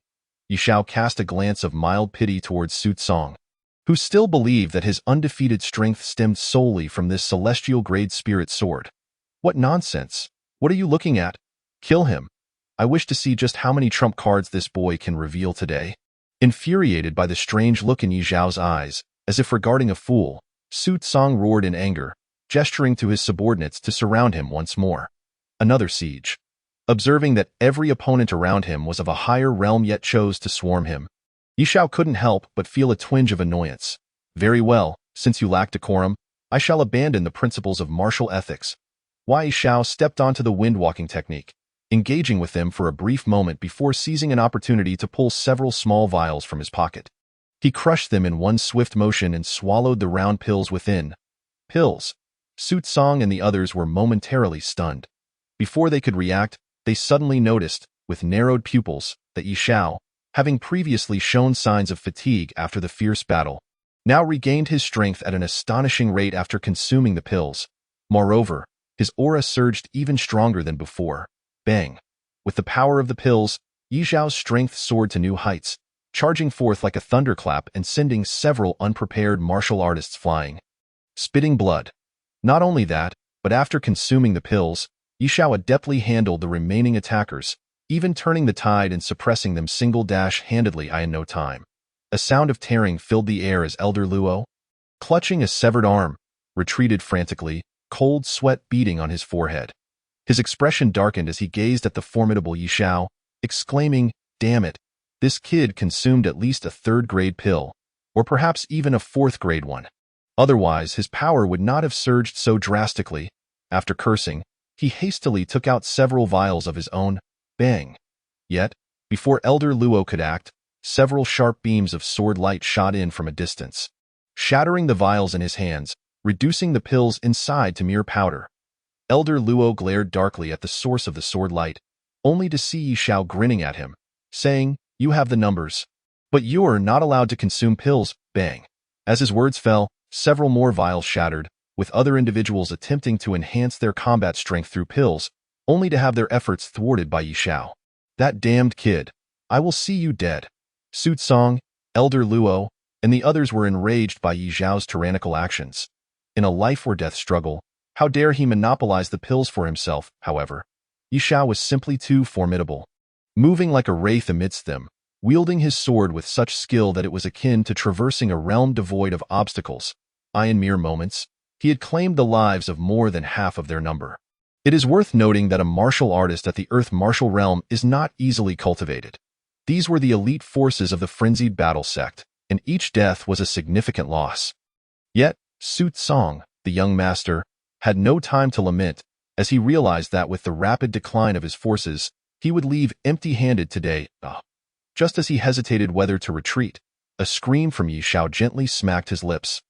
Unable to resist casting another glance at the lifeless body of Su Tsong on the ground, it was evident that he had not anticipated this. After all, this fellow had spent over 100,000 just recently at the auction. Yet he still possessed such an abundance of spirit stones. However, this was evidently not a matter that piqued Yi Zhao's curiosity. Regardless, these treasures now belonged to him, and without hesitation, he transferred 16,000 spirit stones into his spatial ring. It was only when his spatial ring became full that Yi Shao recalled it was merely a low-grade one with limited capacity. In stark contrast, Su Tsong's spatial ring was clearly an upper-tier intermediate one, boasting a space at least 10 times larger than his own. Consequently, Yi Shao, feeling somewhat lazy, chose not to transfer the items within and simply wiped the ring clean before adorning it on his finger. At worst, he would need to be a bit more cautious in his future endeavors to avoid being recognized for possessing Su Tsong's ring. Moreover, with these 16,000 spirit stones, Yi Shao estimated that once he absorbed their energy, it would be no challenge to leap to the 7th or 8th level of the Earth martial realm. Would he still need to worry about being identified? After securing the spirit stones, Yi Shao proceeded to search through the treasures left behind by the other warriors of the Mad War Gate, surprisingly unearthing another 100,000 spirit stones. Altogether, his haul amounted to an impressive 260,000 spirit stones. Furthermore, among his finds was the Ice Fire Lotus Seed that Su Tsong had purchased at a high price. Yi Shao examined it closely, yet he could not comprehend its mysteries at the moment. So he decided to store it away for the time being. Meanwhile, in a grand hall within the Earth Fire County, bang! A middle-aged man clad in a python robe, consumed by fury, smashed everything within arm's reach to smithereens. After a long while, he finally ceased his rampage, his eyes bloodshot and his breath heavy. Below in the hall, several quaking warriors knelt with their heads bowed, not daring to utter a word. This was the infamous headquarters of the Mad War Gate in Earth Fire County. And the furious man, with nowhere to vent his wrath, was none other than Su Tai, the formidable leader of the Mad War Gate. Yi Shao, how dare you slay my son? When I find you, I will tear you limb from limb. Su Tai bellowed, his fist striking a nearby pillar, creating a massive dent. Gritting his teeth with malevolence, he commanded, "Relay my orders, issue a bounty, an all-out manhunt for Yi Shao throughout the county. Whoever brings him before me shall be rewarded with 1 million spirit stones." 1 million. The warriors kneeling below trembled at the mention of such a staggering sum. They had served the gate for years, yet had never seen so many spirit stones in their lives. Clearly, the pain of losing his son had driven the leader to the brink of madness. However, none of the subordinates dared to speak out in the face of their master's fury, and they respectfully acknowledged his command before hastily retreating. Chapter 61. Rebuilding 3 days later, outside the county, in a secluded, abandoned cave. The entrance was littered with a mound of spirit stone powder, the remnants of countless spirit stones drained of their energy. How strange! Is it truly so difficult to break through to the Earth martial realm? Yi Shao pondered, gazing at the ground covered in spirit stone dust, deeply perplexed. Over the past 3 days, he had absorbed a staggering 100,000 spirit stones, and by all rights, he should have ascended to the Earth martial realm. Yet, in reality, he had already reached the pinnacle of the 9th level of the profound martial realm 2 days prior. After absorbing several thousand more spirit stones, His realm remained stagnant, not budging an inch. This was illogical. Even if the reincarnation heavenly emperor technique was a divine-level skill, the abundant energy within those spirit stones should have been more than sufficient for a breakthrough from the peak of the profound martial realm to the earth martial realm. Something was amiss, very amiss. Could it be that the laws of this world were not inferior to those of the divine realm? Yishao furrowed his brow, contemplating, and suddenly realized a terrifying fact he had long overlooked. He might have underestimated the completeness of the laws in this world. All along, he had believed that the divine realm he inhabited before his reincarnation was the highest plane among the myriad worlds, the central world where the laws of the great Tao were most refined. The laws of other worlds could not possibly compare to those of the divine realm. Thus, he thought that upon reincarnation, he merely needed to continue cultivating according to the laws of the divine realm, overwhelming the lower planes with the superior laws of the higher realms, and he could swiftly restore his strength and return to the emperor realm. However, this presumption hinged on the assumption that the laws of this world were indeed inferior to those of the divine realm for him to succeed. Yet now, as he attempted to break into the earth martial realm, he felt an unprecedented pressure, as if an unyielding barrier stood before him. This revelation jolted Yishao. He might have underestimated the level of this world. It was highly likely that it was a perfect world rivaling even the divine realm. To verify his suspicion, Yishao took 6,000 spirit stones and absorbed their energy in one go. As expected, after depleting the energy of the 6,000 spirit stones, his realm remained stagnant. He did not ascend to the earth martial realm. I was careless. I took it for granted that a world capable of welcoming my imperial soul could possibly be a mundane one. Yishao frowned slightly. It was only now, unable to break through to the earth martial realm, that he realized he had made a grave error in his understanding of this world. If this world were indeed on par with the divine realm, then its inhabitants would have to cultivate according to its rules until they reached the pinnacle of the great Tao. Otherwise, like Yishao now, employing the divine laws from another realm to cultivate would lead to rapid initial progress.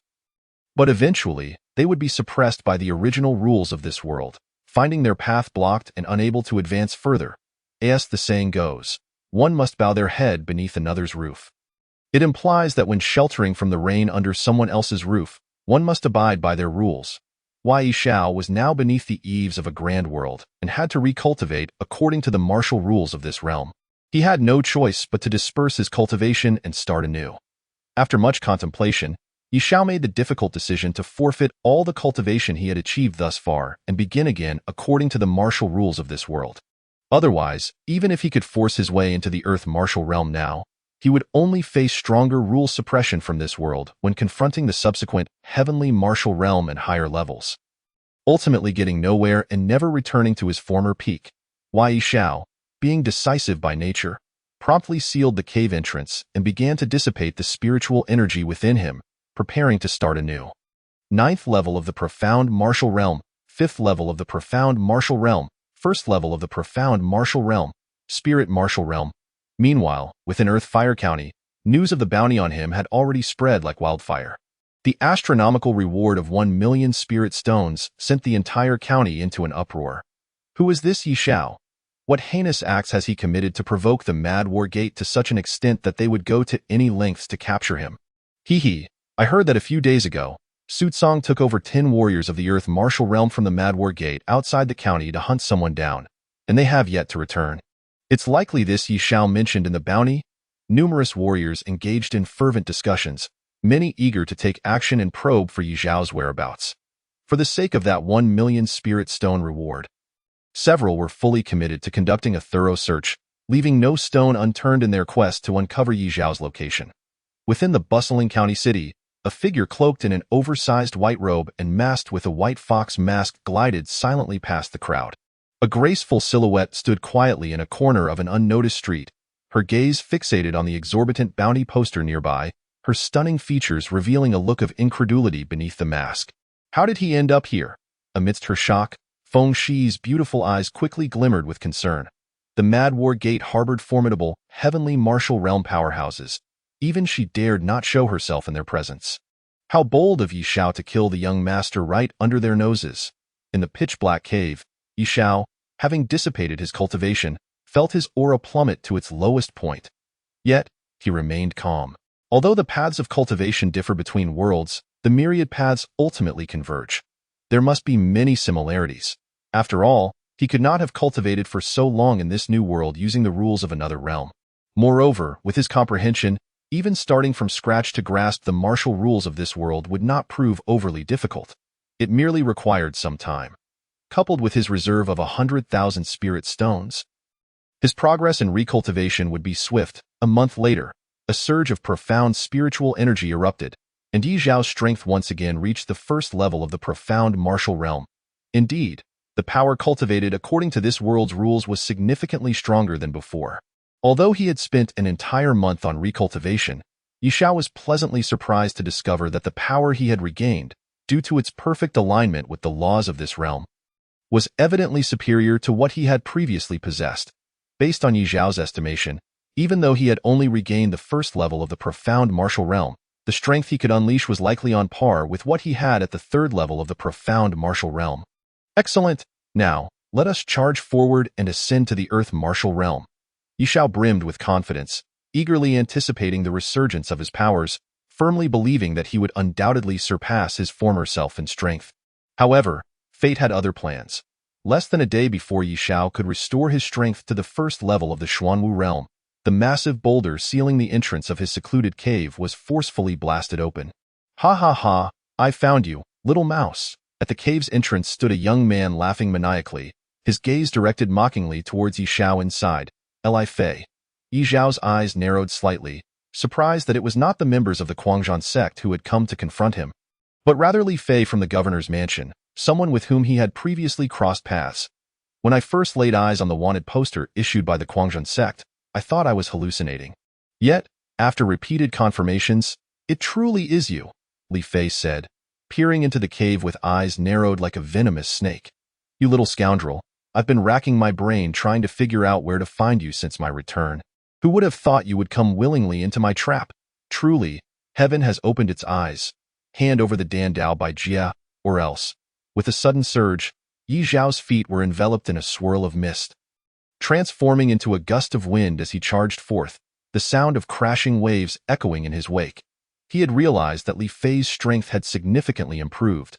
He had stepped into the earth martial realm, while Yi Zhao was left with only the first level of the Xuanwu realm. In this comparative decline, a head-on confrontation could spell disaster. Yi Zhao's figure flickered past the cave and darted into the surrounding mountain forest. Heh, did you think I came here alone? Faced with Yi Zhao's terrifying speed, Li Fei's pupils constricted, a hint of surprise flashing across his face. However, he made no move to stop him. Instead, he watched Yi Zhao's retreating figure, a sinister smile creeping onto his lips. With that, Yi Zhao felt an immediate sense of danger, abruptly halting his sprint and focusing intently on the dense forest ahead. An ominous, potent aura was swiftly approaching. This was no benevolent visitor. Moments later, a gaunt, black-clad elder emerged from the thicket, his gaze sharp as a blade. Peak of the earth martial realm. Yi Zhao's pupils constricted, his heart trembling slightly as he regarded the elder with trepidation. Third Master, this is the little brat I mentioned earlier who thwarted my plans. The Dandao by Jia is in his possession. Li Fei approached the elder leisurely, addressing him directly. The third master nodded indifferently, then extended a hand resembling a claw, his voice raspy. Hand over the Dandao by Jia, and I shall grant you a swift end. Otherwise, die. Before he could finish, a fierce light flashed in Yi Zhao's eyes as he unsheathed the heavenly sword from his back, launching a preemptive strike down upon the elder, seeking death. In response to Yi Zhao's aggressive move, the third master's murky gaze revealed a flicker of disdain. With a mere wave of his sleeve, he dissipated Yi Zhao's sharp sword energy effortlessly. The disparity in their realms was insurmountable. Even wielding a celestial-ranked spirit sword, Yi Zhao could not bridge such a vast chasm. Youngster, it seems you are intent on courting death. After neutralizing Yi Zhao's attack, the third master soared into the air, moving with incredible speed, creating afterimages as he descended upon Yi Zhao like a hawk swooping down on its prey. With a single strike, the ground trembled, the forest erupted, and a formidable wave of martial energy radiated for miles around. Clearly, the third master was not one for idle chatter. He unleashed his full power in a single blow. determined to capture Yi Xiao in one fell swoop. Clang, confronted with the full force of a peak Earth martial realm practitioner, and aware that his current weakened state could not withstand such an assault. Yi Xiao realized that even employing celestial martial techniques would yield no advantage. To survive, he had no choice but to risk damaging his foundation and forcibly summon the techniques from his past life. Radiant sword light, illuminate my heart. The sword of 1,000 autumns, summon the thunder. Yi Xiao's gaze burned with intensity, a chilling light flickering deep within his eyes. He began to chant an esoteric incantation, attempting to commune with the forces of heaven and earth for his own use. Boom! In an instant, the skies darkened. Storm clouds surged from an unknown source, rapidly expanding like a tide, accompanied by flashes of lightning and torrential rains that fell like a burst dam. As the pitch-black clouds coiled and twisted, they formed a terrifying vortex, resembling a dreadful abyss that drew in the surrounding thunderous energy, gradually coalescing into a colossal silver sword of lightning at its center. This was one of the opening moves of the unparalleled sword technique of the Jiuxiao Imperial clan, the thunder summoning style of the Qinqiu sword technique. In truth, this was merely a prelude, not yet a true sword move. The complete Qinqiu sword technique comprised 6 unmatched swords, the training of which was exceedingly arduous. Throughout the long history of the Jiuxiao Imperial clan, only the founding patriarch had mastered all 6 swords to perfection. Even Yi Xiao's father, the last patriarch of the Jiuxiao Imperial clan, had only managed to cultivate the 4th sword before his demise. He had once lamented that if anyone from the Jiuxiao Imperial clan could master the ultimate sword of the Qinqiu sword technique, even the combined forces of other imperial clans would pose no threat. Unfortunately, the difficulty of cultivating the Qinqiu sword technique was insurmountable. Even Yi Xiao, who had once dazzled the world as the youngest sword emperor, had barely achieved the 3rd sword. Returning to the present, while Yi Xiao's current realm was insufficient to wield even a fraction of the Qinqiu sword technique's might, if he could successfully execute the thunder summoning style, it would be more than enough to obliterate the peak Earth martial realm elder before him, leaving not a trace behind. However, the Qinqiu sword technique was a supreme martial art. Even its opening move was exceedingly taxing for Yi Xiao. As the lightning sword in the sky barely formed a shadow of its true shape, he began to cough up blood uncontrollably. This was one of the crucial reasons why Yi Xiao had been reluctant to utilize his former abilities after reincarnation. His current foundation was far too weak. Even if he managed to summon his past powers, the outcome would only result in a devastating blow to himself, inflicting more harm than good. What kind of martial technique is this? Is this heavenly phenomenon caused by this youth? Both the 3rd master and Li Fei gazed upwards in astonishment at the swirling storm clouds, an involuntary sense of insignificance washing over them. They sensed that once the lightning sword descended, even a formidable Earth martial realm practitioner would perish here, and their survival was far from guaranteed. However, before they could react further, Yi Xiao coughed up a mouthful of blood, causing the heavenly phenomenon to dissipate rapidly, restoring the skies to their clear state. Cough, cough. Staggering back, Yi Xiao wiped the blood from the corner of his mouth, sighing deeply, his expression tinged with bitter amusement. The Qinqiu sword technique was ultimately too lofty. Even its opening move was beyond his current capabilities. Moreover, what left Yi Xiao both amused and exasperated was that he had been injured not by the 3rd master, but by the backlash of his own sword technique before the elder could land a blow. The only silver lining was that the backlash from failing to execute the thunder summoning style had not been too severe, sparing his foundation from harm. With a period of seclusion and recovery, he would eventually heal. However, at present, a peak Earth martial realm practitioner was eyeing his life with keen interest. Did he still have the luxury of time for recovery? It appears to be mere bluster. However, I truly underestimated you. I didn't expect you to possess such incredible abilities, even stirring the forces of heaven and earth. No wonder the old monster Tiandan Elder fell into your hands. Gazing at the now clear sky, Li Fei turned to Yi Xiao, his heart still racing with shock, yet a fervent glint ignited in his eyes. Clearly, Yi Xiao harbored numerous secrets unknown to him, and capturing him for interrogation held the promise of revealing those secrets for his own gain. On the other side, the 3rd master also exhibited a similar fervor, evidently sharing the same thoughts. The elder and his grandson exchanged a glance, both filled with palpable greed. In that moment, Yi Xiao had become a veritable treasure trove in their eyes. Just as the 3rd master prepared to seize Yi Xiao, A dazzling beam of rainbow light suddenly streaked through the sky from the distance, aimed directly at the elder's head. The third master's pupils constricted, and he quickly ducked to evade the attack, narrowly escaping the fate of having his head shattered, though drenched in cold sweat. His expression darkened as he bellowed, "Who dares to ambush me? Show yourself." All present instinctively turned their gazes towards the source of the rainbow light, revealing a tall, graceful woman clad in white, her jade-like figure gliding through the air. Her countenance was as cold as jade, her features exquisitely delicate, reminiscent of a celestial maiden descending from the moon. Captivating all who beheld her, Feng Shi, as Li Fei and the third master beheld the enchanting woman who floated toward them like a goddess, their expressions shifted dramatically from awe to alarm as they recognized her true identity. Isn't this another prominent figure from the bounty list, second only to Yi Xiao? Furthermore, her significance surpasses that of Yi Xiao, for she possesses an object that the three major powers of the Earth-Fire County's heavenly martial realm covet, a mysterious light plate derived from the tomb of the Yin-Yang Dao King, allegedly related to the Dao King's legacy. Are you all right? Under the watchful gaze of Li Fei and the third master, Feng Shi gracefully descended before Yi Xiao like a butterfly, her ruby lips parting slightly as her melodious voice, tinged with concern, gently echoed, "It's nothing." "Your timing is impeccable," Yi Xiao smiled broadly, having pondered how to locate Feng Shi since leaving the Yi family, and was pleasantly surprised by her timely appearance amidst his perilous situation. Truly, it is often the case that one finds what they seek without effort. That's good. Upon seeing Yi Xiao unharmed, Feng Shi felt a wave of relief wash over her. She then surveyed the current predicament, her brows knitting slightly as she remarked, "The commotion you've stirred is too great. Many have already taken notice." To her words, a serious expression crossed Yi Xiao's face as he replied in a low voice, "Then let us end this swiftly.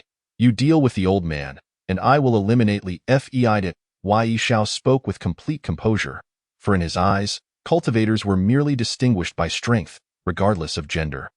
Presently, Feng Shi was stronger than him, and if she were to engage, it was only logical to assign her the more formidable opponent. Moreover, he sensed that Feng Shi's aura had grown even more profound since their encounter in the Beast Mountain range. She had likely reached the 9th level of the Earth Martial Realm. Given her previous prowess at the 8th level, capable of slaying a 4th-tier celestial beast, dealing with the third master should pose little difficulty. "No need. You're injured. Just rest aside while I handle both of them alone." However, upon hearing this, Feng Shi glanced at the disheveled Yi Xiao and immediately shook her head, stepping forth alone. "Nonsense. Do you take me for a fool? Though we are both at the 9th level of the Earth Martial Realm, I have long since mastered this pinnacle. You, a mere girl newly entering the 9th level, cannot possibly surpass me," the third master. Enraged by the disrespectful conversation between Yi Xiao and Feng Shi, strode forward with heavy steps that caused the ground to tremble with each stride. The third master was indeed powerful. Having reached the zenith of the Earth Martial Realm, on the cusp of ascending to the Heavenly Martial Realm, his strength beyond doubt, he held firm confidence that unless a Heavenly Martial Realm expert came to rescue Yi Xiao, he had nothing to fear. "Impudent little girl, let me test your depths." Unlike his approach toward Yi Xiao, the third master did not dare underestimate Feng Shi, a fellow 9th-level practitioner. He promptly summoned his innate spiritual treasure, a long, spiked spiritual dart, radiating the aura of a high-quality Earth-tier artifact. Go. With a sharp command, the spiked dart shot forth, the air splitting with a piercing sound akin to a devil's wail, fearsome in its ferocity. "Receive!" Facing the terrifying dart, Feng Shi's beautiful eyes remained unperturbed. She raised a hand, as delicate as jade, revealing a peculiar black and white light plate in her palm. With a soft command, the plate erupted with a tempestuous force, unreasonably drawing in the dart launched by the third master before vanishing without a trace. "What?"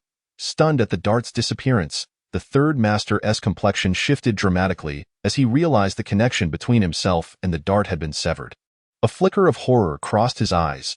"That's the light plate that flew out from the Dao King's tomb," Li Fei exclaimed, having recognized the artifact in Feng Shi's grasp. "Kill!" Feng Shi's gaze turned icy as the light plate transformed into an inky black, shooting forth two black rays that hurtled toward the third master and Li Fei from either side. "You say kill and expect to do so? Who do you think you are?"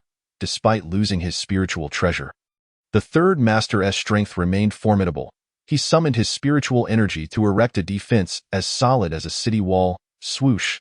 Yet, in the next moment, the black rays pierced through the third master's painstakingly constructed defense as if it were mere parchment, sweeping over him with the force of thunder, enveloping him entirely. As the black light made contact, the third master felt as though he had plunged into a fiery furnace, his flesh and bones rapidly dissolving. The aura of malevolence. The terrifying black rays elicited a start from Yishao, who sensed an extraordinary destructive energy emanating from them, something no Earth martial realm practitioner could withstand. Only a heavenly martial realm expert might have a chance to resist. In less than 3 breaths, the third master's cries ceased, the majority of his body reduced to a puddle of blood, his life extinguished. If even a peak Earth martial realm expert could not withstand the deathly black light, Li Fei naturally stood no chance. He had already perished before the third master breathed his last. Whoosh, whoosh. As Yishao marveled at the scene, he suddenly heard the sound of rushing wind from all directions, growing louder and closer.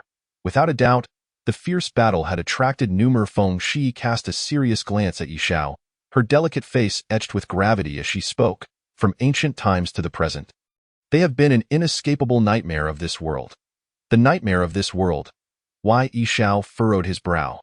Not long ago, he had discerned that the fundamental laws of this world were no less formidable than those of the divine realm, implying that the peak powerhouses this world could nurture should be equally formidable. Logically, in the vast and boundless universe, there should be few entities capable of rivaling both the divine realm and this world. Yet, what exactly are these otherworldly beings, that they can become a force that even the strongest in such a grand world cannot contend with? If you wish to uncover the truth, then strive diligently in your cultivation. When you become sufficiently powerful, someone will surely come forth to unveil everything to you. Observing Yishao lost in contemplation, Feng Shi let out a soft laugh, shifting to a more relaxed tone. Interrupting his thoughts, Yishao nodded in understanding. Since Feng Shi was reluctant to elaborate, it was evident she deemed his current strength insufficient to grasp the truth regarding the otherworldly beings, and he wisely refrained from pressing further. Seizing the moment, Yishao hastily inquired about the specific classification of martial arts cultivation realms in this world.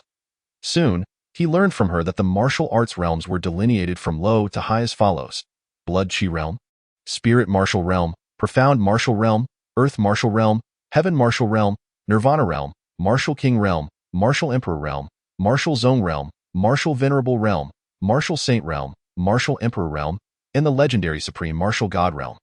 The precise classifications differed from those in the divine realm. Yet the ultimate realms of Saint, Emperor, and God were strikingly similar. Thus, this corroborated Yi Zhao's prior conjecture that this world also harbored legends of martial gods, with an exceptionally high martial arts tier and impeccable laws of the great Tao, meaning the power of other realms would be met with fierce suppression here. Consequently, Yi Zhao's earlier intention to swiftly devour spirit stone energy to restore his powers was entirely dashed. He would need to methodically comprehend the martial laws of this realm. Akin to the indigenous martial artists, to have the opportunity to gradually ascend to the pinnacle of the great Tao. However, this did not imply that the Tao fruits of his past life would be wasted. It merely required the waiting for a chance to recuperate. Moreover, although his strength could not be rapidly regained in the short term, his comprehension remained intact. It is essential to understand that the most crucial determinant of the speed of cultivation is not the effort put forth subsequently, but rather the innate talent possessed. As the youngest martial emperor in the divine realm, Yi Zhao's talent was undoubtedly formidable. Even starting anew in this realm, he believed that with his innate ability, he could forge a new Tao fruit position within 20 years. If I can reclaim the title of emperor in this life and retrieve the Tao fruit from my previous existence, would that not allow me to establish a dual emperor status? At this moment, a spark of inspiration flickered in Yi Zhao's mind. For so long, he had been fixated on quickly recovering his previous life's Tao fruit, neglecting the cultivation of this life. However, after conversing with Feng Shi, he suddenly realized, why not be even more ruthless with himself and cultivate anew in this life? If successful, his strength would surely reach an unprecedented level, and he might even gaze upon the legendary path of the martial god. Perhaps he should wait a while until the seal of the Tao King's tomb loosens. It should break early this time, I need to enter and accomplish a task, and if all goes well, I will accompany you back to rescue your sister afterward. Meanwhile, upon learning of Yi Zhao's purpose for seeking her in the Fire Earth County, Feng Shi pondered for a moment before shaking her head apologetically. Sensing that Feng Shi appeared to harbor unspoken concerns, Yi Zhao calculated the time in his mind. Emerging from the Tao King's tomb, he would have ample time to return and rescue Yi Lixue, thus refraining from any further insistence. Chapter 65. The ancient tomb opens half a month later. With Feng Shi's protection, Yi Zhao successfully recultivated and ascended to the first level of the Earth Martial Realm. With his current strength, he should be invincible against those below the 7th level of the Earth Martial Realm. Even against a 9th level expert in the Earth Martial Realm, he would not be without the strength to contend. Of course, this was true for an ordinary 9th level Earth Martial Realm warrior. Should he face a young prodigy like Feng Shi, although they shared the same 9th level realm, her actual combat power had evidently reached the tier of the Heaven Martial Realm, which Yi Zhao still could not match. 3 days later, a tremendous sound suddenly resonated from deep within the mountains, akin to the opening of an ancient, heavy stone door. Subsequently, the clouds within 1,000 miles surged violently, resembling boiling lake waters, and faintly, a sound reminiscent of a shattering barrier could be heard. The seal of the Yin-Yang Tao King's tomb has vanished. The unexpected commotion startled everyone in the Fire Earth County and within thousands of miles around, inciting a frenzy among the crowd as they rushed towards the source of the sound. Amidst the throng, Yi Zhao and Feng Shi, who had been concealed within a mountain cave, felt a stirring in their hearts as they stepped out of the cave and gazed at the direction from whence the powerful energy fluctuations emanated. After all these years, the opening of this royal tomb still erupted with such magnificent energy.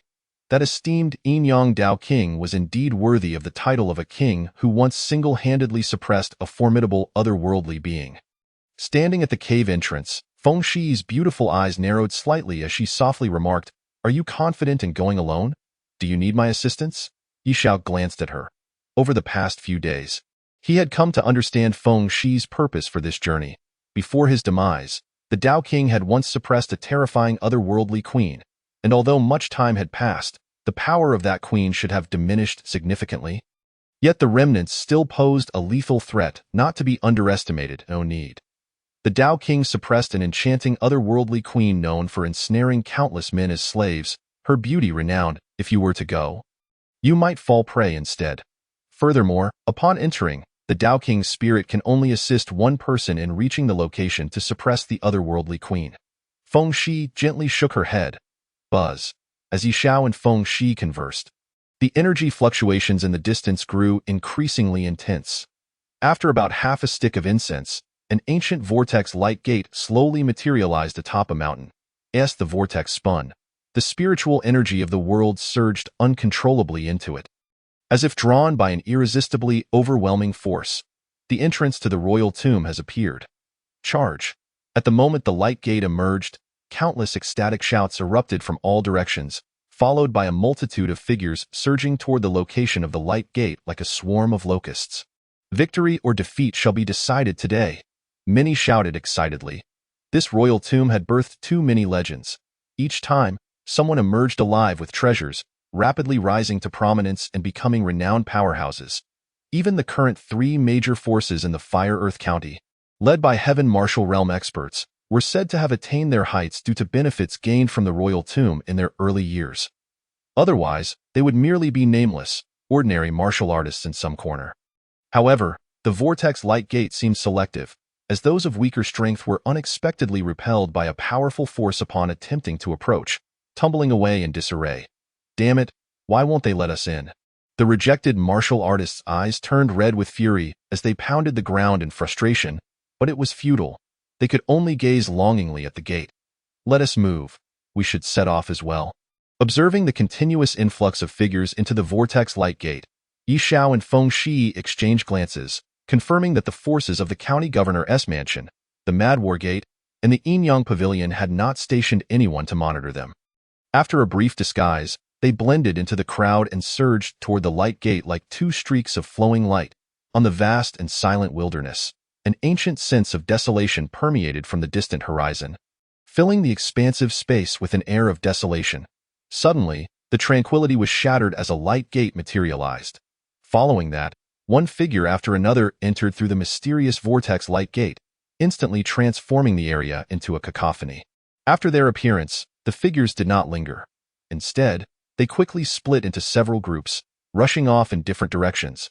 Yi Zhao's form slowly emerged from the light gate, and after landing steadily, he gazed at the seemingly endless wilderness beneath him. Astonishment flickering in his eyes. The internal space of this royal tomb was far larger than he had initially envisioned.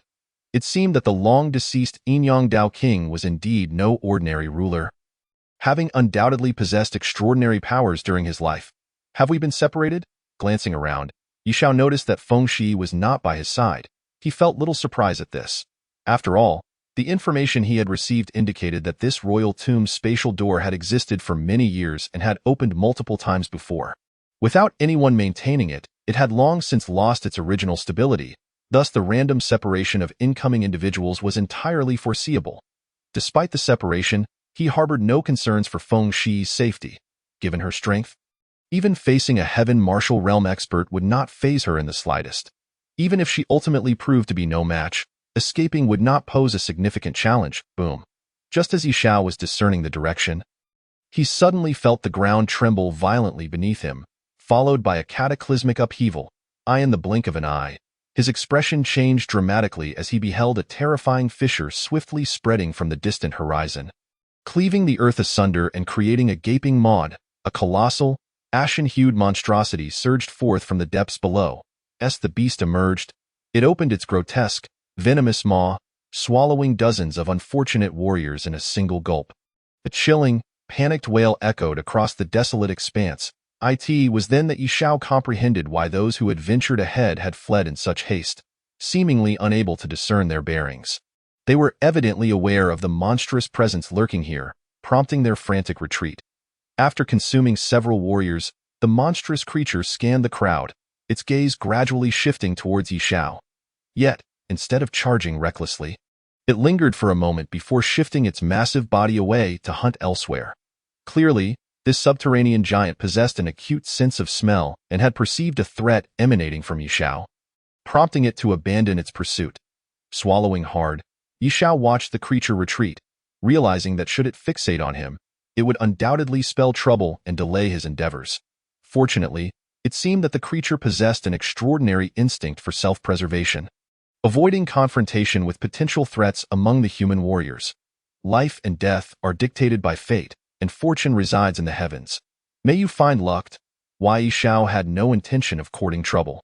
After silently paying his respects to those warriors now fleeing from the giant, he transformed into a streak of light, deftly evading the creature and plunging forward at great speed. Chapter 66. Heavenly Martial Pill in the ensuing hour. Yishao pressed onward into the depths of the royal tomb without pause. Although he encountered numerous rare treasures along the way, the time restrictions governing the tomb's opening left him no inclination to tarry. For Yishao at present, ordinary treasures held little allure. Surely, other capable warriors were also racing towards the depths of the royal tomb with similar urgency. As he journeyed, Yishao murmured to himself. The royal tomb was vast, teeming with treasures. However, these treasures were stratified by value. More formidable individuals would undoubtedly have higher aspirations, and thus, they were likely racing towards the core regions of the tomb with the same intent as Yishao. Should he arrive late, he might find nothing but scraps. Having come this far, he could not possibly return empty-handed. With this thought in mind, Yishao smiled faintly, summoning a whirlwind of spiritual energy beneath him, lifting himself into the air and accelerating significantly as he surged forward like a tempest. After another hour of frenzied travel, Yishao noticed a gathering of figures ahead, among them some exuding formidable auras. They encircled a peculiar pavilion by a lake. The sounds of fierce combat palpable in the it seemed that a valuable treasure had indeed appeared. Yishao surveyed the scene from above. His interest peaked as he stealthily approached. It was crucial to note that the royal tomb had a limited time for entry. Once the time elapsed, those who failed to exit would be entombed alongside it. The presence of so many warriors lingering here suggested they had discovered something of great significance. Upon reaching the vicinity of the lake pavilion, Yishao chose not to rush into the fray.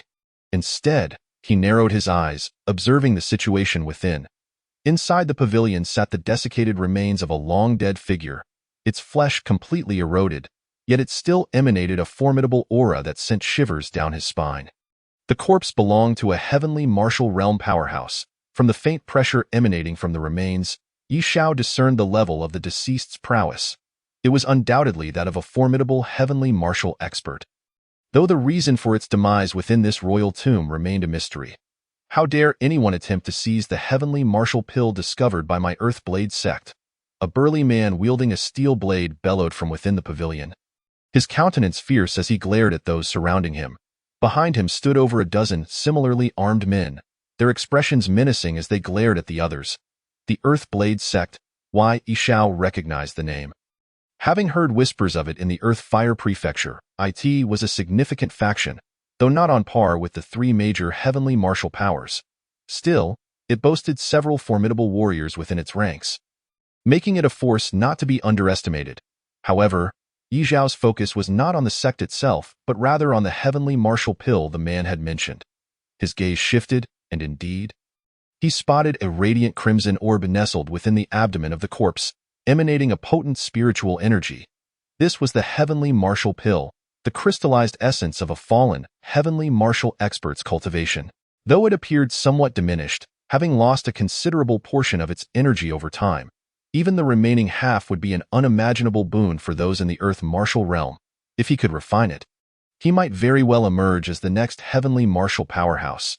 How could one not be tempted by such a prospect? Ha! Luo Kuei, are you out of your mind? Whoever discovers a treasure first has the right to claim it. Should I claim this entire royal tomb as my own discovery, would you then assert that all its treasures belong to me? Yet, in the face of the imposing Earth Blade sect warriors, the other participants were unperturbed. A slender, hawk-eyed man stepped forward, a mocking smirk on his lips. You go. Do you dare to contest me for this heavenly martial pill? Once we exit, beware of my vengeance upon your yellow spear sect. Luo Kuei, the steel blade wielder, glared furiously at the mocking man. How laughable! Who do you think you are, threatening to eradicate my yellow spear sect? Today, I shall ensure the Earth Blade sect is eliminated, Lugo declared, rallying the others with a sweeping gesture, urging them to unite against the Earth Blade sect. While all were aware of Luo Kuei's intentions, the Earth Blade sect's reputation indeed demanded respect. If everyone fought as individuals, it was entirely plausible that the Earth Blade sect could walk away with the heavenly martial pill. Thus, several quickly echoed Lugo's rallying cry, declaring indeed, treasures belong to the one who discovers them. The Earth Blade sect's arrogance surely disqualifies them from claiming the heavenly martial pill, and I doubt the deceased would wish for their treasure to fall into the hands of such brutish fellows. Brothers, let us first eliminate the Earth Blade sect, and then discuss the ownership of the heavenly martial pill. With the rallying cry spreading like wildfire, the air was charged with anticipation and aggression. Observing the ongoing verbal skirmish from a distance, Yi Xiao couldn't help but shake his head in exasperation. He had hoped these warriors would inflict significant damage upon one another, allowing him to reap the benefits afterward. The heavenly martial pill would undoubtedly enhance his strength considerably, providing a great advantage in future explorations. However, these individuals seemed to make a great deal of noise but were reluctant to take the first step. With a sigh of resignation, Yi Xiao decided to lend them a helping hand. He picked up a few small stones nearby and hurled them into the fray. Bang, bang, bang. With a series of pained cries, several of Luo Kuei's Earth Blade sect brothers collapsed, twitching and frothing at the mouth. You bastards! How dare you ambush my brothers? I will slaughter every last one of you. Luo Kuei bellowed, fury igniting within him as he swung his steel blade, unleashing a dazzling arc of light that cleaved through the crowd indiscriminately. He understood all too well that if he wished to claim the heavenly martial pill today, a bloody battle was inevitable. However, with so many gathered, he was momentarily uncertain. Now, witnessing the sudden ambush on his brothers, his fiery temperament surged forth, compelling him to act recklessly. Fear not, brothers, let us charge together and see how many of the Earth Blade sect remain standing today. Lu Go and his allies were taken aback by the sudden attack, unsure of who had initiated it. However, since it was the Earth Blade sect that had suffered losses, they assumed it must be their ally and roared in response. Charging forward, bang, bang, bang. The fierce clash erupted as the first blows were struck, blood spilling upon the ground, igniting the warriors' primal instincts as they plunged into a chaotic melee. Luo Kue, known for his ferocity, wielded his blade with devastating efficiency, scattering foes and leaving a trail of carnage in his wake. Approximately half a stick of incense later, both sides had suffered casualties. A tempestuous gale swept across the battlefield with a swiftness akin to fire, so rapid that one could merely perceive shadowy figures within the wind. Yet the forms themselves remained elusive in the blink of an eye. This tempest bore down upon the corpse within the lake's pavilion, where a slender, fair-skinned youth extended his hand beneath the watchful eyes of the onlookers, reaching directly for the Tianwu Dan nestled in the corpse's abdomen. This shadow amidst the wind was none other than Yi Shao. Seizing the opportunity amidst the chaos, young one, who dares allow you to reach forth, immediately relinquish the Tianwu Dan belonging to this prince. Just as Yi Shao grasped the Tianwu Dan and prepared to withdraw, a massive azure halberd sliced through the air, descending upon him with lethal intent. With a clang, Yi Shao met the attack with his sword, sending the halberd soaring away, his gaze cold and penetrating as he turned towards the source of the sound. There stood a tall young man in white robes, towering at over 9 feet, who, after being deflected, skillfully maneuvered the halberd back into his grasp. 5th level of the Earth Martial Realm. Yi Shao raised an eyebrow at the imposing figure above him, bemused that such strength dared to contend with him for a trinket. However, his eyes darted to the 2 elder figures flanking the youth, and realization dawned upon him. They were 2 guardians of the 9th level of the Earth Martial Realm. My heavens! Is that His Highness, the 3rd Prince Xian Tianming? As Yi Shao and the young man in white entered the fray, the chaotic melee came to a halt, and after a moment of scrutiny, someone finally exclaimed in uncertainty, "Heh, a mere country bumpkin can recognize this prince. You possess some discernment after all." The young man in white regarded the one who spoke with a slight smirk, declaring, "Indeed, I am Xian Tianming, the 3rd prince of the Xian Tian dynasty." With an air of arrogance, Xian Tianming turned his gaze upon Yi Shao and commanded, "The Tianwu Dan is not for someone of your insignificance to possess. Hand it over immediately, and I shall overlook your prior insolence. Youth, my lord has taken an interest in the Tianwu Dan in your possession.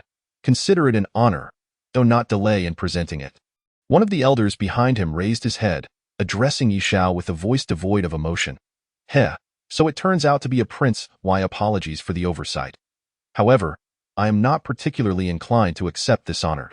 Yi Shao sneered, realizing the gravity of the 2 9th-level guardians by the prince's side. This show of force surpassed that of the young masters from the 3 major Tianwu forces of the Earth Fire County. It was evident that a royal heir from the Xian Tian dynasty had arrived. Yet, what of it? Even if a prince stood before him, he had no intention of relinquishing the Tianwu Dan he had already acquired. Refusing a toast only to be forced to drink a penalty. 7th Guardian, 8th Guardian, seize this ungrateful wretch. Upon hearing Yi Shao's retort, Xian Tianming's expression darkened, a flicker of malice flashing in his eyes as he barked orders to the 2 elders. "Heh, it appears that this prince is not much different from a roadside bandit." Witnessing the impending theft, Yi Shao scoffed and transformed into a streak of wind, darting away. "Trying to escape? 8th, you stay here to guard His Highness. I shall pursue him alone." The elder on the left instructed the one on the right before transforming into a shadow, racing after Yi Shao. Meanwhile, upon seeing the 3rd prince of the Xian Tian dynasty appear, the warriors from the Earth Knife sect and the Yellow Spear sect realized they were outmatched and begrudgingly abandoned their claim to the Tianwu Dan, scattering in search of other treasures. Swish, swish, within the ancient tomb's confines, 2 figures, swift as lightning, pursued one another relentlessly. Isn't that Yi Shao, the one on the wanted posters worth millions? Indeed, it was him, and hot on his heels was a 9th-level Earth Martial Realm powerhouse.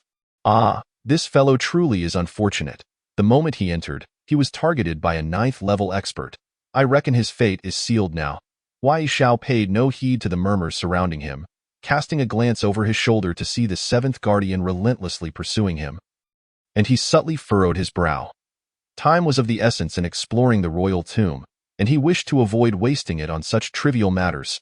Yet, with his pursuers remaining steadfast, he reluctantly retrieved the Tianwu Dan from his pocket, wiped it clean, and swallowed it whole. "Youngster, how dare you? That is the Tianwu Dan of His Highness the 3rd Prince. Spit it out. The seventh guardian, witnessing Yi Xiao consume the Tianwu Dan, immediately raised his eyebrows in fury, unleashing a thunderous roar. Simultaneously, as the Dan entered his system, it transformed into a torrent of surging spiritual energy, sweeping through Yi Xiao's entire being. Second level of the Earth Martial Realm, third level, fourth level. In mere moments, the pure energy from the Tianwu Dan propelled Yi Xiao's cultivation to unprecedented heights. Impudent fool! To dare touch the belongings of the prince, you shall not leave here alive. The seventh guardian, witnessing the overwhelming energy fueling Yi Xiao's ascension, felt his fury reach a boiling point. Now, he could only return with Yi Xiao's head to satisfy his superior. Preposterous. This was mine to begin with. Seeing that he had consumed the Tianwu Dan yet was still being pursued, a cold glint flickered in Yi Xiao's eyes. Soon, he led the seventh guardian into a remote forest, abruptly halted, and turned to face his relentless pursuer, launching a powerful punch towards him. Unaware of your own insignificance, do you think that consuming the Tianwu Dan grants you the strength to contend with me? The seventh guardian scoffed as he saw Yi Xiao's punch coming. Swiftly bringing his fingers together like a sword, thrusting forward with tremendous force, unleashing a powerful surge of spiritual energy to meet Yi Xiao's strike. Bang, bang, bang. The violent waves of spiritual energy erupted like a tidal wave throughout the forest. Visible ripples of energy spreading outward, shattering trees within a radius of hundreds of feet. However, this tumultuous surge did not persist for long, as it was abruptly halted by a sharp beam of sword light slicing through the air. As the sword light vanished, the ripples of spiritual energy in the forest gradually subsided. Before long, Yi Xiao re-emerged from the forest, quickly discerning the direction leading deeper into the royal tomb, and took off at great speed. Yet, unlike his initial arrival, he left with a spatial ring stained with fresh blood that he had yet to wipe clean. Heh, it has been quite some time. The seventh guardian should have succeeded by now. After about half a stick of incense, Xin Tianming, filled with confidence, followed the spiritual energy trail left by the seventh guardian, arriving at the outskirts of the forest where the fierce battle had just taken place. And with a smile, he stepped inside. Chapter 68. The Ancient Apothecary Garden. Li Tianhe, do not be so unreasonable. This ancient apothecary garden is a place that our War Frenzy sect discovered first. Heh, Su Wuyo, does your War Frenzy sect consist of mere children? Still playing the game of who arrived first? Just as Yi Xiao delved deeper into the heart of the royal tomb, he suddenly caught wind of a fierce argument emanating from a mountain range approximately 10 miles ahead. Cautiously, he crept closer, hiding atop a small hill to observe the commotion below. There, outside a valley, over 100 individuals were starkly divided into two factions, glaring menacingly at one another at the entrance of the valley. From their attire, it was evident that the larger group on the left comprised members of the county governor's office, the most formidable local power in the Earth Fire County, led by a middle-aged man clad in a green robe, whose face bore a faint smirk.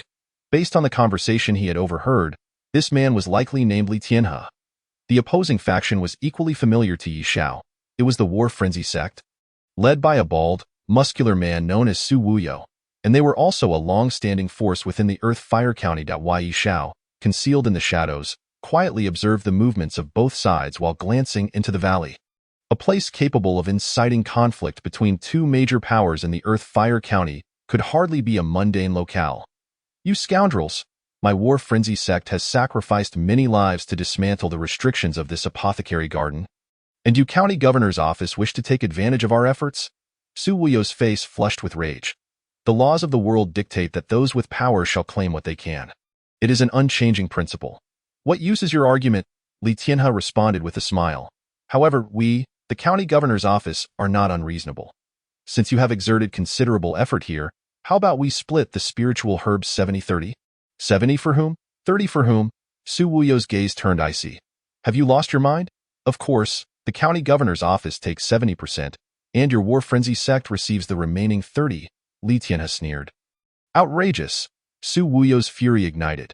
As a top force in the Earth Fire County, how could he simply accept the scraps? If he were to acquiesce, not only would he face dire consequences upon returning, but their sect leader would never let him off easily. Behind Su Wuyo, many others harbored similar sentiments. After all, within the borders of the Fire County, the competition among various factions was exceedingly fierce. Every point one held back was a point that could empower their adversaries. If this continued, where would there be a foothold left for individuals like themselves? Since the governor's office refused to act with reason, they could not be blamed when the war demon sect chose to show no mercy. Faced with the aggressive stance of the governor's office, Su Wuyo's gaze turned suddenly sinister. With a flicker of his eyes, he waved his hand behind him and bellowed, "Attack! I wish to see if the might of the governor's office is as formidable as their words." Understood. Upon receiving Su Wuyo's command, the multitude of enraged cultivators from the war demon sect roared in unison, unleashing a torrent of spiritual energy that surged forward, ruthlessly pressing against the ranks of the governor's office. Humph! How foolish to think that just because you are one of the three great powers of the heaven martial realm, the war demon sect is deserving of a fair contest with the governor's office. Should you dare to act, you can forget about claiming the remaining 30%. Li Tianhe, the leader of the governor's office, observed Su Wuyo's audacity to engage in battle with a grim expression. He bellowed in response, commanding the cultivators of the governor's office to strike back. Boom! Over 100 powerful warriors erupted with their internal spiritual energy, and in an instant, a terrifying shockwave obliterated the surrounding trees and rocks, the powerful ripples of energy radiating outward in a series of waves. What an opportune moment! The heaven martial realm experts from both sides were absent, presumably deep within the royal tomb. Hidden in the shadows, Yishao observed for a moment and noted that although both sides were brimming with earth martial realm cultivators, including numerous from the 8th and 9th levels, there was no immediate threat from any heaven martial realm figures. Witnessing the clash unfold, he stealthily maneuvered through the thickets of the forest, arriving at the opposite side of the valley's medicinal garden. Leaping down from a precipice several hundred feet high. Were it anyone else, jumping from such a height would spell near certain death, even for a 9th-level Earth martial realm expert. However, with his self-created wind-wave step, Yishao glided through the air like a leaf dancing in the breeze, swiftly and safely reaching the valley floor. Thud! Upon landing lightly, he quickly scanned the area, immediately captivated by a spiritual field partially concealed beneath a rocky cliff. This spiritual field was lush with peculiar flora, nourished day and night by the clear mountain spring, resulting in an atmosphere so rich in spiritual energy that it manifested as swirling mist. Yet, what truly drew Yi Zhao's attention was the black and white spiritual plant swaying gently at the center of the field. This plant, standing about 6 feet tall above the soil, shimmered with a crystalline clarity, resembling a diminutive figure dancing in the wind. Most astonishingly, within a 3-zhang radius around the black and white plant, no other flora grew. Only it stood alone, Yin-Yang Soul Flower.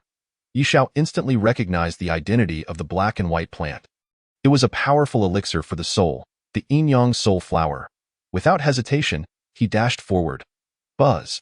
Just as Yishao approached, the Yin-Yang Soul Flower delicately swayed its verdant leaves, and a surge of spiritual mist rose around it, swiftly forming a circular barrier that protected the area within 3 zhang. At a barrier, Yishao was compelled to halt, assessing the ethereal mist barrier before him.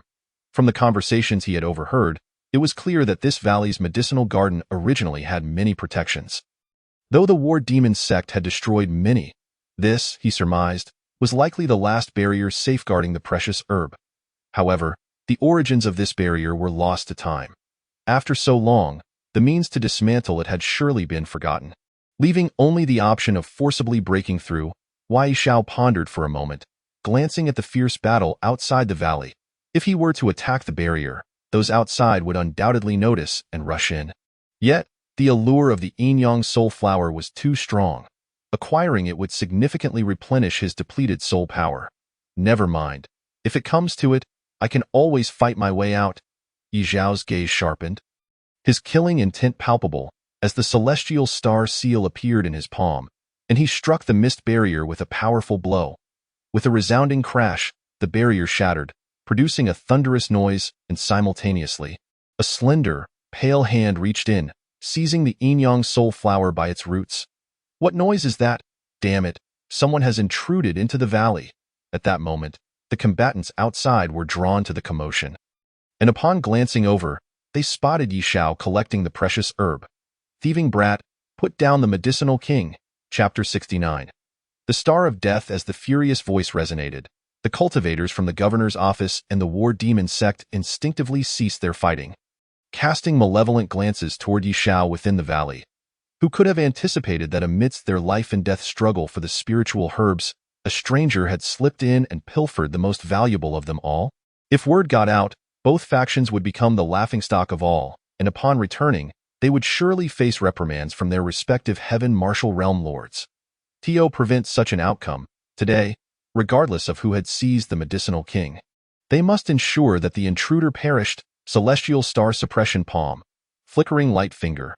Faced with the murderous gaze of the crowd outside the valley, and adhering to the principle of striking first to gain the upper hand, Yi Xiao decisively retaliated after securing the Yin-Yang Soul Flower.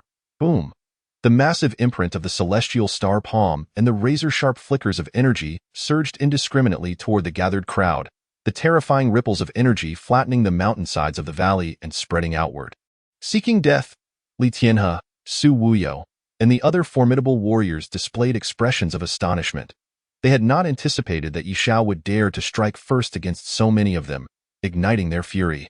They retaliated in unison, unleashing dozens of streams of spiritual energy that coalesced into a torrent, effectively neutralizing the two formidable heaven martial techniques.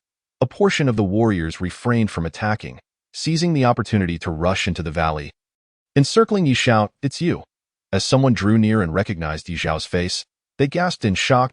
Why Yi Xiao was already a wanted figure, having killed significant members of both the war demon sect and the governor's office.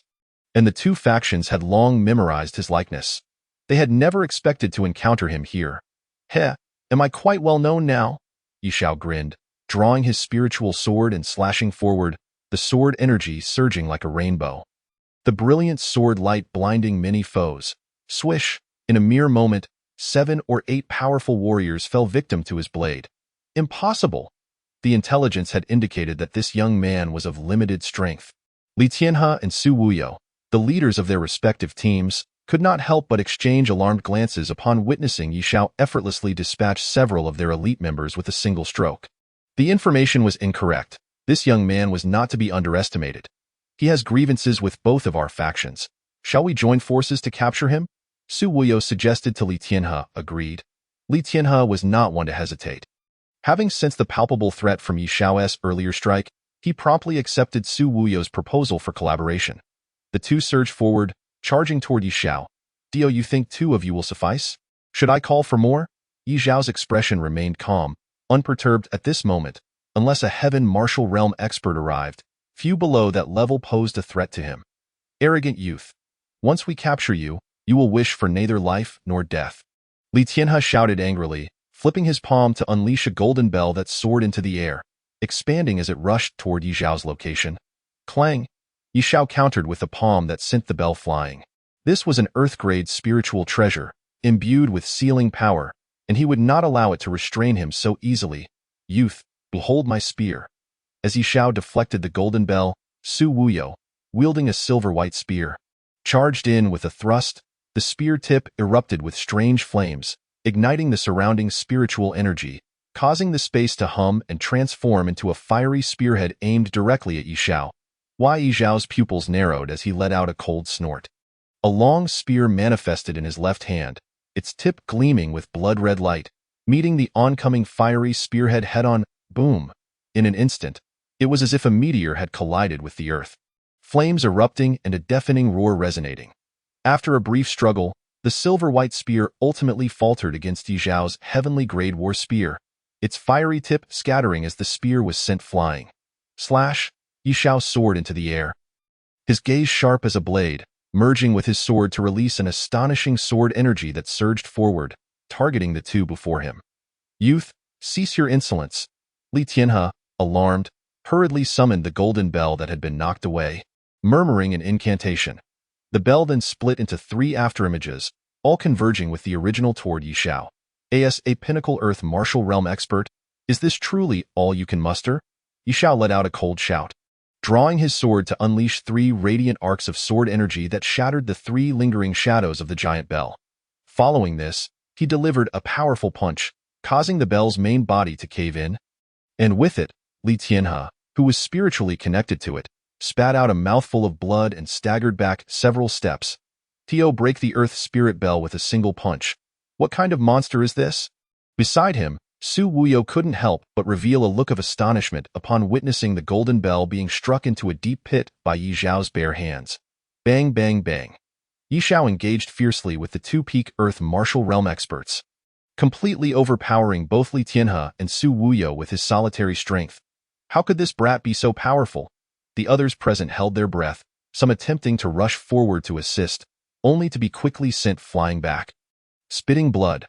Swish, with one final slash, Yi Xiao cleaved through the golden bell, reducing it to hundreds of fragments that scattered in all directions, accompanied by a blood-red figure that tumbled out amidst the destruction. Simultaneously, the silver spear also shattered, with Su Wuyo being pierced through the heart by his own spear tip, collapsing on the spot. Elder, deputy sect leader. The remnants of both factions cried out in alarm.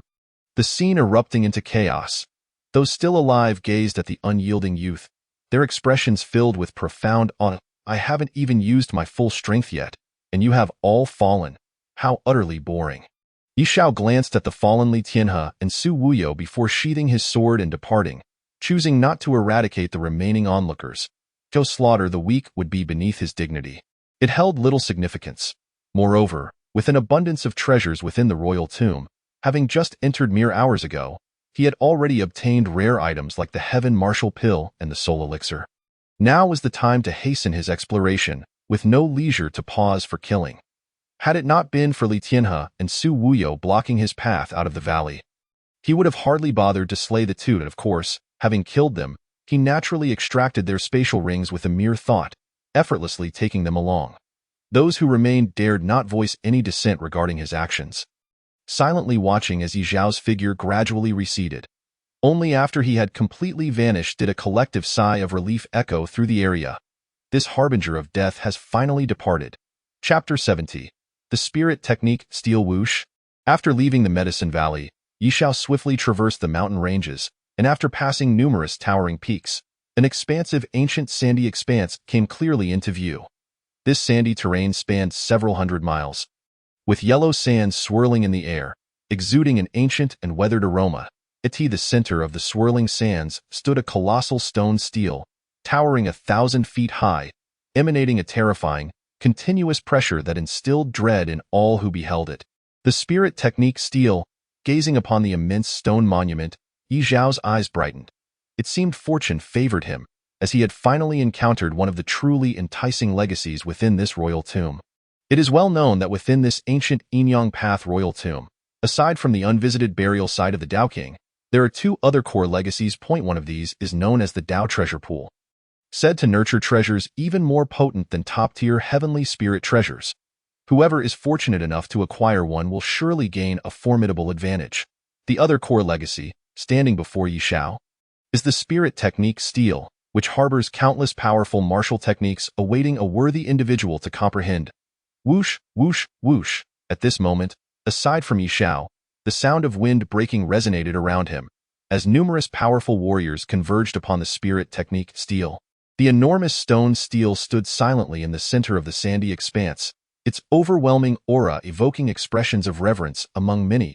As Yi Xiao approached the stele, he gradually slowed his pace, eventually stopping atop a higher sand dune, directing his gaze towards the stele not far away. By now, a multitude of differently attired martial artists had gathered around the Spirit Technique stele, each maintaining a cautious distance from one another.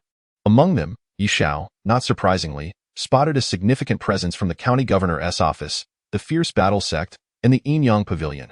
Judging by their auras, these individuals were far stronger in both number and power than those led by Li Tianhe and Su Wuyo that he had encountered in the Medicine Valley not long ago. Clearly, the forces gathered here represented the mainstay of the three major factions of the Earth Fire County. However, aside from these three established powers, anyone else able to reach this place was undoubtedly no ordinary individual. Deserving of caution. You there? It's you. Just as Yi Xiao was assessing the situation, an angry shout rang out from not far away. Turning to look, he saw an old and a young figure glaring fiercely at him. Who else could it be but Xin Tianming and the Eighth Elder? What, are you here to avenge your fallen old guardian? Seeing that he had been exposed by the two, Yi Xiao decided to drop the pretense. Stepping forward with an unabashed smile, Your Highness, this youth who managed to slay the seventh elder must possess a terrifying trump card. Now that we have arrived at the spirit technique stele, it is imperative to first claim the kingly techniques within. We should avoid conflict at this moment.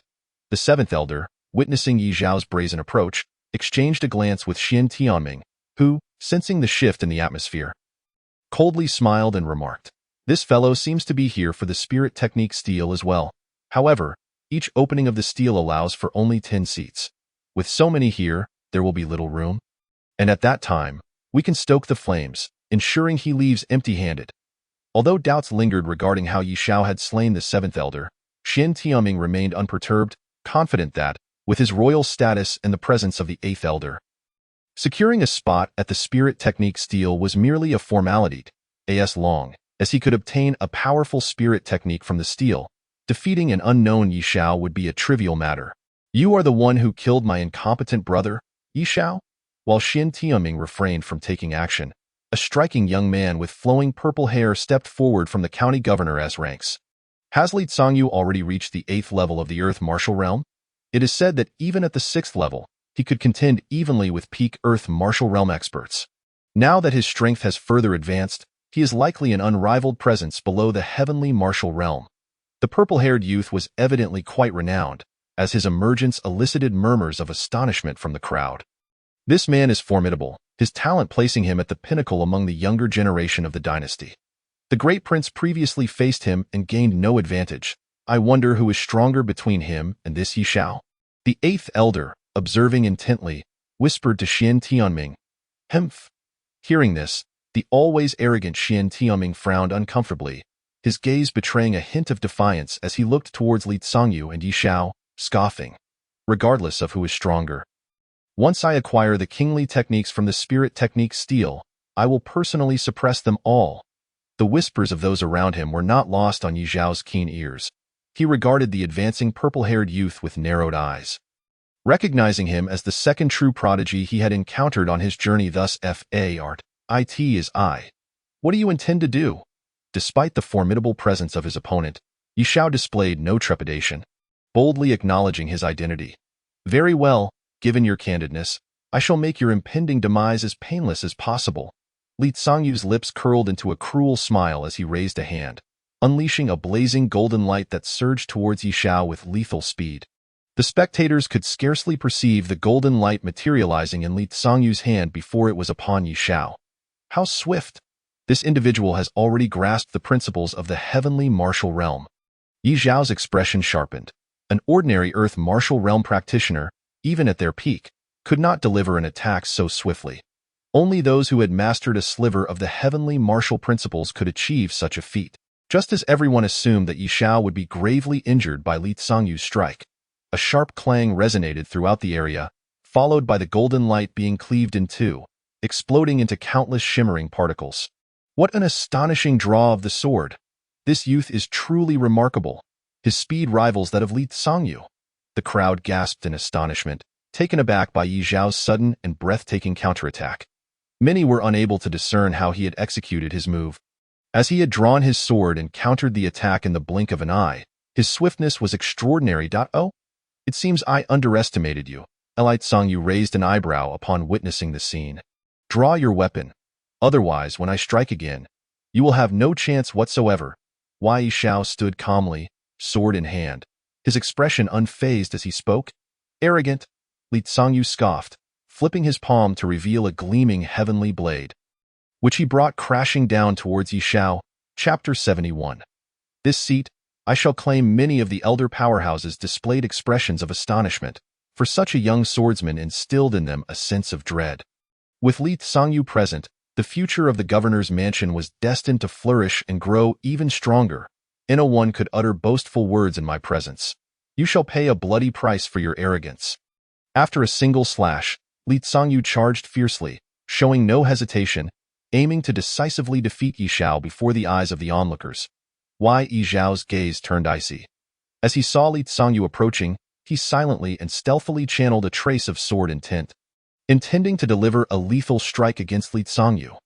The sheer number of spectators, all of whom were formidable warriors, made it perilous for him to engage in a drawn-out battle alone. for he could easily fall victim to an opportunistic attack. However, just as Li Zongyu was about to close in on Yi Xiao, he suddenly halted and retreated. I've changed my mind. I will wait until I comprehend the spiritual technique steel before avenging my brother.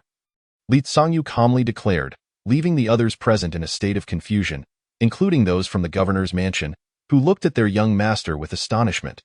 They knew him to be exceptionally proud since childhood, always seeking to determine victory or defeat upon engaging. Why was he acting differently today? Facing the puzzled expressions around him, Li Zongyu remained expressionless, offering no explanations. Given his status, others naturally dared not inquire further about matters he preferred to keep private. In truth, as he approached Yi Xiao, an unexpected sense of foreboding had surged within him, particularly as the heavenly blade in his hand showed signs of trembling. He felt an instinctive apprehension that if he rashly approached Yi Xiao, calamity would befall him, leading him to decisively choose retreat. He trusted his intuition. Something capable of inflicting a fatal blow must have manifested around Yi Xiao at that moment. Yi Xiao let out a cold laugh. Somewhat surprised by Li Zongyu's sudden withdrawal that it seemed this opponent possessed considerable acumen, able to sense imminent danger linked to his life. However, he found Li Zongyu's decision to hold back fortuitous, as the focal point of contention remained the spiritual technique steel in front of them. There was no need for a deadly confrontation at this juncture, which would only allow others to reap the benefits. The atmosphere around them was tinged with regret as many spectators witnessed the impending clash dissolve without a fight. After all, if Yi Xiao and Li Zongyu had engaged in a mutually destructive battle, it would have significantly reduced the competition for the remaining onlookers, a most advantageous scenario for them. Buzzing, following a brief lull, the ancient spiritual technique steel suddenly trembled, and the top of the towering stone monument emitted a brilliant glow, sending down 10 radiant beams of light. Each beam contained a peculiar glowing meditation cushion. The meditation cushions had appeared. As the 10 luminous cushions emerged, someone in the crowd joyfully exclaimed their names, yet the anticipated clamor and conflict did not erupt immediately. Instead, an eerie silence settled over the scene. All eyes were fixated on the 10 cushions, and whenever they glanced at one another, a chilling intent emerged in their expressions. This strange stillness persisted for some time, as those present understood that with many seekers but limited cushions, the first to step forward would inevitably become the target of collective ire, leaving them with no favorable outcome. Thus, it was prudent to assess one's qualifications before attempting to claim a cushion. Since everyone is so cautious, allow me, the governor's mansion, to occupy one position first. Just as the crowd exchanged glances, Li Zongyu laughed heartily and leisurely approached one of the cushions. Boom. The moment he took a step, a multitude of terrifying energies locked onto him, creating an atmosphere ripe for an immediate violent confrontation. Yet, Li Zongyu remained unfazed, smiling calmly as he waved his hand, prompting his own faction to exude a formidable aura. Countering the energies directed at him, many individuals' expressions shifted slightly, and as everyone watched Li Zongyu approach a cushion and slowly sit down, none dared to challenge him.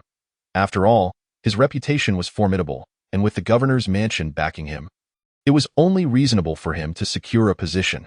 Shortly after Li Zongyu settled, the cushion began to rise, enveloped in an extraordinary protective light, a defense mechanism impenetrable even to those in the celestial martial realm, specifically designed to shield the occupant of the cushion. However, to activate this protective barrier, one had to maintain their position on the cushion for 10 breaths. Otherwise, instances of being killed the moment one occupied a cushion were not uncommon. Following the governor's mansion's claim to a seat, the members of the Wild Battle Sect and the Yin Yang Pavilion each sent forth an individual to occupy a position, although the remaining spectators fixed their gaze on them. Seeing that the 3 factions only claimed 1 seat each, no one voiced any objections, tacitly permitting their actions. Subsequently, several powerful factions from outside the region emerged, each showcasing their robust backgrounds before rightfully occupying several of the remaining cushions. In less than half a tea's time, 8 seats had been claimed. Each of these individuals was undoubtedly supported by formidable figures within the celestial martial realm, and Xian Tianming, relying on his own status, also took a seat without incident. Throughout this process, the factions of the governor's mansion, Wild Battle Sect, and Yin Yang Pavilion provided mutual support, indicating some undisclosed connections between them. The last 2 cushions remained. The atmosphere was undeniably tense, akin to playing with fire beside a powder keg, ready to explode at any moment. Hee, with only 2 cushions left, I am curious to see how that fellow intends to claim one of them. Xian Tianming observed Yi Xiao among the crowd with a mocking smile. Only 2 cushions remained, yet thousands of powerful warriors surrounded them, with those at the 9th layer of the Earth martial realm exceeding 10. In this scenario, persuading others with mere strength alone would prove to be an arduous task. Hee, having relied on connections has reached its limit. Now, it is time to let fists do the talking. Under the scrutiny of numerous gazes, Yi Xiao chuckled softly and began to walk toward one of the vacant cushions. Just as someone intended to shout for him to stop, they suddenly realized in terror that with every step Yi Xiao took, a piercing sword aura erupted beneath his feet. Instead of dissipating, the sword aura coiled around Yi Xiao, growing in intensity. After merely a dozen steps, the air surrounding him was saturated with sharp sword energy, resonating with an unrelenting clang, cleaving through all tangible entities in its path. Upon reaching the remaining vacant cushion, the accumulation of sword energy around him had reached an alarming level, causing the space to vibrate ominously. Inflicting a stinging sensation in the eyes of onlookers and sending chills through their hearts, it was clear that once unleashed, that sword energy could effortlessly pierce through even 9th layer Earth martial realm warriors, leaving no chance of survival. Standing atop the glowing cushion, enveloped by an overwhelming sword aura, Yi Xiao turned to face the crowd and declared with a disdainful gaze, "This seat belongs to me." Yi Xiao, if anyone dares to contest, step forward. Chapter 72. A series of twists and turns. With a voice laced with a hint of dominance, his proclamation spread rapidly like a cold wave, carrying an undeniable aura of authority that captivated the attention of all present. Yi Xiao understood that those seated on the cushions were all backed by formidable forces, and even those possessing competitive strength had to consider whether they could escape alive from the wrath of the opposing factions. However, he was different, a solitary figure without any background to rely on, with only the 3-foot azure blade in his hand as his sole ally. Moreover, he was well aware that he had offended many on his journey here, making the prospect of occupying a cushion peacefully akin to a fool's errand, and no matter how much he compromised, it would be futile. Therefore, he opted to adopt a more assertive stance, showcasing his true prowess. This brat, observing the figure standing with a sword, even Xian Tianming, who found him insufferable, could not help but reveal a hint of astonishment, clearly taken aback by Yi Xiao's audacity. While they had occupied their cushions with caution, striving to avoid inciting the ire of others, this fellow boldly strode to the cushion and immediately challenged everyone. Hee, an ignorant fool. Those who had already secured their positions, including Li Tsangyu, regarded Yi Xiao standing atop the cushion with disdain, their faces displaying cold smiles. To them, Yi Xiao's actions were undeniably foolish. Such provocation of all present was an act even they, with their deep backgrounds, would not dare to attempt. For a lone wolf like Yi Xiao, this was tantamount to courting death, as expected. Shortly after Yi Xiao's challenge resonated through the air, an uproar erupted among the crowd, their hostile gazes piercing through him like arrows. "Arrogant little thief, I recognize you. Stop posturing and get down." The chaos at the scene did not persist for long, as a middle-aged man with wild hair and wielding a knife soon emerged, bellowing at Yi Xiao. It was Luo Kuei from the Earthblade sect. Luo Kuei was a formidable master at the 8th level of the Earth martial realm, renowned for his lethal knife techniques. If this young man lacked the skill to match his arrogance, he would undoubtedly meet a grim fate beneath Luo Kuei's blade. Upon hearing the whispers of those around him, Yi Xiao turned to regard the man who had stepped out from the crowd. It was a twist of fate, as they had encountered each other previously at the pavilion by the lake. During the siege of Luo Kuei's Earthblade sect, Yi Xiao had seized the opportunity to pilfer the heavenly martial pill left behind among the remnants in the pavilion. However, he had not engaged in any direct confrontation with Luo Kuei at that time. Rather, he had fortuitously encountered Xian Tianming and departed with the pill. It was likely that Luo Kuei remained oblivious to the events that transpired afterward. Otherwise, had he known that Yi Xiao had slain the peak 7th offering of the Earth martial realm, he would surely think twice before confronting him now. "Considering you gifted me the heavenly martial pill, I shall grant you a chance. Depart, and I shall spare your life," Yi Xiao declared, his gaze icy as he regarded the approaching Luo Kuei. "How dare you mention the heavenly martial pill?" Luo Kuei retorted. his anger flaring instead of gratitude, believing Yi Zhao's words to be a humiliation. With a furious roar, he drew his blade and lunged forward. Tearing the heavens slash, Luo Kuei bellowed, veins bulging on his arms as his spiritual power surged forth like a tidal wave. He struck without mercy, clearly intent on delivering a fatal blow. Seeking death, Yi Zhao's eyes narrowed, and with a flick of his finger, a strand of sword chi coiled around him and shot forth like a rainbow towards the charging Luo Kuei.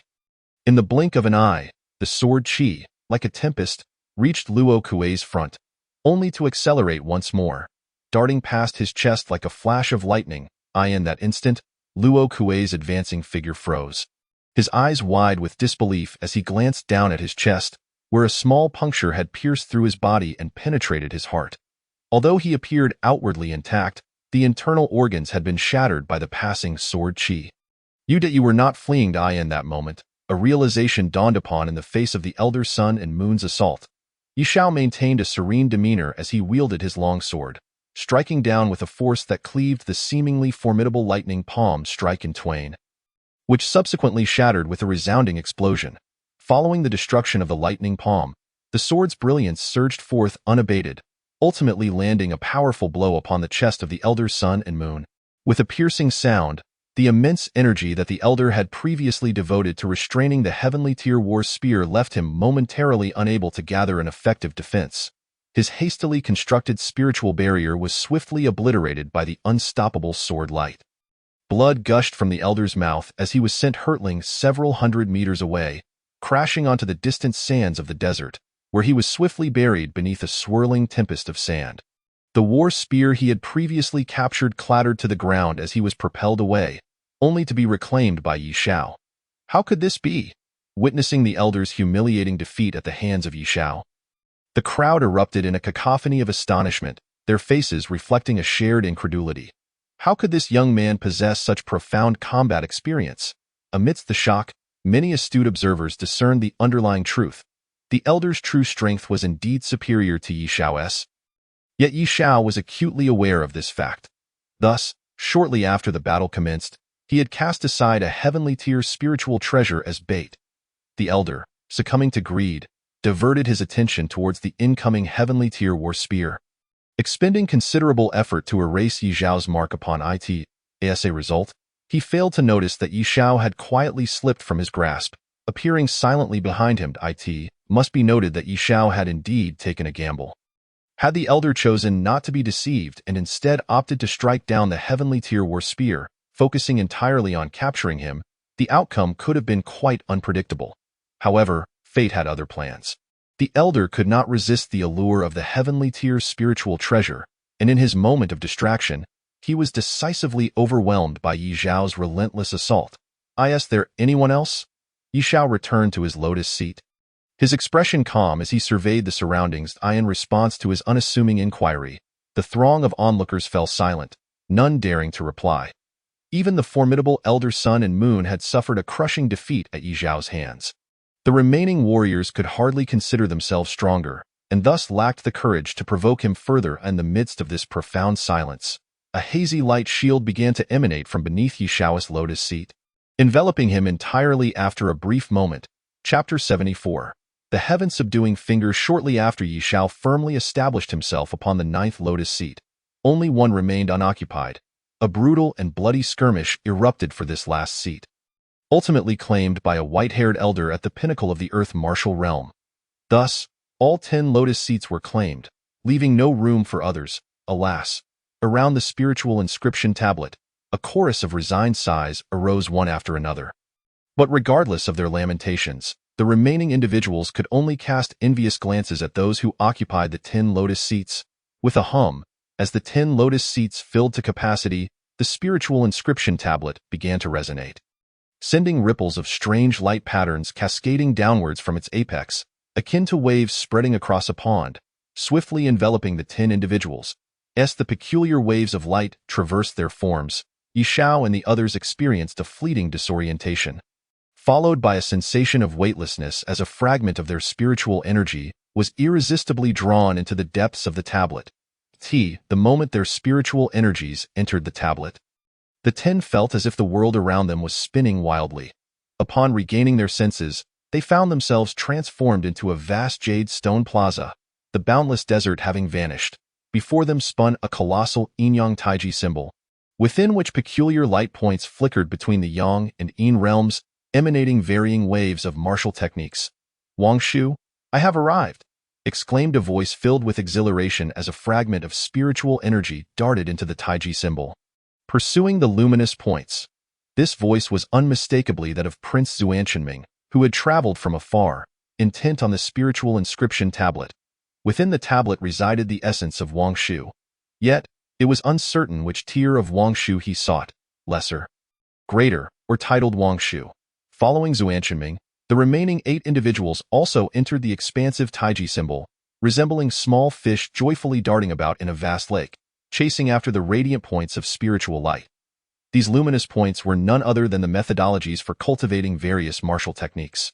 The dimmer points typically represented common martial arts, while the brighter ones likely transcended ordinary martial techniques into the realm of spiritual arts. Wei Xiao refrained from immediately diving in, choosing instead to observe for a moment. He noted that the brighter the point of light, the faster its flickering speed, making it exceedingly difficult to capture. After all, the 10 of them had entered this realm with merely a fragment of spiritual energy, unable to employ any formidable techniques. Acquiring a spiritual art seemed to hinge entirely on luck. After a brief contemplation, Yishao transformed his spiritual energy into a fleeting light and entered the taiji symbol. Upon entry, he was astounded to find that within the taiji symbol lay an entire universe, the scenery starkly contrasting with what had been visible from the outside. A boundless starry sky. Countless streaks of spiritual light traversed the vastness, akin to shooting stars representing the martial techniques he had observed earlier. As he walked amidst the starry expanse, Yi Zhao's heart swelled with astonishment at the richness of the treasures held by the Lord of the Yin-Yang Path. He took a moment to gaze upon the dazzling meteors before swiftly capturing one that streaked past him. Upon seizing the meteor, he sensed a diminishment of his spiritual energy. This indicated that they could not freely capture the martial meteors. Otherwise, their spiritual energy would deplete rapidly, ultimately leading to expulsion from the spiritual inscription tablet. To re-enter, they would have to wait for the next opening of the royal tomb, which could take several years. Time Yi Xiao could not afford to waste. Thus, he must seize this opportunity. Before long, the light of the meteor Yi Xiao had captured began to fade, revealing a jade slip within. As the light dissipated, ancient characters emerged upon the slip. Superior heavenly martial technique. 4 symbols Thunder Fist. Though this technique was of a higher grade than the 2 heavenly martial techniques gifted to him by Feng Shi, Yi Xiao shook his head and released his grasp. Having learned of the existence of Wang Shu within the spiritual inscription tablet, a single superior heavenly martial technique was far from sufficient to satisfy his aspirations. As he let go, the jade slip floated away, rapidly absorbing the surrounding stellar light before transforming back into a meteor and shooting forth. Wei Xiao continued his exploration in the vast starry sky, attempting to capture some of the more radiant meteors. Among these, he discovered several iterations of the Nirvana technique, yet their corresponding strength only matched that of commonly used methods by Nirvana realm experts. While the Nirvana technique was indeed far superior to heavenly martial techniques, Yi Zhao's deepest desire remained the inheritance of Wang Shu contained within this tablet. With countless meteors surrounding him, attempting to extract a Wang Shu from among them was akin to searching for a needle in a haystack. Was he to rely solely on luck? As he pondered this dilemma, a sudden humming sound resonated from within him. To his astonishment, a mysterious black wheel of reincarnation slowly materialized from his chest, casting a faint glow into the boundless starry sky. The light was not blinding, yet wherever it passed, the meteoric clusters appeared to slow, as if mired in tar. Could it beat the Wheel of 6 Paths? Yi Xiao wore a look of disbelief as he reached out to touch the shadow of the black wheel, confirming its identity. With a swish, the projection of the Wheel of Reincarnation emitted a chaotic beam of light, shooting towards a specific point in the depths of the starry sky. Could it be that the wheel was guiding him to the location of Wang Shu? Seizing the moment, Yi Zhao's eyes flickered with determination. It seemed as if the wheel could sense his thoughts. He hurriedly propelled himself forward, following the trajectory of the light emitted by the wheel. As he traversed the path, the surrounding clusters of meteoric light seemed to part in deference, akin to courtiers stepping aside for their sovereign. This spectacle was reminiscent of subjects retreating in the presence of their king. After a brief interval, approximately the time it takes to brew half a cup of tea, Yi Shao found himself beneath a pitch-black expanse of stars, a stark contrast to the vibrant meteor showers elsewhere. Here, only a solitary, monumental shadow of a stele stood quietly against the darkened veil of night, exuding an ancient and profound aura. Was this the spirit technique stele? A flicker of recognition crossed Yi Zhao's eyes as he marveled at the sight before him, realizing it bore an uncanny resemblance to the spirit technique stele he had observed outside, almost identical. Upon entering the space of the stele's shadow, the faint radiance emitted by the reincarnation disk began to envelop the stele. As the light made contact, the stele shuddered slightly, as if gripped by an overwhelming fear. Before long, the stele split apart in the center, and 5 dazzling meteoric clusters surged forth, erupting into brilliance. In a moment of agility, Yi Shao managed to seize the brightest of these meteors. The luminous cluster resisted vigorously, struggling in his grasp for some time before it finally calmed, revealing an ancient scroll beneath its fading light. The title inscribed upon the scroll read, "The King's Technique, Heaven-Slaying Finger." 9 unpretentious ancient characters glimmered with a crimson hue, emanating an unspoken aura of dominance that caused the very fabric of the starry sky to tremble ever so slightly. Chapter 75. Movement and Stillness. Heaven-Slaying Finger, a name of formidable might. A smile graced Yi Zhao's face. If his assumptions were correct, this scroll contained the most powerful spiritual inheritance of the stele. Without a moment's hesitation, he unfurled the scroll, and an overwhelming torrent of information surged into his mind like a flood breaking through a dam. Within his consciousness, vivid images from antiquity flickered into view, and as they multiplied, he discerned a colossal pillar, as if a hand of immense size, piercing through the heavens and dragging down the sun and moon. As he gazed closer, it became evident that this towering column resembled a finger of a being of unfathomable might. After the scroll was unfurled, Yi Shao sat quietly in the starry expanse, emanating a faint glow, while formidable waves of power rapidly converged around him. In the desert outside, around the spirit technique stele, many reluctant souls remained, their eyes fixed intently upon the stele that soared into the clouds. Numerous onlookers were particularly focused on the 10 figures seated on their mats. At this juncture, it had been a full 2 hours since the 10 individuals had entered the stele's domain. Suddenly, amidst the anticipation, a disturbance emanated from one of the mats. A formidable warrior from the frenzied battle sect was the first to open his eyes, and as he did, a 6-colored beam shot skyward. It was said that the martial techniques acquired within were categorized by the colors of the beams. To emerge with at least a 7-colored beam indicated a basic nirvana technique, while an 8-colored beam represented an intermediate technique, and a 9-colored beam corresponded to an advanced technique. Those who obtained the King's techniques would trigger a 10-colored beam. Upon witnessing the awakening, an elder remarked, "Does this mean the frenzied battle sect has not acquired a spirit technique, but merely a superior celestial martial skill?" Some rival factions released a sigh of relief upon hearing this. Although a superior celestial martial skill was admirable, it paled in comparison to a spirit technique, significantly lacking in power and thus less daunting. Therefore, for the frenzied battle sect, even with a new celestial martial skill, a qualitative leap seemed unlikely. The warrior from the frenzied battle sect furrowed his brow in dissatisfaction. But given the outcome, he had no choice but to rise and join his companions. Following the frenzied battle sect, 4 or 5 others awakened in succession, all producing 5 or 6-colored beams, until a young man in a blue robe emerged, triggering a 7-colored beam, which elicited a chorus of astonishment. The emergence of a 7-colored beam indicated that the individual had acquired a nirvana technique. At the sight of the 7-colored beam, many martial artists' eyes glinted with envy. Their gazes fixated upon the blue-robed youth, and the atmosphere grew tense.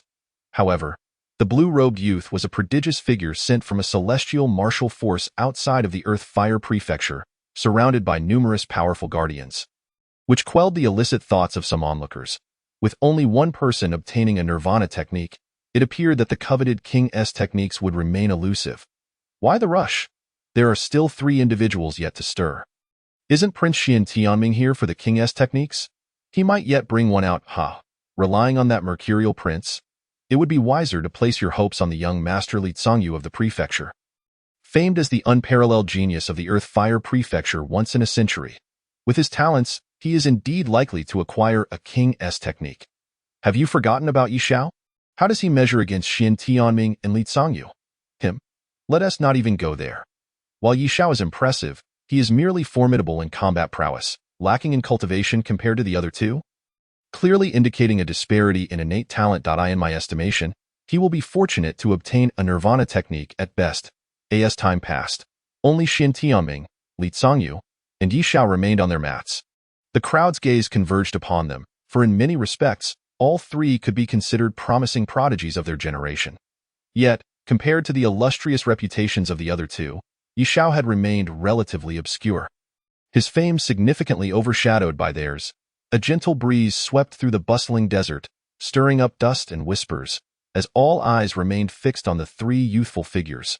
Suddenly, when many were beginning to tire of watching, the three mats finally stirred at I, Xin Tianming, am indeed a born king.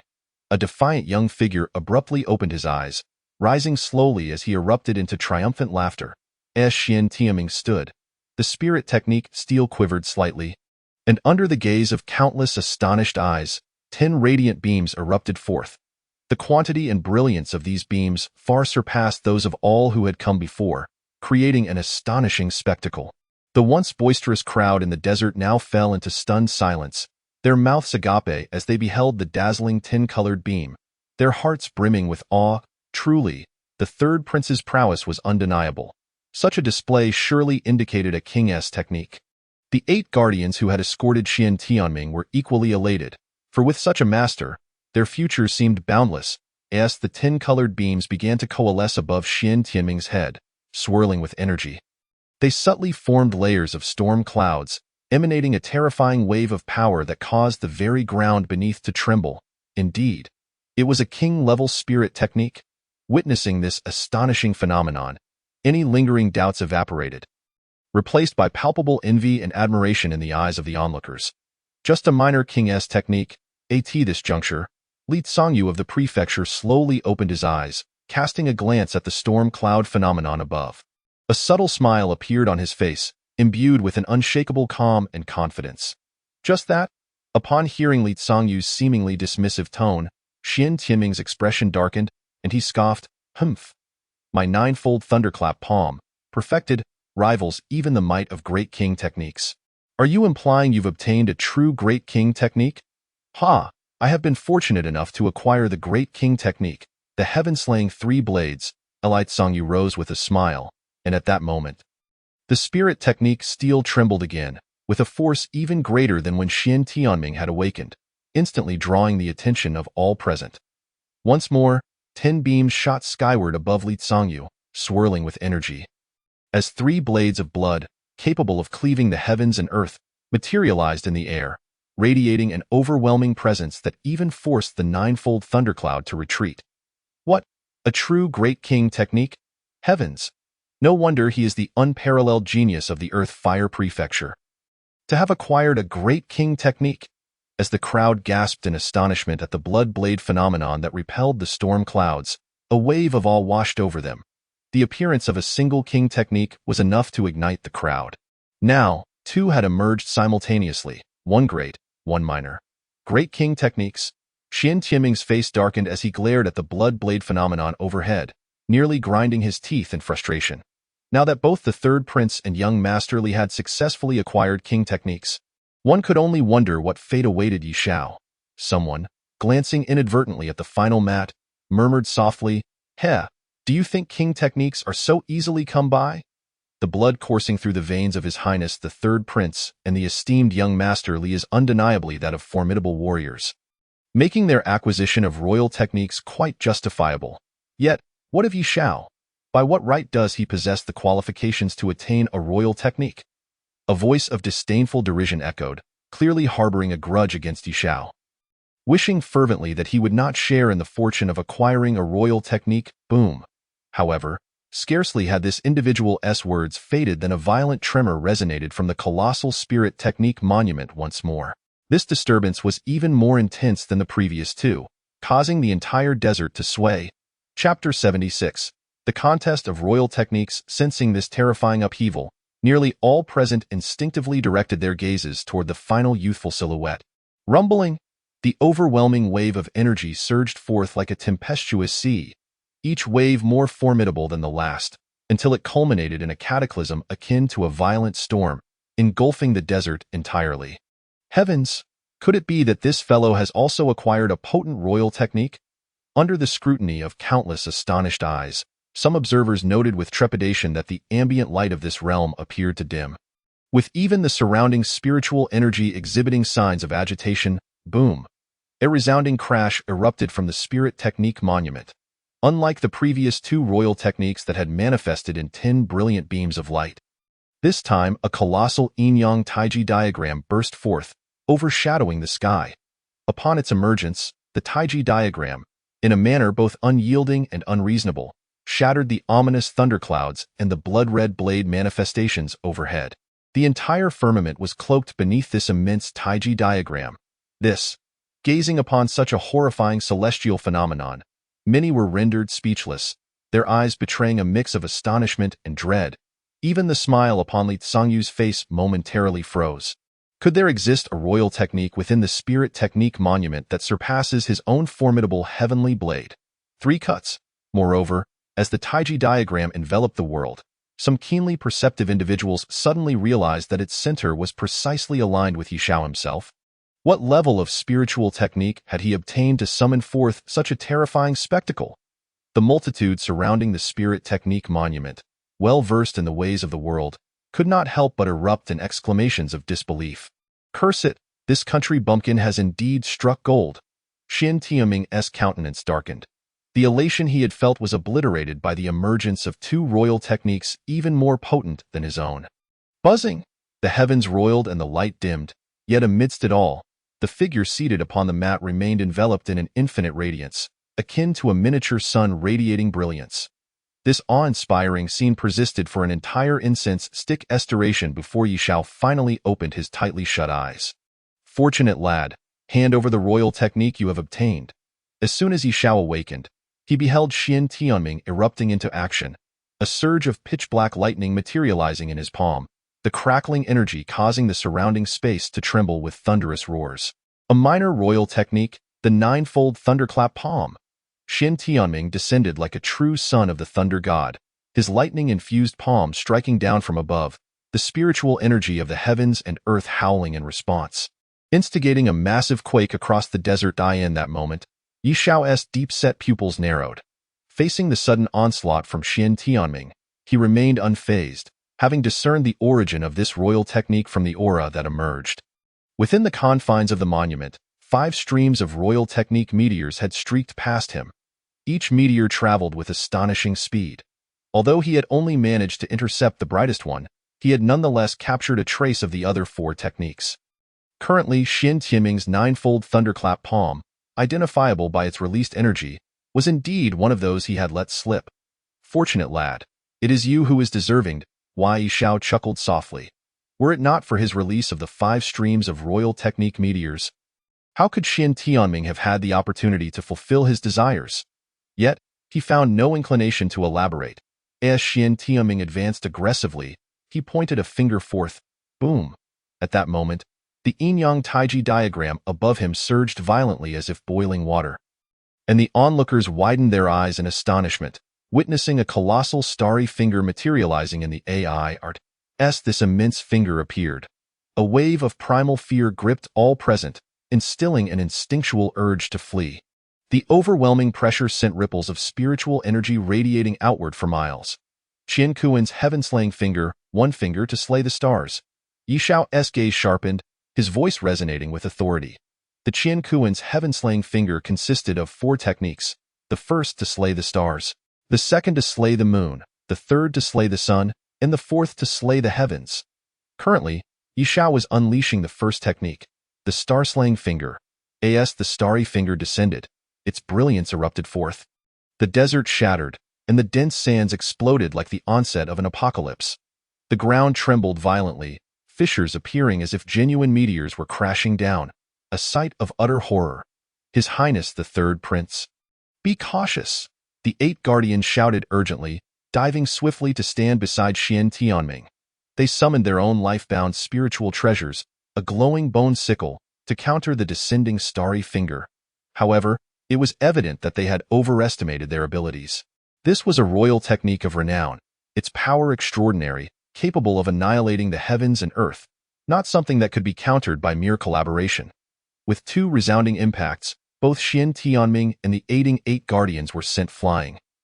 Their chests caving in, blood spraying forth in midair. Heavens! How is it that his royal technique is so powerful? Surrounding them, the crowd was in an uproar, all stunned into silence by Yi Zhao's singular strike. The din deafening. Not only those unacquainted with royal techniques, but even Li Tsangyu, who had obtained a grand royal technique, was deeply shaken. Young master. It seems that the royal technique this individual has acquired is indeed the most formidable within the spirit technique monument. Should we? A grim-faced elder approached Li Tsangyu and whispered, "No need." Li Tsangyu interrupted the elder, fully aware that while his subordinates were loyal, their first instinct in unforeseen circumstances was always to band together to eliminate the threat. For one as arrogant as he, to conspire with others against a peer was an immense disgrace, an affront he could never accept. Step aside. I will personally slay him. Li Tsangyu uttered a commanding tone. A glimmer of light flashing in his hand as a fearsome black dragon long sword materialized, its chilling blade aura erupting forth, pushing back all around him. Slay me, Yi Zhao, having noticed the commotion, cast his gaze over, his expression I see why, be why your own merit? Arrogant. Do you presume I am as inept as Xian Tianming, unable to unleash even half the might of a royal technique? Li Tsangyu bellowed. Positioning the black dragon's sword before him, channeling his surging spiritual energy into the blade, aiming for a devastating strike. Heavenly blade. 3 cuts. Shatter mountains, split seas, break the firmament. With a fierce cry, the world shifted. A towering, hazy, blood-red blade shadow materialized amidst the clouds, exuding a terrifying crimson light as though a sea of blood were surging forth, emanating an aura of annihilation that threatened to topple the yin-yang taiji diagram itself. Excellent! Our young master is indeed a prodigious talent, having just acquired a royal technique, yet capable of manifesting its most potent essence. Youth, your time has come. Surrender your royal technique, and perhaps our young master may spare your life. The powerful individuals of the Duke's manor beamed with delight.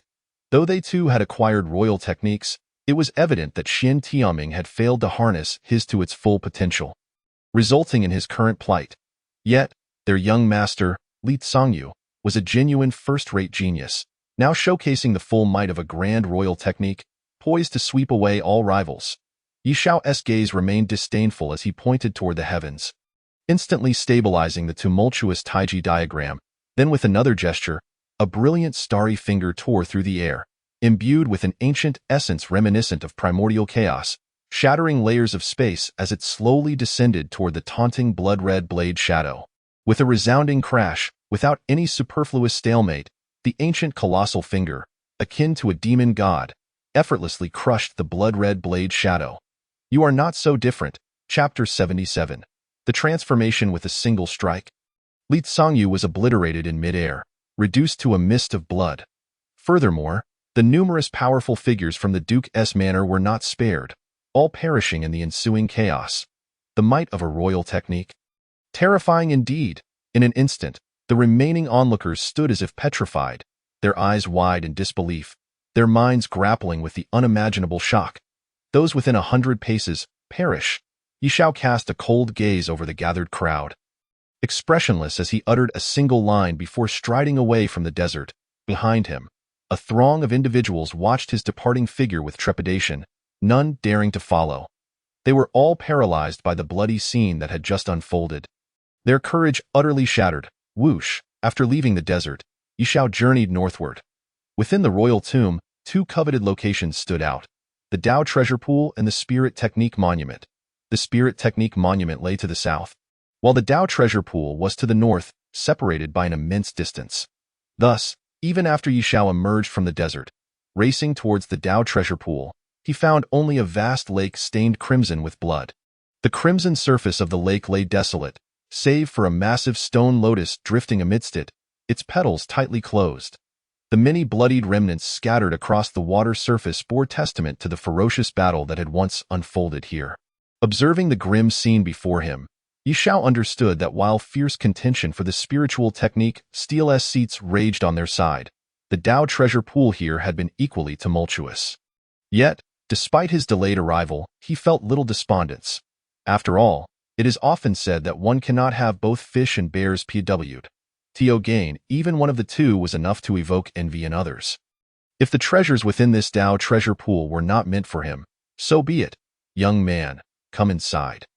Just as Yi Xiao prepared to depart, an intermittent, aged voice suddenly echoed from the blood-soaked center of the lake. Fixing his gaze, he discerned a faint glimmer flickering within the stone lotus. Which fellow Taoist speaks? Yi Xiao pondered, perplexed. There was no one in the lake's center. Could it be the stone lotus was communicating with him? Moreover, when the voice emerged, the surrounding treasure-seeking warriors exhibited no reaction, clearly unable to hear it, implying that the voice was directed solely at him. The woman has already noticed you. Hurry and enter to converse. The stone lotus spoke again, urgency lacing its tone, only serving to deepen Yi Xiao's confusion. Which woman? The Qian Kuan Shirtian finger is a technique I left within the spiritual technique steel. Noticing Yi Xiao's indifference, the voice dropped another bombshell, causing his expression to shift slightly in shock. You are the Yin Yang Dao King. It is I. Having acquired the title of King Technique that I left within the spiritual technique steel. You may consider yourself half my successor. I will not harm you. The woman has already discovered your presence. Hurry and enter to converse. Yi Xiao's eyes flickered momentarily, his brow furrowing as he stared at the stone lotus in the lake's center. After a moment of contemplation, he asked solemnly, how does one enter? Place the lotus seed you possess into this stone lotus, and it shall open a portal to another realm. Upon hearing this, Yi Xiao's conviction regarding the identity of the speaker solidified. It was indeed likely the long-deceased Yin Yang Dao King. After all, his Qian Kuan Shirtian finger and the ice-fire lotus seed had originally belonged to the Yin Yang Dao King, and only that fallen sovereign could directly sense the existence of these two items. Yi Xiao's figure darted forth like a gentle breeze gliding across the water's surface, alighting upon the stone lotus. As he gazed down, he noticed a thumb-sized circular hole at the center of the lotus's base, its dimensions remarkably similar to that of the ice-fire lotus seed he held at Yi Xiao. My lord, just as Yi Xiao was about to place the ice-fire lotus seed into the circular hole, a woman's voice suddenly called out from afar. Turning his head, he discovered the speaker was none other than the Yin Yang Pavilion's Yin Yang Xian Nu. Shui Qianrou. Yi Xiao, wait, do not be swayed by that stone voice. The path it leads to is a road of no return. Dressed in white, Shui Qianrou floated gracefully toward him, her long hair dancing in the air. Her beauty unparalleled. As she drew closer, she called out from a distance. Heavenly martial realm. Yi Xiao's gaze fell upon the ethereal figure of Shui Qianrou, his pupils contracting in surprise. What had transpired? How had her strength increased so dramatically? He recalled their first encounter not long ago, when she was merely at the 7th level of the Earth martial realm. How could she have broken through to the heavenly martial realm in such a brief span? This was astonishingly fast. Be careful. She is a fragment of the ethereal queen. Just as Yi Xiao pondered this, the urgent voice from the stone lotus resounded once more. Yi Xiao, do not listen to her nonsense. She seeks to mislead you. Shui Qianrou's delicate brow furrowed as she exclaimed. How do you know someone is communicating with me? Yi Xiao coldly retorted, his gaze icy as he scrutinized the rapidly approaching Shui Qianrou. Clad in flowing white, Shui Qianrou appeared as a celestial being, pure and untainted. Hearing Yi Xiao's question, her fair countenance fell momentarily, realizing she had been overly hasty. Suddenly, an enigmatic smile crept across her alabaster face, and without further ado, she raised a hand to strike at Yi Xiao. Boom! At that moment, a colossal yin-yang taiji diagram manifested in the sky, radiating blinding light and swiftly coalescing into an ancient stellar finger aimed mercilessly at Shui Qianrou. The star-slaying finger. You have acquired that old ghost-esque king technique. No wonder he communicates with you. Surprise flickered in Shui Qianrou's eyes as she beheld this formidable strike, yet she remained unperturbed. Her hand seal shifted, revealing a black lotus mark upon her pristine forehead, her aura transforming drastically. The peak of the heavenly martial realm. Yi Xiao's heart jolted in astonishment. Before he could fully process this, Shui Qianrou, now radiating immense power, effortlessly waved her jade hand, unleashing a stream of spiritual energy that shattered his previously overwhelming attack. Buzz. Witnessing this, Yishao wasted no time in placing the ice fire lotus seed into the hole of the lotus base. Splash! The moment the ice fire lotus seed fell into the circular opening, the stone lotus trembled violently, emitting an extraordinary spatial radiance that visibly expanded. Trying to escape? A sharp cry rang out from nearby as Shui Qianrou, her hair standing on end, charged at him, shedding her previous celestial demeanor, now enshrouded in a sinister black mist, resembling a merciless demoness. Suspended in midair, she manifested a large black seal in her hand. Hurling it toward Yishao, causing the space around them to tremble violently, the sound of thunder roaring as if it could hardly endure the pressure. Qian Kuan Shirtian finger, second finger slays the moon. The yin-yang taiji diagram reappeared, a colossal moonlight finger imprint entwined with countless luminous patterns hurtling through the air, as if traversing ancient mountains and rivers, to counter the descending seal. The two forces collided mid-air in a cataclysmic clash. Shaking the heavens and earth as a tempest raged, various spiritual lights erupting like a volcano. Ultimately, however, the larger seal proved superior, obliterating the moon-slaying finger imprint and continuing its relentless descent toward Yishao. With a resounding crash, the seal struck down, sending the entire stone lotus crashing to the lake's bottom, creating towering waves that swept the surrounding spectators away. After a moment, Shui Qianrou raised the seal. Her beautiful eyes narrowing as she surveyed the stone lotus, a fresh bloodstain appeared upon it, stark against the backdrop of the stone. Yet the ice-fire lotus seed and Yishao had vanished without a trace. Shui Qianrou stood upon the lake's surface, her countenance frostbitten with anger as she murmured softly to herself, "Damn it, I still let him in." Chapter 78. Final instructive words. Cough, cough. Within a dilapidated ancient hall, Yishao tumbled through a spatial portal, crashing to the ground and coughing up a pool of blood.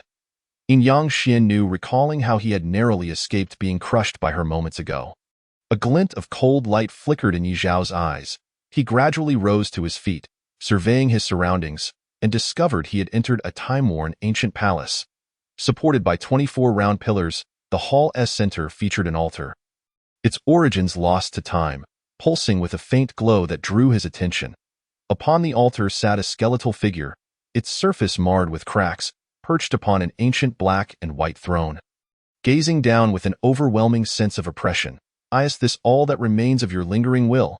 Yishao mused, his eyes flickering. Previously, he had believed the yin-yang Dao King's voice indicated he was still alive. But it seemed he had overestimated the situation. With merely the Earth martial realm's cultivation, one could wield the second finger of the Qian Kuan Shirtian finger. Your innate talent surpasses that of this king in his youth. As Yi Zhao's gaze fell upon him, the hollow eye sockets of the skeletal figure flickered with a dim, nearly extinguished soul flame, emanating a tone tinged with nostalgia. Should a typical Earth martial realm prodigy receive such praise from an ancient titled king, they would undoubtedly be ecstatic. Yet, Yishao remained unmoved, dismissing the compliment with a wave of his hand. "No need for flattery, senior. Please directly tell me why you summoned me here." Seeing Yishao so composed, the soul flame within the skeleton's eye sockets flickered slightly before it spoke in a grave tone. "There is a matter I wish to entrust to you." As the words fell, the skeletal hand slowly rose, producing a grating sound as it opened, revealing a palm-sized ice snow lotus, exquisite and captivating, emitting a cascade of ice-blue light. These lights, as if imbued with life, slowly interwove in mid-air, gradually coalescing into a map of rugged mountains and complex terrains. At the center of the map, an indescribable, peculiar flame flickered, causing the surrounding void to tremble. Buzz! As that flame pattern materialized, even the reincarnation disk within Yishao stirred slightly. "This is why." Yizhao's expression turned to one of astonishment. What could evoke a response from the reincarnation disk if not a remarkable artifact? One of the heavenly spirit fires, the frost flame.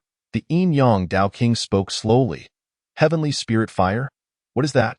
Yishao continued to inquire. "It is a miraculous flame, naturally born and nurtured, embodying the purest yang, immortal and indestructible, possessing immense power capable of incinerating mountains and boiling seas, annihilating heaven and earth.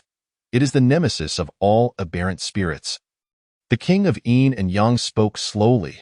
The nemesis of aberrant spirits? Yi Shao keenly seized upon this crucial information, his eyes flickering slightly as he remarked, "This must be the map of the spiritual fire. Right? Is this the reason for your downfall?" A sigh, laden with regret and complexity, echoed forth, and the king of yin and yang lamented, "Indeed. It is so. I in the past, by a stroke of fortune, I obtained the map of one of the heavenly spiritual fires. The frost flame. However, while seeking it, my whereabouts were inadvertently revealed. Before I could reach the location of the spiritual fire, I was ambushed by aberrant spirits and ultimately fell, consumed by hatred. It seems the aberrant spirits held me in high regard, as they dispatched a full 10 kings to besiege me.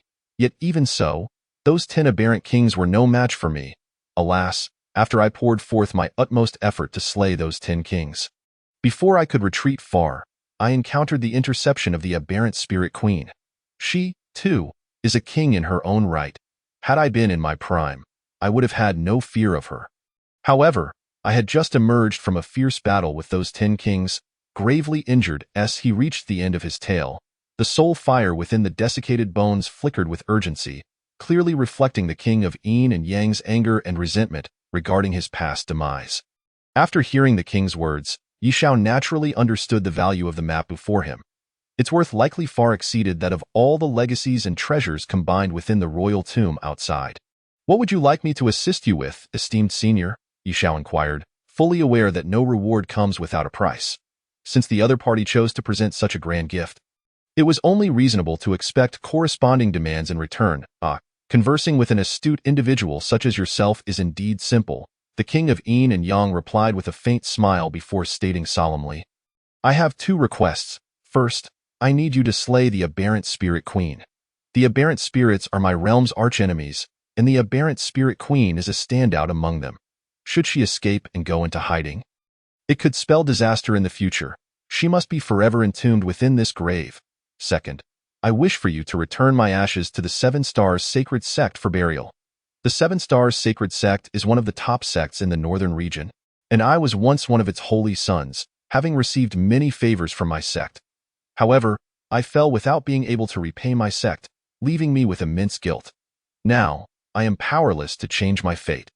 All I desire is to return my soul to my homeland and rest in a corner of the sect. I hope you can fulfill this for me, and of course, should you have the opportunity, you may also choose to join the 7 Stars Sacred Sect and become one of its members. With your talent, I believe passing the entrance examination for disciples should not pose much difficulty. I can agree to the second request, but as for the first, the aberrant spirit queen has already reduced you to this state. Are you certain I am her match?" Yi Shao politely declined the invitation implicit in the king's final statement. As he was currently uninterested in joining a sect, he needed to first contemplate how to contend with the formidable aberrant spirit queen. "I am well prepared," the king of yin and yang asserted. As his words fell, a black and white luminescent pattern emerged from the soul fire within his eye sockets, slowly drifting towards Yi Zhao's forehead. "This contains the last remnant of my king-level source power before my demise. Once activated, you will possess the strength of a king for the duration of a single incense stick. The aberrant spirit queen was severely wounded by me in the past, her body shattered and soul sealed. Even if she revives now without a physical form, her power will be greatly diminished, giving you a substantial opportunity to obliterate her completely here." As the black and white luminescent pattern made contact with Yi Zhao's forehead, it trembled slightly before vanishing. Simultaneously, the soul fire in the eye sockets of the desiccated bones, which had already dimmed significantly, began to flicker with renewed urgency. Realizing this, Yi Shao understood that the black and white pattern was the source of the king of yin and yang's energy to sustain him thus far. And with its separation, the last flicker of the king's soul fire would soon extinguish. As the soul fire in his eye sockets neared complete extinguishment, Yi Shao clasped his hands together and solemnly promised, "I will fulfill these 2 final wishes for you." Upon his words, the soul fire ceased its frantic flickering, and a voice that seemed to convey relief emanated from the throne. "Everything rests upon you now." Chapter 79. Battle with a clone outside the Dao treasure pool. Blood mist enveloped the area, rendering it devoid of any trace of living beings for 1,000 miles. a flicker of spatial brilliance appeared upon the stone lotus in the water. And soon a handsome youth emerged. Boom! The moment Yi Xiao materialized, the surface of the water erupted violently, waves swelling high, as a blood-colored water dragon surged forth, charging directly at him. Slash! A piercing beam of sword light sliced through the air, causing the blood dragon to freeze mid-flight, before exploding into a cloud of crimson mist. Hand over the spiritual fire map, and I shall grant you a swift end. A cold female voice resonated from above. Looking up, he beheld Xue Qianrou, clad in white, hovering gracefully in the air. She gazed down at Yi Xiao, her garments billowing, exuding an ethereal beauty akin to an untainted celestial maiden, her eyes radiating a noble disdain for all living beings. A mere clone dares to demand the map? If it were your true self speaking, I might consider it. Yi Xiao responded indifferently, his gaze icy as he tightened his grip on the spiritual sword. The king of Yin and Yang had granted him the king-level path pattern, but it could only last for the duration of a single incense stick. Thus, he needed to force the aberrant spirit queen to reveal her true form.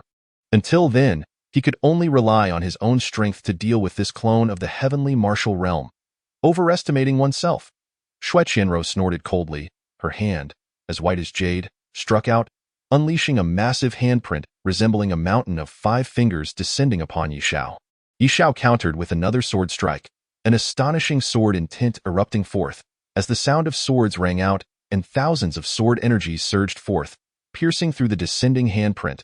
Agumos!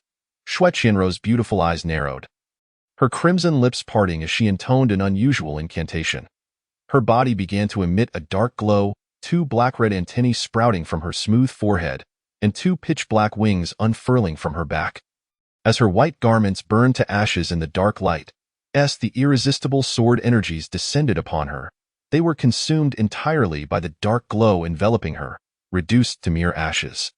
Seeing this, Yi Xiao swiftly altered his sword technique, gathering countless strands of dispersed sword energy into a massive 9-zhang light sword, which he hurled towards Xue Qianrou, with a flip of her jade hand. The previously unleashed black handprint reappeared, conjuring a barrier of light, from which a black tortoise emerged, colliding heavily with the incoming light sword. Boom! The collision birthed a violent energy storm, akin to a cataclysmic hurricane, which crushed the lake's surface, creating towering waves that surged towards the shore. Impressive strength.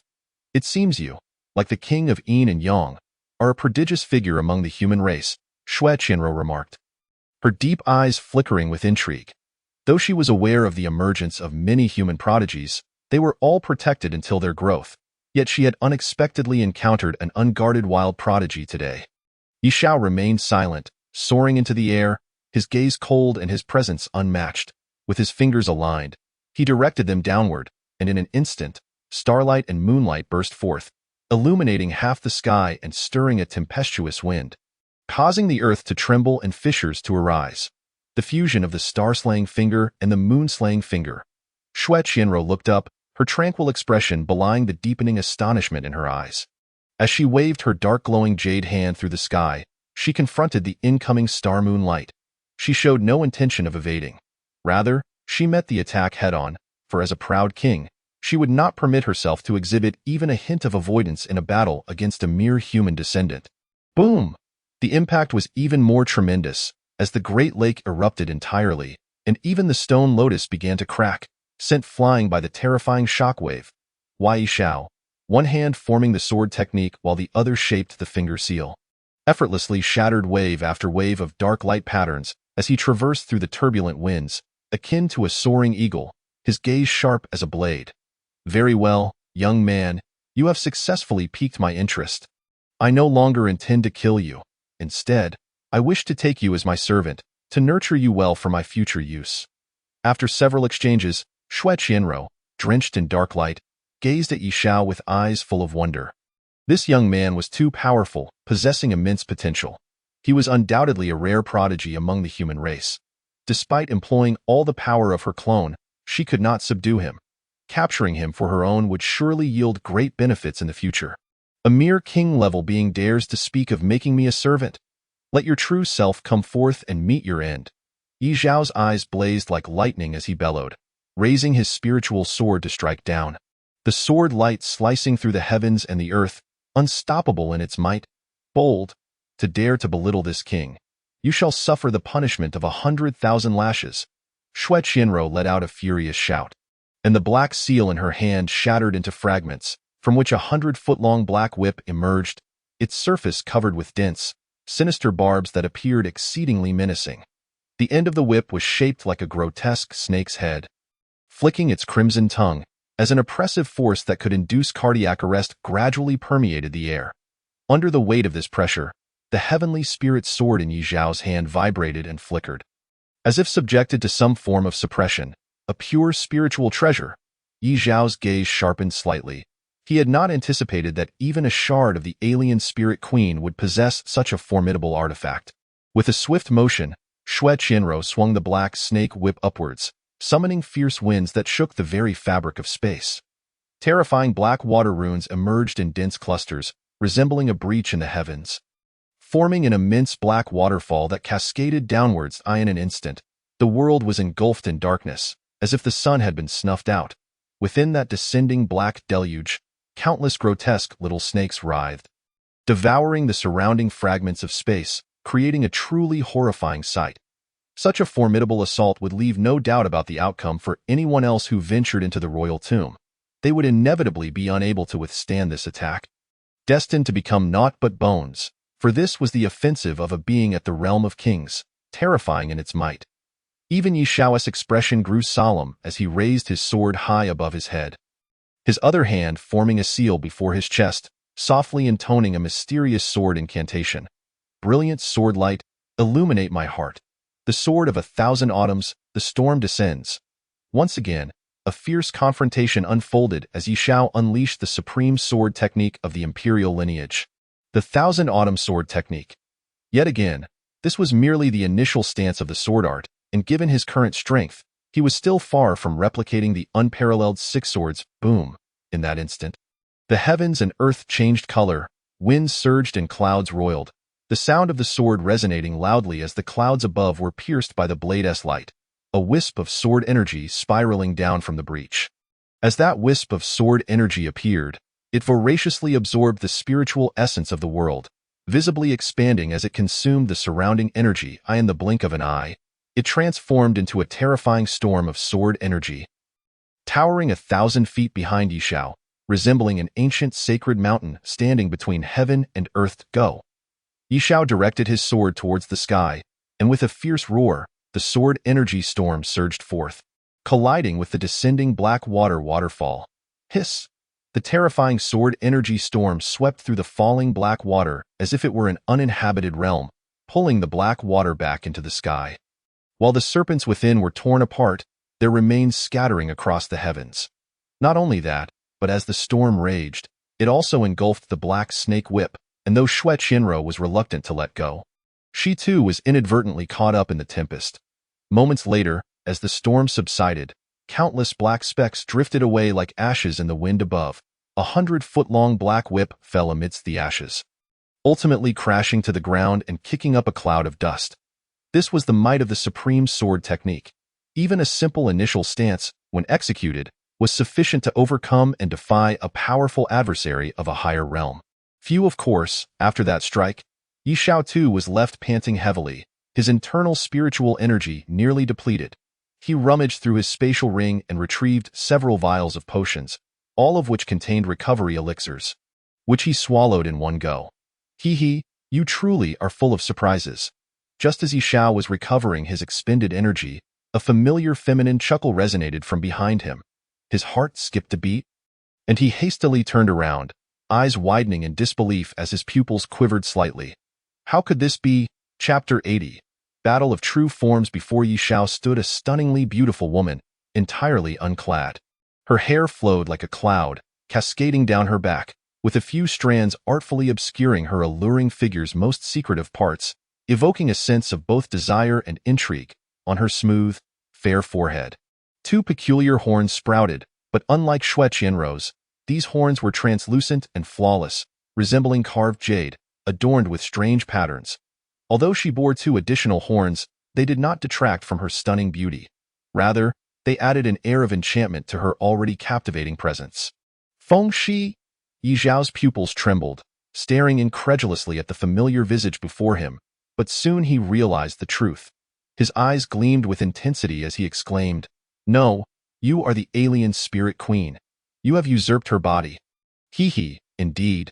I am the alien desire spirit king, Ma Fei. Feng Shi let out a melodic laugh, her exquisite visage revealing a captivating duality of allure and innocence, a reflection of the essence of Ma Fei, the alien spirit queen, who now controlled this body. What has become of her soul? Yi Zhao demanded coldly, his gaze piercing into Ma Fei with the intensity of a blazing sun. A mere shell can only house one soul. Her existence is surplus, Ma Fei replied, her tone casual, as if discussing a trivial matter. You seek death. At Ma Fei's words, Yi Zhao's fury ignited, a black and white light pattern appearing on his forehead. Radiating brilliance, in that moment, his aura surged dramatically. Heavenly martial realm, Nirvana realm, King realm. In an instant, a powerful kingly pressure emanated from Yi Zhao, as terrifying energy ripples spread forth like a tidal wave, causing the very ground within 1,000 miles to tremble. Boom! Yi Zhao struck, his fingers weaving with terrifying force, powerful and domineering. With the strength of the King realm, the intricacies of combat became irrelevant. In this moment, he simply needed to manifest his ultimate power in the most unrestrained manner. This was the might of a king, sovereign over mountains and rivers, crushing any obstacle before him with sheer force. That persistent specter of death indeed left you with means to confront me. Ma Fei's smile gradually faded, her expression growing grave. She was acutely aware of the formidable strength of the Yin-Yang Dao King, and the methods left behind by him could not be treated lightly. Bang, bang. Ma Fei raised her hand to meet his, and after a fierce clash, they exchanged blows again, unleashing a burst of brilliant light, the patterns of their techniques exploding like a myriad of fireworks, illuminating the surroundings with resplendence. Get your filthy soul out of my friend's body, Yi Zhao bellowed, pointing his sword towards the heavens, the vast sky boiling as a flash of lightning appeared, followed by tumultuous clouds gathering like a storm. Torrential rain pouring down, thunder crashing all around. Deep within the clouds, a massive sword of lightning slowly took shape. The initial stance of the 1,000 Autumn Swords lightning summoning technique was now within Yi Zhao's grasp. Thanks to his newfound power in the King realm, such an arrogant junior. Once I capture you, I shall make you my slave, forcing you to kneel by my side for eternity. Ma Fei's eyes glinted with a dark, cold light, her long hair billowing in the wind, a hint of anger gracing her flawless face. Boom! The two clashed violently, at times ascending into the clouds to battle amidst the lightning, and other times plunging deep into the earth. Shattering mountains and rivers, the ground quaked, rivers split apart, and dormant volcanoes long silent erupted once more due to their fierce combat. Boom! The colossal lightning soared above unleashed, terrifying strikes upon Ma Fei, while the ground beneath her feet fractured. Countless fissures extending far and wide. She drew upon the earth's power to mitigate the thunderous force, redirecting the energy into the ground to lessen the impact she faced. Boom! Another cataclysmic collision ensued as Ma Fei's pristine fists collided fiercely with Yi Zhao's, erupting into a blaze of brilliance, akin to a miniature sun exploding, annihilating everything in the vicinity and creating a deep pit in the ground. Not only that, but the terrifying force surged underground, following the earth's veins, shattering a distant hill into countless fragments that scattered in all directions. The battle between the two kings was astonishing, the spectacle utterly fearsome, as their violent energies tore apart everything visible to the naked eye. How can this brat, lacking comprehension of the King realm, exhibit such power? Ma Fei was increasingly alarmed. This young human prodigy was far too strong. Despite his true realm being merely the earth martial realm, he could contend against her without losing an inch, solely by relying on a trace of the king-level essence left behind by the Yin-Yang Dao King. This was utterly illogical. It was well known that true kings possessed deep insights into their paths. Yet this young man, seemingly bolstered by the king-level essence, should have been unable to harness the advantages of such a realm. Yet, he wielded this power with the grace of a fish in water. Displaying its full potential, indeed, Ma Fei suspected that had the Yin-Yang Dao King left behind a greater portion of king-level essence, this young man might have even exhibited the strength of a titled king directly. To engage in battle while being distracted is a fool's errand. I shall send you to your demise. Yi Zhao's gaze was piercing, and upon noticing the flickering light in the eyes of the lustful spirit king, he issued a cold rebuke and strode forward with an imposing presence, pointing a finger into the Ard. In that instant, the heavens and earth roared, and a colossal golden sun emerged. The Qian Kuan Shirtian finger. 3 fingers to slay the sun. An ancient giant finger, adorned with strange patterns, slowly materialized from the golden sun, carrying the overwhelming force capable of annihilating mountains and rivers, descending upon the foe below. Boom! Imo Fei, momentarily distracted, was struck by the golden giant finger, sent flying as her body trembled violently, blood gushing from her mouth, her eyes filled with terror. With a thud, she collided with a massive boulder, finally halting her momentum. Yet, Yi Xiao was relentless, following swiftly with his sword, offering no respite. You arrogant wretch! To be suppressed by a mere junior of the human race incensed Imo Fei greatly. Her forehead's jade horn suddenly radiated a brilliant light, erupting with dazzling brilliance. Tidal King technique, illusion of immortality, she cried out, extending her fair arm akin to a snow lotus, instantly altering the cosmos. As the space behind her collapsed, a mist of rosy hue surged forth. Pressing forward. In a fleeting moment, Imo Fei's figure vanished within the crimson fog, which rapidly expanded, enveloping hundreds of feet in mere moments. Tidal King technique, Qian Kuan Shirtian finger. Yi Xiao bellowed, similarly employing the Tidal King technique bequeathed by the Yin Yang Dao King. Summoning the image of the Yin Yang Taiji diagram above him, brandishing his sword as he plunged into the hazy mist. Chapter 81. The finger stays hiss.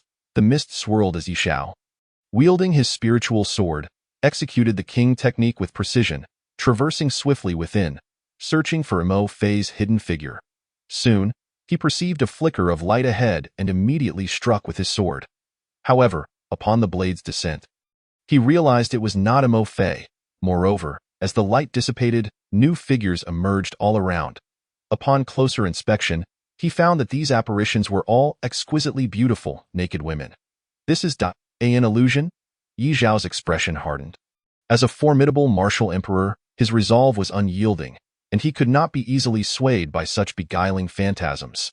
Yet, he soon discovered that these women were not mere illusions but rather souls ensnared in mental subjugation. Each of their abdomens flickered with faint red demonic patterns, exuding an aura that emanated from the lustful spirit king Imo Fei. Let yourselves be consumed in the mortal realm, a soft whisper echoed from deep within the mist, prompting the beautiful apparitions to sway sensuously, advancing towards Yi Xiao in a frenzied wave. Humph! Merely a vile sorcery formed by the refinement of innocent souls. How dare you speak of the mortal realm? Yi Xiao retorted sharply, raising his sword, unleashing a torrent of sword energy that shattered the approaching figures. Bang, bang, bang! As the women's apparitions exploded, an odd pink mist wafted forth from their forms, effortlessly penetrating his sword barrier. This is, after inadvertently inhaling some, Yi Xiao felt a sudden dryness in his mouth and a peculiar fire igniting in his abdomen. Fortunately, he quickly sensed the anomaly, held his breath, and circulated his inner spiritual energy to expel the invasive pink mist. Regaining his composure, is this the method of a king? Utterly despicable! Yi Xiao spat in disdain. Hee. What do you know? The victor is king. The means are inconsequential. Imo Fei's low, seductive laughter resonated through the eerie crimson fog. Its source impossible to discern. Oh, is that so? With such underhanded tactics, can you truly contend against other title kings? Yi Xiao scoffed mockingly. His taunts were intended to provoke Imo Fei into speaking more, thus allowing him to discern her location through her voice. Giggling, what a pitiful attempt at provocation. You are so eager to find me because your source of kingly power is nearly depleted. Aren't you? Imo Fei chuckled, unfazed. Although Yi Zhao's prowess exceeded her expectations, a fatal flaw remained. This power did not belong to him. Once the time passed and the kingly source was exhausted, Yi Zhao's realm would revert to its original state. At that point, a mere junior from the Earth martial realm, no matter how talented, would be at her mercy. Both were acutely aware of this, hence Imo Fei did not rush to reveal herself, instead opting to remain hidden within the mist, engaging Yi Xiao in a game of hide and seek, continuously issuing commands for the entranced women to harass him, thereby distracting him further. Cunning and adaptable. As time wore on, Yi Xiao's brows furrowed deeper. Continuing in this deadlock would undoubtedly be more detrimental to him. He must devise a way to uncover Mo Fei's true location and conclude the battle swiftly. After a moment of contemplation, Yi Xiao suddenly sat cross-legged, retrieving a translucent black and white spirit herb, the yin-yang soul flower he had seized from the ancient medicinal garden. If his current spiritual strength was insufficient to detect Mo Fei's whereabouts, he would simply elevate it further. However, to guard against Mo Fei's surprise attack, he planted his sword before him, releasing boundless sword energy to form a protective barrier, all while maintaining the poised stance of the Shirtian finger. Thus, Yi Xiao divided his focus, one half on safeguarding against Mo Fei's sudden strike, the other wholly dedicated to refining the yin-yang soul flower in the impenetrable depths of the mist. Mo Fei observed Yi Xiao's unusual behavior. Her beautiful eyes flickered momentarily, and with a cold snort, she chose to remain cautious, waiting for Yi Xiao to exhaust his kingly source. Meanwhile, unknown to either of them, another soul drifted within the mist. Like the others under Mo Fei's control, this woman's abdomen bore the red pattern of enslavement, yet her eyes were not hollow. A glimmer of vitality remained. Her occasionally contorted, delicate visage suggested that she retained some semblance of her consciousness, not entirely lost to the void. Approximately half an hour later, the kingly light patterns on Yi Xiao's forehead began to flicker urgently. Dimming rapidly, Junior, the kingly source left by that dead man is about to dissipate. Are you ready to bear the brunt of my wrath? Mo Fei's sharp laughter echoed from the depths of the mist. A cold glint flashed in her eyes. To be forced into such a corner by a junior was infuriating, and she awaited the moment the kingly source faded, ready to emerge and punish the offending human boy before her. She vowed to thoroughly torment him, planting the mark of servitude upon him, ensuring he would kneel before her for eternity, to assuage her resentment. Boom. Just as Mo Fei prepared to exact her revenge upon Yi Xiao, an overwhelming surge of spiritual energy erupted forth, akin to a volcanic eruption. Qian Kuan Shirtian finger, for fingers to slay the heavens. Yi Xiao suddenly opened his eyes, gazing fiercely into a corner of the mist. Pressing down with a single-fingered eye in that instant, the heavens shattered as a colossal, ancient finger descended from the skies, its target precisely where Mo Fei concealed herself. How could this be? Mo Fei's eyes widened in terror. Unable to believe that Yi Xiao had detected her just before her power was to wane, launching his most potent strike without hesitation. Subdue, come forth, Mo Fei cried out, and hundreds of enslaved women's souls surged forth like a tidal wave, shielding her from the impending giant finger. Yet, this was a futile endeavor. Before they could even make contact, the overwhelming spiritual might shattered them. Today, I grant you liberation, though countless souls perished beneath his finger. Yi Xiao remained utterly composed, for he understood that these women had long been enslaved by Mo Fei, their minds dulled beyond salvation. To bury them here was, in fact, an act of mercy. Stop, do you see who this is? Just as the colossal finger was about to obliterate everything, Yi Xiao was astonished to see that Mo Fei had seized hold of a woman's spirit. Upon closer examination, he recognized the spirit. It was Feng Shi. From her eyes, Yi Xiao discerned a flicker of pain and struggle. Unlike the others, although she bore the mark of servitude, she had not lost her consciousness and still held the potential for rescue. Did you not claim you were friends? Will you truly kill her with your own hands? Mo Fei brandished Feng Shi's spirit before her, shouting at Yi Xiao from a distance. A flicker of hesitation crossed Yi Xiao's eyes. He could feel his kingly power ebbing away like a receding tide. Go halt now would mean relinquishing the golden opportunity to strike down the lustful spirit queen Mo Fei. Yet, if that finger fell, while Mo Fei would undoubtedly meet her demise, Feng Shi would surely perish alongside her. Mo Fei's expression grew grave as she beheld the slowly descending giant finger, cold sweat forming on her brow. She could not guarantee that Yi Xiao would spare her for the sake of an enslaved soul. Were their positions reversed, she would not hesitate to unleash that finger without mercy, as the atmosphere became unbearably oppressive. The colossal finger suspended in midair came to an abrupt halt, mere inches from Feng Shi's head. It was a hair's breadth away from reducing the figure below to ashes. Bang!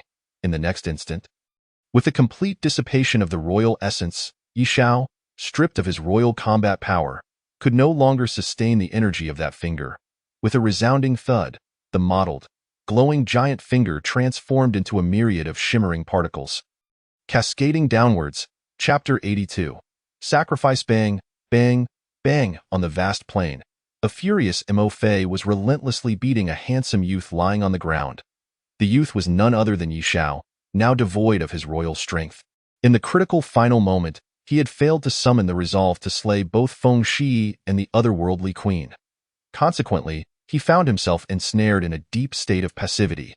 The assault continued for quite a while, ceasing only when Mo Fei, panting heavily, finally relented. At that moment, Yi Xiao was already battered and bruised, his internal organs feeling as if they had been dislocated, causing him excruciating pain. Cough, cough. After spitting out a few mouthfuls of blood while lying on the ground, Yi Xiao turned his back to Mo Fei, remaining still to recuperate his strength. His pupils were deep, and a flicker of contemplation flashed in his eyes. He needed to find a way to remove the slave mark from Feng Shi.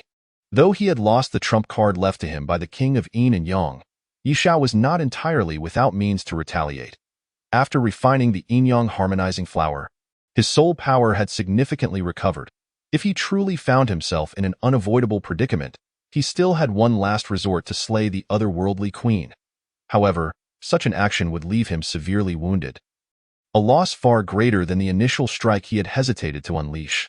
Yet, in order to rescue Feng Shi, Yi Xiao resolved to plunge into the fray, willingly taking the risk for her sake. Beside them, Feng Shi witnessed the unfolding events with great difficulty, tears streaming down her cheeks. Oh! Mo Fei cast a surprised glance at Feng Shi, astonished that even after being marked by her, the latter still retained her consciousness and could express her emotions, which truly took her by surprise. Hearing the sound from behind, Yi Xiao also turned his head, smiling as he moved his lips, yet no sound escaped. However, by reading his lips, one could vaguely discern his words. I will save you. Hee. It seems they are quite the affectionate little lovebirds after all. Mo Fei noticed Yi Xiao's moving lips and discerned their meaning, immediately sneering in disdain. With a gentle grip of her hand, Feng Shi's delicate body stiffened, her eyes turning vacant and devoid of life. Is this how you treat your savior? Yi Xiao directed a cold gaze at Mo Fei. Savior? Mo Fei raised an eyebrow, smiling enigmatically. What do you mean by that? Were it not for her, you would have been slain by the sky-slaying finger just now. She saved your life, and you ought to grant her freedom in return for this kindness. Yi Xiao replied, Hee. What if I refuse to repay this kindness? Mo Fei said with a mocking expression. Since you have ascended to the rank of a titled monarch, it seems your talents are not lacking. Perhaps you might have the chance to transcend and become a saint in the future. However, the path to sainthood involves facing karmic tribulations. The road to sainthood is inherently perilous. If you do not release her, you will owe a significant karmic debt, which could obstruct your future endeavors should you ever touch upon the path of sanctity. Surely, you are aware of this. You, a mere earth martial realm cultivator, actually understand the path to sainthood? Mo Fei's eyes flickered, narrowing as she scrutinized Yi Xiao, her astonishment reaching its peak. This youth before her had surprised her time and again, articulating the profound and enigmatic path of the saints as if he had traversed it himself. I grasp a bit, Yi Xiao replied, his eyelids lowered, responding with indifference. Mo Fei let out a cold laugh, crossing her arms as she pondered Yi Xiao's words. Indeed, her talent was unquestionable, and had she not been inadvertently suppressed by the king of Yin and Yang for countless years, she might have already brushed against the path of sainthood. As a prodigy of the otherworldly race, she had heard influential figures within her clan mention that before achieving sainthood, it was best not to accumulate excessive karmic debts. Otherwise, the tribulations of becoming a saint would be exceedingly difficult to overcome, potentially leading to life and death crises. These words were quite similar to what Yi Xiao had just articulated. However, considering that Yi Xiao was a rare prodigy of the human race, he may have received teachings from significant figures of his kind, thus possessing knowledge about the intricacies of the path to sainthood. Therefore, it was not surprising that he could speak so eloquently about matters related to the sacred realm. Cannot kill, can I? After a moment of contemplation, Mo Fei realized that Feng Shi had indeed indirectly saved her life. If she were to slay Feng Shi directly, it could amount to a karmic debt that would hinder her future path. Mo Fei's gaze flickered between Yi Xiao and Feng Shi, her eyes dropping slightly to focus on the enslavement markings on Feng Shi's abdomen, seemingly lost in thought. Moments later, a glimmer of realization sparked in her eyes, and her red lips curled into a smile as she proclaimed, "In that case, I shall transfer the slave mark on her to you." "What?" Yi Xiao furrowed his brow, sensing an ominous undertone in Mo Fei's mischievous smile. Swish, swish, swish, swish, from the depths of the mist, for robust crimson chains suddenly emerged, ensnaring Yi Xiao's limbs like the tentacles of an octopus. "Feng Shi, go and transfer the slave mark on you to him." Mo Fei commanded Feng Shi. "Yes, master." Under the control of the slave mark, Feng Shi responded obediently, slowly approaching Yi Xiao and bending her delicate form. That moment, Feng Shi was completely unclothed, and from this close distance, Yi Xiao could clearly see the smooth patterns adorning her snow-white skin. Just as Yi Xiao stood there in bewilderment, Mo Fei again exerted her control over Feng Shi's body, stripping away the remaining garments covering her lower half. Then, under Yi Xiao's astonished gaze, Feng Shi stepped forward. Accompanied by a delicate moan, Yi Xiao bitterly closed his eyes, lamenting, "Alas, my illustrious reputation." An hour later, he, truly worthy of being a prodigy of the human race. Quite enduring indeed, Mo Fei lounged lazily on a throne suspended in midair, gazing at the two with a smile. She toyed with a luminous hourglass in her hand, having flipped it several times. Yet the two still showed no signs of concluding their encounter. Throughout this process, the slave mark on Feng Shi gradually melted away, transferring bit by bit to Yi Xiao. Thus, half an hour passed. The two slowly separated, Feng Shi collapsing to the side in a faint, appearing utterly drained. Fortunately, the magical markings on her abdomen had completely vanished, and after a brief rest, she would awaken and regain her freedom. In stark contrast, however, Yi Xiao bore a sinister crimson slave mark, identical to the one Feng Shi had previously possessed. "Well done, my obedient slave. Come forth and kneel." Seeing this, Mo Fei rose and commanded the newly marked Yi Xiao. "Yes, mastered." Yi Xiao, his gaze vacant, complied, slowly turning to approach Mo Fei. As he drew near, Mo Fei suddenly extended a delicate hand, gripping his neck and pulling him close, her face adorned with a playful smile. "He, you were so disrespectful to your master earlier. Tell me, how should I punish you?" Before she could finish her sentence, Mo Fei abruptly noticed that the emptiness and confusion in Yi Xiao's eyes swiftly dissipated as if clouds had parted to reveal the sun, replaced by an intensely blazing brilliance. "Think about punishment in your next life." With a sharp exclamation, Yi Xiao's entire being radiated with a brilliant golden light, instantaneously shattering the slave mark upon him. The golden luminescence coalesced above his head, forming a spectral figure seated atop a 9-tiered soul platform. The base of the soul platform was riddled with cracks, yet the lowest tier was inexplicably fused together by a peculiar black and white luminous liquid, pulsating in a manner reminiscent of the yin-yang harmonizing flower's aura. The silhouette atop the soul platform vaguely resembled a human form. Upon closer inspection, it was none other than Yi Xiao himself. "Imperial soul radiance, slay!" Yi Xiao bellowed, and the lowest tier of the 9-tiered soul platform, which had only just begun to repair itself, shattered in an instant, unleashing a breathtaking cascade of divine order light. The divine light rapidly coalesced in Yi Xiao's hands, forming a radiant soul sword. As the soul sword took shape, Yi Xiao did not hesitate to thrust it directly at Mo Fei standing before him. No. Chapter 83. Inquire of the Moon. The soul sword pierced directly into the exquisite body that once belonged to Feng Shi, not a drop of blood spilled, nor a single hair harmed. For this sword was forged from the essence of the imperial soul, specifically designed to sever souls without inflicting injury upon the physical form.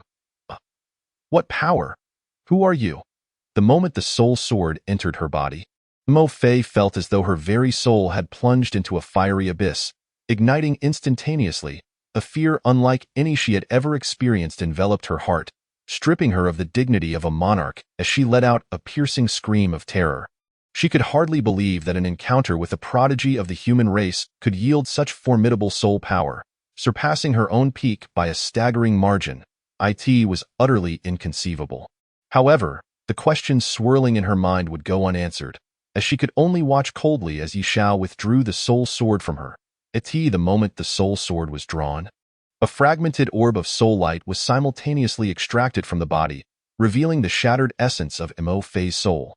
With a powerful tremor, Yi Xiao struck, and with a resounding crack, the soul sword and the attached soul fragments transformed into countless scintillating specks of light. Dissipating into the ether as the soul sword shattered, Yi Xiao felt an overwhelming dizziness wash over him, his body swaying like a leaf caught in the wind, his vision gradually blurring. Yet, just before succumbing to unconsciousness, he summoned the last remnants of his strength to lift Feng Shi's soul and gently return it to her original exquisite form, painstakingly mending the rift that had formed from their prolonged separation with the scant soul energy he had left. After accomplishing this, Yi Xiao felt utterly drained. With no time to drape garments over the two of them for modesty, he collapsed onto his back, unconscious. Time passed, and eventually, Feng Shi's crystalline eyelashes fluttered gently as she awakened. Slowly opening her eyes, upon regaining consciousness, she glanced at the disarray surrounding her, and a flush of crimson swiftly crept across her delicate face, radiating outward like ripples on water, not halting until it reached the very roots of her ears, ultimately rendering her dainty earlobes a deep shade of red. Although she had previously been in a state of surrender during their intimate union, her soul had remained vigilant, and the sensations she experienced were undeniably vivid. Reflecting on those moments now, her eyes shimmered with a blend of embarrassment and fury. In a fit of rage, she reached for the soul sword on the ground and aimed it directly at Yi Xiao's back. However, just inches away from her target, she halted her hand, casting the sword aside. Her pearly teeth clenched tightly against her glistening lips, her eyes gradually misting with unshed tears. For she understood that Yi Xiao had acted to save her, and had not intended to violate her being. Though her heart was filled with humiliation and anger, she was not one to act irrationally, unwilling to repay kindness with malice by murdering the youth before her in a fit of rage. Yet, a woman of her purity, forced into such a predicament, found it difficult to reconcile the events that had transpired. Before long, Feng Shi stood up, swiftly donning her garments, and then bent down to carefully dress Yi Xiao in a clean set of clothes.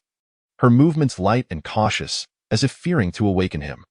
Once everything was in place, she gazed at Yi Xiao's face for a lingering moment, then raised her delicate hand to remove a purple jade earring from one of her charming earlobes, gently placing it upon his forehead. With a soft kiss upon the earring resting on his brow, the purple gem emitted a radiant glow, manifesting the words "When you in the air, fated one. This is a heart pendant left to me by my mother.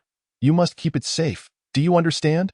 As her voice faded into a whisper akin to a spring breeze, Feng Shi's figure transformed into a wisp of mist and gradually dissipated. Though she had narrowly escaped death at the hands of the alien queen, she had emerged from the crisis with tremendous fortune, her cultivation soaring to an unimaginable height. It seemed that she had reaped the greatest benefits from their expedition to the royal tomb. Her silent departure served as the most profound testament to this. Time continued to flow. When Yi Xiao finally stirred from his stupor, he found himself alone, the garments around him empty.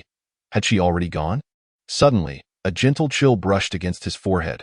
Reaching up, he found the familiar purple earring resting in his palm. "When you?" From the earring, he discerned the message left by Feng Shi, though its meaning eluded him. Was it a clue to her true identity or origins? After a moment's contemplation, Yi Xiao could not decipher the answer, so he tucked the earring away, lying on the ground as he stared blankly at the sky above. Murmuring with a light-hearted chuckle, "A fleeting dream leaves no trace, I in the eastern domain."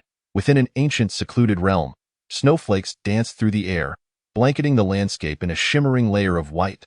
A woman clad in a gown of snow and moonlight, her aura as noble as a sacred snow lotus atop a mountain peak, stood before a lustrous mirror of jade. Her flawless fingers lightly tapped upon its surface, as images within the mirror flowed and shifted. It appeared she was searching for something.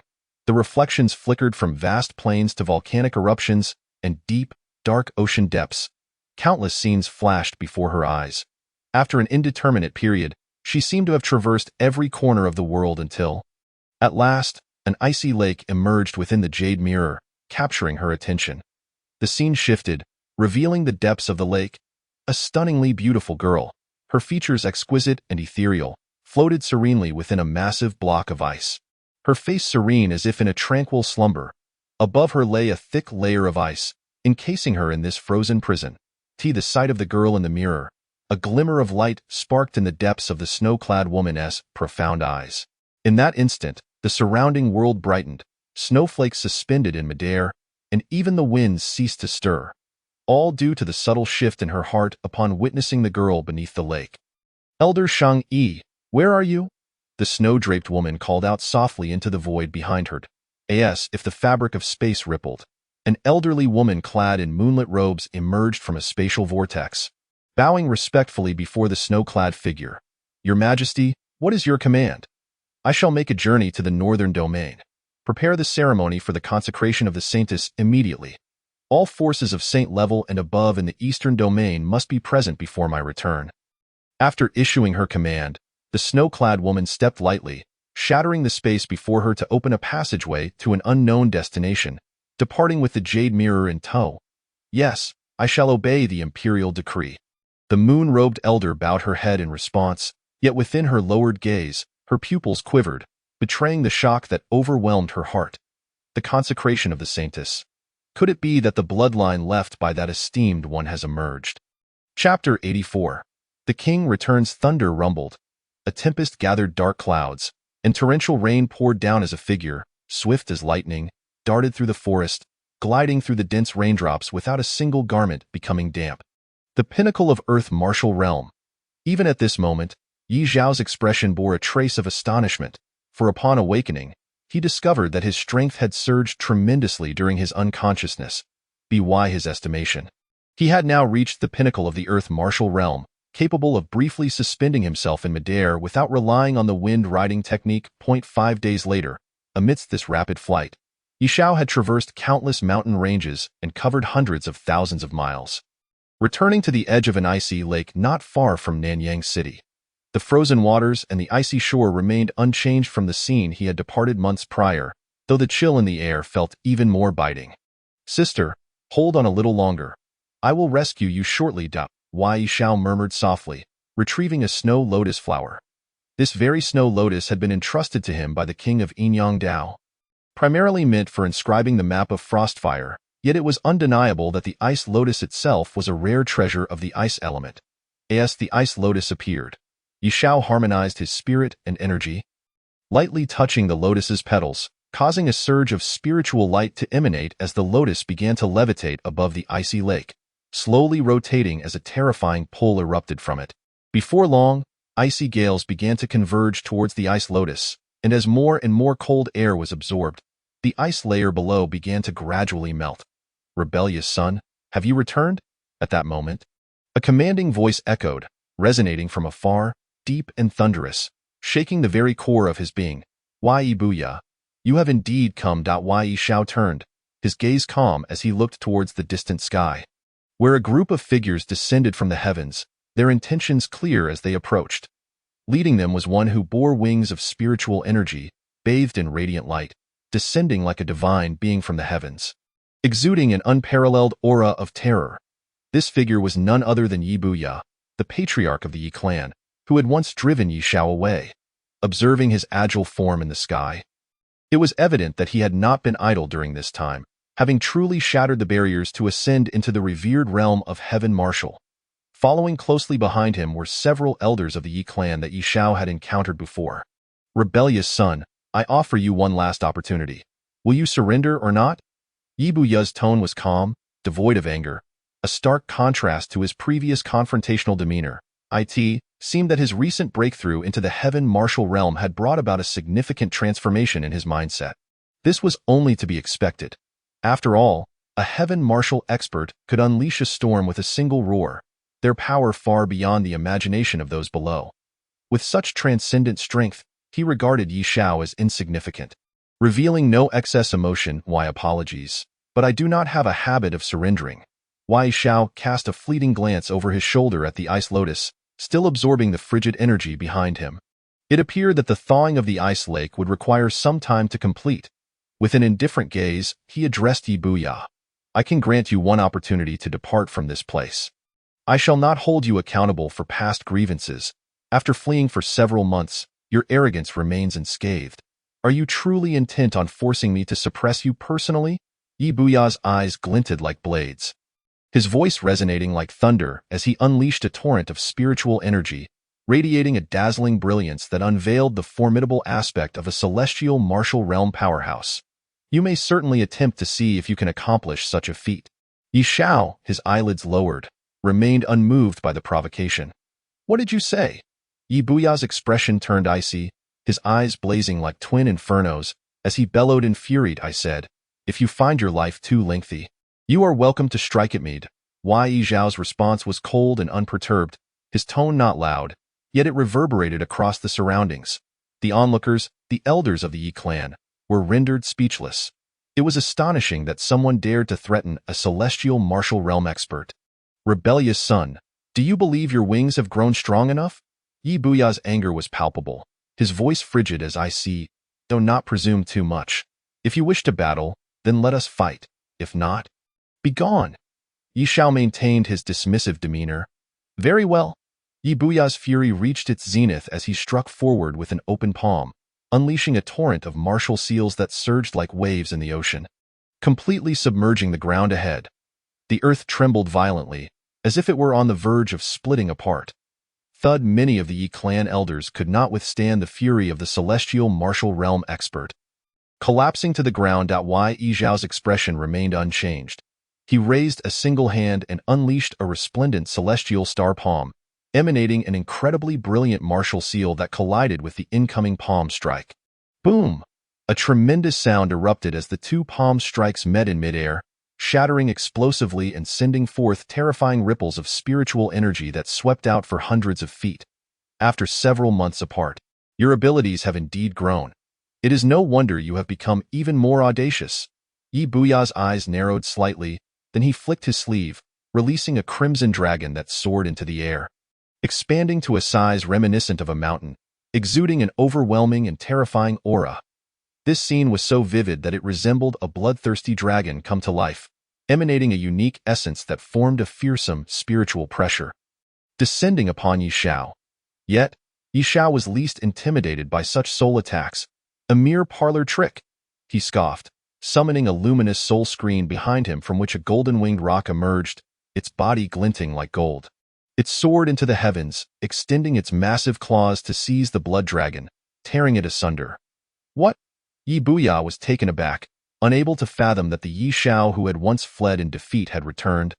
Now possessing such formidable strength, if you have other means, feel free to unleash them all. Yi Xiao stood his ground, his expression indifferent as he glanced at the ice lake behind him, noticing that the ice layer had melted significantly, revealing the enchanting silhouette of the lake's depths. Boom! A resounding explosion shook the heavens and the earth as Yi Buya, incensed by Yi Xiao's provocation, extended his colossal hand, each finger swelling into golden pillars, exuding an immense sense of pressure. Heavenly hand! The hand descended like a mountain of fingers, casting a shadow over Yi Xiao, intent on trapping him. Yi Xiao leaped into the air to evade, but the descending five-fingered mountain seemed to possess a will of its own, relentlessly pursuing him with an oppressive shadow. Moreover, a murky yellow energy swirled within the palm's grasp, causing the space to rumble ominously, appearing immensely heavy. Open! Realizing he could not evade, Yi Xiao roared, delivering a punch that unleashed a terrifying force, manifesting as a radiant giant that surged skyward, as if striving to breach the heavens. This punch was ferocious, the giant's fist meeting the golden five-fingered mountain's base, preventing its descent by even half an inch. Emph! Yi Buya snorted coldly, his eyes narrowing as he unleashed two beams of brilliance, his hands forming seals anew. The golden five-fingered mountain expanded once more, growing heavier and forcing the giant beneath it to retreat gradually. Cracks appearing across its surface, as the five-fingered mountain continued to grow, the giant could no longer withstand it, exploding into a myriad of light particles. The now unimpeded five-fingered mountain plummeted toward Yi Xiao. Just then, the sound of rippling waters resonated from the nearby lake, where a pair of mysterious and beautiful eyes, reminiscent of stars, slowly opened. Simultaneously, Yi Xiao sensed a shift. With a wave of his hand, the ice lotus soared back, releasing countless strands of light that flowed into his body, causing his aura to surge dramatically. It turned out that most of Yi Xiao's power had been retained in the ice lotus to control the melting of the ice lake and rescue Yi Li Shui from the depths below. Now that Yi Li Shui had awakened, Yi Xiao reclaimed the power from the ice lotus and pointed forward. The heavens roared as a colossal starry finger imprint shot upward, effortlessly shattering the five-fingered mountain and continuing its relentless assault toward Yi Buya. What? Yi Buya's pupils constricted in shock, unable to believe that Yi Xiao still had the strength to counterattack. Did he truly not exert his full strength during their earlier clash? As his mind reeled, the massive starry imprint descended upon him, leaving him no time to ponder. In the face of death, Yi Buya bellowed toward the back. Fei Huang, save me. As soon as his words fell, a golden spear pierced through the air from the distance, its radiance soaring to the heavens, exuding an overwhelmingly sharp aura that pierced through the starry imprint and lunged toward Yi Xiao with lethal intent. With a clang, Yi Xiao drew his sword. Repelling the golden spear, as the spear flew back to the sky, a young man clad in white armor appeared, catching the spear with ease, advancing step by step through the air. His footsteps resonated with a terrifying rhythm, as if he were in harmony with the Tao, treading upon the hearts of those present, exuding an intangible and formidable lethality. Excellent! Fei Huang has arrived, some elders of the Yi clan exclaimed in delight. The newcomer was a striking young man, exuding an aura that seemed to merge with the Tao, instilling a profound sense of pressure. Why, Fei Huang? Yi Xiao furrowed his brow, recognizing the young man from the memories of the original host. He was the true progeny of Yi Buya, rumored to possess extraordinary talent, which led to him being sent away at a young age to seek the path of enlightenment. His reputation was not particularly prominent within the Yi clan over the past 20 years. But those elders familiar with him understood just how formidable Yi Fei Huang truly was. It would not be an exaggeration to proclaim him as the greatest talent in the history of the Yi clan. He was the true dragon of their lineage, endowed with immense potential. His reclusive nature stemmed from his infrequent appearances within the clan, as he spent most of his time training outside, returning only once every few years. The last time he had shown his face was a decade ago. There was a legend circulating in Nanyang City that Yi Fei Huang had joined an ancient sect that had been passed down for thousands of years, where he was taken under the wing of an esteemed elder, becoming a direct disciple. For years, he had been delving into the true path and rarely returned. Though this remained a rumor, many in Nanyang City believed it wholeheartedly, especially since Yi Buya's strength had surged shortly after Yi Fei Huang's departure from the clan Dai in the past. Although Yi Buya had been the clan leader, his strength was merely sufficient to surpass his peers and fell short compared to some of the older elders. Particularly the Supreme Elder, however, shortly after the news of Yi Fei Huang joining the sect spread, Yi Buya's power soared as if propelled by a rocket, culminating in an unparalleled prowess. It was hard for anyone to believe that Yi Fei Huang had not played a role in this transformation. Yi Xiao, my dear younger brother, do you still remember me? I once guided your cultivation during your childhood. Yi Fei Huang approached, exuding an unshakable calm, a hint of disdain flickering in his gaze as he questioned Yi Xiao. Guidance in cultivation? Yi Xiao's eyes narrowed as he suddenly recalled the severe ailments that had plagued him upon his rebirth. He let out a cold laugh. Brother, your guidance is still fresh in my memory. As the saying goes, every cause has its effect. The reason why his sister Yi Li Shui was unable to cultivate stemmed from the awakening suppression of the Snow Phoenix's sacred body. Similarly, Yi Xiao had secretly investigated the original host's inability to cultivate after his rebirth. According to Yi Xiao's investigation, the original owner experienced a remarkably smooth journey in cultivation during childhood, enough to be deemed a prodigy. However, after receiving guidance from Yi Fei Huang one day, his progress in cultivation came to a standstill, gradually leading him to be regarded as a waste by the clan. Upon hearing Yi Xiao's cold laughter, Yi Fei Huang cast a deep glance at him, seemingly oblivious to the sarcasm, and then smiled to himself as he spoke. Just remember your brother fondly. It has been many years since we parted. How have you fared, dear brother? Yi Fei Huang was tall and slender, with a gentle face akin to jade, and skin as fair as snow. His thick, dark hair exuded a unique aura, and at that moment, his smile resembled that of a caring elder toward a younger relative, easily evoking fondness in others. In contrast to those whose emotions are readily apparent, those who conceal their malice beneath a smile are undoubtedly more formidable. Yi Fei Huang was precisely of the latter kind. I am not well. This family is excessively cold, leaving one feeling desolate, Yi Xiao replied in a subdued tone. This was the truth. Ever since his rebirth into this border family, he faced daily troubles, Apart from his sister, Li Shue, everyone else seemed like enemies, making him feel quite uncomfortable. What do you mean by that, brother? Clearly, you have harmed your clansmen first. How can it be the family that leaves you feeling desolate? Yi Fei Huang questioned from a position of authority, as if an elder interrogating a younger kin. However, in reality, he was merely 7 or 8 years older than Yi Xiao, still within the same generation. There is no need for feigned piety. Do not pretend to uphold justice here. Are you not merely seeking a suitable excuse to strike at me? Spare your breath. Come at me directly, faced with such a hypocritical individual. Yi Xiao had no desire to engage in further pretense. His eyes sparkled as if stars were extinguishing, fixated on the opponent with fervent battle intent. He sensed that Yi Fei Huang's aura was profound, far surpassing that of Yi Bian. Nearing the pinnacle of this realm, it was no wonder, after all. He was a prodigy nurtured in the martial arts sect from a young age, and his strength was undoubtedly incomparable to others Yi Xiao had encountered before. As Yi Xiao spoke, the smile on Yi Fei Huang's face gradually faded. He shook his head lightly and said, I am offering you a chance to yield, yet you fail to comprehend your brother's good intentions. Do you not know that according to clan rules, you must be punished? With a thunderous sound, 2 beams of fierce light shot from Yi Fei Huang's eyes, akin to lightning streaking across the sky. Exploding in the heavens, heavy rain began to pour, accompanied by the crackling of thunder and lightning, as silver serpents descended from above, illuminating the area for dozens of miles. You cannot punish me, Yi Xiao replied calmly, refraining from using the spiritual sword in his hand. Instead, he formed a seal with one hand, and radiant lightning runes burst forth from his fingertips. Once released, they intertwined in midair, forming a colossal lightning bird several dozen feet in size. The thunderbird opened its mouth and unleashed a fierce suction, devouring all the descending silver serpents, digesting them into its own power, thereby expanding its size significantly, reaching hundreds of feet, exuding an imposing presence as if a true ancient giant bird had come to life. Ah, so you possess a considerable understanding of the path of lightning. Your thunderbird is indeed impressive. However, it is a pity that I have diligently cultivated the path of lightning for 20 years.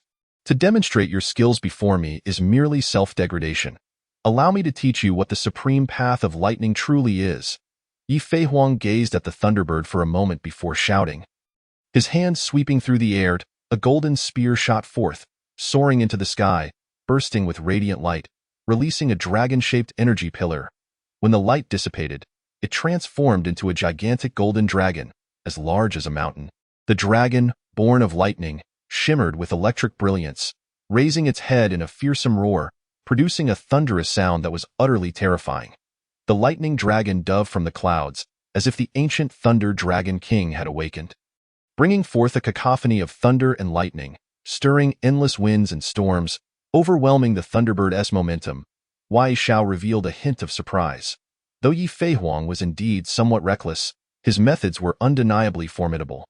Rough estimates suggested that he might be even stronger than the peak avatar of the alien Spirit Queen. This was truly a capable adversary. Brother, allow me. He was about to prepare for battle once more when a gentle, melodious voice, like flowing water, echoed from behind him. The voice was as enchanting as a hidden spring in a secluded valley, clear and elegant, possessing a certain magic that struck directly at the hearts of all, overshadowing the thunderous roars above and captivating everyone's attention. Where the gaze converged, a stunningly beautiful girl slowly rose from beneath the lake's surface. Her long, silvery hair cascaded like snow under the sun, glimmering brilliantly. The girl had fair skin, delicate features reminiscent of a fairy stepping out from a painting, with eyebrows like green mountains and eyes that contained the vastness of the starry sea. Her figure was graceful, with a slender waist and long, fair legs slowly emerging from the water, droplets glistening on her smooth skin, exuding an alluring sheen that made one's heart race. After surfacing, the girl stood barefoot on the water, her silvery hair flowing like a waterfall in the cool breeze, resembling a snow lotus blooming in the lake, with an ethereal aura that was breathtakingly beautiful, leaving those on the shore utterly mesmerized. Halting their combat in unison, Li Shue, Yi Xiao gazed in disbelief at the enchanting figure standing above the lake. Judging by her aura, the silver-haired beauty was undoubtedly his sister, Li Shue. Yet, the disparity in both her demeanor and appearance compared to the previous Li Shue was striking. as if they were two entirely different individuals. Brother, it has been a long time. The girl smiled sweetly, as if the flowers of the world had bloomed together, causing the heavens to dim momentarily. Chapter 86. The Northern Domain's Pride Meeting. You are also a member of the Yi clan? A flash of astonishment crossed Yi Fei Huang's eyes. Having traveled extensively since childhood, he had encountered countless beautiful women, including princesses and daughters of noble families. Yet, even when comparing the most beautiful women he had previously seen to the silver-haired girl before him, they appeared as mere fireflies beside the bright moon, impossible to compare. This moment of astonishment shattered Yi Fei Huang's composure. He swore he had never seen a girl so mesmerizing at first glance. The girl's cool and ethereal presence was unmatched, awakening a strong desire within him, who had only ever been interested in the relentless pursuit of martial prowess. Consequently, he could not help but pose the question he had asked earlier. Regrettably, the silver-haired girl seemed not to have heard him, completely ignoring his presence. With her delicate feet lightly touching the water's surface, she gracefully approached the solitary figure of the young boy on the shore. Throughout this process, the silver-haired girl's gaze was solely fixed on the boy, allowing no room for anyone else. How infuriating! Yi Fei Huang felt a flicker of frustration. How could someone of his status and standing be disregarded? However, faced with such a breathtakingly beautiful girl, he felt no anger. Instead, he found a breakthrough, and with a serious expression, he solemnly declared, "So you are Yi Zhao's sister. Are you aware that your brother has committed a grave mistake? He has harmed many within the clan, and according to our rules, he must be executed." Yi Fei Huang stood with his hands clasped behind his back, looking down from his elevated position, exuding an air of divine authority that instilled a powerful sense of pressure. Although he could not recognize Yi Lixue, her address of Yi Xiao suggested she was likely a member of the Yi clan, making matters much simpler. By suppressing Yi Xiao, he could easily compel this girl to bow to him. Just as Yi Fei Huang was secretly plotting, he suddenly caught sight of Yi Lixue slowly raising her head, revealing a breathtakingly beautiful visage. Before Yi Fei Huang could marvel, he was met with the cold gaze of Yi Lixue, her red lips parting to utter a chillingly icy voice. "You wish to execute my brother?" With those gem-like beautiful eyes fixed upon him, for some inexplicable reason, Yi Fei Huang felt a jolt of fear. However, considering the girl appeared quite young, he assumed she posed no threat. After a moment of contemplation, he nodded slowly, stating, "Indeed, your brother has violated clan rules and should rightfully face execution. However, rules are rigid, while people are not. If you are willing to plead for your brother, I might persuade my father to show leniency and spare him." "What? Spare him?" Upon hearing this, Yi Bian was momentarily taken aback, his brows furrowing tightly. Just moments ago, Yi Xiao had nearly slain him, and now Yi Fei Huang claimed he would let him go. Was this truly his biological son? Others were set to kill him, yet he was now swayed by the beauty of the other's sister? How could one forget their father for the sake of a pretty face? Yi Bian felt as if he might vomit blood, casting a resentful glance at Yi Fei Huang, who, however, paid him no mind. His gaze fixated solely on Yi Lixue, utterly entranced. "I do not plead," Yi Lixue replied coolly. "You do not plead?" Yi Fei Huang was momentarily taken aback. "Cog, do you know who I am?" After a brief silence, Yi Fei Huang, filled with fury, chuckled. Yi Lixue's beautiful eyes were as cold as ice, her crystalline pupils betraying not a hint of emotion, as she calmly replied, "From the moment you laid hands on my brother, you became a dead man to me. I hold no interest in the identity of the deceased." "Dead man?" Yi Fei Huang raised an eyebrow, letting out a cold laugh. "Ah, the beautiful yet ignorant maiden, allow me to enlighten you. I am one of the 8 direct disciples of the Biluo sect. I have been tasked with a mission to journey to the ancient battlefield of Tianyuan in the Northern Domain, to participate in the Northern Domain's outstanding talent battle in 3 months. Our sect's team happens to be passing through Nanyang City, and after consulting with the elders, I decided to visit my father before rejoining the sect's team. If not for this, individuals like you, mere mortals, would never have had the chance to behold my presence." Yi Fei Huang crossed his arms, his face reflecting his arrogance, revealing his esteemed status with every word spoken. However, his haughty and self-assured declarations elicited no response from Yi Xia and Yi Lixue. One merely tapped the spiritual sword in hand, while the other exuded a faint chill from her palm. Truly, It was like playing music to a cow. Noticing their indifference, Yi Fei Huang felt a surge of frustration and sneered. I almost forgot. Creatures like you, living in ignorance, must have never heard of the Northern Domain's outstanding talent battle. It is a grand assembly of 1,000,000 talents from the Northern Domain, organized by the 6 supreme ruling powers of the region. Only the truly gifted young prodigies are qualified to attend.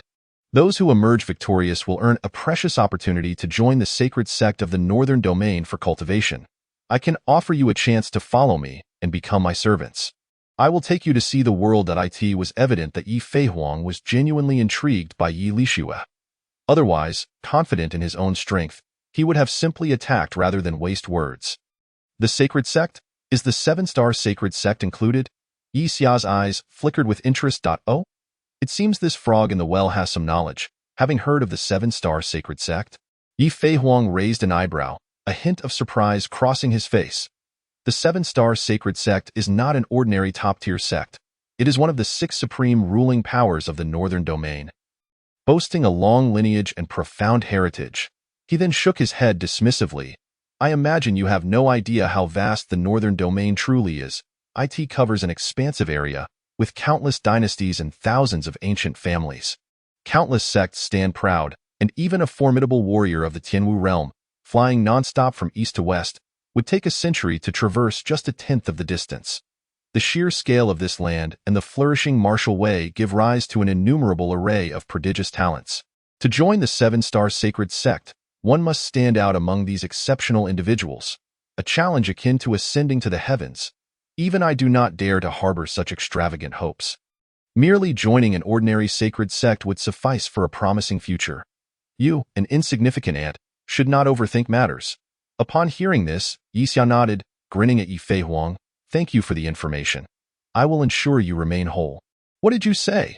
Yi Fei Huang's expression darkened suddenly, unable to fathom that after all his words, Yi Xia had absorbed none of it and was willingly seeking his own demise. And my brother said he will leave you intact. Yi Lixue replied seriously, stepping forward lightly, a surge of astonishing coldness erupting from her foot, swiftly enveloping 100 feet around them in a wintry frost, as if winter had descended. The elders of the Yi clan, unable to react, were instantly transformed into lifeless ice sculptures. Even Yi Bian of the Tianwu realm was no exception, his eyes wide with terror as he attempted to escape, only to be immobilized by the encroaching chill, becoming a vivid ice statue. Once everyone on the ground had been frozen, the endless cold gathered into a stream of ice, swirling upwards into the sky, sweeping across the heavens. Thunder Dragon, suppress! Yi Fei Huang bellowed, commanding the Thunder Dragon to plunge down with unparalleled ferocity, akin to a thick bolt of lightning. However, upon contact with the cold, the dragon's speed visibly diminished and it quickly became encased in ice. Ultimately suspended in mid-air. This is impossible. I have cultivated the path of thunder for 20 years. It is utterly indestructible.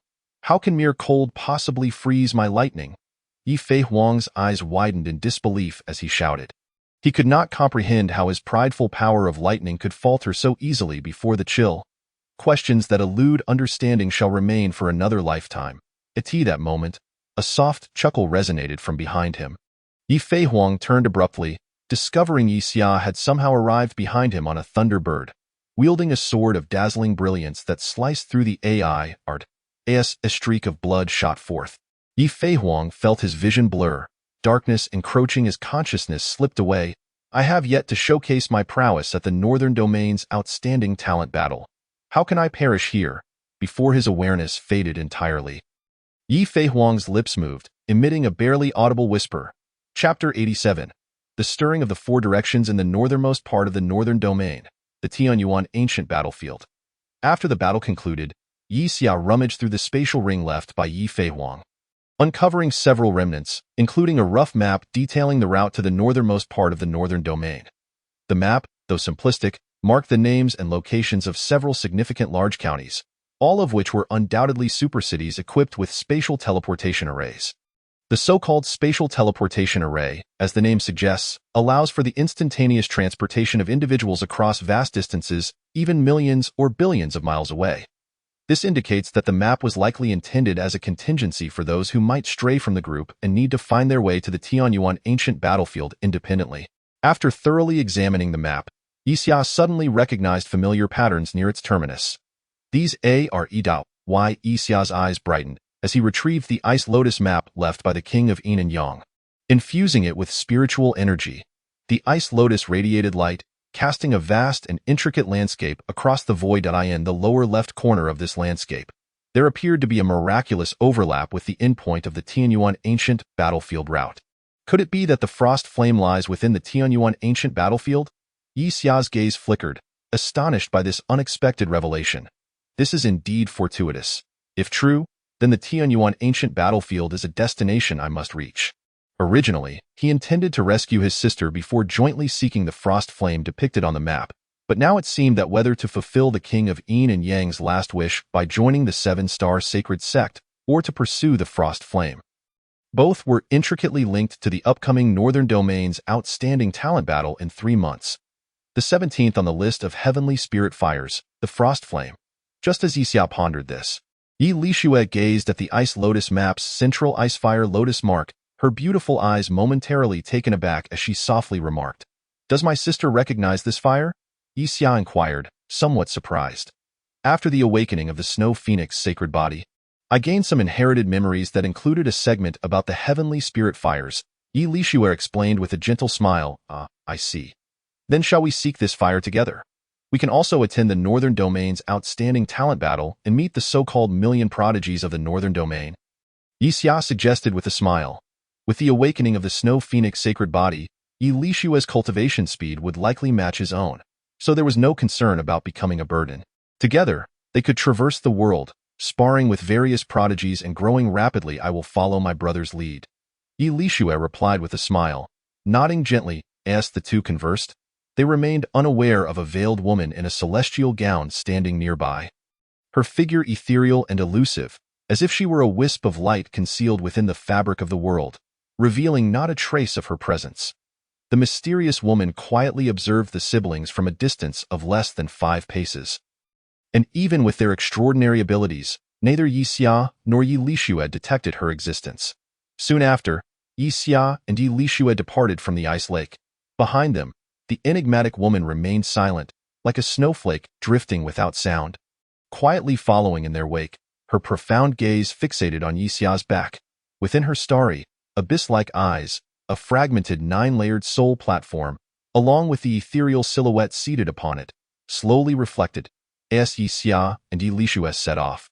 On a solitary peak billions of miles away, a powerful crimson spiritual energy surged skyward, tinting half the heavens red and emanating an extreme heat. Congratulations to the immortal heir, the royal body has reached its pinnacle. We celebrate the immortal heir's return as the foremost figure among the talents of the Northern Domain. From beneath the mountain, resounding voices of congratulations echoed, filled with a majestic fervor. Whoosh, as the words fell. The crimson energy coalesced into a scarlet blood dragon, plummeting from above to prostrate at the feet of a young man standing atop the peak. The young figure stood tall, his gaze piercing, with only the vast expanse of clouds reflected in his eyes. Despite the resounding congratulations from all sides, his expression remained impassive, devoid of joy or sorrow. As he moved forward, his feet tread upon the head of a dragon.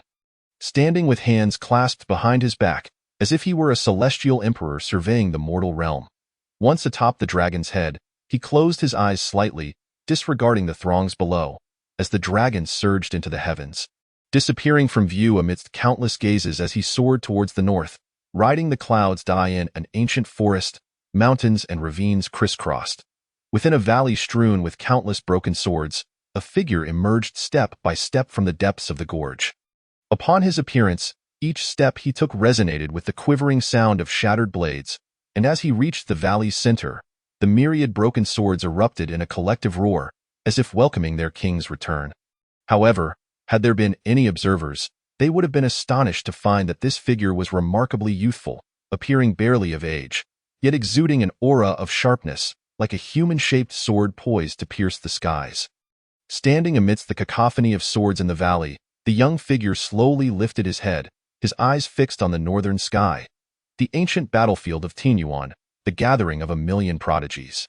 "Do not disappoint me," he murmured, his voice carrying a sense of long-lost speech. "I am the Qingwei dynasty, Your Highness, the princess.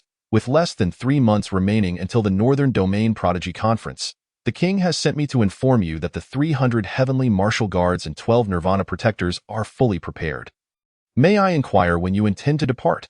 Outside a grand jade pavilion, a middle-aged man clad in golden armor respectfully clasped his fists as he addressed the interior. Yet, after his inquiry, silence reigned. "Your Highness, whether you are departing or not, could you kindly let me know, so I may report back to the king?"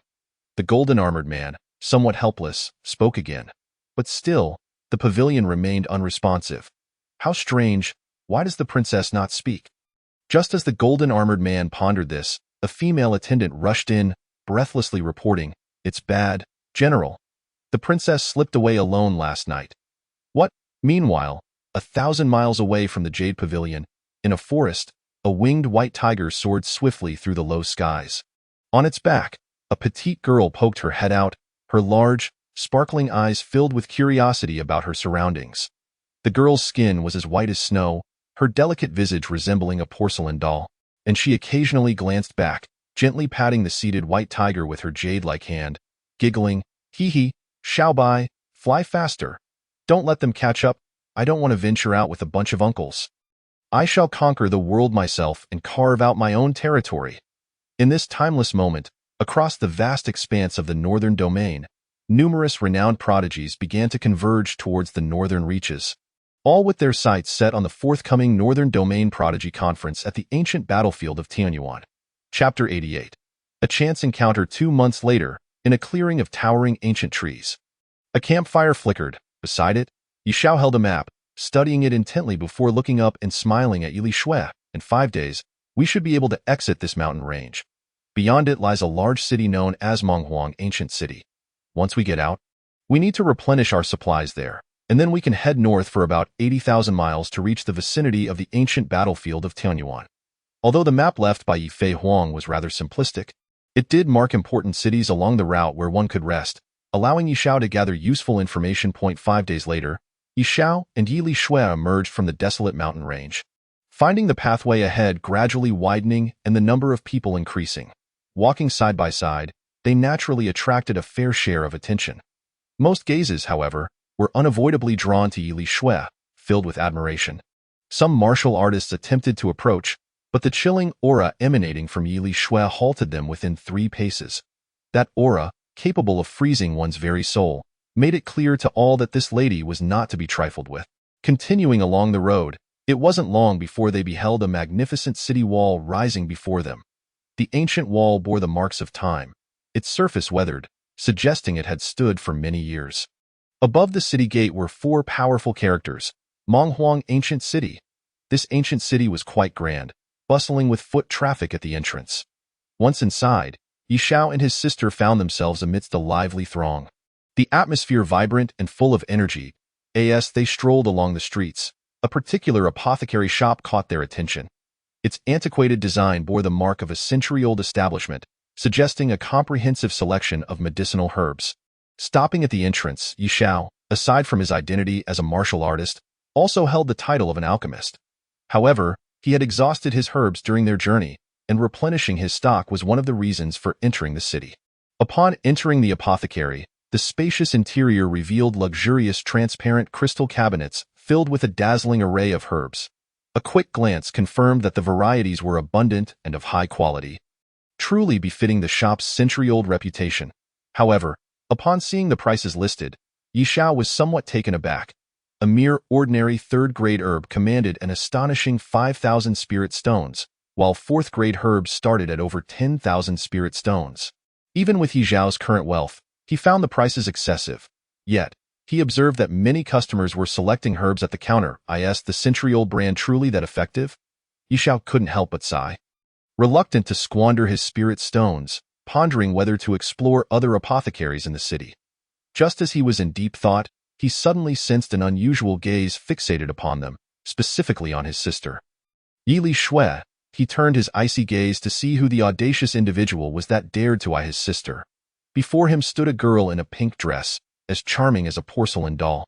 Cradling a small white tiger with wings, she was staring at Li Shui with wide, sparkling eyes, unblinking. Li Shui also noticed the girl's unwavering gaze and looked back, her beautiful eyes reflecting a hint of intrigue. "Sister, do you need a little sister?" the pink-dressed girl asked, her eyes shimmering with an indescribable fervor as she approached Li Shui, her voice sweet and tender. Li Shui was taken aback, then gently shook her head, replying, "Not really, da. Why not?" "Having one more sister wouldn't hurt," the girl pouted, her petite frame twisting in a pitiful manner. Seeing this, both Yishao and Li Shui exchanged bemused glances. However, they had already discerned the girl's somewhat peculiar behavior. For this girl was no ordinary child, but a rare prodigy endowed with a spiritual body. Coincidentally, her spiritual body was that of the Qing Yuan. The Qing Yuan, an ancient sacred beast imbued with a trace of phoenix bloodline, naturally possessed a strong affinity for the legendary phoenix lineage. Those who awakened the Qing Yuan's spiritual body inherited this trait, instinctively drawn to individuals with phoenix-like powers. Thus, Li Shui, possessing the snow phoenix sacred body, undoubtedly held an irresistible allure for the pink-dressed girl with the Qing Yuan's spiritual body. This was precisely why the girl had been captivated and unable to move upon seeing Li Shui. However, despite the bond between the Qing Yuan and the phoenix, they were still strangers. Naturally, Li Shui could not easily trust the girl's words. Upon seeing Li Shui shake her head in refusal, the girl's eyes dimmed, clearly displaying her disappointment.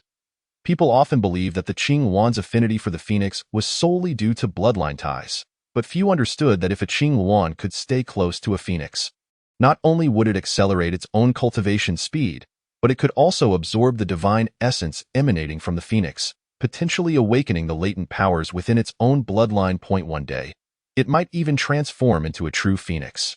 Of course, the Qing Yuan's spiritual body merely inherited a fraction of the sacred beast's powers, so such feats were not within reach. Nevertheless, if the Qing Yuan could cultivate alongside a phoenix-bodied martial artist, it would still reap immense benefits. "Goodbye, little sister," the girl said, her disappointment evident. Yi Shao and Li Shui exchanged glances, not intending to offer comfort, and after bidding farewell, they simply walked away. "Alas, Xiaobai, do you think my bold approach to acknowledge that elder sister might have made her perceive me as rather peculiar?" The girl in the pink dress gazed at the departing figure of Li Shui, gently stroking the soft fur of the little white tiger nestled in her arms, and with her head bowed. She sighed. It was a rare opportunity to encounter a legendary owner of the Phoenix Constitution. If we could not journey together, it would indeed be a pity. No, I cannot simply give up. After pausing for a moment, the girl in the pink dress rallied her spirits and quickened her pace, pursuing the direction in which Li Shui and Yi Shao had departed. Chapter 89. Flame Soul Tower Sister. What is your name? Where do you come from? Are you also attending the Northern Region Talents Conference? What a coincidence, I am too. Shall we form a team together? I am quite formidable. My name appears on the Wind and Cloud Talents ranking. Yi Shao and Li Shui had barely walked a distance when they were met with the incessant chatter of a small voice, akin to a persistent little horn that threatened to burst their eardrums. "Little sister, could you please refrain from following us?" Yi Shao could no longer contain himself and began to shoo her away. "Oh dear brother, must you be so cold? Our meeting amidst this vast sea of people is destined." "A fateful encounter," the girl in the pink dress replied with a cheerful smile.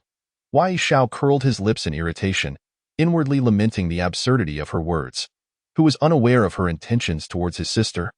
However, one could not strike a smiling face, especially since the girl was so playful and adorable. They had no choice but to allow her to accompany them. My name is Chu Mingming. What are your names? Brother and sister? The girl in pink, undeterred, followed closely beside them, chattering away like a cheerful little bird. Thus, the trio wandered through the city, traversing several streets, until Yi Shao finally discovered a reasonably priced herbal shop that was honest in its dealings. Upon entering, Yi Shao spent lavishly, purchasing an assortment of herbs until the shopkeeper's grin seemed to stretch from ear to ear at the sight of such a substantial patron. Seeing Yi Xiao's extravagant purchases, Chu Mingming blinked in surprise and asked, "Yi Shao Gij, are you a pill master with such a large quantity of herbs?" "Yes, a third-grade pill master," Yi Shao replied casually, knowing that Chu Mingming would likely inquire further about his rank. He decided it would be best to introduce himself, sparing his ears from further questioning. After all, being a third-grade pill master was not particularly impressive in the eyes of this mysterious girl in pink, and there was no need for concealment. Upon hearing Yi Xiao's admission, Chu Mengming's eyes sparkled with excitement. Hee, since you are a pill master, you must have a keen pursuit of soul power. Would you like to join me in exploring the Flame Soul Tower that opens in 3 days? The Flame Soul Tower? What is that? Yi Li Shui inquired on behalf of her brother. Upon realizing that Yi Li Shui had finally engaged her in conversation, Chu Mengming's eyes lit up, and she eagerly explained. The Flame Soul Tower is a rare treasure that can forcibly extract the essence of the Earth's flames from deep underground. Once the essence enters the tower, it is refined into soul orbs that greatly benefit the soul. These orbs can be absorbed and refined by warriors, ultimately transforming into pure soul origins to enhance their own soul. At this revelation, Yi Zhao's interest was piqued. The idea of extracting the Earth's flame essence to refine nourishing soul orbs was an unexpected treasure in this wild ancient city. The immense soul power, which had always been one of his trump cards, had been significantly compromised after sustaining injuries to his soul while rescuing Feng Shiyi from the Yin-Yang Dao King's tomb days prior. He could not afford to use his soul power against any enemies for a while, effectively losing a formidable advantage. However, an extraordinary opportunity lay before him. If he could enter the Flame Soul Tower, perhaps he could restore his damaged soul. While Yi Xiao was confident in his ability to defeat the various geniuses from across the realms without the aid of soul power, the Northern Region Talents Conference would be held in a mysterious ancient battlefield. No-one could ascertain whether hidden dangers lurked within the Tianyuan ancient battlefield. Thus, it would be wise to recover as much soul power as possible before their arrival. The Flame Soul Tower is a treasure of the Sun family. Enter. One must purchase a tower entry token at a hefty price from them. Noticing the interest in Yi Xiao and Yi Li Shui's expressions, Chu Mengming giggled, producing a red token adorned with flame patterns. Then, as if performing a magic trick, she waved her hand, and 2 identical tokens appeared beside the one she held. Fortunately, this this young lady had the foresight to purchase several tokens from the Sun family. I shall gift you these 2. Chu Mengming inadvertently let slip her royal status, but quickly redirected the conversation, shoving the 2 red tokens into Yi Xiao and Yi Li Shui's hands. Princess Yi Xiao and Yi Li Shui exchanged knowing glances, silently agreeing not to expose Chu Mengming's slip of the tongue. Thank you. The Flame Soul Tower sounds truly remarkable, but I imagine the entry token is quite costly? Yi Xiao expressed his gratitude. Not expensive, merely 200,000 spirit stones each. Chu Mengming waved her small hand dismissively, indicating it was a trivial amount. Yi Xiao found himself momentarily speechless, caught between gratitude and hesitance. With the generous gift of the entry tokens and the valuable information regarding the Flame Soul Tower, the 2 could no longer insist on sending her away. Thus, the 3 continued on their way, meandering through the streets in search of various items. Unbeknownst to them, they had approached a higher elevation within the city, where they could see in the distance a towering red structure that appeared to be ablaze with the brilliance of autumn leaves. Is that the Flame Soul Tower? It seems to emanate a chaotic fiery aura, Yi Li Shui remarked, her beautiful eyes fixed on the grand red tower. With her ice phoenix sacred body, she possessed an extraordinary sensitivity to flames and sensed some peculiar fiery energies within the tower. Yi Xiao, intrigued by Yi Li Shui's observation, directed his gaze toward the imposing red structure. Although he did not have the same sensitivity to flames as his sister, his keen perception allowed him to detect an unusual presence emanating from within the Flame Soul Tower. As Chu Mengming had mentioned, the tower housed an immense pure soul power, yet, as Yi Li Shui had hinted, there seemed to be a multitude of chaotic energies within as well. Oh, beautiful lady, I am astonished that you can perceive the earth fire soul beasts within the Flame Soul Tower. It is truly remarkable, a deep and magnetic voice called from behind them. Turning to see a dapper young man in white, smiling as he approached, they noted he was accompanied by several exquisite maidens. Exuding an air of nobility akin to that of a royal entourage, allow me to introduce myself. I am Sun Yuan of the Sun family. May I inquire how the lovely lady wishes to be addressed? The young man in white said, stepping forward, his gaze locked onto Yi Li Shui. Despite his efforts to maintain composure, the fervent glint in his eyes betrayed his true desires. Chapter 90. Sun Yuan was in high spirits. Having profited immensely from the influx of unfamiliar faces drawn to the Northern Region Talents Conference, particularly those near the Tianyuan ancient battlefield, as a direct descendant of the Sun family. He reaped substantial rewards from this venture. Now, at a time when his pockets were most filled, he had encountered this breathtakingly stunning woman. Her ethereal, noble demeanor and flawless beauty were unlike anything Sun Yuan had ever beheld. He believed this moment was orchestrated by fate, prompting him to approach her with ease. Alas, it was a mere one-sided affection. In response to Sun Yuan's advances, Yi Li Shui remained utterly unperturbed, not even bothering to glance his way. Her attention solely fixed on the distant Flame Soul Tower, treating the ardent Sun Yuan as if he were invisible. Feeling overlooked, Sun Yuan's lips twitched awkwardly. Given his status, few dared to disregard him in such a manner. This only fueled his desire for conquest. If she were too easily won over, it would diminish the thrill. Sun Yuan was adept at charming women, and with Yi Li Shui's gaze still on the tower, he seized the opportunity to engage her. It seems the lady has a keen interest in my family's Flame Soul Tower. Just so happens I have some extra entry tokens. I would be delighted to gift one to you. With a charming smile, Sun Yuan produced a token and gracefully stepped forward, offering it to Yi Li Shui. Such a handsome young nobleman, exhibiting such humility and generosity, would be difficult for most women to resist. Upon witnessing Sun Yuan's unwavering determination, Yi Li Shui seemingly smiled, then without uttering a word, retrieved the entry token that Chu Mingming had previously bestowed upon them. Sun Yuan, taken aback, cast a glance at the entry token in Yi Li Shui's hand, which indeed caught him by surprise. He had not anticipated that such a precious opportunity to enter the tower had already been secured by her. This turn of events rendered his earlier attempts to curry favor through gifts rather absurd in her eyes. Nevertheless, Sun Yuan, evidently possessing a thick skin, showed no signs of embarrassment upon his failure to present a gift. Instead, he continued to smile and extended an invitation, saying, "You appear to be a newcomer here. Would you care to visit my Sun residence? It would be my pleasure to extend my hospitality."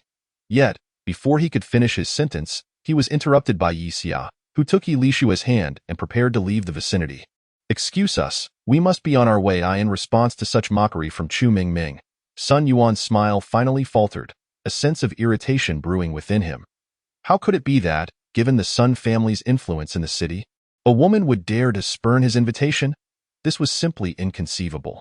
After a brief moment of tension, Sun Yuan, unable to bear the thought of such a beautiful woman slipping away from him, hastily stepped forward to block the trio's path. "Is there something you wish to discuss?" Yi Xia inquired, his brow furrowing as he regarded Sun Yuan with a cold stare. Should Sun Yuan truly be driven by lust and intent on relentless pursuit, it would certainly lead to conflict today. Sun Yuan hesitated, sensing a chilling aura emanating from Yi Xia's calm demeanor, which struck him with an inexplicable terror, leaving him with a shiver down his spine. After a brief flicker of uncertainty in his gaze, he forced a smile and said, "You three, being newcomers, may not be aware of the specifics within the Flame Soul Tower. In truth, while the tower houses soul orbs that can enhance one's spiritual power, these orbs are concealed within the bodies of the Earth Fire Soul beasts, which must be slain to obtain them. The Earth Fire Soul beasts within the tower are formidable, their numbers too great to count, and any misstep could cost one their life rather than yield the coveted soul orbs. Each opening of the Flame Soul Tower has seen numerous martial artists perish, often including those of the heavenly martial realm, making it a place rife with both peril and opportunity. Thus, the most prudent strategy for safely accumulating soul orbs would be to form a team with others." As he paused, Sun Yuan regarded the three with a smile. "I've made my intentions quite clear. Why have you not taken the initiative to invite me to join your team? After all, anyone with a modicum of sense would deduce that teaming up with someone well acquainted with the Flame Soul Tower, such as a member of the Sun family, would be the most sensible course of action." However, once again, he was met with disappointment. After hearing his words, Yi Xia and the others continued to walk forward with an air of tranquility. Given their strength, they could likely contend even with those in the Nirvana realm, making for an ideal team. Seeing himself disregarded yet again, Sun Yuan's expression darkened. Yet he could not allow such a beauty to escape his grasp. After a moment of hesitation, he produced 3 peculiar jade stones, each the size of a thumb, smooth and radiant like jade, adorned with the Sun family's unique insignia. Gritting his teeth, he presented them to Yi Xia and the others. These are concealment stones, a privilege exclusive to the direct descendants of the Sun family. Within the Flame Soul Tower, should you encounter an insurmountable crisis, you may activate these stones with your spiritual energy, rendering your presence undetectable for half an hour. Neither the Earth Fire Soul beasts nor other martial artists will be able to sense you. I see a kinship among you three, and thus I shall generously gift these 3 concealment stones to you. Let us forge a friendship, shall we? As he spoke, Sun Yuan felt a pang of anguish. The concealment stones were hard to come by, and even with his esteemed status in the family, he had only been allocated 5 for this expedition. To part with 3 in one go for the sake of courting a woman was indeed a significant sacrifice. Such a treasure, should we accept? Chu Mengming's eyes gleamed at the prospect of acquiring a means to conceal oneself within the Flame Soul Tower. Akin to possessing a talisman for protection, it was an opportunity too good to pass up. Yi Xia and Yi Lishue exchanged glances, a moment of silent understanding passing between them. Subsequently, Yi Xia stepped forward. Offering a smile to Sun Yuan, "We are most grateful, young Master Sunday." With that, he reached out to take the 3 concealment stones. Meanwhile, Yi Lishue maintained her silence, casting a blank glance at Sun Yuan before taking Yi Xia's hand and departing from the scene. As Sun Yuan watched the trio vanish into the distance, he was left in disarray, feeling utterly bewildered. Was this truly how it was? They accepted his gifts and walked away without so much as a thought for the proposed partnership? Surely they could not be so naive as to misunderstand his intentions behind offering the concealment stones. Wasn't it all to foster a connection with the enchanting lady among them? In the end, he hadn't even learned her name. Fools! Where in the world does one find such serendipity? Sun Yuan's smile slowly faded, replaced by a sullen demeanor. Send someone to follow them. Before nightfall, I want to uncover their backgrounds.